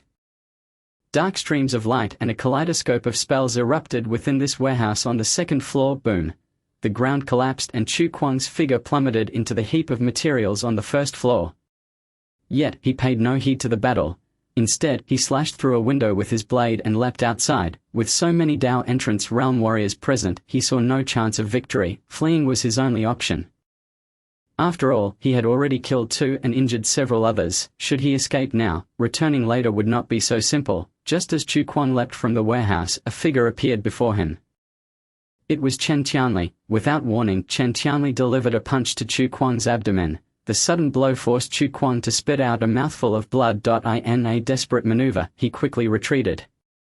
But several black-clad experts leaped out from the windows behind him. Chu Kuang found himself trapped within. "Chu Kuang, I told you, you cannot escape," Chen Qianli stated calmly. "Since you do not intend to submit today, you shall remain here forever." Chu Kuang's face turned pale as he surveyed the surrounding black-clad figures. Given another 6 months, perhaps these individuals would not pose much threat. Yet, in his current state, he was no match for Chen Qianli. "Kill him," Chen Qianli commanded. Instantly, all the black-clad figures sprang into action. Blades flashed and swords glimmered as they descended upon him. Chu Kuang raised his underworld blade, but he was quickly overwhelmed. He was soon left battered and blooded. his injuries seeping through his clothes, rendering him increasingly weak. "What happened to your earlier bravado, Chu Quan?" Chen Qianli taunted. "I will ask you one last time. Do you still wish to oppose me?" Chu Quan's breathing grew labored, a drop of blood sliding down his face. The relentless assault from so many at the Dao entrance realm was indeed excruciating, yet despite this, he would not concede. "In your dreams," Chu Quan retorted coldly, "even if I die here today, you will never have me do your bidding." At those words, Chen Qianli's expression darkened. He had believed that at such a juncture, this obstinate Chu Quan would ultimately submit to him. How wrong he was. Chu Quan would rather die than aid him. Such a pity. The Huaxia will lose a super genius. Chen Qianli sighed lightly. "Everyone attack." The black-clad warriors raised their artifacts, their murderous gazes locking onto Chu Quan. Chapter 401. The arrival of the Underworld King. The moonlight was obscured by dark clouds, plunging the entirety of Linju into a momentary darkness. Chu Quan's eyes blazed with murderous intent. He understood clearly that with Chen Qianli present, escape was nearly impossible. And no matter how much he calculated, he had never anticipated the cunning of the mad sovereign. Chu Quan inhaled deeply. He had thought that by going to Chiyu Lake, he could evade the mad sovereign's vigilance. He had even leveraged Chu Ming's assistance to rescue his family, yet the mad sovereign's influence in the Donghai realm was beyond what Chu Quan could ever fathom. In his previous life, Chu Quan had been but a pawn, lacking even the qualification to be a piece in the mad sovereign's game. The intricacies of the mad sovereign's dealings were beyond his comprehension, even more so than those of Chu Ming. Kill. As the Dao entrance experts closed in, the ferocity of their attacks intensified. Had Chu Quan not already broken through in cultivation, he would have struggled to withstand their relentless barrage. A coalition of over a dozen Dao entrance realm warriors was powerful enough to contend with a king realm expert. The path of darkness. The flowing moon obscures the heavens, the stars shift in myriad ways, forge the divine sword of time, melding the blood of Buddha and demon, life and death exhaust, the firmament reveals. Chu Quan hesitated for not a moment as he activated the slaughter state of the eternal underworld path technique. His pupils glimmered crimson. The instant darkness enveloped the earth. The slaughter commenced. Chu Quan's underworld blade flickered in the night wind, and astonishingly, he repelled several combined attacks from the Dao entrance realm warriors in an instant. Witnessing this scene, Chen Qianli furrowed his brow tightly. Secret technique, or something else? This Chu Quan possesses such a hidden talent. How intriguing, truly fascinating. Once I eliminate him, I shall search him for treasures. Perhaps there are other gains to be had. Chen Qianli was no longer patient enough to toy with Chu Quan, since Chu Quan had no intention of being of use to him. It was better to eliminate him entirely, lest he become a future thorn in his side. "What are you hesitating for? Use all your strength to kill him," Chen Qianli commanded. The onslaught from the Dao entrance realm warriors intensified once more. Blades and swords flickered beneath the dark night sky. The moonlight, shrouded by clouds, seemed as if it would never reappear. Even with the slaughter state of the eternal underworld path technique activated, Chu Quan could not withstand the combined assaults of over a dozen Dao entrance realm experts. After all, he was but one person. The united front of so many Dao entrance realm warriors forced him to retreat step by step, and blood streaks began to mar his abdomen. If this continued, it seemed he would truly perish here. Chu Quan drew a deep breath. He glanced at Chen Qianli, who was observing from a distance. Gritting his teeth, he suddenly soared upward on the wind. Chu Quan sought to escape, planning to return once he had gained sufficient strength. However, Chen Qianli would never allow Chu Quan to flee. The moment Chu Quan took to the skies, Chen Qianli narrowed his eyes and pointed into the air. The night wind seemed to freeze for a few seconds. Chu Quan felt a sluggishness in his internal energies flow. Half step to the dust realm. Chu Quan could hardly believe it. How little time had passed. The mad sovereign had already elevated Chen Qianli to the half-step dust realm. With the pressure of a half-step dust realm cultivation, it could indeed suppress the flow of Chu Quan's internal energy, causing his techniques to lag. This was a gap that could not be bridged even with the eternal underworld path technique. "You cannot escape." Chen Qianli's icy gaze bore down on him. Chu Quan clenched his fists, narrowly dodging the attacks from the Dao entrance realm warriors. He flipped and dashed into a small warehouse. But at that moment Chen Qianli suddenly struck. His figure vanished in an instant, only to reappear behind Chu Quan. The speed was so astonishing that not only did it catch Chu Kuang off guard, but it also left the Dao entrance realm warriors in shock. Chen Qianli delivered a powerful palm strike to Chu Kuang's back. Chu Kuang immediately spat out a mouthful of blood, crashing into the warehouse's cargo. He understood clearly that today escape was unlikely. Mad Sovereign. Blood trickled from the corner of Chu Kuang's mouth, his voice hoarse. That last strike from Chen Qianli had nearly severed 2 of his internal meridians. Now, whenever Chu Kuang attempted to channel his internal energy, it sent waves of agony coursing through him. In this state, the slaughter state of the eternal underworld path technique was instantly dispelled. From Chen Qianli, Chu Kuang sensed an aura even more formidable than that of the underworld king. Today, the odds were decidedly against him. As I said, you cannot escape. Chen Qianli spoke calmly. Before I send you to your doom, I wish to ask you a question. What question? Chu Kuang trembled, his gaze icy as he regarded Chen Qianli. Have you and that Chu Ming from Chiyu Lake reached some form of collaboration? Chen Qianli inquired. Otherwise, he would not have let you off so easily. You want to know? Chu Kuang laughed. You can choose to ask or choose not to answer. Either way, you will meet your end, Chen Qianli stated matter-of-factly. Once he decided to kill Chu Kuang, there was no possibility of him living. Even if Chu Kuang now offered to serve him, Chen Qianli would not accept. Haha, I refuse to tell you, Chu Kuang laughed heartily. Mad Sovereign, I must remind you that Chu Ming and the underworld king behind him are far more terrifying than I. If you underestimate him, you will undoubtedly suffer. Chu Kuang's words caused Chen Qianli's brow to furrow. He was not pleased. In the Donghai, no one had ever made him suffer. Chen Qianli snorted coldly, his right hand waving. Suddenly, the surrounding cargo began to shatter into pieces. From the ruins, several shattered wooden arrows soared forth. Ha ha ha, when it comes to dealing with that self-proclaimed lord of the underworld, you are likely to suffer a most abysmal defeat. Chu Kuang laughed maniacally. Blood trickling slowly from the corner of his mouth. With 2 of his meridians shattered, he had lost all capacity to resist. Even running seemed a daunting task. I care not whether he is the lord of the underworld or some other entity. He shall soon meet his demise, Chen Qianli remarked coldly. He suddenly waved his hand, and the wooden arrows shot forth, piercing mercilessly towards Chu Kuang's chest. Yet, in that very moment, a dark flash of light pierced through the ceiling, cleaving directly before Chu Kuang. The blade's wind was fierce, shattering all the arrows manipulated by Chen Qianli into mere fragments. What?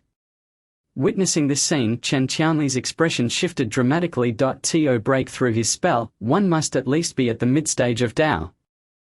Perhaps even at the king level. Who could it be? Chen Qianli's head snapped upward and the crowd followed suit. From the massive gash in the ceiling emerged a figure clad in black. He wore an exceedingly terrifying and grotesque mask. His black robe billowed in the fierce wind as he looked down upon everyone. Lord Kuang, this must be our first meeting, the figure in black spoke in an eerie raspy voice. Upon hearing this, Chen Qianli's eyes narrowed sharply. You are the lord of the underworld? Ha ha ha, indeed. The figure in black laughed heartily. It is no small feat for you, Lord Kuang, to recognize me. You have come at just the right time. I shall slay you before Chu Kuang. A glint of coldness flashed in Chen Qianli's eyes. This way, he could depart with a sense of relief. In an instant, Chen Qianli's figure leaped into the air.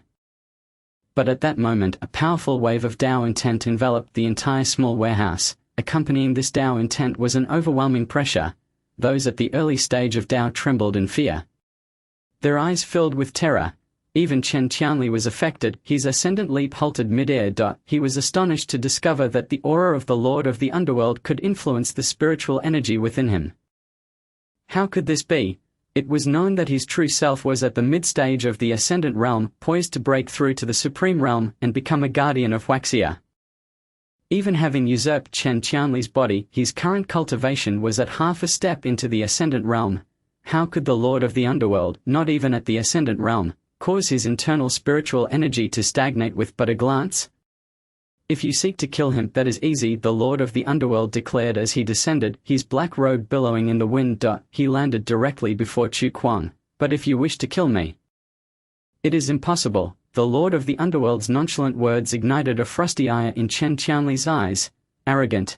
He scoffed. Today, I shall demonstrate your demise. Chen Qianli pointed with his right finger, and a multitude of goods within the warehouse began to levitate, hurtling towards the Lord of the Underworld. How intriguing, the Lord of the Underworld chuckled, thrusting his hand forward. A blue flame enveloped the floating goods. That is, Chu Kuang's eyes widened in astonishment. Cold nether flame. Despite his reluctance to admit it, he realized that the Lord of the Underworld wielded the power of cold nether flame, far surpassing his own. Who exactly is this Lord of the Underworld? Chu Kuang was utterly perplexed. How could he know his identity and secrets? Moreover, what was the significance of the eternal nether Dao art he possessed? Chu Kuang fixed his gaze upon the Lord of the Underworld's silhouette. Feeling that he had overlooked something crucial, under the burning of the cold nether flame, layers of ice began to form upon the goods under Chen Qianli's control, unlike ordinary flames that consumed all. The cold nether flame reversed this principle, capable of freezing all in its path. Boom! The ice-encased goods crashed to the ground, producing a resounding noise. Chen Qianli's expression darkened considerably. With his keen perception, he had already discerned that the figure before him, draped in black and claiming to be the Lord of the Underworld, possessed strength at least at the king level. Chen Qianli hesitated. With his current abilities, killing a king-level opponent was not insurmountable. Yet it would come at a cost. Moreover, judging by the Lord of the Underworld's demeanor, he likely was no ordinary king-level adversary. Esteemed one, I seek only to kill Chu Kuang, Chen Qianli stated coolly. The rest of you do not pique in my interest. Why must you protect him? Did I ever say I would protect him? The Lord of the Underworld laughed heartily. I have come today to claim your life. Lord Quan. Beneath the mask, Chu Ming's face bore a hint of coldness. He spoke truthfully. He cared not for Chu Kuang's life or death. In fact, Chu Ming believed that if Chu Kuang were to die once more, he might truly meet his end. That would be Chu Kuang's own doing, and he could blame no one else. Yet, before the demise of this incarnation of Lord Kuang, Chu Kuang could not perish. Chapter 402. The Protagonist's Breakthrough. Upon hearing Chu Ming's words, Chen Qianli's expression gradually darkened. Aside from Chu Kuang, few knew that he had usurped Chen Qianli's body. However, the masked figure in black, the Lord of the Underworld, was fully aware. What did this signify? The knowledge possessed by this Lord of the Underworld was likely far from simple. Chen Qianli changed his mind. He could not allow this Lord of the Underworld to leave alive. Since you wish to die alongside him, I shall grant you that. Cold malice flickered in Chen Qianli's eyes. Under the shroud of the darkening sky, his figure transformed into a tempest, his dagger thrusting towards Chu Ming. Yet beneath the mask, Chu Ming remained unperturbed. Having just broken through to the 8th layer of the eternal nether Dao art, his strength had risen to the late stage of Dao. This meant that, with the enhancement from the eternal nether Dao art, coupled with the prowess of the nether blade at the 3rd tier, his power would not be inferior to that of someone at half a step into the ascendant realm. Cold malice glimmered in Chu Ming's eyes as he simultaneously slashed with his blade. Clang! The two weapons clashed fiercely in midair, producing a crisp sound. What? Chen Qianli was taken aback. He discovered to his astonishment that the black-clad Lord of the Underworld's strength was surprisingly on par with his own. Wasn't this Lord of the Underworld merely a king level? How could he possess such power? Chen Qianli's eyes were filled with disbelief. It was known that in recent days he had focused intently on his training, finally elevating the compatibility between his soul and Chen Qianli's body to a new level. His current strength was undoubtedly at half a step into the ascendant realm. In other words, with one more step, he could utilize Chen Qianli's body to break through to the ascendant realm. Yet now, in their very first encounter, his full-strength attack was actually thwarted by the black-clad Lord of the Underworld. How could this be possible? Chen Qianli's gaze turned frigid. It appears you have been concealing your strength. Ha ha ha, you too have concealed your strength, have you not, Lord Quan? Chu Ming retorted coldly. After their blades clashed, both figures swiftly retreated. Very well, let us see who is superior, you or I. Chen Qianli's eyes flashed with murderous intent. If this Lord of the Underworld were to escape today, it would surely lead to calamity in the future. Yet he was also curious as to how this Lord of the Underworld had suddenly emerged. A powerful being must have traversed the path of Dao before achieving the late stage or half a step into the ascendant realm. Yet this Lord of the Underworld had quietly reached such a level. Unless he was a practitioner hidden away in the mountains and wilderness, such a phenomenon was impossible.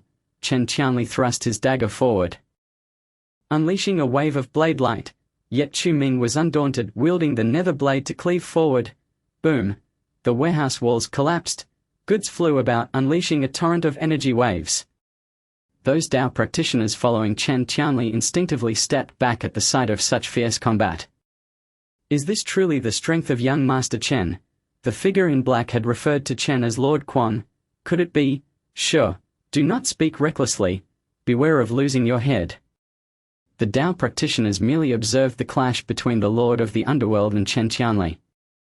Refraining from involvement, they feared being caught up in this battle of titans. Meanwhile, Chu Quan, lying amidst the ruins, felt his expression shift. He had not anticipated that the one to save him in his hour of peril would be the Lord of the Underworld.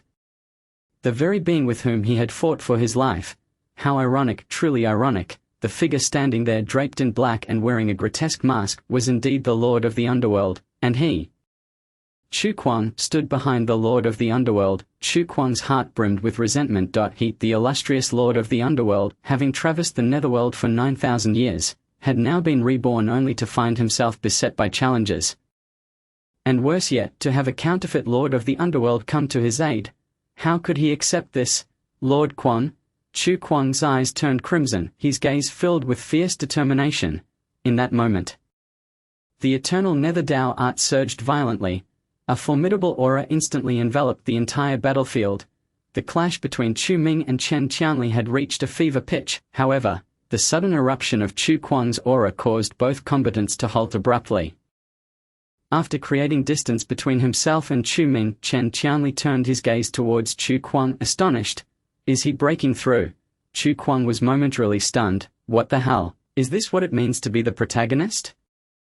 He inexplicably breaks through just like that? Chu Ming felt a mix of despair and frustration. He still needed to earn more plot points to facilitate his own breakthrough, yet this Chu Quan, with but a roar, commenced his breakthrough. It was infuriating. However, no matter how unwilling Chu Ming was, he refrained from interrupting Chu Quan. Even if Chu Quan were to break through, he posed no threat to him. For he was on the verge of attaining the 4th tier of the Nether Blade. Even if their cultivation levels were equal, Chu Quan would not be able to contend with Chu Ming. In that instant, Chu Quan raised his head and let out a long howl. His feelings of resentment and rage flooded his mind. In the night sky, the dark clouds dispersed. The resplendent full moon now bore a blood-red hue. What is that? The practitioners surrounding the area gazed upward in astonishment. A blood-red full moon. A celestial phenomenon. Even Chen Qianli was taken aback. This Chu Quan before him possesses such incredible capabilities? How utterly extravagant. Chu Ming's breath quickened. Was the very moon resonating alongside him? If only I were the protagonist.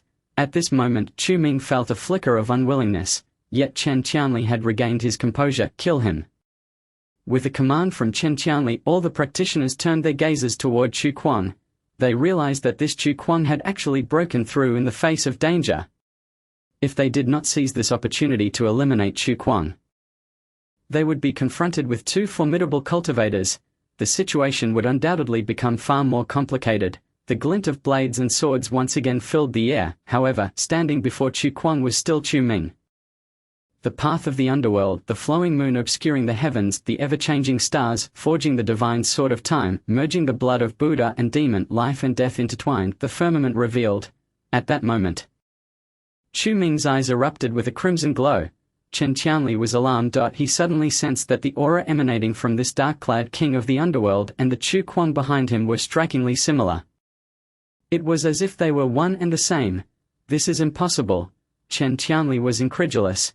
How could such an absurdity exist in this world? After activating the eternal underworld technique, the auras of Chu Quan and Chu Ming seemed to meld together. This sent shivers down Chen Qianli's spine. Could it be that this Chu Ming was the avatar of the dark-clad king of the underworld? But why were they engaged in a life-and-death struggle against each other? From Chu Quan's demeanor, he clearly did not appear to be possessed. Chen Qianli's thoughts were in disarray. He realized that his plans in Lingju City, as well as the schemes surrounding Chu Quan, seemed to have gone awry. Just as he hesitated, the bloodshot gaze of Chu Quan fell upon him. Mad monarch. Chu Quan roared, wielding his underworld blade with ferocity. In that instant it felt as though a mountain of blood and bones had materialized before them. The overwhelming killing intent emanating from Chu Quan was suffocating. Do not panic. Chen Qianli snorted coldly. He has already been injured by me. He cannot possibly have any fighting capacity left. Gripping a dagger, Chen Qianli lunged forward. The clash of blades resonated through the air. The two engaged in a relentless aerial duel. Chen Qianli was struck with awe. This Chu Kuang's strength had surged dramatically. It was utterly unfathomable. Merely by letting out a roar, the moon transformed into blood, and even Chu Kuang's power had increased significantly. Chen Qianli tightened his grip on the dagger, his eyes filled with murderous intent. He resolved that today he must eliminate Chu Kuang. This individual is too enigmatic. If not dealt with, the repercussions could be dire. It could even jeopardize his plans in the northern domain. What of his breakthrough in cultivation? Your strength is still inferior to mine, Chen Qianli shouted coldly, but just then, a chilling voice echoed in his ear. What if I join in? Chen Qianli abruptly turned around, only to be horrified to discover that the king of the underworld had circled behind him. The third tier of the underworld blade struck fiercely at his back. If this blow landed, the flesh of the possessed mad monarch would surely be ruined. Chen Qianli barely managed to pivot, narrowly evading Chu Ming's attack. In this direct confrontation, Chu Kuang, consumed by a killing frenzy, held him at bay. Meanwhile, Chu Ming seized the opportunity to strike. Their uncanny yet harmonious cooperation forced Chen Qianli into a retreat. Several times, he narrowly escaped being slain by Chu Ming. Chen Qianli was drenched in cold sweat, while the surrounding practitioners dared not intervene. One practitioner attempted to assist but was sent sprawling into the ruins by a kick from Chu Ming. Failing to rise again, witnessing that scene, no one dared to approach. At this moment, Chen Qianli felt like a mouse in a bellows, besieged on both sides. While he could extract some advantages from Chu Kuang, these were swiftly negated by Chu Ming's sudden assaults. The combined force of the two left Chen Qianli covered in wounds. Their attacks were exceedingly bizarre. He could only withstand the onslaught of one. Chen Qianli gasped for breath. He had now fallen to a disadvantage. If this continued, he might very well perish here. His current flesh, having just undergone possession, had yet to reach the transcendent realm. It would be utterly unworthy to perish like this. He could only devise a plan to deal with these two in the future. A trace of unwillingness flickered in Chen Qianli's eyes. He could easily defeat either of them individually, yet together they rendered him unable to contend. Retreat. Taking advantage of the battle's lull, Chen Qianli immediately fled. The other practitioners also quickly scattered. If even Chen Qianli could not overcome them, how could they possibly stand a chance? Once I return, I shall summon the strong from the East Sea to strike them down with thunderous might. They are merely in the late stages of entry. As long as I dispatch transcendence, the kill will be achieved. Let you revel for a while, for soon you shall both meet your demise. Chen Qianli was seething with rage. As the mad monarch, he ruled the East Sea, yet he had been defeated by two inexplicable individuals. Moreover, if he allowed Chu Kuang and that king of the underworld to run rampant, greater troubles would surely arise in the future. Yet Chen Qianli never imagined that Chu Kuang and Chu Ming were not inclined to let him go. Beneath the blood-red moonlight, two figures radiating powerful auras swiftly approached the direction of his escape. Chapter 403. To death or not to die. Chen Qianli froze momentarily. He was horrified to realize that these two had no intention of sparing him. Maniacs, two maniacs. Chen Qianli's scalp tingled. If Chu Kuang and the king of the underworld ensnared him, this battle would surely drag on. He had already fallen to a disadvantage and sustained numerous injuries. If this continued, Chen Qianli might end up leaving his life here, split up. As soon as Chen Qianli's voice fell, the practitioners scattered without looking back. However, what Chen Qianli did not expect was that Chu Kuang and the king of the underworld disregarded the fleeing crowd and directly locked onto him. Their intent was clear. They were determined to eliminate him today. Chen Qianli's breath quickened. In that moment, he genuinely grasped the madness that lay within Chu Kuang and the king of the underworld. If Chen Qianli were to be slain, his avatar would be doomed. The soul fragment within the avatar would be obliterated, significantly impacting his true self's cultivation. He might even find himself unable to break through to the Guardian realm. Should that happen, all of his plans and schemes would be utterly ruined. The color drained from Chen Qianli's face, yet fortunately even as Chu Kuang and the king of the underworld pursued him on the wind, their speed could not match his. After all, Chen Qianli's cultivation still surpassed theirs. But at that moment, the masked Chu Ming narrowed his eyes. He abruptly halted, then swiftly darted toward Chen Qianli's fleeing figure. His voice cold and detached, shadow shift. The spiritual energy within him was drawn away, and his figure reappeared a dozen meters in front of Chen Qianli. The radiance of the third-tier underworld blade sliced through Chen Qianli's neck. Chen Qianli was taken aback. He narrowly evaded Chu Ming's attack. He was astonished. He had not even seen how Chu Ming had accomplished that. Had he not reacted in time, his head would have been severed. This king of the underworld's techniques were indeed bewildering. His initial assessment had been correct. This individual must not be allowed to live. Chen Qianli gritted his teeth. If he were in his true form, he would have crushed both Chu Kuang and the king of the underworld with ease. However, in his current state, having possessed Chen Qianli, he had yet to reach the threshold of the transcendent realm. There was no way to contend with the king of the underworld and Chu Kuang. These two fought as if they had nothing to lose. Chen Qianli's current flesh could not afford to fail. This was crucial to the Mad Monarch's entire strategy in the northern domain. He understood all too well that he had been careless, yet, just as he dodged, a dark blade wind rushed at him in an instant. Chen Qianli ascended upon the wind, but the fabric of his shoulder was torn by the blade wind. He swiftly turned around to see the two figures, their eyes glowing crimson. How could their auras be so similar? Chen Qianli's body trembled, filled with disbelief. With his willpower, he could scarcely distinguish one from the other. If they were to catch up to him, it would likely result in a prolonged entanglement. There was no other choice. Chen Qianli took a deep breath, his face contorting in pain. He retrieved a talisman from his pocket. This was something he had expended significant resources to acquire from a reclusive powerful being in Huaxia. A minor teleportation talisman. With this talisman, he could instantly transport himself to another location. As a precaution, the Mad Monarch had specifically placed this minor teleportation talisman on Chen Qianli. However, he never anticipated that he would have to use it in the face of Chu Kuang and Chu Ming. Such a waste, yet he had no other option. If he were caught, he could very well lose an avatar. That would be an even greater loss. Chu Kuang, king of the underworld, you too remember this. Chen Qianli gritted his teeth. With a powerful grip, he crushed the talisman into powder. A surge of spatial energy was instantly released. Under the blood-red moonlight, Chen Qianli's figure vanished without a trace. The silhouettes of Chu Ming and Chu Kuang hovered in midair. A fierce glint flickered in Chu Ming's eyes. Indeed, everything Chu Kuang had said was true. This Mad Monarch had truly possessed Chen Qianli. It seemed that the previous incident at the Chen family had prompted the Mad Monarch to hasten his actions. In the original narrative, the Mad Monarch would not have struck against the Chen family for at least another 6 months, and he had not possessed Chen Qianli either, due to his intervention. The entire plot has taken a different turn. We should return now. The Mad Sovereign has endured a calamity and is unlikely to return in the near future. Chu Ming cast a glance at the night sky. Preparing to depart, however, at that moment, a dark beam of light appeared before him, slashing towards his chest. Chu Ming reacted swiftly, retreating a few steps. The tip of the blade grazed past him, nearly piercing his flesh. He quickly withdrew, turning to face the assailant. Chu Kuang, what do you intend to do?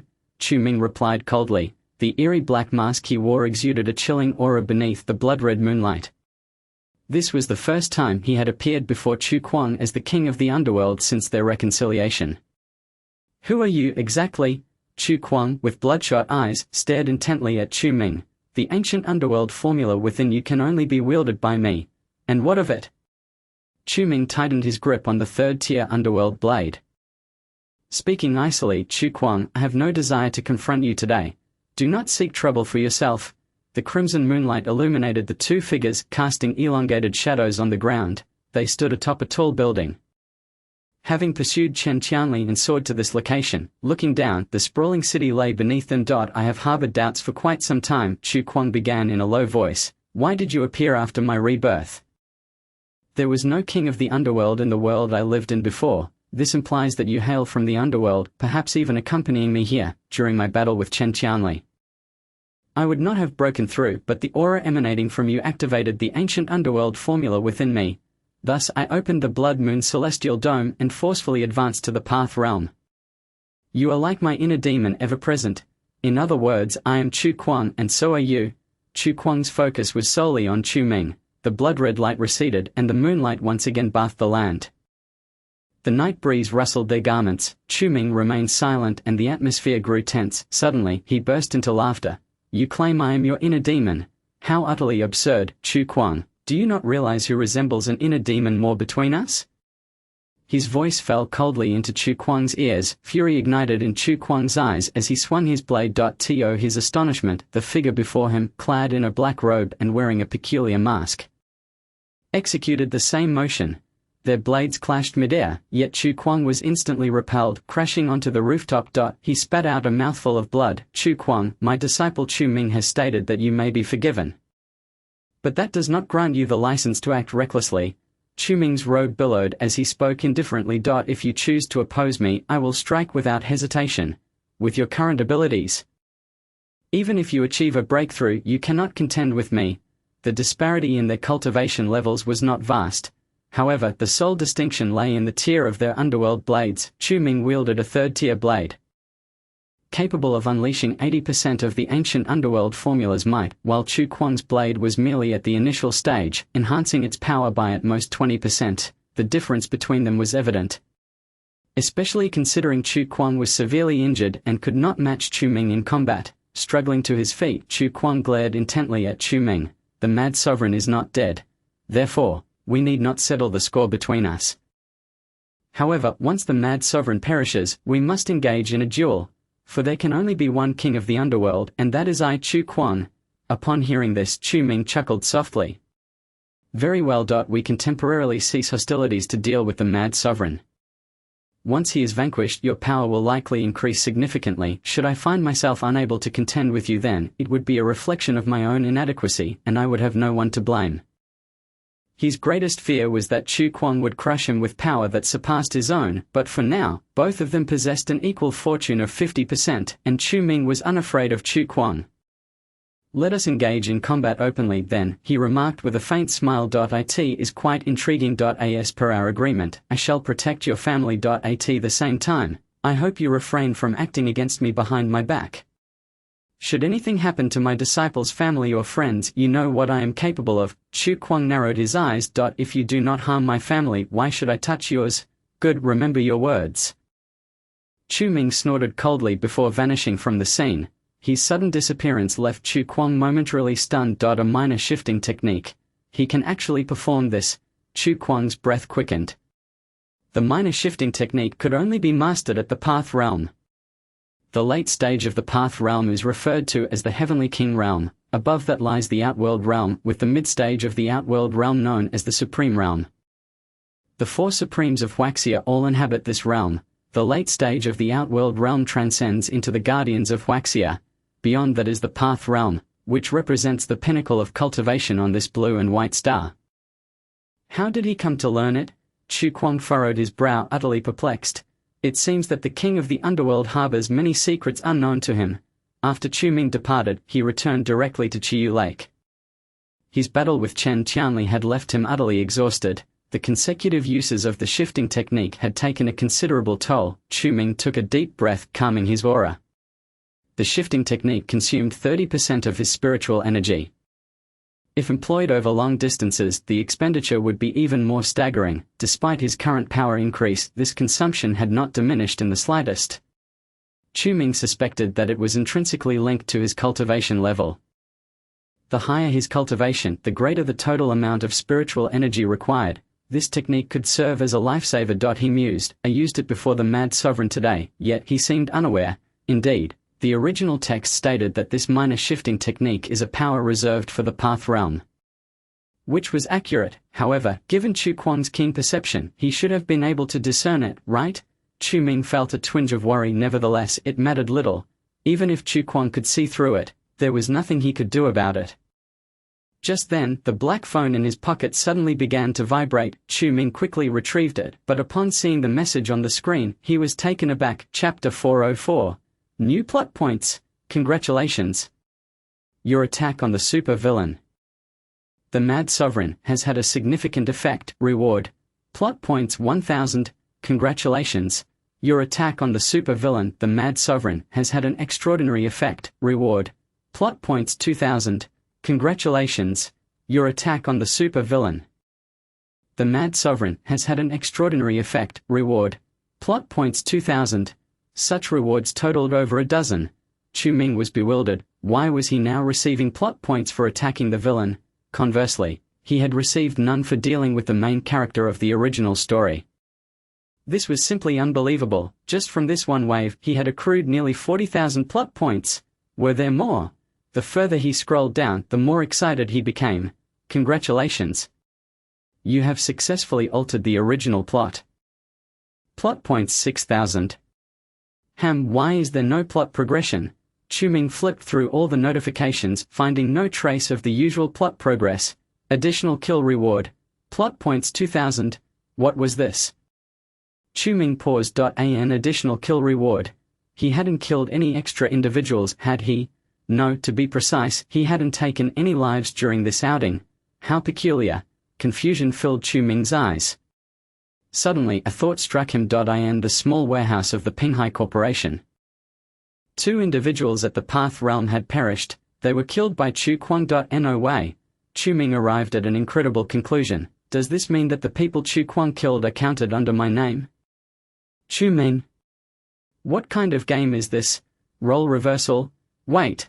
As this realization dawned on him, he hurriedly scrolled back up. Indeed, he recalled that there seemed to be an inconsistency with the previous rewards. A total of 20 to 30 reward notifications, yet he distinctly remembered not striking Chen Qianli that many times. Half of the attacks had been executed by Chu Kuang. Now, attacking Chu Kuang yielded no plot points. But if he were to slay the villain, he would earn points. Chu Ming finally understood. This is a blessing in disguise.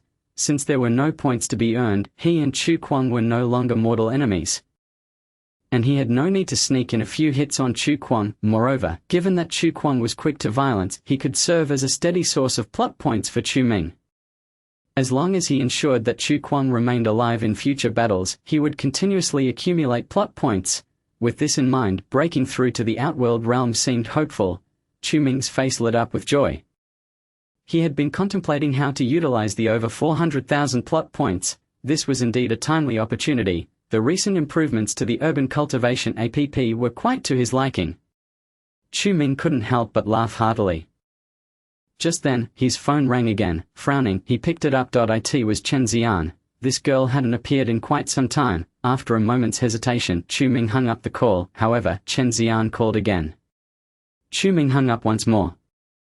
Chen Xian continued to call. Chu Ming kept hanging up. Finally, Chen Xian gave up. Chu Ming chuckled, pocketing his phone before leaving the basement. But as he opened the door to the living room, he was taken aback. Chen Xian was sitting on the sofa glaring at him with an expression of indignation. Upon seeing this, Chu Ming turned to flee without a second thought. Chen Xian, with her quick reflexes, seized Chu Ming's clothing directly. "Why are you avoiding me?" she asked, her voice tinged with irritation. "I won't bite. I wish you would just devour me." Chu Ming muttered under his breath. "What did you say?" Chen Xian scoffed, yanking Chu Kuang back into the living room. Chu Ming sighed and took a seat. "My esteemed young lady, what brings your illustrious presence here this time?" "I am here representing Linju High School," Chen Xian replied. "Representing Linju High School?" Chu Ming was taken aback. "What's the matter with Linju High School?" "Chu Ming, I formally announce that the school has dismissed your position as the Director of Education. I will now assume that role." "What?" Chu Ming's expression darkened. "Is that all?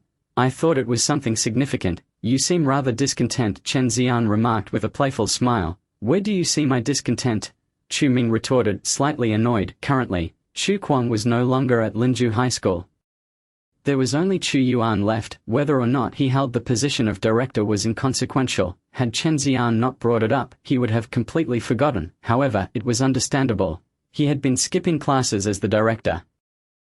And the school must have reached its limit of tolerance. "Regardless, I've notified you," Chen Xian stated. "You may handle it as you see fit." Chu Ming's expression turned peculiar. "Well, thank you very much. However, I have another matter to discuss with you." Chen Xian hesitated for a moment, then retrieved a stack of photographs from her designer handbag. "What are these?" Chu Ming inquired. "Confidential photos from Linju High School," Chen Xian said earnestly. "Take a look." She tossed the photographs to Chu Ming. He picked them up and examined them closely. He discovered that the images depicted various children, many of whom were with their eyes closed, appearing to be unconscious. Some of the children in the photos seemed to be fighting. What on earth is happening? Chuming frowned and asked. They are suffering from an outbreak, Chen Xian replied gravely, yet, when we sent the children to the hospital, no one could diagnose the illness. The doctors initially speculated that it might be a psychological disorder. The symptoms manifest as unconsciousness, frenzy, rage, and even superhuman strength. Superhuman strength? Are you serious? Chuming glanced at Chen Xian bewildered. How strong can children be? Take a look at this, Chen Xian said, handing her phone to Chuming. The video showed a dark-skinned student breaking free from the grasp of 4 or 5 teachers. With a single punch, he sent one teacher flying. Chuming's expression shifted dramatically. Did you see that? Chen Xian asked. This isn't from our school. It was privately sent to our principal from another school's higher-ups. Although we haven't had such incidents at our school, similar events have occurred twice. A student suddenly erupted in anger and punched a tree in half. Another student twisted a steel pipe. Chuming, you must understand that such feats can only be accomplished by practitioners. Only those above the inner strength level can exhibit such extremes. Chuming fell into deep contemplation. The existence of practitioners was a secret to ordinary people. If it were to be revealed, it would overturn society. Indeed, this situation had come to pass. After a long silence, he sighed. Chuming, do you know something? Chen Xian asked. Yes, Chuming admitted. Are you aware of the gate of the underworld? The gate of the underworld? The one that was opened on Longyan Mountain? Chen Xian replied incredulously. Yes, Chuming nodded. Since the gate of the underworld opened, it has yet to close. I set up numerous formations at the gate to prevent the invasion of vengeful spirits from the underworld. Those formations decompose the spirits into purest spiritual energy and release harmless souls into the human realm. Some of these souls return directly to the underworld, while others, possessing greater cultivation and memories of their past lives, find their way to Linju City. Upon hearing Chuming's words, Chen Xian's eyes widened in astonishment. Are you suggesting that these students' madness is due to those souls? Most likely, Chuming replied. However, those souls do not pose a threat. In time, they will naturally be obliterated by the heavenly laws. Nevertheless, once obliterated, the power of those souls will merge with the human body. Among those students, there are individuals who meet the qualifications required by these souls. After a brief period of unconsciousness, sleep, and frenzy, they will awaken. Endowed with abilities beyond those of ordinary people, practitioners' powers, Chen Xian appeared bewildered. Then why aren't you hastening to close the gate of the underworld? If this continues, countless people will inexplicably become practitioners, leading to chaos. My dear lady, do you think the gate of the underworld can be easily closed? Chuming replied helplessly. It requires cultivation at the Tao level to do so. You understand how rare that is. Tu, Tao level? Chen Xian was taken aback. What is the Tao level? Chuming found himself at a loss for words. He explained, above the Grandmaster level is the Tao level. The Tao level has 3 tiers: early stage, mid-stage and late stage. The late stage of the Tao level is known as the Heavenly King level. Beyond the Heavenly King level is the Outworld level. The Outworld level also has 3 tiers: early stage, mid-stage and late stage.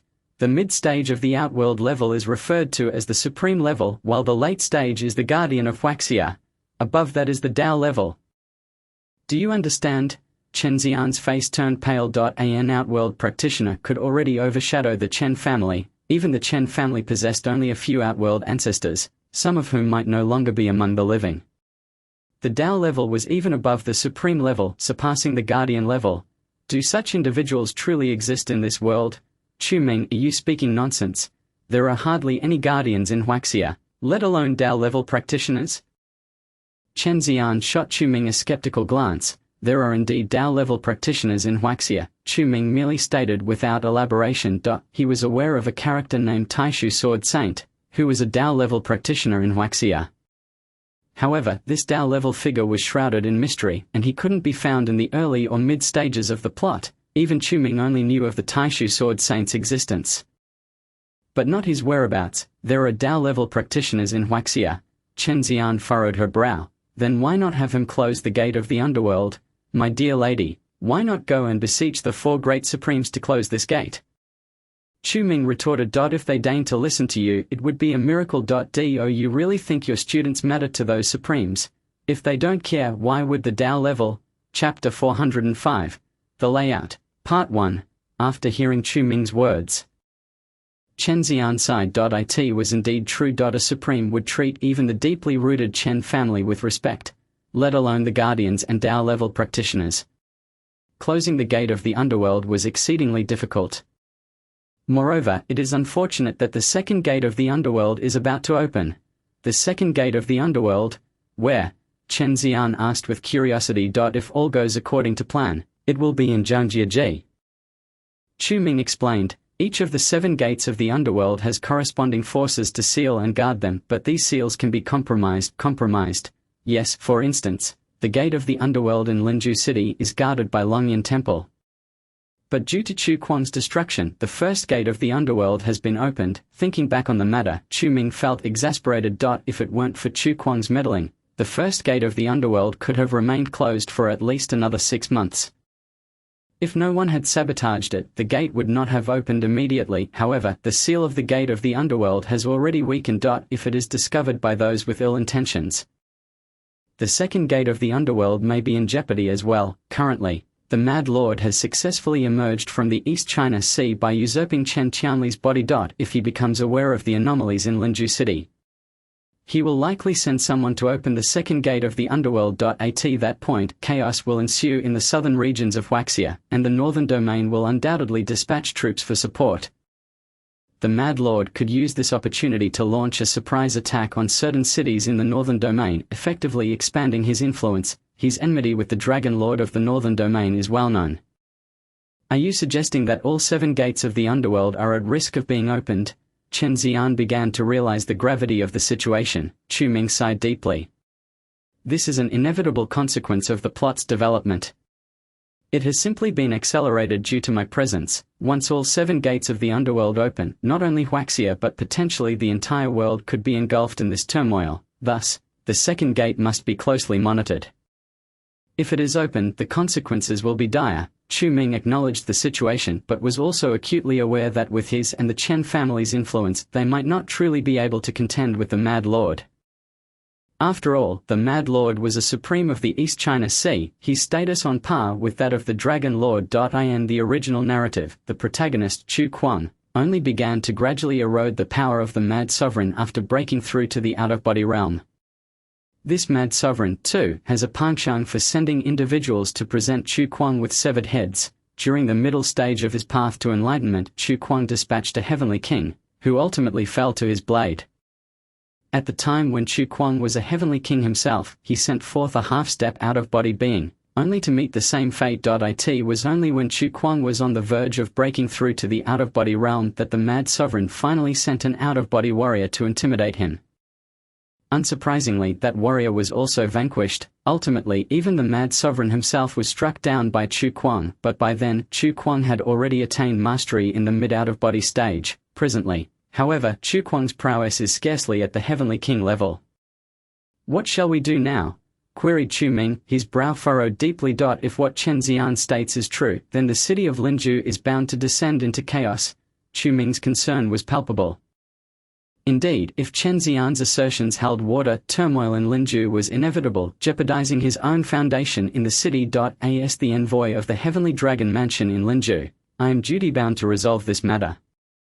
Chu Ming stated coolly, you, the envoy of the Heavenly Dragon Mansion, were not appointed through honest means, were you? Chen Xian retorted incredulously. Do not concern yourself with how I came to be here. Chu Ming shot her a glare. I am firmly seated in this position and no one can displace me. Chen Xian scoffed. You clearly cannot even fulfill the role of a department head, having been dismissed for absenteeism. Chu Ming's expression darkened. This woman had an uncanny ability to bring up the most inconvenient topics. I shall seek out the city lord Lin Yufeng, he declared, rising to his feet. Just watch. I will find a way to resolve this.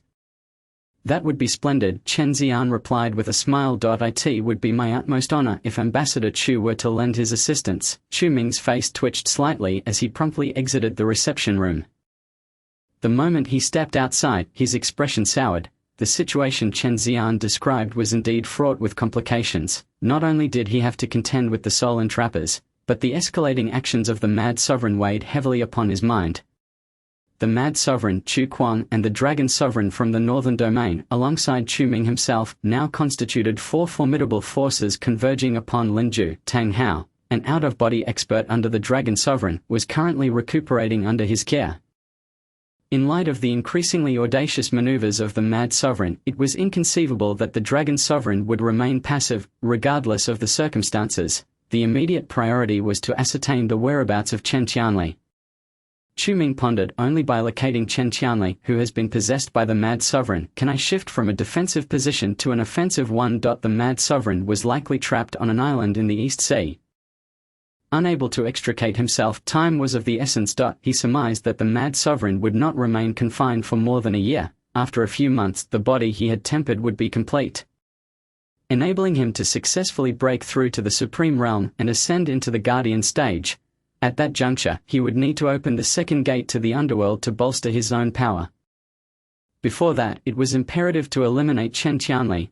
This would render the next half-year exceedingly advantageous for his own development. Chu Ming retrieved his black smartphone from his pocket. Since the upgrade of the app, a new symbol had appeared beneath the icon: Urban Immortal Cultivation 2.0. This indicated that defeating the protagonist would now yield no rewards. All rewards would come from vanquishing villains. Thus, did the previously classified major antagonist still hold weight? Chu Ming mused. Never mind, I shall determine that later. For now, I must seek out Lin Yufeng for a discussion. With that, Chu Ming departed, leaving the shores of Chiyu Lake behind. Meanwhile, within the dilapidated villa in Linju, Chen Qianli lay upon a bed, supported by his subordinates. He had sustained severe injuries this time around. He had not anticipated that the two would join forces. This predicament was beyond his expectations. He had believed he could eliminate Chu Kuang today, but it seemed the situation was far more troublesome than he had imagined. The aura emanating from the Underworld Sovereign bore a striking resemblance to that of Chu Kuang. Chen Qianli pondered, could it be that their techniques stemmed from the same lineage? If that were the case, had their previous enmity been a facade? Chen Qianli found himself baffled. He had conducted extensive investigations and had confirmed that the animosity between Chu Kuang and the Underworld Sovereign was genuine. Thus, he had orchestrated a trap for Chu Kuang while simultaneously ensnaring the original Chen Qianli. However, now that it was time to reel in the net, a significant error had emerged in Chu Kuang's segment. Should Chu Kuang remain alive, any operations in the Northern Domain would be impossible. Chen Qianli furrowed his brow. He no longer wished to recruit Chu Kuang into his ranks. The rebellious genius was simply too perilous. In Chapter 406 titled Layout, Part 2, Chen Qianli understood that in order to successfully implement his plan, he must eliminate both Chu Kuang and the Underworld Sovereign, the thorns in his side. They were both present in Linju. This is the opportune moment to rid ourselves of them, Chen Qianli declared. Though there was a risk of exposure, he had no alternative but to proceed. A determined glint flickered in his eyes. To eliminate the Underworld Sovereign and Chu Kuang, there was but one method: to enable his avatar to break through to the out-of-body realm. Once he achieved the out-of-body stage, annihilating both Chu Kuang and the Underworld Sovereign would be a mere formality. Bring him in, Chen Qianli commanded in a low voice. Young Master Chen, how may we serve you? A dark-clad subordinate inquired as he entered. Follow my instructions and procure a few items from the East Sea, Chen Qianli replied, producing a list he had meticulously prepared. The items listed were all located on that island in the East Sea. However, these items were exceedingly valuable. Even the Mad Sovereign would feel a pang of regret parting with them. After all, Chen Qianli was merely an avatar. Had Chu Kuang not pressed him so forcefully, he would not have resorted to utilizing such rare treasures. The dark-clad subordinate scanned the list, his eyes widening in shock. Young master, who shall I consult for these items?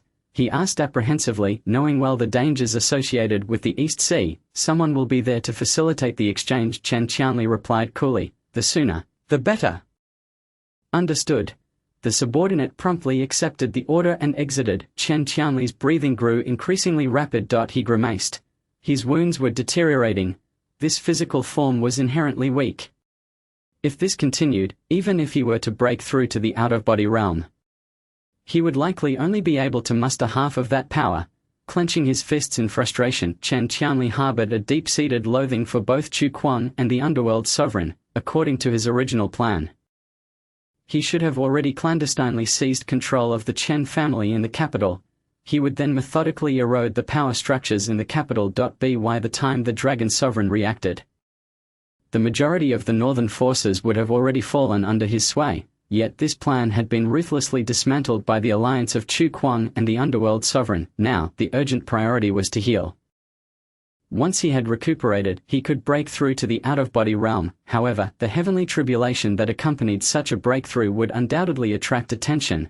Had the circumstances not been so dire, Chen Qianli would never have resorted to such risky measures. The out-of-body realm was exceedingly rare in Huaxia. The emergence of one would inevitably incite a scramble among the various factions. At that point, Chen Qianli would find it difficult to provide explanations. After breaking through, he must locate and eliminate both Chu Kuang and the underworld sovereign without delay. Given Chu Kuang's prodigious talent, he would likely attain the out-of-body realm within half a year. He needed to act before that time. Taking a deep breath, Chen Qianli sat cross-legged. The spiritual energy within him began to circulate, facilitating his healing. Simultaneously, a dark undercurrent flowed through the city of Linzhou. The sky was shrouded in ominous clouds, rain pouring down in torrents. Chu Kuang stood at the entrance of the abandoned villa, clutching his blade. The raindrops soaked his expansive black cloak, drenching his hair. Chu Kuang's eyes were icy, fixated on a particular room within the derelict estate. Lightning streaked across the sky, illuminating Chu Kuang's face. In that instant, Chen Qianli, seated cross-legged on the bed, was jolted awake.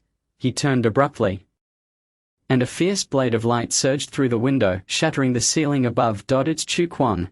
How could this be possible? Chen Qianli was incredulous.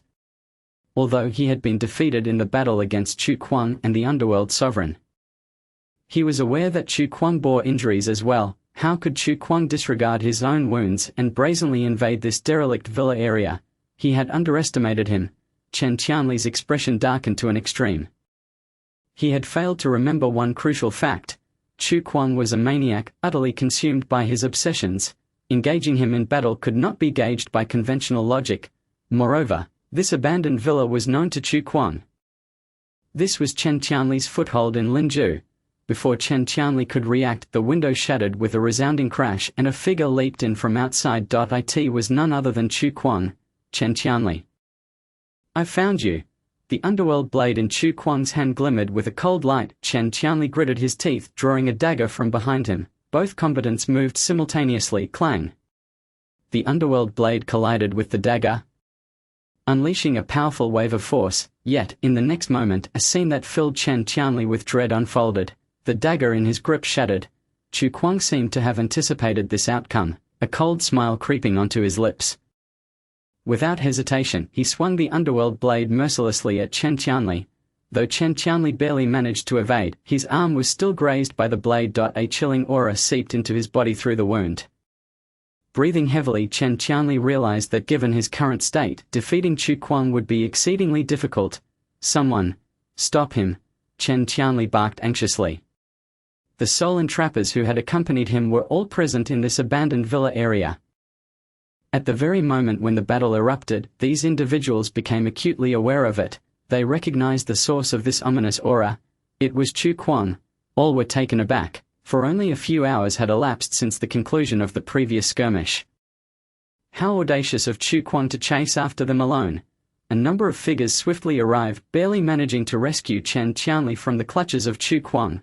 The room on the third floor lay in ruins, with even the walls having collapsed due to the fierce confrontation. The rain fell in torrents. Chu Kuang's eyes glinted with icy coldness, and his gaze towards Chen Qianli was imbued with a palpable thirst for blood. In that fleeting moment, he unsheathed his blade against the cloaked figures. Simultaneously, far away at Crescent Lake, Chu Ming was frantically devising a way to swiftly consume the metals transported by the Chen family. He stared despondently at the heap of copper ore before him, feeling exceedingly distressed. He discovered that the black phone was absorbing the copper ore at a painfully slow rate, yet, at that very moment, the black phone began to emit a flurry of notifications. Additional kill reward. Plot points 1000. Additional kill reward. Plot points 2000. Chu Ming was taken aback. What was this? Why had additional kill rewards suddenly appeared? After a moment's pause, realization dawned upon him with a slap to his forehead. Chu Kuang was killing people.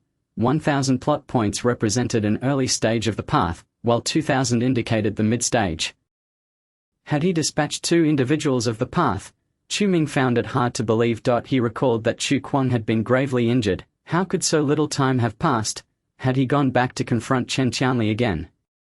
Chu Ming could no longer focus on the copper ore.at this moment. Chu Kuang was akin to a grasshopper bound to the same boat as him. After all, if Chu Kuang was killing, he would also gain plot points. If Chu Kuang were to perish, it would be a significant loss for Chu Ming, as he would be forfeiting a means of automatically accruing points.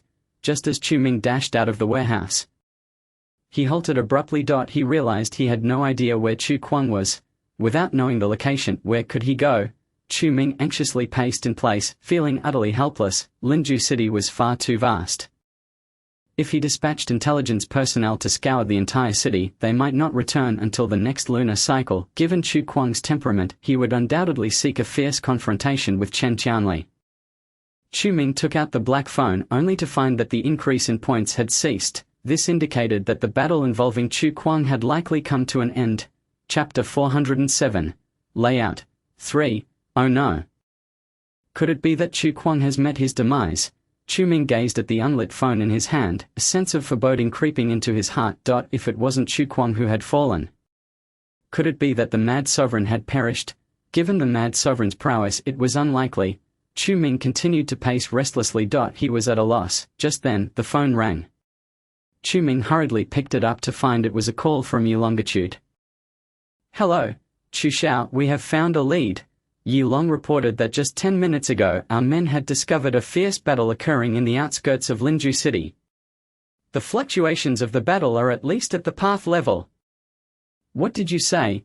Chu Ming's breath hitched and he quickly replied, send me the address. Alright, I'll arrange it right away. Yulong hung up, and mere moments later, the address-sharing notification arrived on Chu Ming's phone. Upon inspection, the location was devoid of any surrounding structures. If he were the Mad Sovereign, it would indeed be a feasible hiding spot. Chu Kuang had previously taken refuge with the Mad Sovereign here, so he was surely aware of this place. Chu Ming surmised that it was entirely reasonable for Chu Kuang to seek a finishing blow, knowing the Mad Sovereign was injured. Chu Ming stowed away his phone and promptly drove out from Crescent Lake.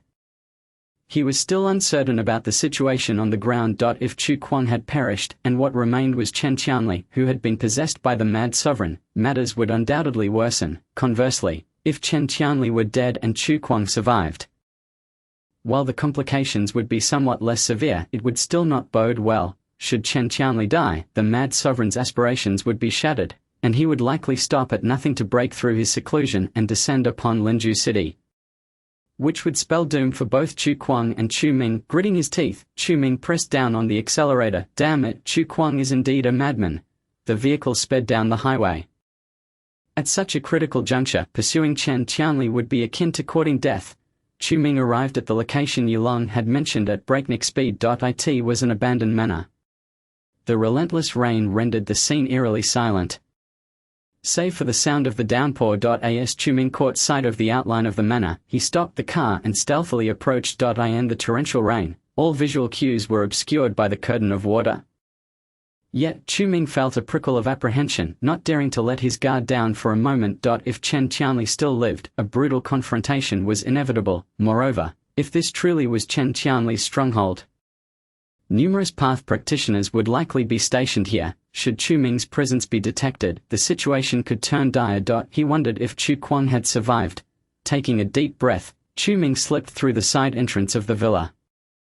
The rain soaked through his clothes, but he paid it no mind, continuing to navigate his way through. However, upon entering the manor, Chu Ming was momentarily taken aback. He found the structures had crumbled into ruins, with only the central villa remaining relatively intact. Yet, the walls on several sides of the villa were shattered, and the condition was far from favorable. How could this be?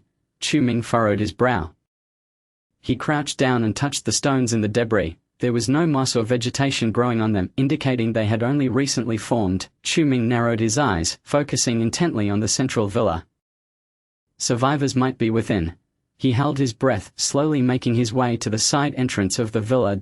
He discovered the main door had been smashed open, with rainwater flooding into the villa, already submerging the first floor. Above, Chu-Ming felt an intense surge of anxiety. He advanced cautiously up the stairs, step by step. At long last, a faint presence manifested within his Dark King's perception. Indeed, someone was there. Chu-Ming's Dark King perception swiftly locked onto the source of the aura. The presence was so faint that he could not discern whether it belonged to Chen Qianli or Chu Kuang. In a room at the corner of the third floor, Chu-Ming pinpointed the location and crept closer, his attention fully engaged. The corridor was shrouded in darkness, illuminated only by the faint light filtering through the window at the end. Chu-Ming stealthily approached the door. The individual was right inside. Taking a deep breath, he prepared to push the door open when suddenly an unexpected turn of events unfolded. A figure leaped out from the corner room, blade glinting as it struck the door, aiming directly at Chu-Ming. In a moment of panic, Chu-Ming reacted swiftly. Clang! The two dark blades clashed in midair, but to Chu-Ming's astonishment, the opponent was immediately sent reeling back after just one exchange. At that instant, lightning struck. Illuminated by the flash, Chu-Ming recognized the face of his adversary, Chu Kuang. Chu-Ming was momentarily stunned. The figure that had burst forth from the door was none other than Chu Kuang. Yet, now he was covered in blood, looking utterly disheveled. Itsu, Chu Kuang also recognized Chu-Ming. He seemed to breathe a sigh of relief as he leaned against the wall, slowly sinking to the ground. After all, Chu-Ming had already killed him once.